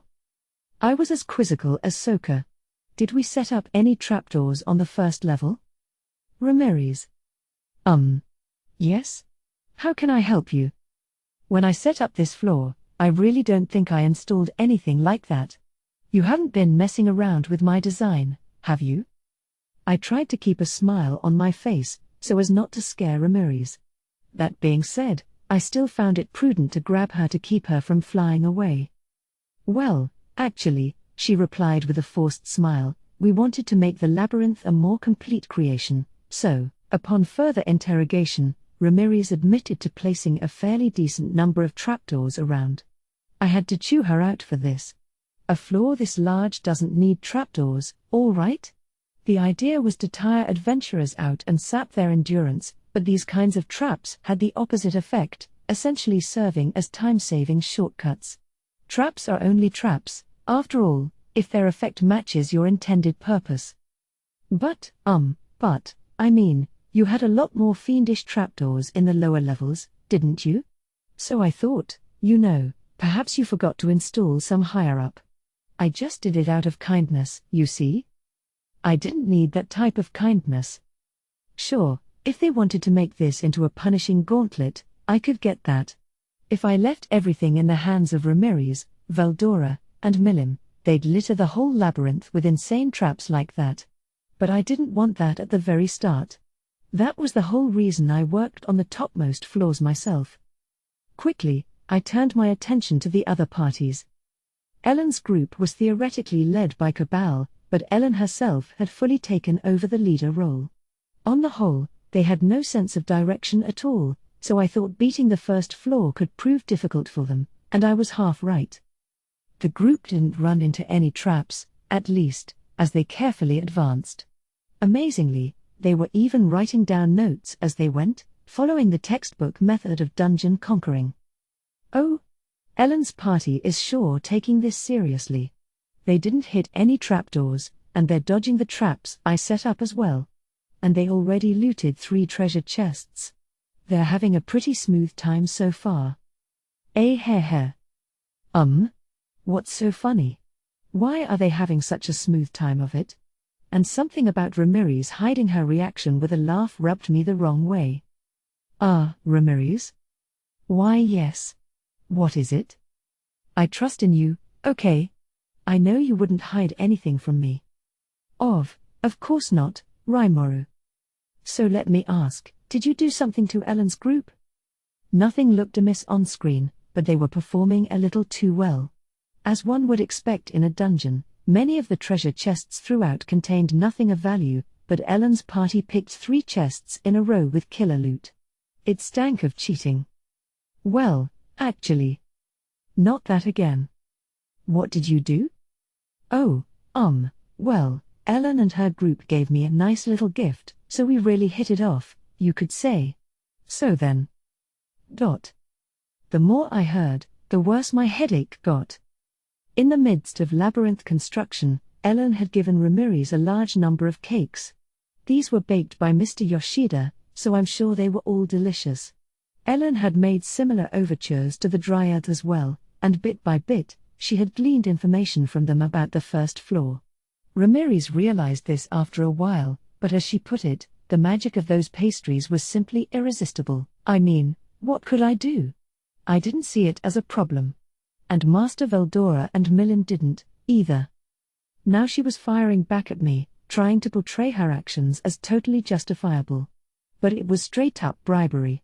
I was exasperated at how quickly corruption had become an issue down there. Still, no need to catastrophize about it.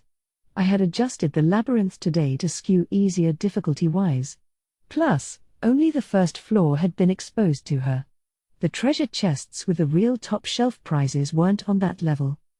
Cabal's party is doing a good job landing treasure, isn't it? That it is, Mjolmal told Soka, joining her in the announcer's role. Sir Rimuru mentioned that chests can sometimes be found in small side rooms and the like, but they need to watch for traps as well. Good point. Do you think there are neat items in them? There's some really good stuff in the lower levels, I would imagine.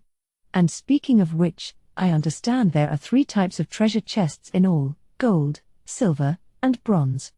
It seems only the bronze chests run the chance of being booby-trapped. These 3 chest types contained different sets of items. Floor 1 contained nothing but bronze chests.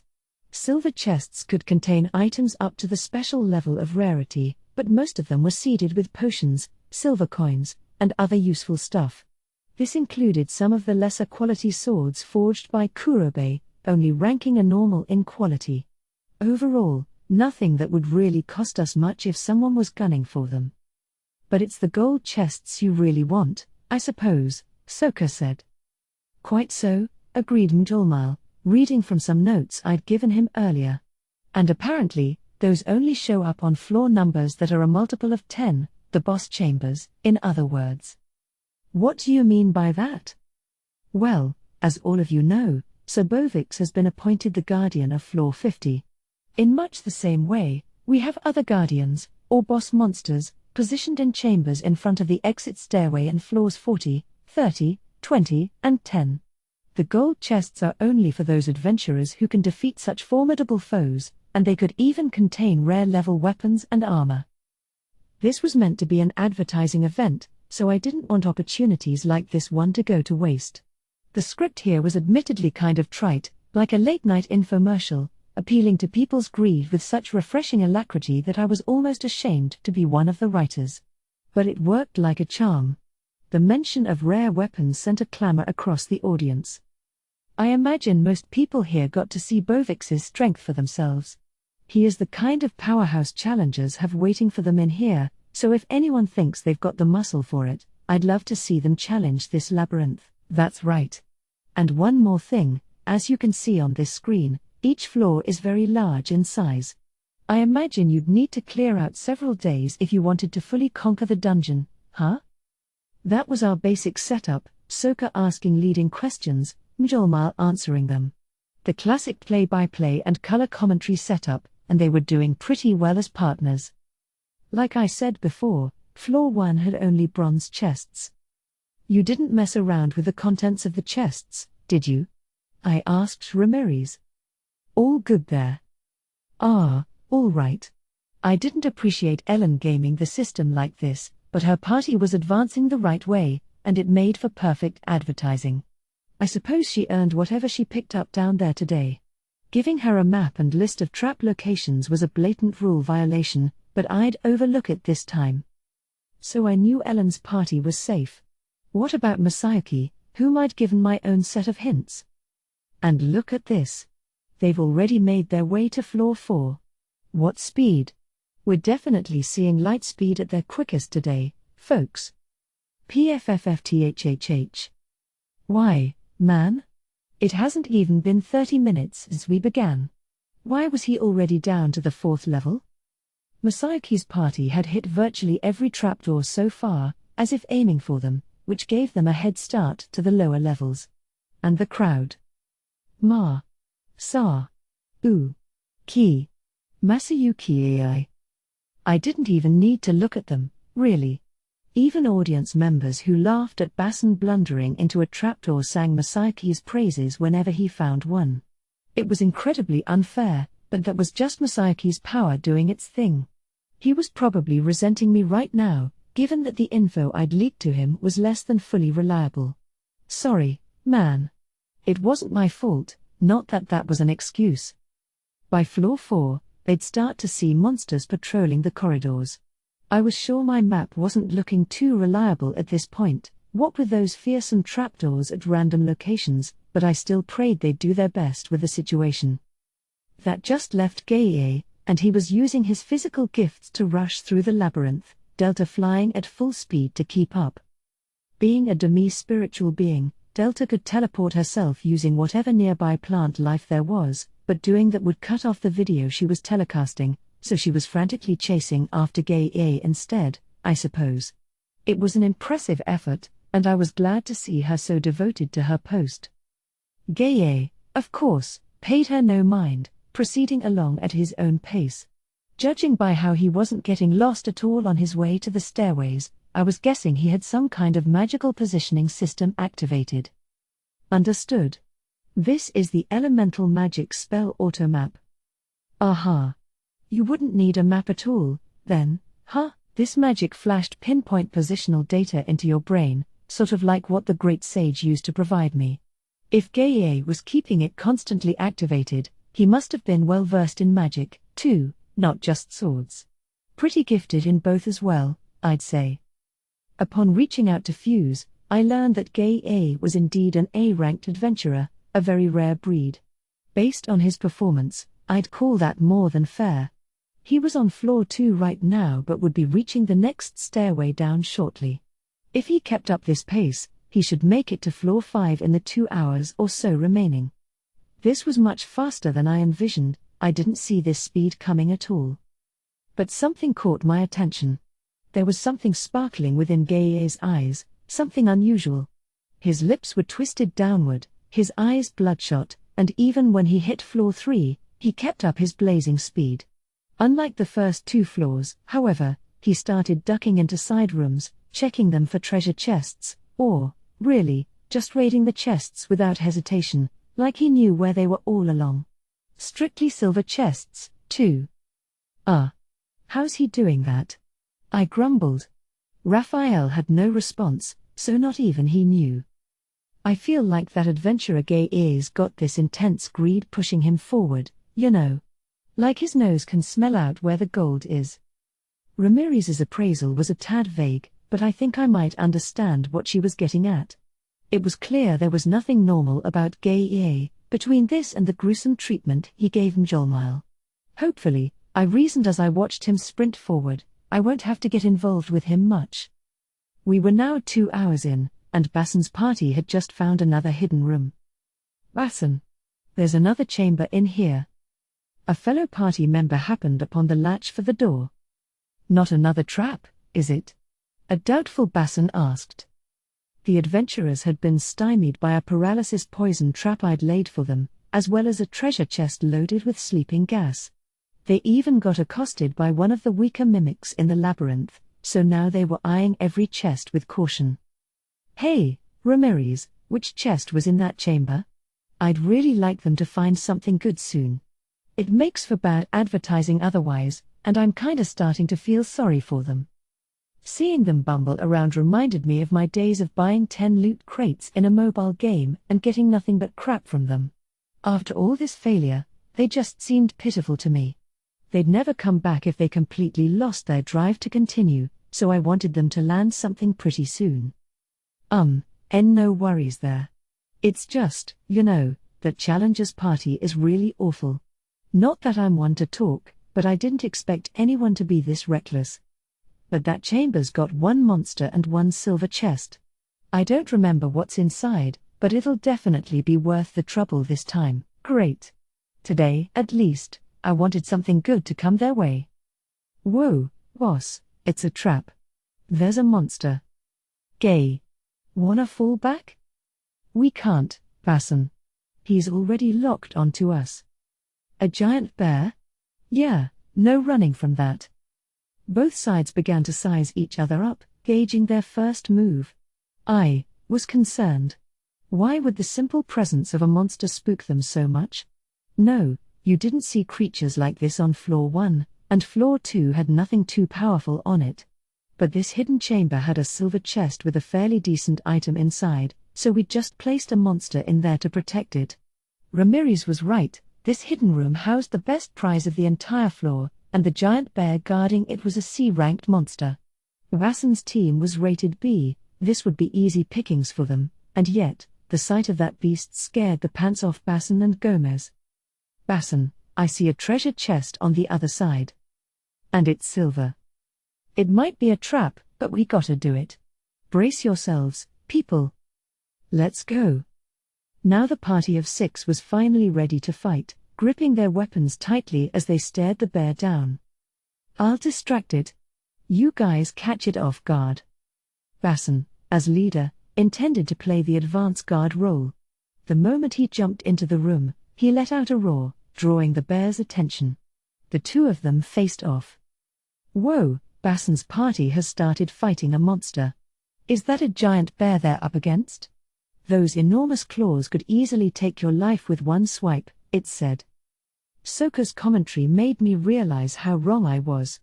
Yes, this wasn't a game. Bassan's party wasn't proving it too well today, but they were professional adventurers, and they didn't like getting hurt. The stakes dictated that one wrong move could end your life, so naturally, they wanted to avoid any combat that didn't suitably reward them.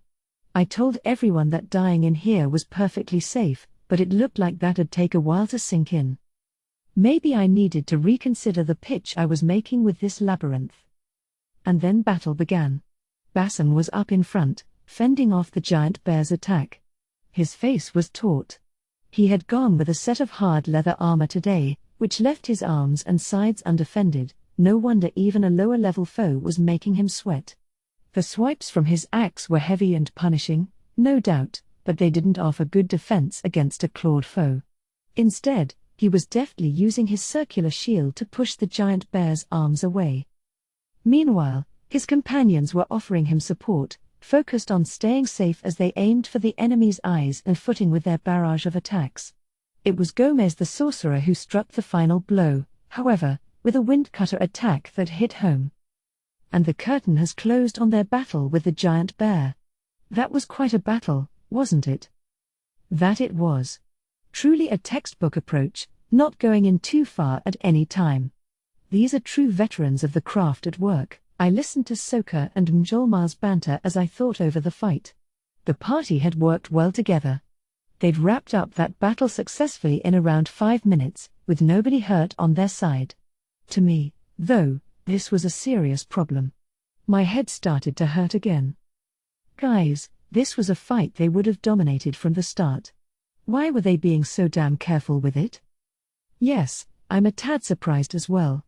But that's the normal approach, isn't it? I guess so. I was worried when I saw they weren't drawing a map, but I guess their approach to this is just too far removed from what we pictured. Right.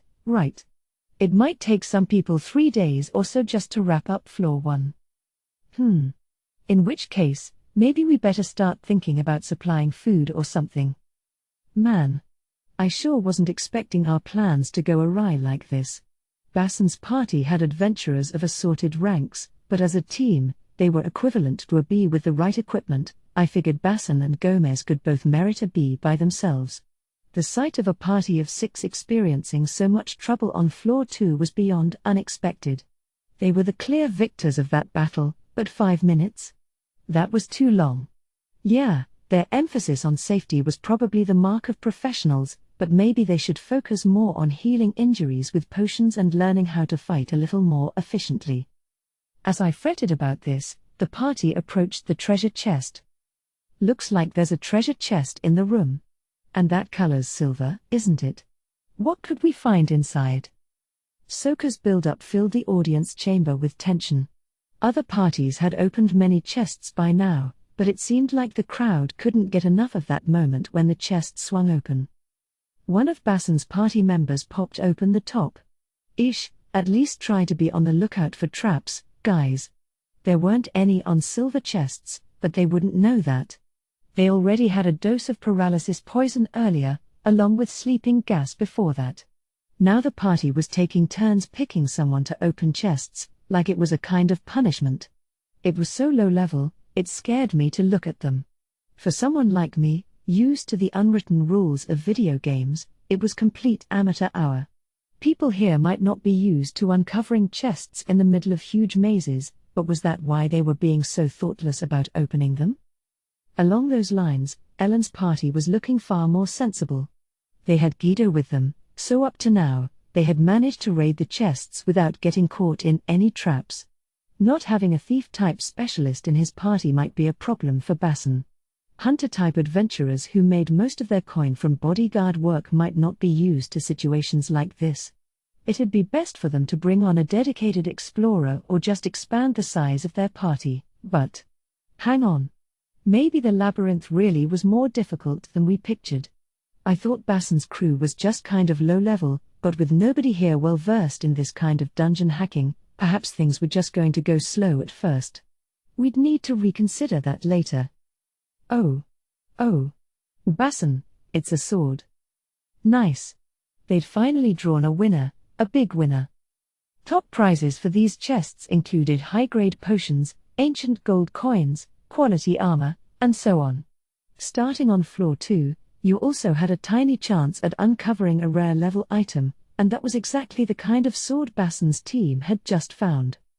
Oh, actually, Master Veldora said that he adjusted the chests from floor 2 down to give out more jackpots like that. Did he? Ah. But this party didn't find anything good until now. Veldora saw the problem and addressed it, but with a party this unlucky, it still didn't help. If he hadn't fudged the stats a little, Bassan would have been finding nothing all day. Drawing a rare item was certainly quite a comeback. It meant good PR for us, and I bet it'd drive Bassan's party to try their luck some more. Thinking about it that way, I had to admit, Veldora did a good job. That was a smart decision on Veldora's part, though. People need to have some positive experiences in here, or else it'll affect our future strategy. I'd have to thank him later. Bassan's party, meanwhile, was passing the sword around to one another, staring at it and whistling their astonishment. Seemed they liked it. "Okay, guys," Bassan said as he put his axe away and switched to the sword, "let's keep this up." The next chamber had 3 lesser bats flitting around, but Bassan managed to swipe them all down with one hit. The blade must have helped, because they were starting to move faster. One of Kurobei's apprentices had crafted that sword, which just barely qualified for rare status, but to Bassan, it must have been a legendary piece. The same was true for Gei. I heard that even A-ranked pros had difficulty acquiring a full set of rare equipment. If so, no wonder Bassan was so excited. The party was now proceeding more quickly, making up for lost time and accumulating a large number of magic crystals from the monsters they slew. This is nice. We're definitely coming out ahead. I think we'll earn a lot more than I thought before the day's through. Yeah, I definitely want to pay another visit here once it's fully open. Now the party was all smiles as they ventured farther into the dungeon. I turned my attention to Ellen's group. Since they were on floor 1, they'd have trouble finding any rare items. They were being very cautious as they proceeded, too much so, really, but the approach paid off with all the chests they got to raid. Now, though, they were suddenly switching tactics. "Are we about ready? You're really going to do this? Do I get a voice in this? Here we go. Time to hook some big fish." Completely ignoring Cabal, Ellen began to head for the lower levels. They had just under an hour to go, and I guess they chose this moment to go for broke. It looked like they'd focused on floor 1 so much up to now because they were trying to gather as many potions as they could. Now it was time to make use of Ramiriz's info and attempt to get all the way down to floor 10. It looks like Cabal's party is on the move. They've been thorough in their work so far, proceeding bit by bit, but now they're making a beeline for deeper floors. Are they looking for treasure chests with larger payoffs? But it'll be hard to discover chests out of sheer luck. But it looks like you can find rare items from silver chests, like Bassan's party did earlier, right? Right, but it's not something you can aim for, really. Sergei has opened something like 20 silver chests so far, but he still hasn't scored any rares. So they'll need to look for gold chests to be guaranteed rare items? That's correct. But they'll only find gold chests in the designated boss monster chambers, mostly. Mostly? Are they anywhere else? Well, actually, there are other powerful creatures in the labyrinth that you may run into at random. These are called area bosses, and the rooms they guard could contain golden chests. Soka's and Mjolmal's guidance convinced me of what Ellen was after. "Hey, Ramiriz. Yeah? Did you leak out the locations of the area bosses as well?" Well. I think such a thing might have been included, yes. Oh Lord. But, hey, let's stay optimistic. These area bosses, something I included mainly for fun, could also be good PR for us, and I knew I laid one out in floor 4. Its position changes whenever it's defeated, but those guys should still be where I left them. Essentially, this floor housed a small monster lair inhabited by several giant bats, each ranked C+. If you weren't aware of them, you'd have to face a torrent of monsters all at once, but if Ellen's party saw them coming, I suppose they could prepare for it well enough. I just didn't want it to look like they knew in advance there was something in that lair. That'd seem a little too contrived. But I had nothing to worry about. Ellen's party deliberately used trapdoors to go down to floor 5, pretended to be injured so they could advertise the effects of potions for me, and claimed loudly to be searching for somewhere to rest all the way to the monster lair. The perfect act from start to finish. They had futures in the theater, I tell you. Guys, there's a small chamber around the corner. Let's rest in there. Alrighty. Are you okay, Cabal? Why, yeah.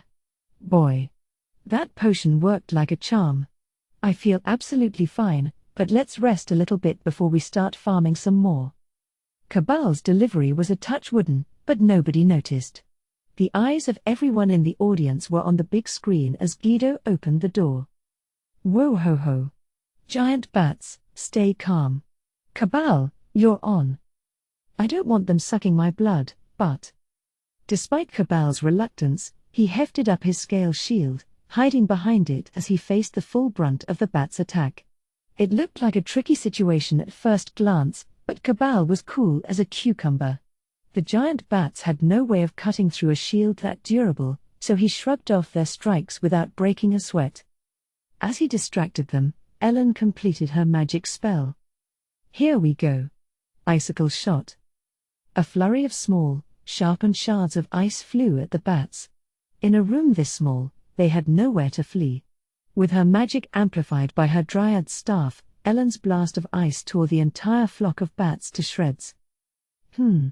Too easy, by the looks of things. You may be right. If this were Bassan's party, I bet it'd be a life and death struggle. I feel like giving out a gold chest for this is costing us. Maybe, but let's not use Ellen's party as our yardstick for this, Ramirez had a good point. Plus, if you think about it, this went easy for Ellen only because she cheated. She wouldn't get this advantage normally. If she had run herself ragged all around the labyrinth before finally discovering a gold box, I'd be happy to toast her good fortune then. That was a fine battle, wasn't it? Soka asked Njolmal on mic. Yes, this is definitely a well-seasoned team of adventurers. They certainly made it look easy. And here's Sir Guido opening a treasure chest. Oh. A gold chest. Are we really going to see a rare item come out? I focused in on Guido's hands. He was guaranteed a rare, but exactly what, I couldn't guess. Looks like a sword. Or, I wanted some sorcerer's armor. A sword? Sweet. Someone up high must be watching how hard I'm working. 3 people, 3 reactions. Guido couldn't care less, Ellen was pouting, and Cabal showed his first real enthusiasm of the day. The sheer across-the-board variety made me laugh. And it looks like a weapon, Njolmal. I'm sure it is. The Demon Lord Raimoru has given me word that every gold chest is guaranteed to house an excellent item inside. I didn't remember saying that, but I was glad Njolmal was kind enough to hype it up for me. This chest contained a Tempest sword. Everyone thought it was a rare, but it was actually a unique. Like the Tempest dagger I'd given Guido, it was a masterpiece of a weapon, forged by Kurobe from Charybdis scales. Veldora had made jackpot finds like this more common for today, and maybe that's why Ellen's party scored a killer item that usually showed up just 1% of the time. Then, their mission done for the day, the party promptly prepared to head back. Talk about a cold, calculated approach, huh? I dunno. We kind of lavished too much on them, I said as I laughed at their indomitable drive for riches, but well. How were Masayuki's team and Gei doing? Both were drilling deeper and deeper down, as if in a foot race, but it was clear who had the advantage. Masayuki's party was overwhelmingly ahead, already at the 9th floor by the time 2 hours passed by. They're just way too fast. I'm sorry. I didn't think challengers would use trapdoors that way. I doubt Masayuki is deliberately aiming for them, but... Even as Ramirez and I spoke, the party tore their way across floor 9. With over 50 minutes left to go, they reached floor 10, and thanks to yet another conveniently placed trapdoor, they managed to get deep inside, right nearby the boss chamber. Masayuki's good luck again, no doubt. I never would have guessed they'd go this far in under 3 hours. Their speed just totally floored me. By this point in the labyrinth, you'd start to encounter monsters in the middle of corridors as well, not just in rooms. Sometimes they'd appear in small groups, too, but Masayuki's friends did an impressive job against them. Nearly all their foes fell with one hit, at no time were they ever endangered. And since my map was accurate except for the trapdoors, they were still checking it to figure out the way ahead. Finally, the party reached the last chamber in the floor. The stairs to floor 11 would appear only once they defeated the boss lurking inside, a black spider, ranked a B in difficulty. The party cowered against this fearsome sight. Yeah. And Jinrei then slashed it to death in one swipe. Damn. That was frustrating. Against Team Masayuki, a black spider didn't even begin to pose a challenge. If it weren't for all those damn trapdoors, at least they would have had to spend more time getting here. Thus the party picked up their gold treasure chest, grabbing a rare level dagger from it. That, and they even added their names to the floor's save point. I decided, right then and there, to just do away with all the trapdoors. Once the boss was slain, Masayuki's group used their return whistle to head back to the surface, making them the second group to emerge after Ellen's. Just when the party exited the boss chamber, the door leading to it opened again. Masayuki's party is back with us, but now Sir Gei is going to challenge the boss. Gei has traversed this far into the labyrinth all by himself. No traps or pitfalls have caught him yet, and he's been going at a breathtaking clip the whole time. Yes, at the speed he's going, he's racing past trapdoors before they can even open. That's an unexpected approach to take. I don't think most people could copy it. The adventurer types in the audience nodded in agreement with Mjolmile. Going solo was one thing, but a multi-member team could never pull a trick like that. Gei didn't have the greatest of personalities, but he was every bit worthy of the A rank he was rewarded. He had run into no problems in these early floors, taking every measure available to score as many silver chests as possible. He was about the worst beta tester I could have picked, but I couldn't do much about that now. PFFFT. That piece of garbage swordsman beat me here, eh? Oh well. Bring back that boss for me. Gei wasted no time copying an attitude. It was grating, but I was mature enough to put up with it. So what happens at a time like this, Mjolmile? Well, I'm told that the boss is resurrected in approximately 30 minutes. And the gold treasure chest with it.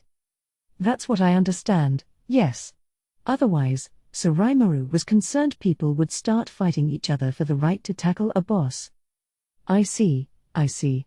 In that case, I'm afraid Gei may not have enough time. No, there's not much time left. I imagine that'll be the end of this run for him. 15 minutes remained out of the 3 hours allotted. Gei, once the situation was explained to him, did not take it well. Are you kidding me? You think you can boss me around in here? I know how talentless all you people are, but I don't see why I need to stoop down to your level. Get this boss back here now. The greed was visible in his eyes as the self-centered vitriol continued. Delta took it all in stride, but the next thing Gei said changed matters for her. Humph. The master of a talentless fool is a talentless fool. There's no need at all for me to abide by the rules of you buffoons. Oops. Shouldn't have said that. That's all but declaring to the master of the labyrinth that you aren't gonna play by her laws. Gei's shouting wasn't going to change anything, but was the master going to ignore that insult? Doubtful. Your statement clearly violates the regulations set by us, Delta calmly stated. I will let this go if you apologize, but I will not allow any more abusive language. Gei snorted at her. What? Why's a guide like you think you're so far above me? Don't make me laugh. Clear rule violation confirmed. Executing punishment. Huh? Punishment? What could you ever do to? At the next moment, Gei's body was bound and lifted into the air by vines that sprang up from the floor around him. What? I have removed the pain suppressor feature on your resurrection bracelet. Do you feel like apologizing yet? Small thorns shot out from the vines, piercing into the slits between his armor's plating. The results were painful for him. This was the spirit magic Thornbind, and Delta was able to launch it with 0 spell casting delay. Damn you. You think that's all it takes to beat me? This is your final warning. Do you have any interest in apologizing? The hell I do. This level of magic could never. His shouting was cut off mid-sentence, as Delta used her slender hands to slice Gai's head off. He had chosen the wrong person to pick a fight with today. Yes, he was an A-ranked adventurer, but Delta was a dryad. Even without battle experience, her species had instincts that made her a threat beyond hazard level. Once she was a bit more well-versed, she'd be at the calamity tier with Thraney and the others. Someone like Gai had no chance. The sight of Gai, who had wowed in the battle tournament, getting destroyed by the gentle-looking Delta made the crowd audibly gasp. The flowing swordsman may have thought he was strong, but he was killed in an instant, unable to defend himself. Seeing that projected on such a large screen would scare the crap out of anyone. "Ah yes," Mjolnir said in hushed tones. "In the labyrinth, the words of the maze master essentially serve as the law. Ignore her rules, and the managers will deliver a swift punishment like the one you saw just now." As he put it, if you followed the rules, you were perfectly safe. That's pretty scary. So what happens to Gai, then? Nothing at all, actually. He will be stripped of the items he'd acquired in this trip into the labyrinth, but otherwise, he is alive and well. Although without the pain suppression feature on his resurrection bracelet, I imagine it's a rather grueling experience for him at the moment. There was no real punishment, you could say. All it meant was a reset back to what you were before venturing inside, and nothing else. Serious rule infractions might require us to ban you from the dungeon entirely, but we planned to discuss that once we saw how things went. Gai's now out from the labyrinth, but unlike you, Mjolnir, it appears he's unconscious. Immediately after the decapitation, Gai dissolved into particles of light and was resurrected at the surface, still knocked out. That's because Delta exercised her right to restrict the functionality of his resurrection bracelet, a sort of nuanced way to mete out extra punishment. He was safe and unhurt, but his body would need some time to recover from the shock of dying. Between his mistreatment of Mjolnir and outright contempt for Delta, Gai was proving to be one of the most distasteful people I'd ever met. Seeing him like this was, to say the least, gratifying. Hopefully, he learned his lesson a little. Yes, Mjolnir continued, as long as participants follow the rules, the resurrection bracelet always works perfectly. But as all of you saw, Sir Gai was deliberately flaunting regulations, so. The labyrinth has a number of rules for visitors to follow, for example, no conflicts among adventurers, and always follow the advice of the maze's managers. We plan to distribute a book of rules once normal operation begins, and our guides will also provide rule rundowns to those adventurers who can't read. We'll want all of you to follow the rules and behave well inside, lest you meet the same fate Sir Gai just did. Oh, I could imagine Gai might be a little disappointed about this result, but during normal operation, all you have to do is wait a short period of time, and the boss will reappear. It's against the rules to fight other adventurers, so it's important to wait your turn and conquer this dungeon the right way. Sokka used a melodious tone of voice to run all of this down. What's the right way mean here? She didn't specify. I thought the crowd felt kind of awkward about this, but Sokka's follow-up largely steamrolled over all of that. As she went on, Gai woke up again, then reeled back in shock, remembering what had happened to him. Seeing him recovered, if intensely frustrated, helped calm the crowd down a great deal. Well, good. It seemed like the crowd had accepted Mjolnir's explanations for everything. He may have been a total prick, but the things we learned observing Gai were quite useful.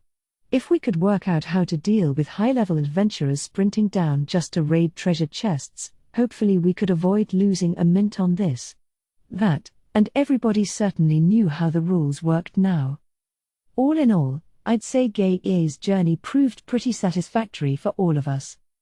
Thus, each team wrapped up their runs, leaving only Bassan's party inside. They had about 10 minutes left, so I'd want them to wrap up shortly. As I thought about that, one of Bassan's companions screamed loudly and fell to the ground in the corridor. Someone in the adjacent room must have gotten him. He was alive, but there was an arrow straight through his right eye. See? I told you going in all careless like that was dangerous. There was a single skeleton inside this chamber, wielding a bow and taking potshots at anyone through the door. The second party member through the archway was rewarded with a bolt between the eyes. He fell as well, but unlike Gay EA, he disappeared into light particles after 10 seconds. Nice. We'd have at least one challenger experience death before time expired, then. The remaining 4 party members made quick work of the skeleton. "Ah, look at this," Soka said, talking quickly. "We haven't had anyone drop out yet, but that skeleton has just claimed 2 victims. But don't worry, because the deceased will be revived shortly back at the surface." The audience was riveted by the their viewpoint they had of the battle. Having it shown on such a huge screen like that really did make it feel like you were exploring the labyrinth with them. I heard screams here and there whenever a monster appeared, which I thought was a pretty cool reaction. Maybe it was like watching a horror film. People started shouting their heads off when that party member died, too.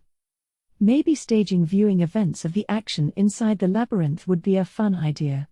We'd work this out with the participating adventurers in advance. Of course, we couldn't get away with showcasing their exploits without permission. Really, today was helping me come up with all kinds of little ideas. For now, though, time was almost up. This offered a nice taste of the show to everyone, I thought. Bassan's party helped keep things tense throughout. In the end, they were pretty good challengers, actually. They may have dissed Masayuki and crowed about ripping the facade off the labyrinth and accused me of running a con job, but once they were in, they forgot about all of that and focused on their task. Now they were shedding tears and wailing the names of their fallen comrades. Not only did they have the wrong impression, they clearly weren't the kind of people who listened to anything they were told. As beta testers, they were tremendously helpful. All right, everyone, it's just about time to return to the surface. Alpha, the guide for Bassan's party, interrupted their mourning in her matter-of-fact voice. Bassan looked livid at her for a moment, but Alpha ignored him and forced their return whistles to activate. "God damn you!" Bassan protested, but he swallowed his words back on the surface. "Oh, hey, Bassan. I guess I actually got resurrected." Being greeted by his alive, and very confused, companion made Bassan's anger vanish. "Whoa. Awesome. You really came back to life?" "Yeah, I thought I was done for, but it didn't hurt near as much as I thought, and now I'm back to normal." "Man, are you serious? 'Cause if so, this is just amazing. There's so few people out there who can cast resurrection magic, and this bracelet does it all for us?" The group chattered on some more as they celebrated their revived companion. "Ugh, damn it, my eye. How about we use this?" The man with his eye shot out had it all fixed up with a dose of potion. "This is crazy. For people like us, our bodies are our main asset. So having this sort of setup is like a dream." "Wow, so it's true? Man, we can really go all out next time." "You were going all out, man. I don't think I saw you check for traps once all day. Once they get nastier on later floors, you're goners." I could criticize their style all day, but I stayed mum for now. The key thing was how the crowd reacted, and after seeing how Bassan's party fared start to finish, I think they understood how safe the dungeon was. As an advertising stunt, I'd call today a success. The challengers were all lined up on stage now. I headed up as well, standing in front of them, to offer some closing remarks. "So what did you all think?" I asked, mic in hand. "Did you have fun today? Our dungeon will be officially opening to the public in just a few more days. I guarantee to all of you that it's perfectly safe, so if you're interested, go ahead and give it a try for yourself. And if any of you can conquer the 100th floor on the bottom, I will grant you the right to challenge me to battle." With that, the event was over, and my instincts told me we kicked ass. The tournament final was exciting enough, but viewing these test runs into the labyrinth really did make it seem like you were there. It was a great way to round out the show. Of course, it would have been perfect if the show actually ended then.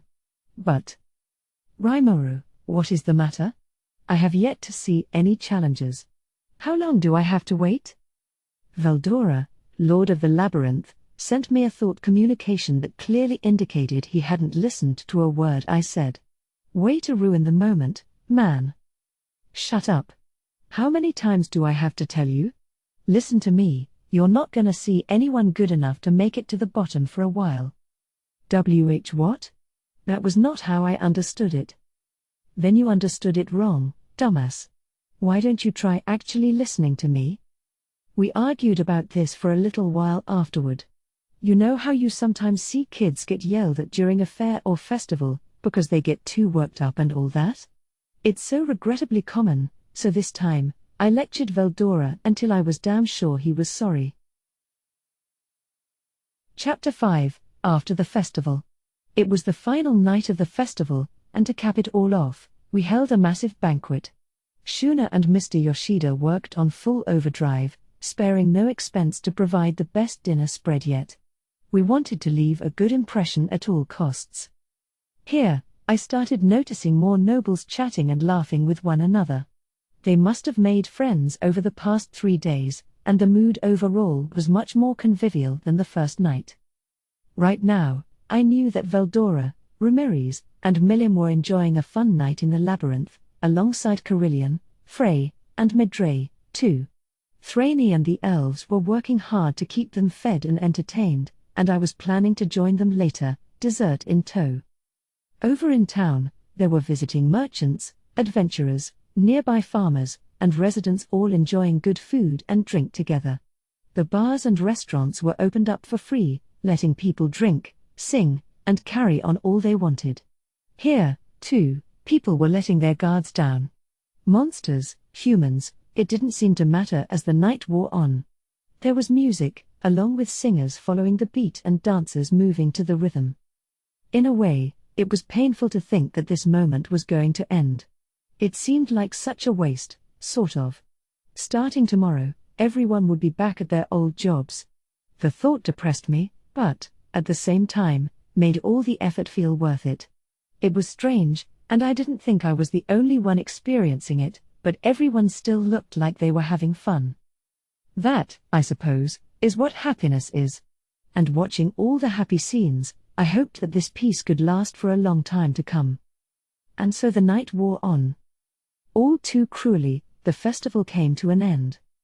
The highways had been full of people heading back home since morning.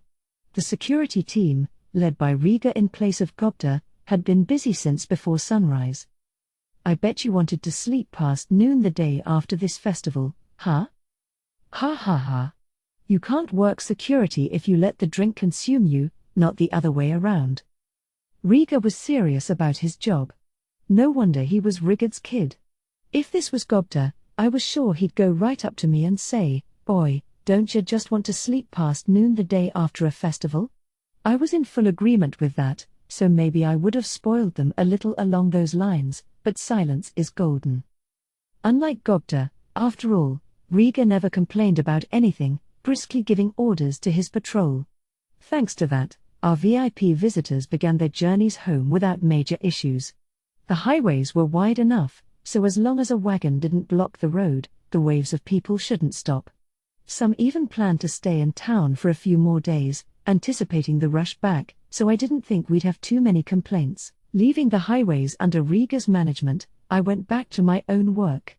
Today, for starters, I had to pay out those gold coins. Over 100 merchants were now seated in our main meeting hall, waiting for us. Rigard and Mdolmal were maintaining order and explaining matters for me, but it was about time I showed up as well. This was going to be a critical moment, and I knew I needed to nail it. Arriving at the meeting hall, I could already hear people arguing from the outside. "I told you, everybody is going to be paid today, so please stay calm and wait just a bit longer. You think you can trick us like that? I waited for you until the end of the festival. Hurry up and just pay me my due." Whoa. I certainly understand your concerns, but can you show some deference to us, please? Yes. Are you intending to drag our names through the mud for introducing you to our friend Mdolmal? No, sir, we're not. All we want is for what's owed to us to be rightfully paid. And that's why I'm telling you to be patient. This nation isn't going anywhere, and they said they can pay everyone right now in anything besides dwarven gold coins. Can you help us out a little and hold on until things are cleared up? A likely story. Yeah. Come on, pay up. It sounded like some of Mjolnir's merchant friends were trying to smooth things over with the tradesmen we owed money to. Maybe this was just how they operated as merchants, but I couldn't have been happier to see it. It proved that Mjolnir really was a good judge of character. All right, everyone, can we please take a few deep breaths? I, Mers, representing the Kingdom of Garstone, am here to tell you that not even a nation of monsters will default on their debts to any of you. Isn't that right, Mjolnir? That sounded like a big shot.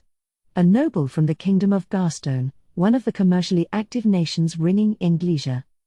Why yes, Duke Mers, you are exactly right. However, a prince from Garstone, not a superpower but still decently sized.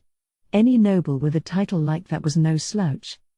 In that case, I do hope you will put to ease the minds of everyone here and provide payment, following the international regulations of the Council of the West. Duke Mers was a powerful noble, but he was still acting like a gentleman in these negotiations. Mjolnir was an important person in my government, but for now, he had no official title or noble name. He was still something of a guest, with some temporary power as my representative at times like this. Rigard, one of my ministers, was also there, but the fact that this prince remembered Mjolnir's name and dealt with him personally. It was literally the royal treatment.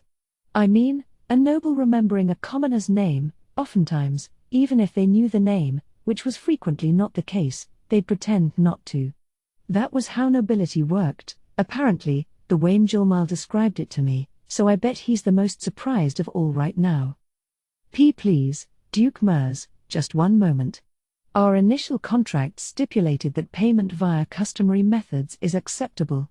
By customary, of course.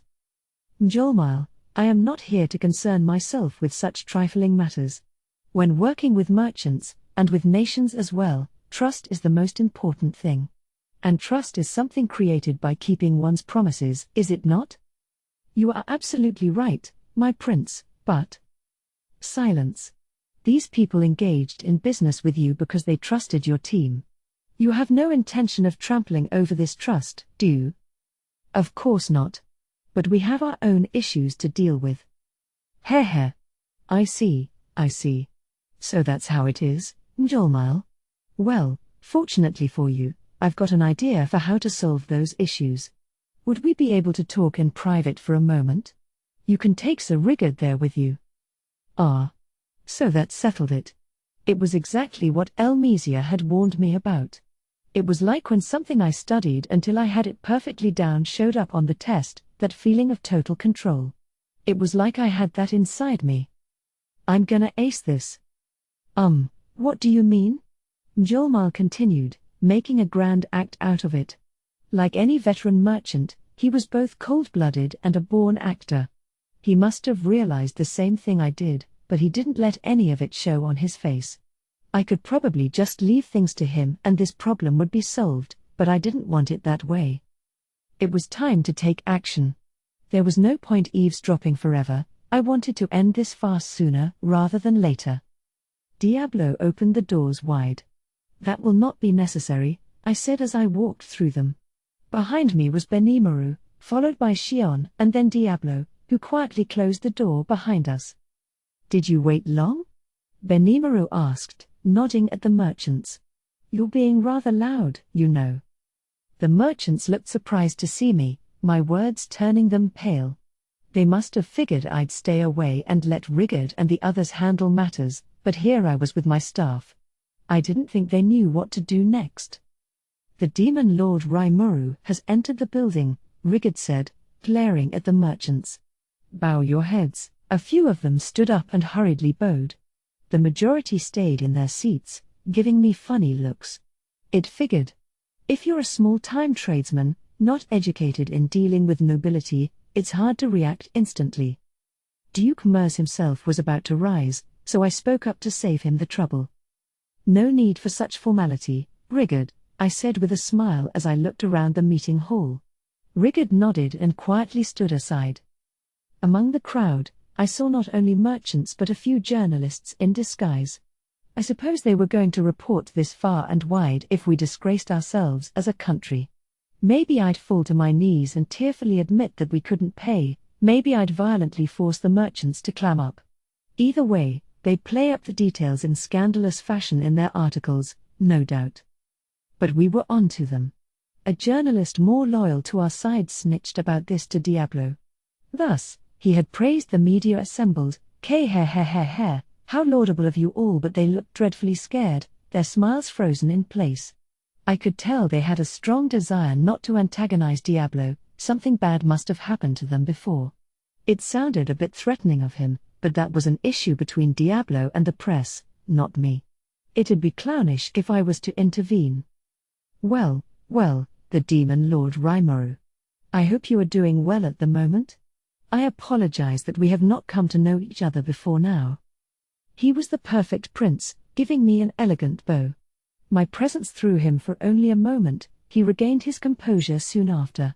A gentle, relaxed expression was on his face as he greeted me for the rest of the group. Duke Mers from the Kingdom of Garstone? What brings you here? I'm not sure we had any pressing business with you. I smiled back, beginning with the line I'd prepared in advance. I wasn't the type to wither in front of royalty, and here, too, I managed to smoothly handle the occasion.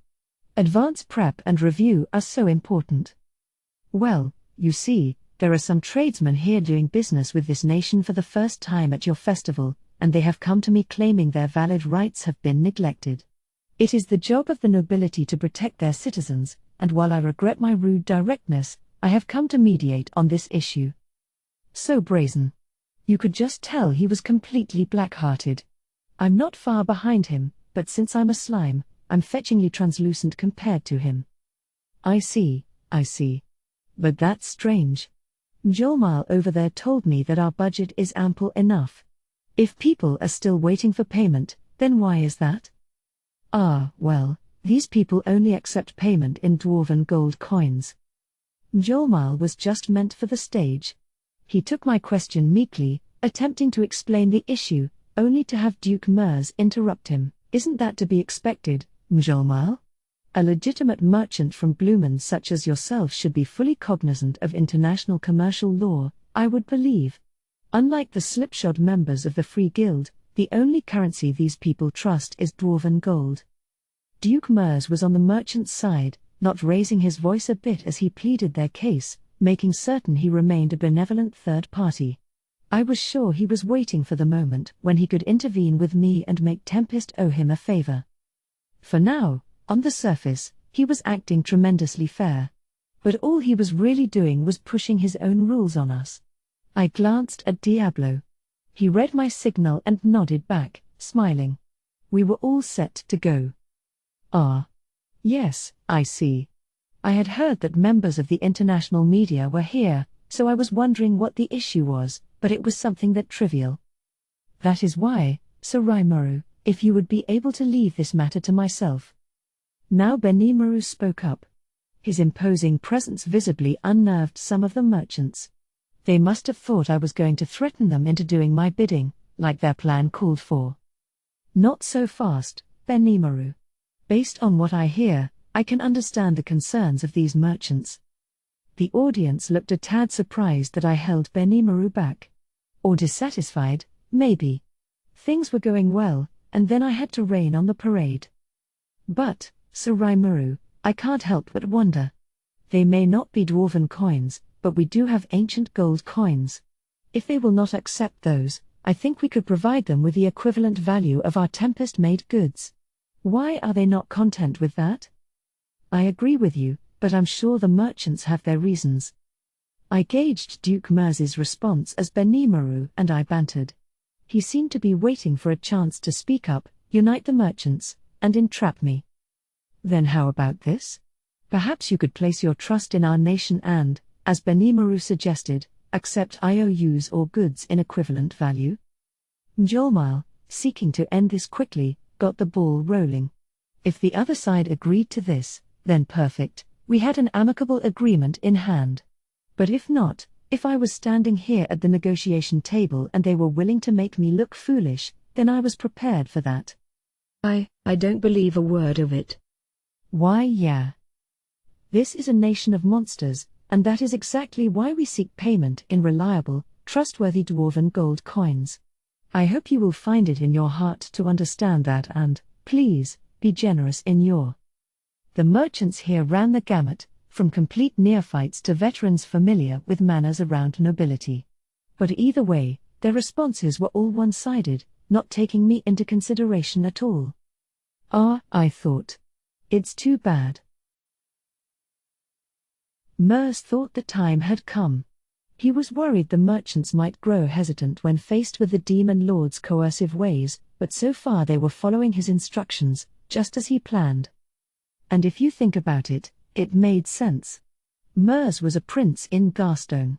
He was young, just 35 years of age, but he had ties to the powerful Rotso family. This made him one of the rulers of the Western nations, part of just a small handful of upper-class nobility. Practically speaking, only a very few people could afford to turn their backs on his orders. This plan came in the form of an order to him from the eldest member of the Rotso family. Mers was asked to make the demon lord Rimuru owe him a favor and gain his trust, and if he succeeded, he was promised a promotion to the 5 elders. Yes. The 5 elders, the very peak of the entire world. Mers was elated, and at the same time, he swore to tap every power at his command to execute this order, no matter what it took. Thus he promised a lucrative future to the self-interested merchants he made contact with. He brought in newspaper writers from around the world to ensure his own safety. And now he was personally facing the Demon Lord, the lone job he couldn't leave to anyone else.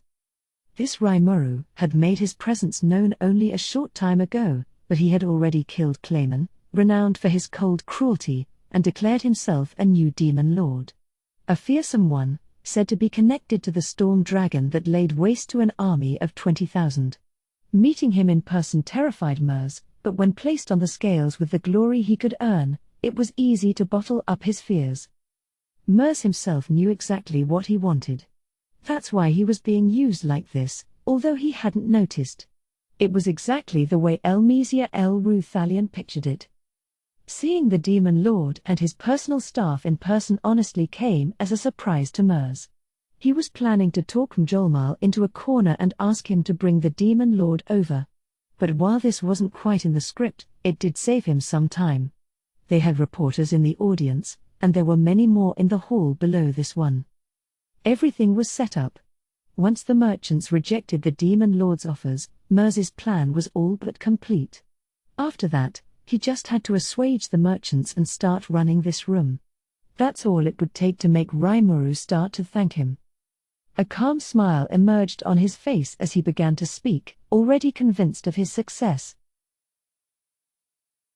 How about this, Sir Rimuru?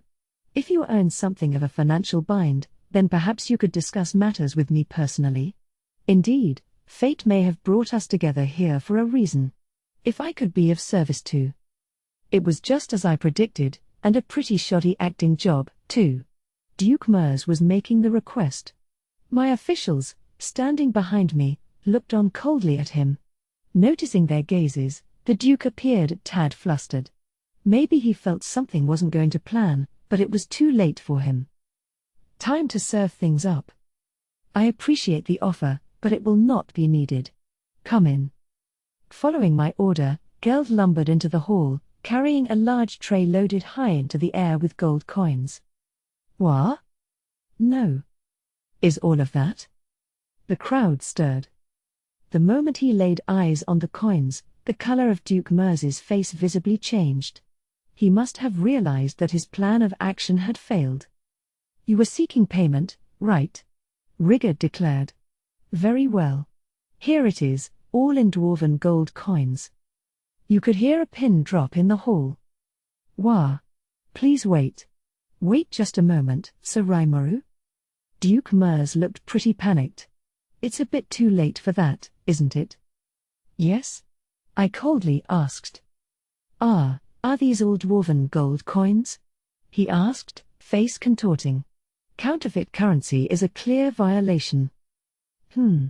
Is that really something you should be accusing me of? Because that really sounds pathetic, Mers. Rather a rude thing to say to Sir Rimuru, Diablo said, stepping forward. Benimaru was looking angry as well, and I was starting to get bad vibes from Shion behind me. My pardons. But is this really? If you doubt them, I said with a smile to the withering prince, feel free to have them appraised. In that case, if you'll excuse me, I will use my trusty magic tools to examine them. It'd normally be unthinkable to interrupt a conversation between Duke Mers and me, but... well. No point quibbling over little details. This merchant who just spoke up must have been a protégé of the Duke, a colluder of sorts. No doubt these events disturbed him so much, he forgot his manners. He was a faker, not the real thing, not that I'm much of a real king myself yet, of course. But let's move on. Sir Rimuru, these reporters told me they wanted to write an article about these negotiations. What should we do? Shuna, after receiving my thought communication, spoke to me from behind the closed door, just as we had rehearsed. The journalists had gathered outside the room at Diablo's behest, and when I gave the signal, they'd burst inside to serve as witnesses. Well, they have impeccable timing, don't they? Benimaru replied. If we are going to appraise the coins, then let the press be in attendance as well. Then, as planned, the reporters entered the meeting hall. They're real. The shocked merchant/colluder bellowed. Of course they were, indeed, one of the reporters said with a knowing look, and these are some impressive gold coins at that. Some of these date back to quite a long time ago. They may not have been circulated before now.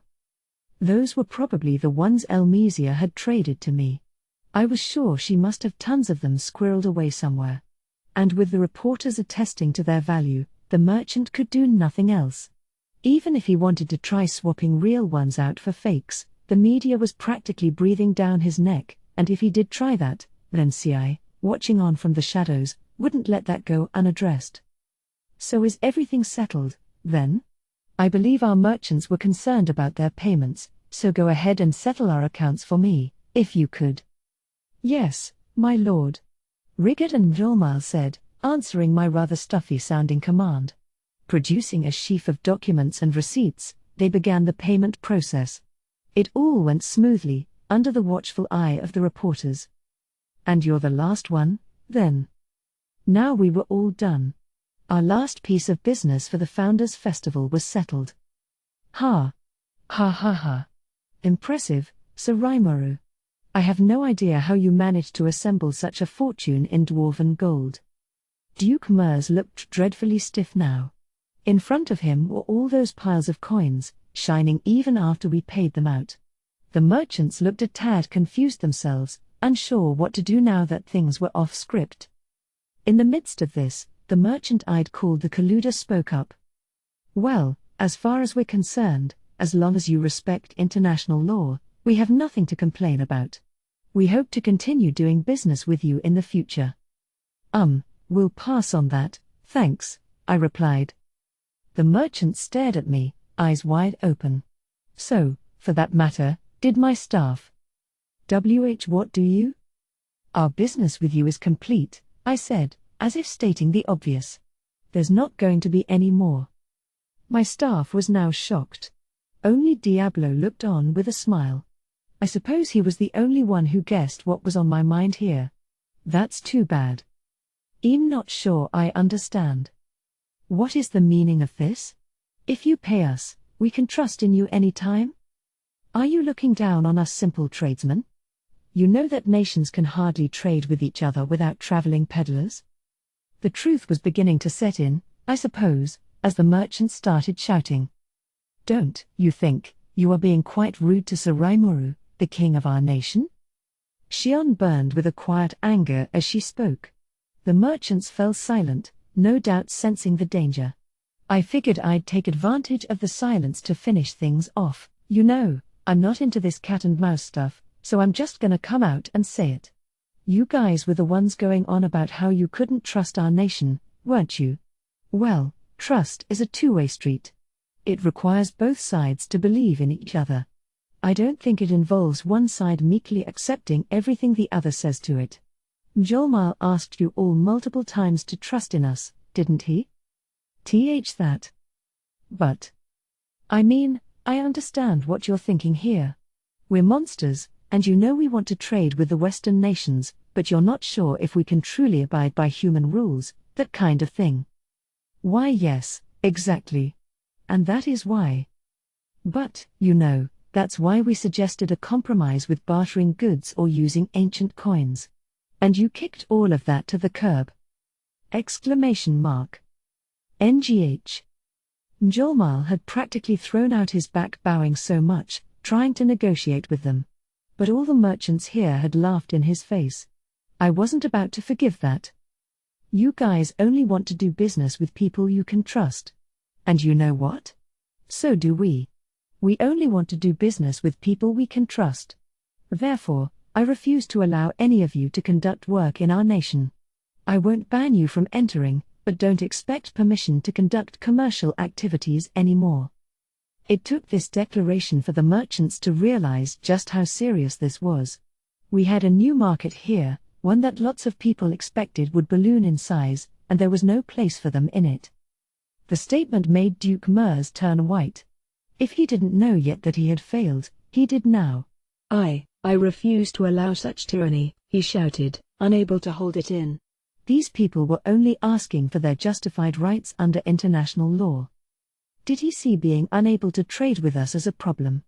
I certainly had plans to make this into a giant new economic union, one bigger than all the Western nations combined. That was probably why he wanted to join the bandwagon early and make friends with me, but if he could read us that far, he really shouldn't have taken this approach. I never show mercy to my enemies. Their rights, huh? I think you may have the wrong idea, so if you'll let me correct you real quick, our nation is not part of the Council of the West yet. I'd like to join them sometime, but if I can't, then so be it. I'm not gonna mind. What?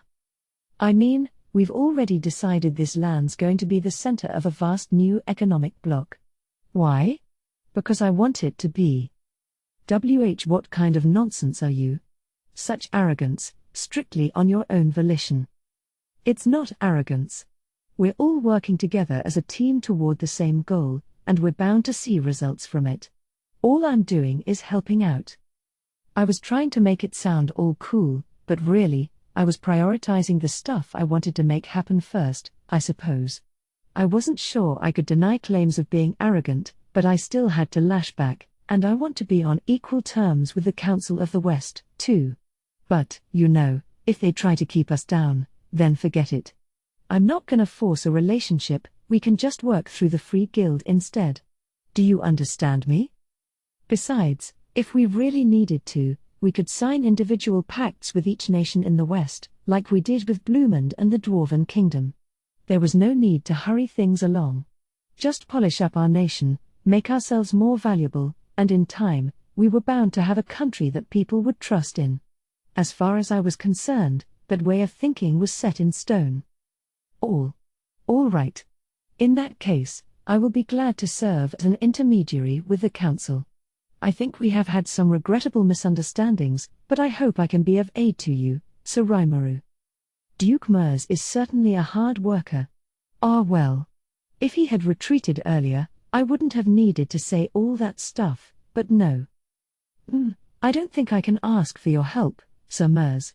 You've kind of lost your footing here already, you see?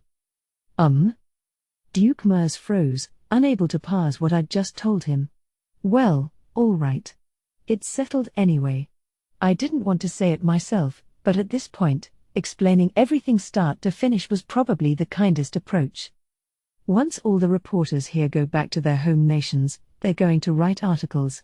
Articles about this struggle related to merchant payments behind the scenes of the Founders' Festival we held. They're going to make the truth clear, and I'm sure all the stories are gonna be very entertaining. Duke Mers's mind must have been racing. It was telling him what would come next, and the results made him look sicker and sicker. See, this was exactly why I didn't want to say it.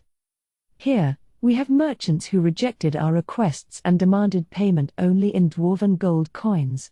Then we have this upper crust member of nobility who comes swooping in to unite them, even though he's not personally involved at all. If someone read that newspaper article, what would they think? That. Of course, that was all Diablo's doing. He had assembled the reporters, revealing the information in detail. That alone would prove we were justified as a nation, and most people would sense a conspiracy among the merchant ranks. I agreed with them. Information means something only if it's used correctly. Instead of fabricating the facts and trying to spread them around, it's always better to start with the facts and just hand them out. It was my discussions with Gazelle and Elmesia that helped me come up with this strategy, though. Diablo even personally thanked them, talking about how he still had a great deal to learn and all. I thought they both helped us a lot this time, and I wanted to more amply repay them sometime soon, so there will be no need for you. Mjolnir, who you so thoroughly disrespected, has my full and utmost support, enough so that I trust all my nation's finances to him. He's been far more help to me than you have, for one. Ah? Duke Mers's face twisted in humiliation as the merchants began to look desperate. Meanwhile, the reporters were having much more fun than they expected when they first filed in. Some of them were rapidly taking down notes of the event, one they didn't mind recording, since they didn't take any of the fallout. A few even had expensive magic items for recording images of our negotiations. This was definitely gonna spread wide. The prince may have called the press over to save his own hide, but it wound up having quite the opposite effect. You can take care of the rest. I would be happy to, Sir Rimuru. I patted the shoulder of the deferential Mjolnir, whispering, "Thanks, Molly," as I passed by and out of the room with my staff. It sort of felt like he smiled back at me, but I didn't see it on his face. His calculating eyes were back on Duke Mers, then on the merchants around the room. I don't think anyone would mind if I made him our chief financial manager. On the other side of the door, I could hear him speak. Now, since all our business has been settled, if I could ask everyone to accept their payments. His way of putting a final period on these events, I suppose. Chasing the Duke out of town was gratifying, but we still had many problems to deal with. Thus, it was time for our customary review meeting. We were back in the usual meeting hall, not the fancier one for the festival's receptions and banquets. It was the night after the festival wrapped up, but a few guests were still around for this conference: Gazelle, Elmesia, Yom and his gang, Fuse, and even Yuki, Hinata, and Masaki. They were joined by a few other rare invitees, all here on my invitation, and the rest of my staff were all on hand as well, making it a packed house. Milim and the Demon Lord crowd were not invited. If I had too many people here, we'd lose cohesion. We had a lot to talk about this time, so the itinerary was already pretty full. One concern of mine, though, was Veldora. He was holed up in a corner of the room, pouting, and I was sure he was gonna say something, probably whining about how no challengers showed up. Hoping against hope that he wouldn't derail this thing, I got the meeting started. First off, thanks to everyone for your help. That was our signal to begin. The first person to speak was Benimaru, surprisingly enough. That was quite a shock, however, Sir Rimuru, you penalizing the merchants that way as well. I was not expecting that. The rest of my cabinet nodded in agreement. I guess the majority figured it was water under the bridge once the coins were paid. Seeing how harsh I was must have surprised them more than I thought. Indeed, Rigard said. I did not expect such draconian measures myself. Hearing this must have piqued Gazelle's curiosity. What? How did you handle them, Rimuru? I explained the whole story to the audience.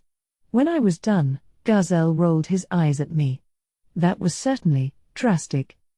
But he didn't get angry, at least, demonstrating he understood my view of things, if only a little. He.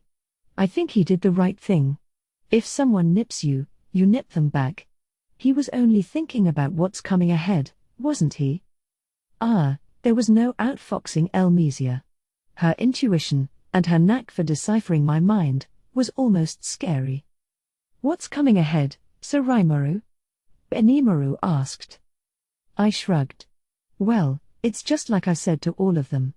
I have no intention of sitting downwind from the Council of the West forever. If possible, Though, I'd like to build a friendship where we're all on equal footing. Yes, we're aware of that. That is why we were prepared for a patient process, up to that point. I nodded back at Rigard. Right. So listen, that Duke, Mers, was just an errand boy, like Lady Elmesia said. I rejected him, and I followed their rules while I did it. If they want to continue this, their only choice is to send someone higher up on the food chain. I suppose so, yes. So you think we will have another chance to negotiate with them soon? Yep. And that round will come after the terrible mistake they committed today. I think we'll kick off our next round of talks with just as much of an upper hand. I see. I think the other side doesn't want to make it look like they're clearly our enemy. That's why they wanted to put a dog collar on me, like we just saw them try, and now that they failed, they're gonna have to face up and admit we can be an equal partner. And with that, either they wage economic warfare against us or they go back to the table. And neither side is really prepared for the former. Each one, after all, has a fully functional economic bloc even if the other side doesn't exist. Gazelle was right. And in this case, once our negotiations ended next time, that would be it, and we'd have an overwhelming advantage. And if that's how things turn out, then we can start working independently with each member of the Western nations, regardless of what the Council's laws or whatever say. It's not war so much as an economic invasion, I suppose. And you can leave that to me, Sir Rimuru. In fact, I could present you with all the Western nations on a tray in short order. I'm not asking for that, Diablo. In fact, it's not what I want at all. He was freaking me out again. Look, if you do that, it's just gonna leave me with more garbage to deal with, all right? No. Definitely no. My pardons, sir. Uck, you little brown-noser. Enough butting in and go fetch some more tea for Sir Rimuru. Shion landed a follow-up blow to the dejected Diablo. I wasn't much a fan of her act, either, but let's ignore that for now. Admittedly, I do think we could execute Diablo's idea, if given ample time. But, for now, at least, there's no point in doing that. I could think about it if there's a bunch of conflict going on, but it'd involve a lot of pain on our part. If we're just trying to build friendly relations, I don't want to go through that much trouble for it. That seemed to convince everyone. We had our hands full just trying to improve our own country. Our first priority right now, above everything else, was to establish a firm economic bloc for ourselves. Yes, Elmesia said, your opponent will have no choice but to negotiate. But I have to sympathize with them a little. It's rather hard to extract good conditions from a partner for whom economic sanctions and military threats mean next to nothing. The same could easily be said for Thalion, I think, but she was right. It's safe to say that our rivals' options were restricted at best. I see, Geld replied. That makes sense to me. So why go down so hard on the individual merchants? Maybe he felt I was being vindictive. It wasn't like all of them were in collusion with Duke Mers, and those who were might have been forced into it out of obligation or the like. Revoking their Tempest business licenses was the biggest surprise to my peers. But I had a reason, of course. I smiled and tried to explain, but before I could open my mouth, Mjolnir, his smile even bigger than mine, intervened. The reason is simple, everyone. Just like Emperor Elmesia said, if someone nips at us, we have to nip them back. How do you mean, Mjolnir? Nip them back? I'm not sure that's enough explanation. Benimaru, Rigard, and Geld were still in the dark. Diablo was not, but he just poured out his tea instead of commenting. Maybe he was still a bit bent out of shape about before. Pretty weak-minded for a demon, isn't he? Sir Rimuru asked me to take care of the remaining details for him. What he meant by that was to make those stranded merchants obligated to us and turn them into forces for ourselves. Wow, Mjolnir. I figured my message would get across to him, but he perfectly understood my intentions the whole time. I was going to fill him in afterward for safety's sake, but it looked like I wouldn't need to. If you want someone to do your bidding, it's far easier to have them owe you a favor, rather than browbeating or scaring them into it. It's also successful quite a bit more often. Those were Elmesia's words, and all I did was put them into action. There might have been a little scaring and browbeating added to the mix, but I don't think I made any mistakes. Ah yes. Well played, Sir Rimuru. Indeed, that makes sense to me, too. So, Julmal, did you succeed in winning them over to our side? Heh. Without fail, indeed. I told them I would intervene in their cases, and now they're all indebted to us. Thanks to that bit of threatening from Sir Rimuru, things went much easier than I expected. Julmal grinned as he spoke, making him look a tad villainous. I was glad he was successful, but he was making me out like a mob boss or something. I wasn't too fond of that, but well. Regardless, everyone seemed to understand my reasoning now, so we moved on to the next topic. The next topic, or really, the main topic, I should say. So as we've described to you, Molly here has taken care of the merchants for us. It's a problem that's given me a headache for several days, and now that it's behind us, I'd like us to share some thoughts on how we feel about the Founders Festival. Any feedback you have to offer is fine, so let's get talking. The moment I finished speaking, Garzel cleared his throat. Rimuru, as the king of a nation allied to you, there's something I want to say. I think we talked a little bit last night about you going out of control, but what I saw during the festival disturbed me. What was the meaning of that? What? I had no idea what he meant, but judging by the grumpy look on his face, I had done something bad again. What it was, I really had no clue. Maybe my outburst against the merchants? It didn't seem that way. You aren't aware of it yourself, then? See, this is exactly why I can't take my eyes off you for a moment. Vesta, you said that projector was developed by you and Sir Gable, correct? And was it also you who came up with the technology to transmit images from remote locations? Your Majesty, that. Vesta looked like a boy caught with his hand in the cookie jar. Did he get so wrapped up in research that he forgot to report back to Garzel? Probably so. Careless as ever, I heard Kaijan say under his breath. My lord, Gable said, that is incorrect. Sir Vesta and I did develop that technology, yes, but the idea of incorporating the demon Lord Clayman's magical image recording items in the projector was none other than Sir Rimuru's. Oh, thanks, Gable. Did he really think it was smart to blab about that? I winced as Vesta looked like he wanted to crawl into a hole. I thought so, Garzel replied, looking tired. I truly wish you could have given me some advance notice before you revealed that thing. We only saw it as a useful and vital invention for entertainment purposes, but to the assembled royalty and nobility from the Western nations who witnessed it, the reaction was quite different. Why, this technology has so many potential uses, Garzel ruefully continued. I hardly even know where to begin with it. But trust me, not a soul in the audience failed to understand how valuable it was, really. Because to me, it was just, like, hey, check out the tournament fights on this big, easy-to-view screen. Everyone dug it, it was good, and that's that. But to the world leaders on hand, it was a pretty heavy dose of culture shock. Something like that could change the way wars are waged, Garzel's friend Vaughn chimed in, Dolph nodding in agreement. It was all too easy, it turned out, to think of military purposes for it.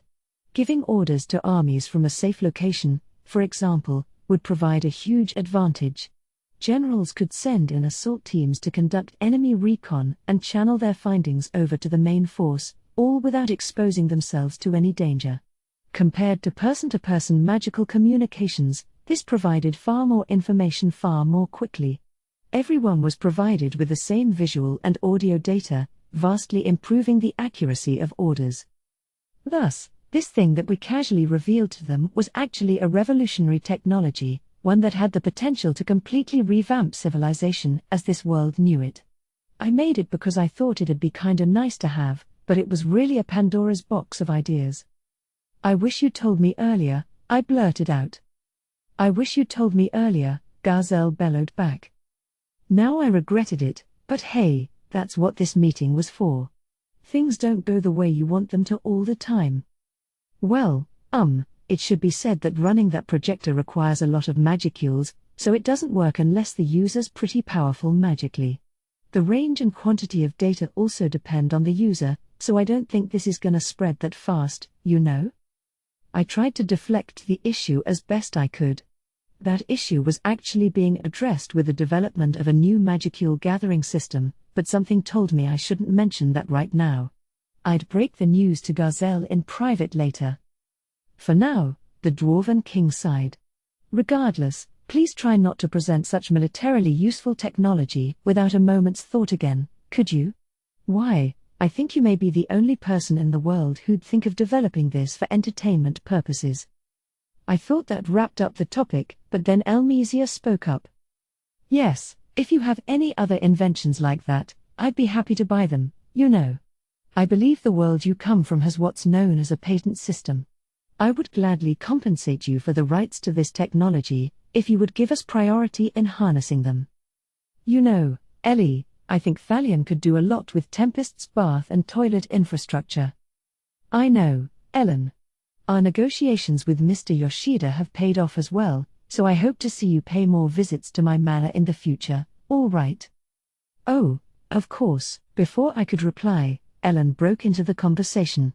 She was seated adjacent to Elmesia, and the way they carried on, they seemed like two loving sisters more than anything. I knew they were related by blood and all, but Ellen was acting shockingly familiar with the emperor of a dynasty. Meanwhile Errol, her father, was already going pale and shouting Ellen. In a high-pitched voice. Why, Your Excellency? I know Ellen is my daughter, but please refrain from spoiling her, if you would. And, Ellen, you will not call her Majesty Ellie. Errol certainly can be loud, Oh, I know. Dad's always exaggerating like that. Man. These two girls put together may be downright dangerous. I felt bad for Errol. It was really shocking how perfectly in sync Ellen and Elmesia were. They probably were close friends, not just acting that way. Given the high fives they occasionally gave each other, the class system hardly seemed to exist at all with them. Elmesia Elru Thalion, Her Excellency the Emperor of Thalion, a figure who not even national leaders from the Western nations could gain an audience with, seemed like a much different woman here. The Royal Night Guard behind her looked just as surprised. Members of the Magus. What you are seeing here is a state secret. Do not divulge it to anyone else. Errol saw fit to give that order, but I wasn't sure how much it'd be followed. And so, Elmesia continued, paying him little mind, I would like you to send engineers from Tempest to our nation. This is an official request, of course, so I will gladly pay you for the guidance they will offer. You want us to send manpower your way? That's right. If you want to keep your core technology a secret, you could always just send us whatever complete tools or resources we may need instead. So we'd need a way to export the parts we make here over to Thalion. We needed to tackle a few issues before I could grant Elmesia's request. The pipes used in our kitchens, toilets, and bathrooms were manufactured using technology from Kaijin and the other dwarves. I wasn't sure if Thalion's engineers could recreate it, and teaching them from scratch would take too long. Instead, it'd be much easier to just manufacture the needed parts here and send them over to Thalion. And while you're at it, perhaps you could transport them via that train system you were talking about. I can provide the funding, so I hope you can begin developing that at once. It was like she was reading my mind. Gazelle had a mind-reading skill or two, I knew, but was that the case for Elmesia as well? It didn't seem that way to me, but I'd better keep my guard up. Regardless, though, her offer was worth considering. We haven't gotten around to developing an actual train yet, no. If some of your sorcerer's science experts might be able to help with that, I'd appreciate it. Of course they can. Errol? Why yes, Your Excellency. I will send word out promptly. Errol was still undauntingly faithful to Elmesia. He seemed more like a useful servant to her than a high-ranking noble. Gazelle looked at him, his eyes piteous. The Dwarven King told me not even he could boss Elmesia around, so Errol's behavior must have given him something to think about. Thus Elmesia, emperor of the sorceress dynasty of Thalion, was interested in teaming up with us. We'd no doubt sign a technology sharing agreement and begin tandem research before too long. With Thalion's sorceress science and Dworgen's pioneering work in elemental engineering, linking these distant lands together might not be a dream after all. The Overcomer's luminous plan to send our way might be able to help out, too. I'd need to see what they were like first, but maybe they'd provide some useful input. This is a great thing to hear, Lady Elmesia. It ought to vastly accelerate development. We may just see Magitrains become practical for regular use sooner than we think. Oh? You call those Magitrains? Yeah. My basic idea is to develop spirit cores, or spirit magic-driven power reactors, then install them into a sorceress science-based control system. Sounds perfect, right? Ha! You make it sound so easy. How fascinating. Very fascinating indeed. I hope we can see it sooner rather than later. Garzel must have thought I was far too optimistic, but his smiling face told me he was sure I'd manage it. Seeing him like that, I don't think he was really one to talk about going out of control on projects like this. Elmesia, meanwhile, looked like a girl who found a new toy, her expression astoundingly bright. It left quite an impression, much unlike the depressed-looking Errol by her. This definitely would accelerate development, for sure. All right. In that case, we'll start by laying down rails to Thalion first. We can do that alongside our highway construction, so that'll save us some time.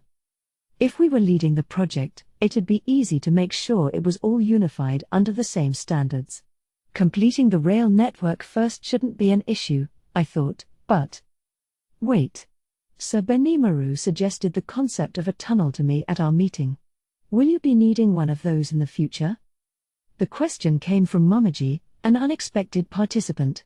If she was asking whether tunnels would be necessary, was she saying Thalion was open to us blasting one into their mountains? If possible, I would like to open one in the future. Our first order of business is building a rail nexus in Blumund. From there, we'll go through the Kingdom of Farmanus and connect to the western entrance into Dworgen. Meanwhile, we plan to lay tracks south of Blumund as well, eventually winding up in Thalion. If we try to go through the western nations, we'd get tied up acquiring land use rights and such. In other words, if we detour the track around the mountains, it'll lead to huge losses. At the same time, though, we don't want to force you into anything you don't want to do. I understand. I will trust in you, Sir Raimaru. If you can guarantee that it will not affect our mountains, I am willing to give you permission to build this tunnel. For real? Yes. For real. But as a personal request, I hope you will enlist Sir Benimaru to overlook this. Mamaji's cheeks reddened as she spoke. I didn't need her to finish the thought. Benimaru. Wait a second. Are you trying to sell me off, Sir Raimaru? Don't make it sound like that. Geld's in the middle of a big job, too, you know. We'll need someone good at leading people, and you're the best guy we have. Geld nodded at me. Benimaru, meanwhile, looked like I was driving him up the wall. I'm afraid it's just not possible. I don't know anything about construction. No, I bet not. Ah yes. Yes, it may not be possible, huh? And here I thought I could sacrifice Benimaru and get this whole thing wrapped up fast. Things never quite work out like that, I suppose. I didn't want Benimaru out of town for that long anyway, so this idea was a stretch from the start. Well, sorry, but Benimaru's my right-hand man here. Perhaps he could join me during my regular visits to inspect our progress, but... Oh, that's fine, too. As long as he will visit our homelands when you do. Mamaji was all smiles. And judging by Hakuro's triumphant chuckle, I suppose that compromise was acceptable from the start. Are you giving in yet, Benimaru? I am not, but if you need a bodyguard during your inspections, I will accept that position. He shrugged. That was as much as he was willing to give. But it still made Mamaji happy, and I wasn't going to force any more out of him. The rest, you could say, is up to them. I just reap the profits. So, Lady Mamaji. Just Mamaji is fine, Suraimoru. Hakuro nodded at me as well, not minding the informality. In that case, Mamaji, I'd like to conduct some surveying work to see if a tunnel is possible. Is that all right with you? Yes. Feel free to carefully inspect the range for any potential issues. And if we didn't find any, that meant we could start digging. With the Tengu rapidly softening their stance against us, it looked like construction would go far more smoothly than I thought. Good. Next time I'm over, I'll be sure to say hello to Cade, Mamaji's mother, and I'll make sure Hakuro is with us. So, Lady Elmesia, if we have your permission to perform similar surveying and excavation work within Thalion's borders? You may have any permission you like. Errol, please make the arrangements. Elmesia so readily passed off responsibility to other people, truly, a living ideal for me to follow. Yes, Your Excellency. Suraimoru, I will prepare the necessary permits. However, when construction work begins within Thalion, I request that workers from our nation be brought in for the project. Errol was looking more bedraggled by the minute. Working under such a free-spirited emperor would turn anyone into a gifted servant. But he never forgot to add his own conditions, making sure each of his bullet points was fulfilled. If we handled all construction, that might make things harder for him, I suppose, but I had no objection, so I accepted the offer. And with a promise to help out if we ran into trouble along the way, we wrapped up the conversation. This had started as a review meeting, but now we were rapidly deciding on a variety of important issues. That's because, thanks to the political leaders in the hall, we were cutting through an astonishing amount of bureaucratic red tape all at once. Though, really, it was mostly Elmesia's doing. In the midst of this, Yom, who had been silent so far, spoke up. Hey, pal, Suraimoru. I got a question, but is now okay to ask it? Simply offering one's opinion in this room packed with the world's biggest names took a lot of courage. Yom must have been maturing as he grew into his new role. What's up, Sir Yom? Well, I'd prefer to explain it myself, but I'm not too well versed in this stuff, so I'd like my lady here to go over it instead. That okay? By which he means Mjaran? Because Yom doesn't strike me as the kind of guy who'd take in concubines. My mind was put at ease when Mjaran stood up. Sorry I haven't been around lately, Suraimoru. Me neither, Lady Mjaran. Glad you're well. After everything you've done for me, Suraimoru, you hardly need to add lady to my name. Actually, I do, don't I? I knew everyone there, Elmesia especially, had been talking really informally all evening, but I didn't think this was something she'd want to get used to. But it was a bit too late for that, I suppose. Let's hear her out, then tackle that subject later. Okay, Mjaran, what's your question? Right. This is related to the highway from Blumen to Dworgen running through our nation, as you discussed earlier. Should we consider this a part of the Monster and Man Cooperative Alliance you've mentioned before? Monster and Man Cooperative Alliance? I like the sound of that. You can treat it that way, yes. And I think I like that name for it, too. It encapsulates the ideal we're aiming for really well, monster and man working together for each other's benefit.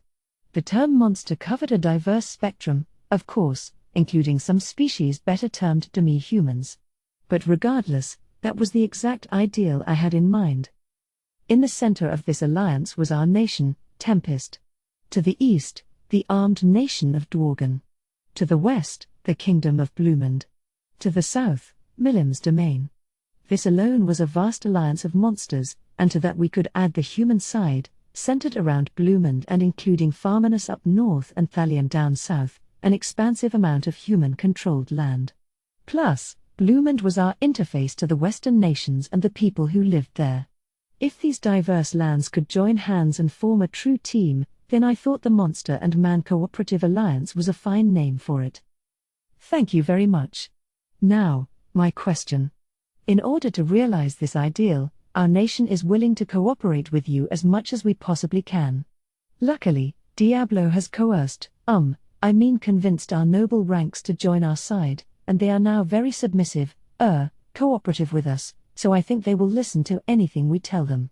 Thus, as one of the first steps our fledgling nation takes, we are thinking of launching a new national-level project to help support you. Basically, her question was what kind of project they should launch. Well, it'd involve agriculture, I guess, like you've been talking about. Everything is going well there.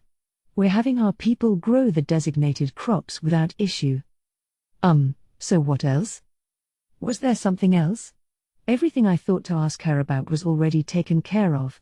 Diablo's work cowing the noble ranks into submission was complete, and Yom enjoyed overwhelming support among the people.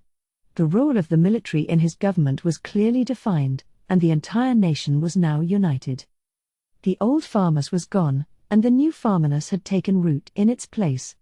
I thought that tying up the loose ends from that was job one, but as Mjoran explained, that was already finished. The citizens had by now been notified that agriculture would be the nation's focus for the next little while, too. I was impressed. Diablo may have set everything up, but Mjoran, taking over from him, had a greater talent for this than I thought. Okay, well, can you bring together anyone who's still out of work for me? Certainly, Sir Rimuru. We were hoping that we could help with the rail-laying work for you as well. This transportation network will be a lifeline for moving around the crops we produce, won't it? Yeah, I imagine so. You'll probably be producing a lot more than we'd be able to consume internally. Besides, I think it's important for a nation to bring food to anywhere it's needed before it rots. Back in the farmers' era, when the government had traded on the sly with the Dwarven Kingdom, the products involved were crafts, weapons, and other durable goods that didn't deteriorate over time. Responsibility for their transport was assigned to the merchants. The nation collected customs taxes as essentially free income for no work on their part. That would change now. The nation would need to boost its trust, guaranteeing goods alongside the merchants. It was the start of a new era, one where farmers provided guaranteed logistics for trade. I look forward to the day when these magitrains run across the grasslands of our nation.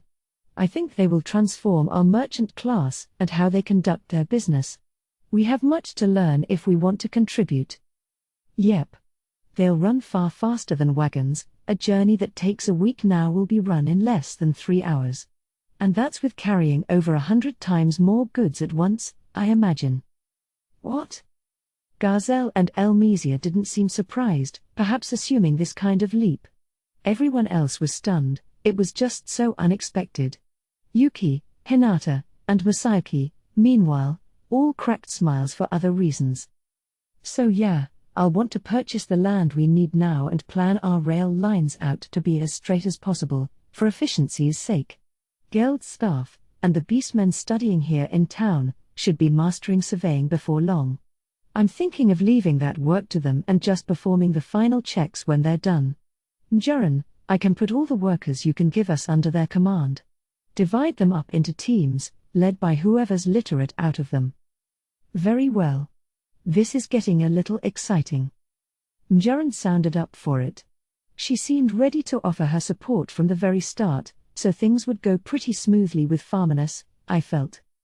The next person to raise a hand was Fuse. He smiled at me. With all the leaders here, I haven't had a chance to introduce myself yet. Hello. He had attended the full festival, including the pre-launch banquet, but all the celebrities I was hanging with apparently made him too timid to speak up. I had noticed him, actually, but sadly, the timing never quite worked out. He'd looked like he was enjoying the show, though, so I'd resolved, and then promptly forgot, to chat with him later. Sorry about that. I meant to say hello, but... No, it's fine, Sir Rimuru. You looked busy regardless. But anyway, today I have a friend who wants to speak about the very topic we've been discussing. He then introduced the Baron of Viard, a man I knew well, to the audience. I remember how much of a hard worker he was, one I trifled with at my own risk. My name is Viard, and I appreciate being granted the permission to attend. Thank you, Sir Rimuru, and thank you in advance to everyone else I am speaking to. He stood handsomely upright, then gave the hall an elegant bow. It was an impressive performance. One could hardly believe he was a rank-and-file noble from a small nation. Now, on behalf of my lord, His Majesty King Daram of Blumund, I wish to ask a question. Viard took a moment to survey the audience. The king himself was in attendance, along with his wife, the queen. They barely even registered. I hardly knew they were in here. I had told King Daram that we'd plan an official conference shortly, but I suppose we didn't need to any longer. This was kind of functioning as one. He was all smiles, an affable old man in appearance, and I wasn't sure if that was a good look for him right here. In his place, Viard began to speak. I was informed by Fuse that Sir Rimuru would be speaking about matters related to our homeland of Blumund's future place in the world. I have also heard from King Daram that he plans to make Blumund into a hub for commerce and distribution. I have been thinking about what that might look like, but listening to everything discussed today, I now have a much clearer picture. It appears, Sir Rimuru, that you envision Blumund as a sort of clearinghouse for logistics. Now, the Magitrains you speak of will no doubt vastly change the norms of this field. If a hub in this new logistical network is built in our nation, I am sure we will see goods from every corner of the land gather within our borders. Naturally, we will need someone to oversee all these goods, as well as people to oversee what each nation is lacking and make the necessary arrangements to address that deficiency. Sir Rimuru, do you wish for us to perform these roles? That's Viard for you. A lot sharper than Fuse, to be sure. And he put exactly what I was thinking about into words. Yes, that's right, but can you manage that? Because I'm sure it goes without saying that if all you can provide is space for this, that's fine, too. In that case, we'd promise to pay you a percentage tax every year for use of the land, but... Oh, nothing of it. Staying out of this business and lazily living off the profits is something our citizens would never be satisfied with. Certainly, we are willing to offer education and prepare for the times to come. Man. How many years into the future was this guy looking? I had the good Professor Raphael watching over me, but this guy was using his own brain to keep up with all of this. That went beyond just being visionary, it was like his mind was more sharply refined than anybody else's in the room. But he was right. Blumund was about to experience a paradigm shift that would make it reconsider its value system for just about everything. The same would be true for other nations, but for Blumund, I'd imagine the results would be dramatic. Viard could see this, and he just declared that he was preparing for it. What a guy this is. He had already bested me in one round of negotiations. Just as I thought, I definitely had to stay alert around him. I swear, I'm really glad he's not my enemy right now. In that case, by all means. I'd like you to examine what sort of goods will be imported and exported from each nation and build ways to transport products to places that need them. For a nation so gifted in gathering and manipulating information, you'll be uniquely qualified, I'm sure. There's no pulling the wool over your eyes, Sir Rimuru. Very well. I promise you that I will bring this issue home and deliberate over it in further detail. Like you're one to talk, I thought as I nodded. I was trying to hold a Founders Festival review meeting here, but now it had turned into a huge political war of nerves. But it was worth it, because I no longer had to negotiate with Blumund. I was expecting to take more time navigating all manner of tricky issues, but Baron Viard helped spring me from all of that. Was that a good or bad thing? I wasn't immediately sure, but if we were at this point, might as well throw all my weight into supporting it. With that, I promptly began to agonize over what I would ask Viard for first. So we had talked on end about thorny issues related to running our nations, but now it was really time to focus on the festival. I mentally changed gears, preparing to listen to everyone's feedback. All right, does anyone else have anything to add? Someone shot to their feet, as if waiting for the signal. It was Veldora. I dreaded this moment so much, I thought about pretending I didn't notice him, but... Rimuru, what is the meaning of this? What's the meaning of what? How do you mean? The labyrinth. You know what I mean. I was anticipating so much, and nobody even attempted to tackle the 100th floor. After all that lecturing I gave him, He still wasn't the least bit apologetic, was he? He just doesn't listen. Already, he was going on about the lines he memorized for the fateful encounter and so forth. I wanted to snap back at him about how little I cared, but I didn't. If I did, that's when he'd start really throwing his weight around. Well, yes, I have my thoughts about that as well. Do you? How reassuring to hear. So what are you going to do about it? What? I dunno. At the very least, we'd have to start dividing adventurer groups by strength levels. We'll need to work on it, that's for sure. Because the challengers who came in were all decent, at least. Intermediate or better, you know? Decent? That's kind of rude. But I'm not sure I can deny that. Cabal's party gloomily sighed at me. Considering how devoted they were to robbing my treasure chests blind, I hoped they would forgive at least a little sass. Nah. Me, all I had to do was walk a little bit, and we were on floor 10. The next thing I knew, my companions beat the boss for me. I think Masayuki meant to comfort them with that, but it just came off as self-aggrandizing. Then again, Ellen didn't seem too despondent about the experience, so maybe it wasn't a big issue. I figured I could leave them be. So I wouldn't count on anyone knocking on your door for a while to come. Of course, for Veldora, he might not ever get any visitors, but... What? Then what did Ramirez and Milim and I work so hard for? He really should have included me in that list, but well. Hey, don't worry. In terms of worldwide advertising, yesterday's unveiling was a big success. Oh? Can you give us the details, Molly? Mjolnir stood up, brimming with confidence as he addressed Veldora.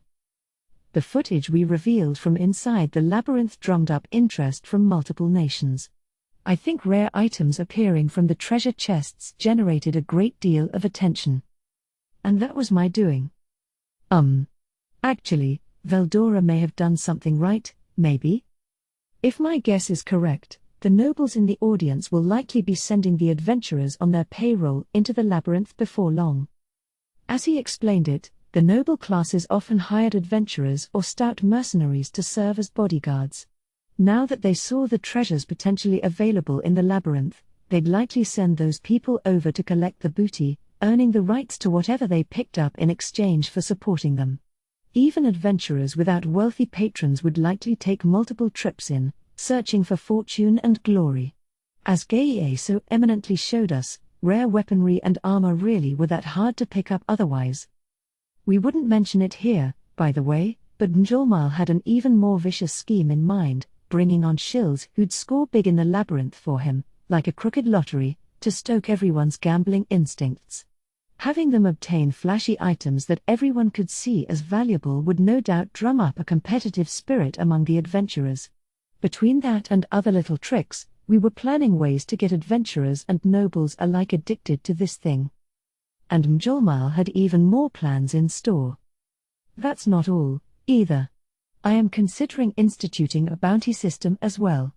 If we announce that anyone who conquers the dungeon down to the 100th floor will win a vast sum of money, I believe many nobles will bring adventurers over and support their quest to win it all. He grinned. Dangle a vast fortune in front of nobility, he suggested, and they're all too greedy to resist. Talented adventurers would quickly find patrons to hire them, no doubt, using their wealthy bosses' funds to shore up their equipment and tackle the labyrinth in better shape. It'd be like athletes taking sponsorships, actually, wouldn't it? And if their adventurers performed well, that'd paint their patrons in a better light and maybe earn them more money elsewhere. That'd offer more than enough reason for them to step up, Mjolnir thought, and the noble sponsors could kick back in the city, too, enjoying all the entertainment while their team hacked away.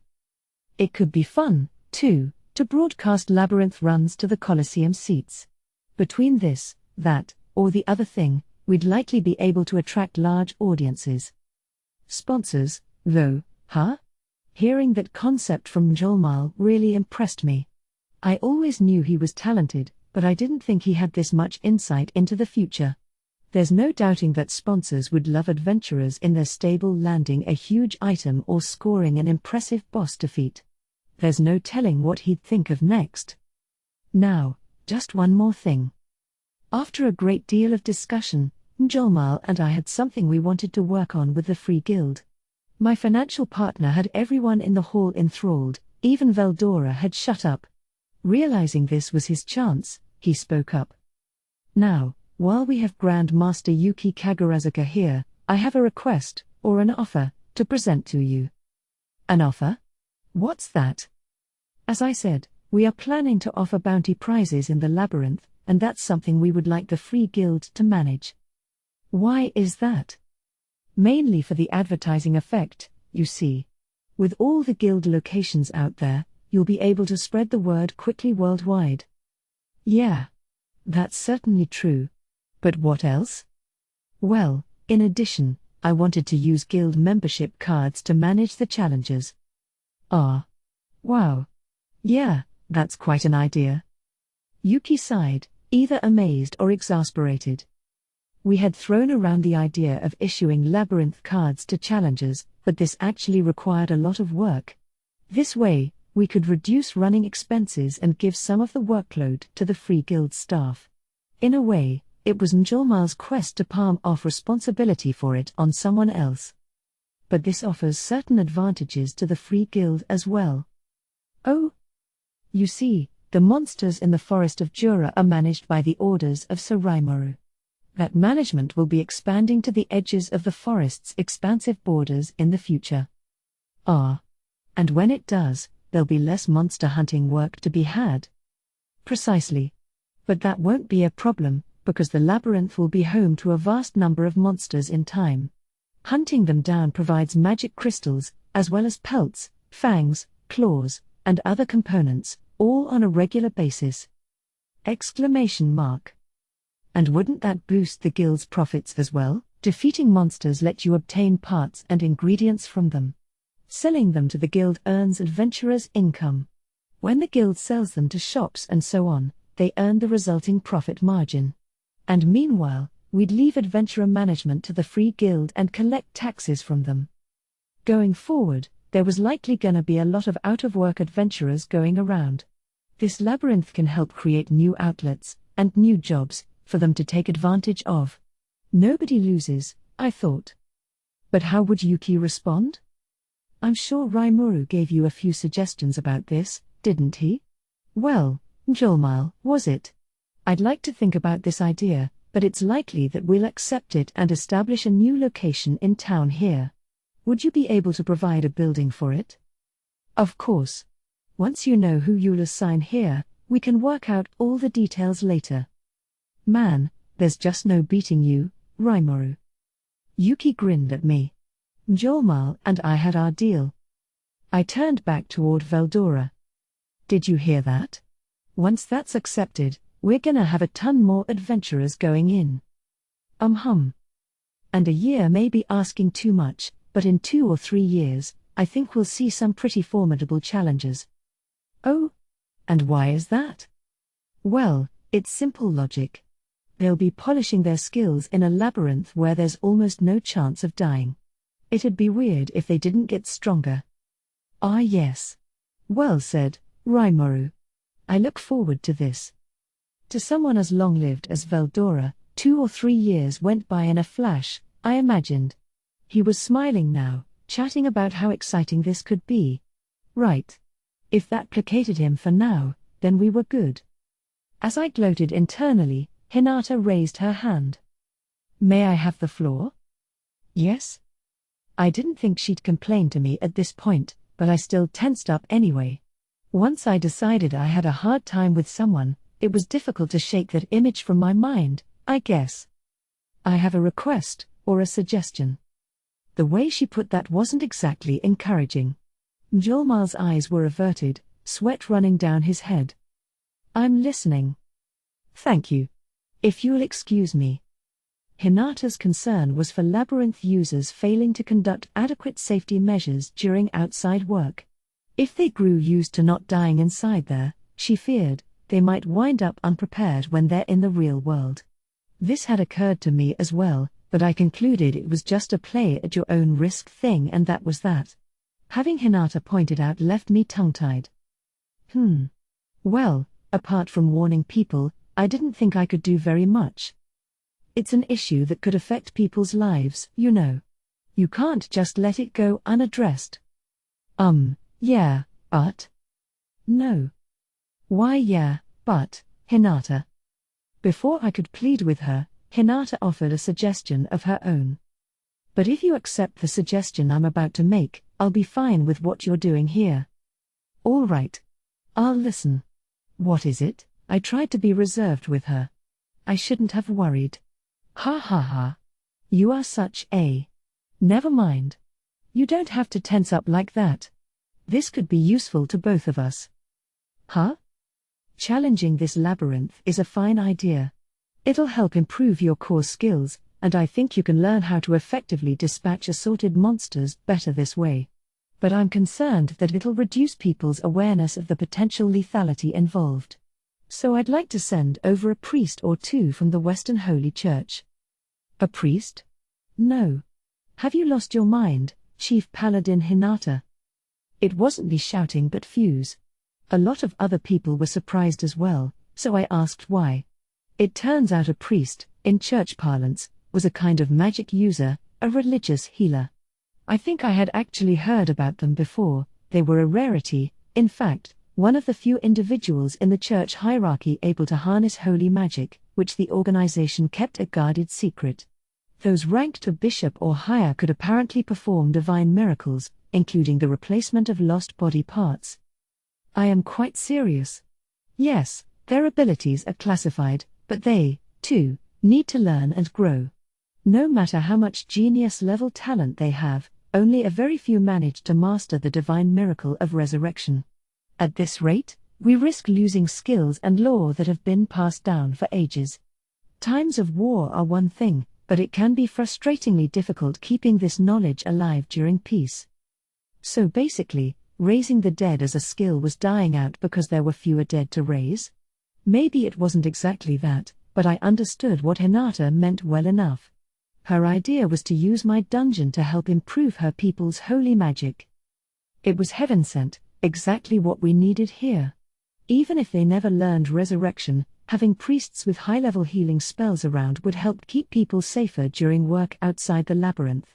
If I wanted to fully learn the secret skills of faith and favor, Luminous turned me on too. Seeing and analyzing a priest's skills in action would be a good shortcut as well. I had no reason to turn Hinata down. Well, they'd all be welcome here. Hee. I thought you'd say that. Ignoring the gasps of surprise around us, Hinata and I came to an agreement. Priests were now going to be lurking around the labyrinth. I thought that was the end of the meeting, but Hinata had one more suggestion. Also, changing the subject a little, I'd like to have the paladins try conquering the labyrinth as part of their training. Huh? We could have Veldora over there, say, weren't you selling takoyaki at one of the food stalls? That doesn't matter, does it? Just go on with what you were saying. I begged. Why yes. I was certainly not running a takoyaki stand under the name Alias, oh.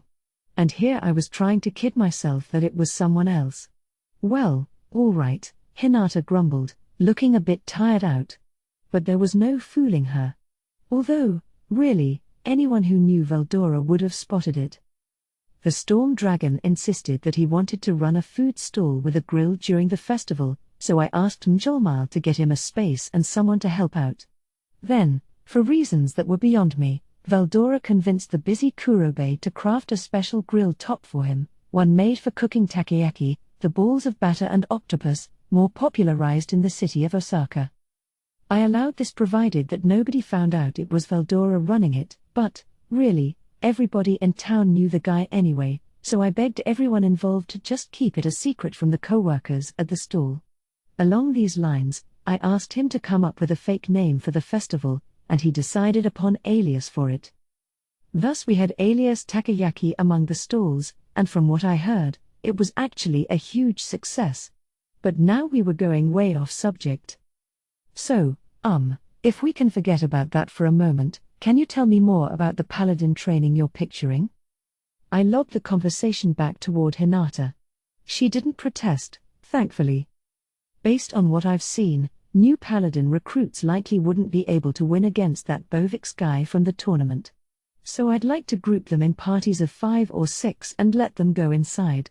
It'll give them more on-the-field training, and it'll also help train the priests I mentioned. And if I had to guess, our higher-level paladins could probably make it to floor 50 right now. Oh, that is quite fine by me. In fact, bring them on. Veldora was certainly up for it. And paladins were all ranked A or higher. With that kind of force, a few of them in a team could probably get past Bovix. I'd also like some of our captains to join in. More murmurs of surprise from the crowd. Do you mean that, Lady Hinata? You would have us dive into the labyrinth as well? Arno and Bacchus, the first paladins to ever stay in Tempest, immediately fired back at Hinata. She didn't relent. Why wouldn't I? It's the perfect training ground, and you'll never get killed in there. If foes that strong are found around floor 50, they've got to be even stronger below there. Maybe even you couldn't win. Veldora contentedly nodded. The paladins, meanwhile, were livid. No, I don't think so, Lady Hinata. We're the Crusaders, the most powerful army out there, and we have a saint among us, the complement to a demon lord. Exactly. The demon lord's personal leaders are one thing, but a typical dungeon monster would be cannon fodder to us. Then prove it to me. Arno and Bacchus's defense was pulverized by Hinata's perfectly fair argument. Certainly, if they could beat floor 100 and conquer the whole labyrinth, that'd prove they were correct, all right. That was the pure truth, and there was no possible way to spin it.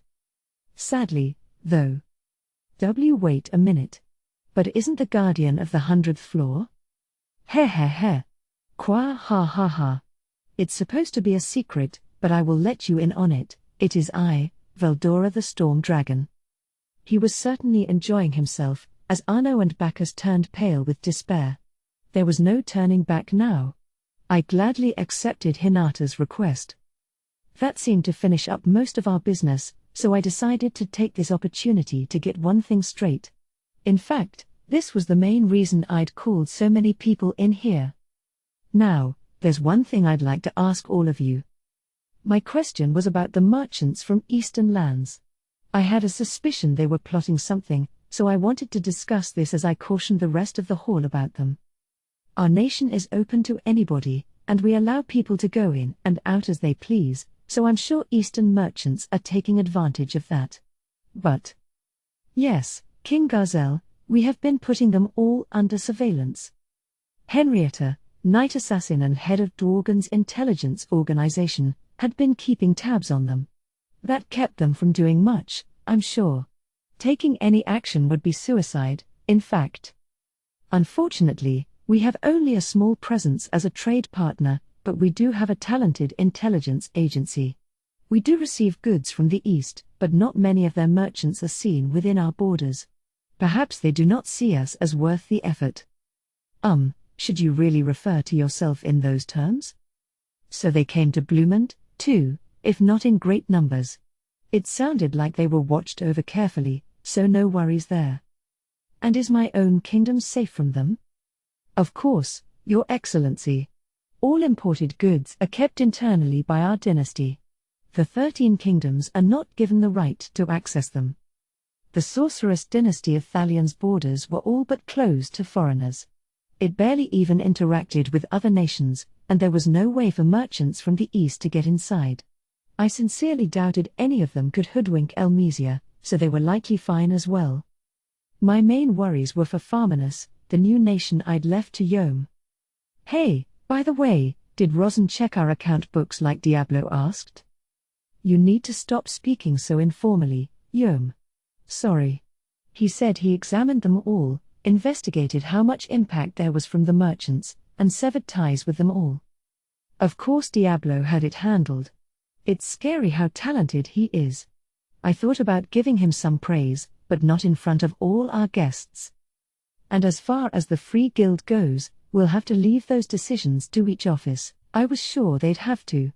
Not all Eastern merchants were government agents, some of them were just conducting regular business, no doubt. The guild headquarters couldn't tell every regional base to cut off all current trade with them. Their members needed work, after all. Thus, Yuki instead promised he'd make sure the headquarters provided guidance as best they could, so I'd leave matters to him. And the Western Holy Church, or, I should say, the Holy Empire of Lubelius has halted all business with Eastern merchants. Oh? I wasn't expecting that from Hinata. I asked why, and she replied that they came close to being taken advantage of. There was a merchant named Damrada, a fairly important one, so we trusted in him. I never thought he'd actually try to trick me. Trick you? Yes. On the night of the Walpurgis, someone snuck into Lubelius. I happened to be around to chase him away, but I was actually supposed to be meeting with Damrada then. And those two events have to be connected, huh? Listening to Hinata's rundown, Gazelle agreed with her. Damrada and this intruder must be related. I thought so, too. But how was this mystery foe involved with the Eastern merchants? And wasn't that when the demon Lord Roy was killed, too? Was that this intruder's doing? Well, I concluded, either way, I think we all know what we're dealing with. Everyone nodded. Good. Building a network of nations on the alert for Eastern activity would help us get a grip on their future moves. And now that I knew we were all on the same page, I officially adjourned the meeting. Now, only my own staff remained in the meeting hall. So, Surimaru, have you come to a conclusion? Yep, I said to Benimaru. No doubt about it. The patron claimant refused to identify is Yuki Kagurazuka.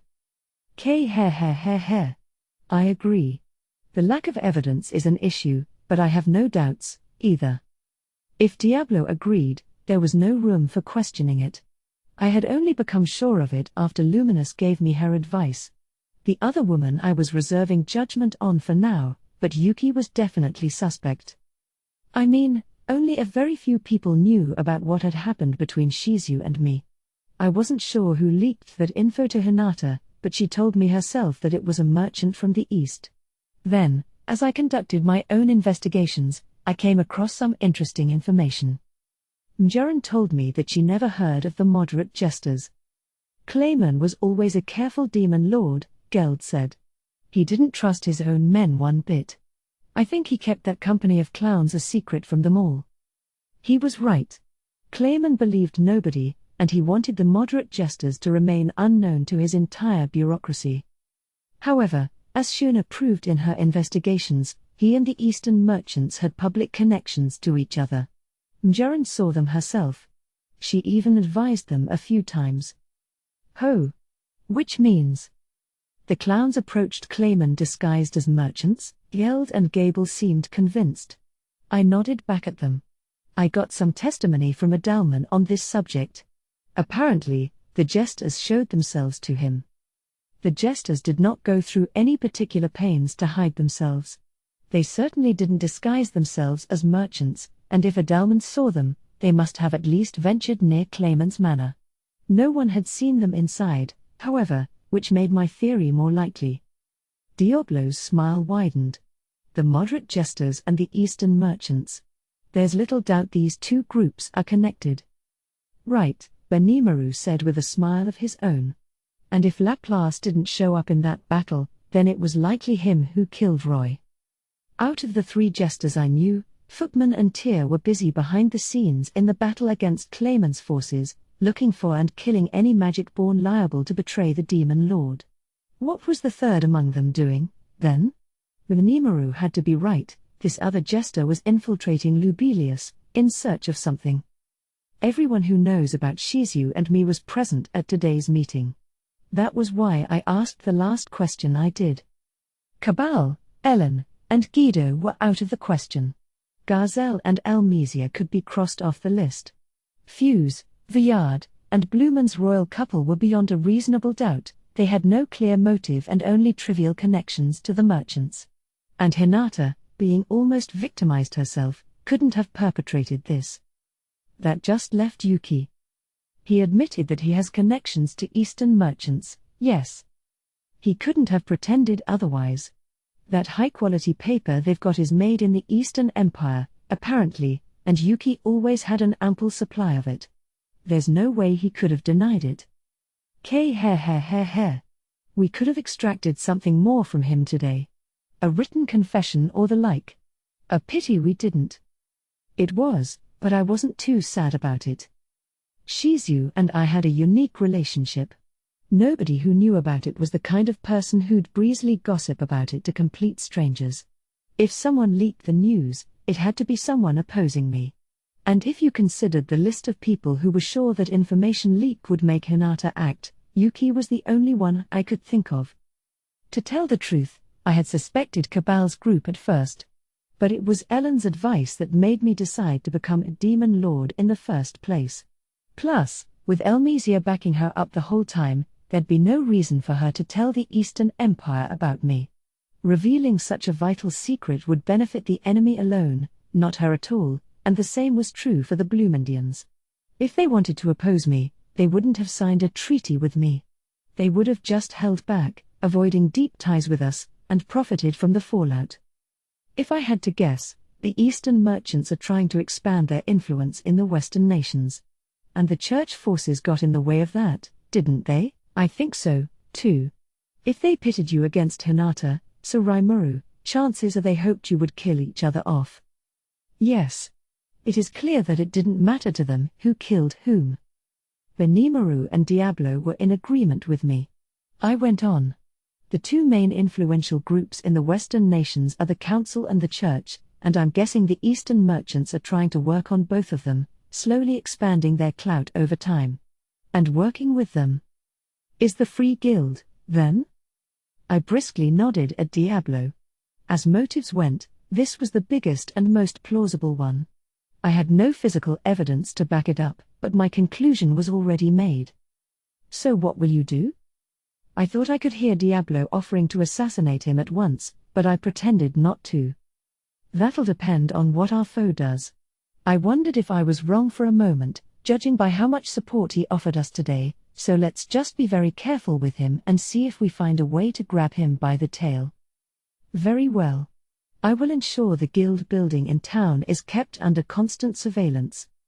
Thanks, CI. Everyone else, I don't want to see any unauthorized moves from you. Yes, sir. Excellent. Honestly, I wanted to corner the guy right now and interrogate him. But without evidence, if he talked his way out of it, I'd be sunk. Yuki ran the entire Free Guild, and I couldn't accuse him out of the blue with nothing to fall back on. And besides, it's not a non-zero chance, maybe I really was wrong about all this. Understood. The chances of that are believed to be extremely low. They're believed to be, that's for sure. Without real evidence, not even Raphael could make a firm conclusion. Well, in my old world, we had a concept called presumed innocence. In other words, someone's always innocent until it can be proved that they're guilty. But even so, don't let up on them? My staff nodded their understanding. I had no idea what Yuki was thinking. Hinata, Clayman too, the Eastern merchants, the Free Guild, maybe the Council itself, and I, perhaps we were all dancing on the palm of his hand. We couldn't be sure of that right now, but that was about to change. We knew who to watch out for, and now we just had to quietly prepare and wait for the confrontation to come. The excitement of the festival was over. Normal life rushed back into the scene all too quickly. We had a mountain of things to do, problems kept piling up, no matter how many we solved. There was no time for me to wallow in melancholy. I heaved a gloomy sigh as I thought about the game of wits Yuki and I were likely about to engage in. Epilogue: Flames of Avarice. Duke Mers staggered along. He had just tasted fear. Fear and despair. The demon lord Rimuru was no one he had any hope of handling. The plan was to make Rimuru owe him a favor, then tame him into doing exactly what he wanted him to. But, looking back, he couldn't have been further out of his league. It made Mers feel laughable. He thought he had him wrapped around his finger, but the shoe had been on the other foot the whole time. He couldn't help but laugh about it, but he no longer had the mental fortitude. And thinking about it, those people have it worse than I do. He recalled the merchants gathered up for him. A handsome man came from behind the demon lord's shadow, reading off their names, birthplaces, and the type and price for each and every one of their goods. His voice was like an accursed spell binding Mers's heart. How deep did they search? If they were disallowed from dealing in the demon lord's domain, they'd all have to return to their home nations. And Rimuru knew that.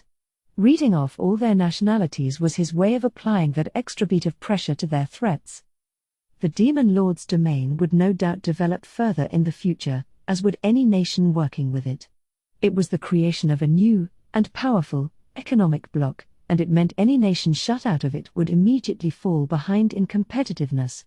No nation had the luxury of sheltering its own merchants and ignoring a new alliance like this. Having just experienced the Founders' Festival, Mers could see that as the unvarnished truth. Such wonderful music, such innovative science. The gourmet delights, all rarities in the Western nations, were a shock to him. Monster nations, rural towns, and so on. He'd looked down on them all before he came here, but now he felt pathetic for doing so. Sensing all this culture he had never seen before made his heart throb. Being spurned by this demon lord was a serious issue, one that had to be remedied no matter what. But so confident was Mers in his scheme that he misjudged how Rimuru would react to it. Those merchants may have nowhere left to go, but I'm just the same. There would be no more advancement in his career. The 5 elders weren't forgiving enough to allow failures in their midst. He would lose his fortune, perhaps he'd even be purged. But all Mers could do was report the truth. Because no matter where he went in this wide world, there was no fleeing the eyes of the Rotso family. I see he really did fail, grandfather. That he did, Maribel. I should have let you handle that. When I first heard the news, I thought that nation was too valuable to destroy, and now look. You couldn't help it. I saw and heard it, too, and I felt it. The aroma of a culture from my past. But that's why we need to erase it all before it becomes known. It was Maribel's indirect way of telling Granville Rotso his orders were too half-hearted. And as head of the Rotso family and chief mediator among the 5 elders, Granville bitterly agreed with her. The Tempest Founders' Festival was attended by the world's ruling classes. It was Granville who ignored Maribel's warnings and decided to see it. If they could bring the demon lord Rimuru under their wing, they could have invited him onto the council, in a way that benefited them, of course. That was their decision, but with far fewer movable pawns available at the moment, Granville grew timid. That was why Maribel stopped him from taking action, instead having a third party feel this demon lord out. And as a result, Duke Mers failed. If only Maribel was there, the Rotsos would never have lost. Granville was sure of it, but Maribel looked like a young child, and instinctively, he hesitated to let her go off alone. Grandfather, I need to make a move of my own. That's the only way? Don't worry, all right. I am Maribel. I am greed. I wish for everything, and I take it all for myself. This world belongs to the Rotso family. That it does. You're right. It's all in your hands. Granville gently caressed Maribel's head. Thus Maribel the greedy took action. And then, 1 month later, a letter arrived in Tempest from the Council of the West. Afterward. Long time no see. Here we are at Volume 9. The deadline for this one came early for me, so it's a relief that I got it submitted in time. Volume 9 counts as the continuation of the Demon City Opens arc from the web novels, and really, now that I'm done writing it, it was absolutely crazy that I thought to cram the contents of Volumes 8 and 9 into a single book. The last volume had returned back to normal with fewer pages, but this one has, well, yo-yoed back up. Yes, yo-yoed. My diet was successful, I let my guard down, and boom, I'm right back where I came from. My own weight's the same way, actually. I yo-yoed back up around 15 pounds because I don't have the free time for exercise when writing. Next time, I'll try to spread things out some more so it doesn't turn out like this. Really, the first thing here needs to be the plot. Of course, the term plot is a little nebulous, so let's use some more concrete terms. First, write out the characters and events that are appearing. You gotta do that, at least. It's very important, as I learned the hard way, timelines and relationship charts play second fiddle. Why am I saying this? Because toward the end of writing, I kept on making serious errors along the lines of I forgot to put this event in. Or I haven't inserted this character yet. Honestly, there are too many characters in this volume. I regret that a little, but I'm just going to say it. I couldn't help it. This volume depicts a big festival, and it was hard to cut anyone out. This makes me recall a conversation I had with my editor, Mr. I, early on in this series, while I was writing Volume 2, maybe. I like how you aren't introducing too many characters for the first time in this volume. Oh, you think so? Yeah. If readers don't remember characters, they'll start to have trouble figuring out who's who. Then they won't be able to focus on the story. I see. That, and designing visuals for them all can be difficult, among other reasons. Should I maybe remove some? People like Kurobe don't appear much. Maybe I could combine Hakoro with the blacksmith character? Nah, you're doing fine now. Slime has a lot of unique characters, so I think it'd be more of a problem if you cut them in weird ways. That sort of thing? I'm not as confident with my memory skills as I used to be, so I think I'm filling in some of the hazier points, but that was the gist of the conversation. At the time, I just thought, neat, so I don't have to cut anyone. Kurobe exists as he is today thanks to Mr. I. So, with this get-out-of-jail-free card, I no longer restrained myself from introducing new characters. Then, while writing Volume 7, I contacted him one day. If we could talk. Sure, what is it? I'm going to have some more people serving Hinata, but is that okay? How many are we talking? You see, I'm planning for 6 captains, plus around 3 other people. That sounds like a lot to me. Well, wait a minute. You know Hinata is responsible for 2 different groups, right? Don't you think we're gonna need to name a fair amount of people under her? If you put it that way. Also, I want to beef up the luminous side, so I'd like to add some other main characters to it. I see. All right. In that case, let's go with it. Thus, although he realized I was favoring my beloved Luminous, Mr. I was convinced to let me add Arnaud and the other paladins, as well as the 3 battlesages. Now, going from Volume 8 to Volume 9, all these characters are getting woven in with new ones, and it's turning into a huge crowd. The thought was, oh man, it's gonna be chaos. If I had given names for everyone first thing, I could have avoided these kinds of mistakes. I learn something new every day, I suppose, and I'll be using that knowledge going forward. So I remembered all of this as I completed my final check, and then I realized. Wait, the 3 battlesages don't appear at all, do they? Come to think of it, Glenda double-crossed Luminous and shacked up with the Rotsos, but what have Sare and Grigori been up to in the meantime? As all of you saw in Volume 9, oh wait, you didn't, because they never showed. Well. These things happen. Characters who even the author almost forgot about who didn't appear this time are bound to come back in the future, so keep an eye out for their exploits. Moving on, I need to give everyone a notice about a mistake I made. In the Japanese edition, Emperor Luminous refers to herself in the first person as Warawa, which, in my mind, reflects a very prim, fussy noblewoman. However, it turns out that Warawa in the Japanese language is actually a self-deprecating, humble personal pronoun. I had the completely wrong impression. I actually knew this by the time Luminous appears in the print novel version, but I thought changing things at this point would be too strange, so I'm still going with Warawa. There was a time in the web novel version when I used the Japanese term yakubosoku to mean not up to a task when it actually means overqualified for a task, which a lot of people pointed out was wrong. Honestly, I wish I could have kept that in the print version. I hope that readers would understand what I meant even though I misused the term. However, deliberately misusing vocabulary in a printed piece of literature might prevent people from learning the correct meaning of words later on. I think a writer should be allowed freedom of expression, But yes, it's important to use vocab correctly, or at least discourage incorrect usage. As for Luminous, nothing's been altered for her, so I just want to make it clear here. Luminous has no intention of acting humble or deferential toward anyone. Just think of her as arrogantly calling herself Warawa, as befits her atmosphere.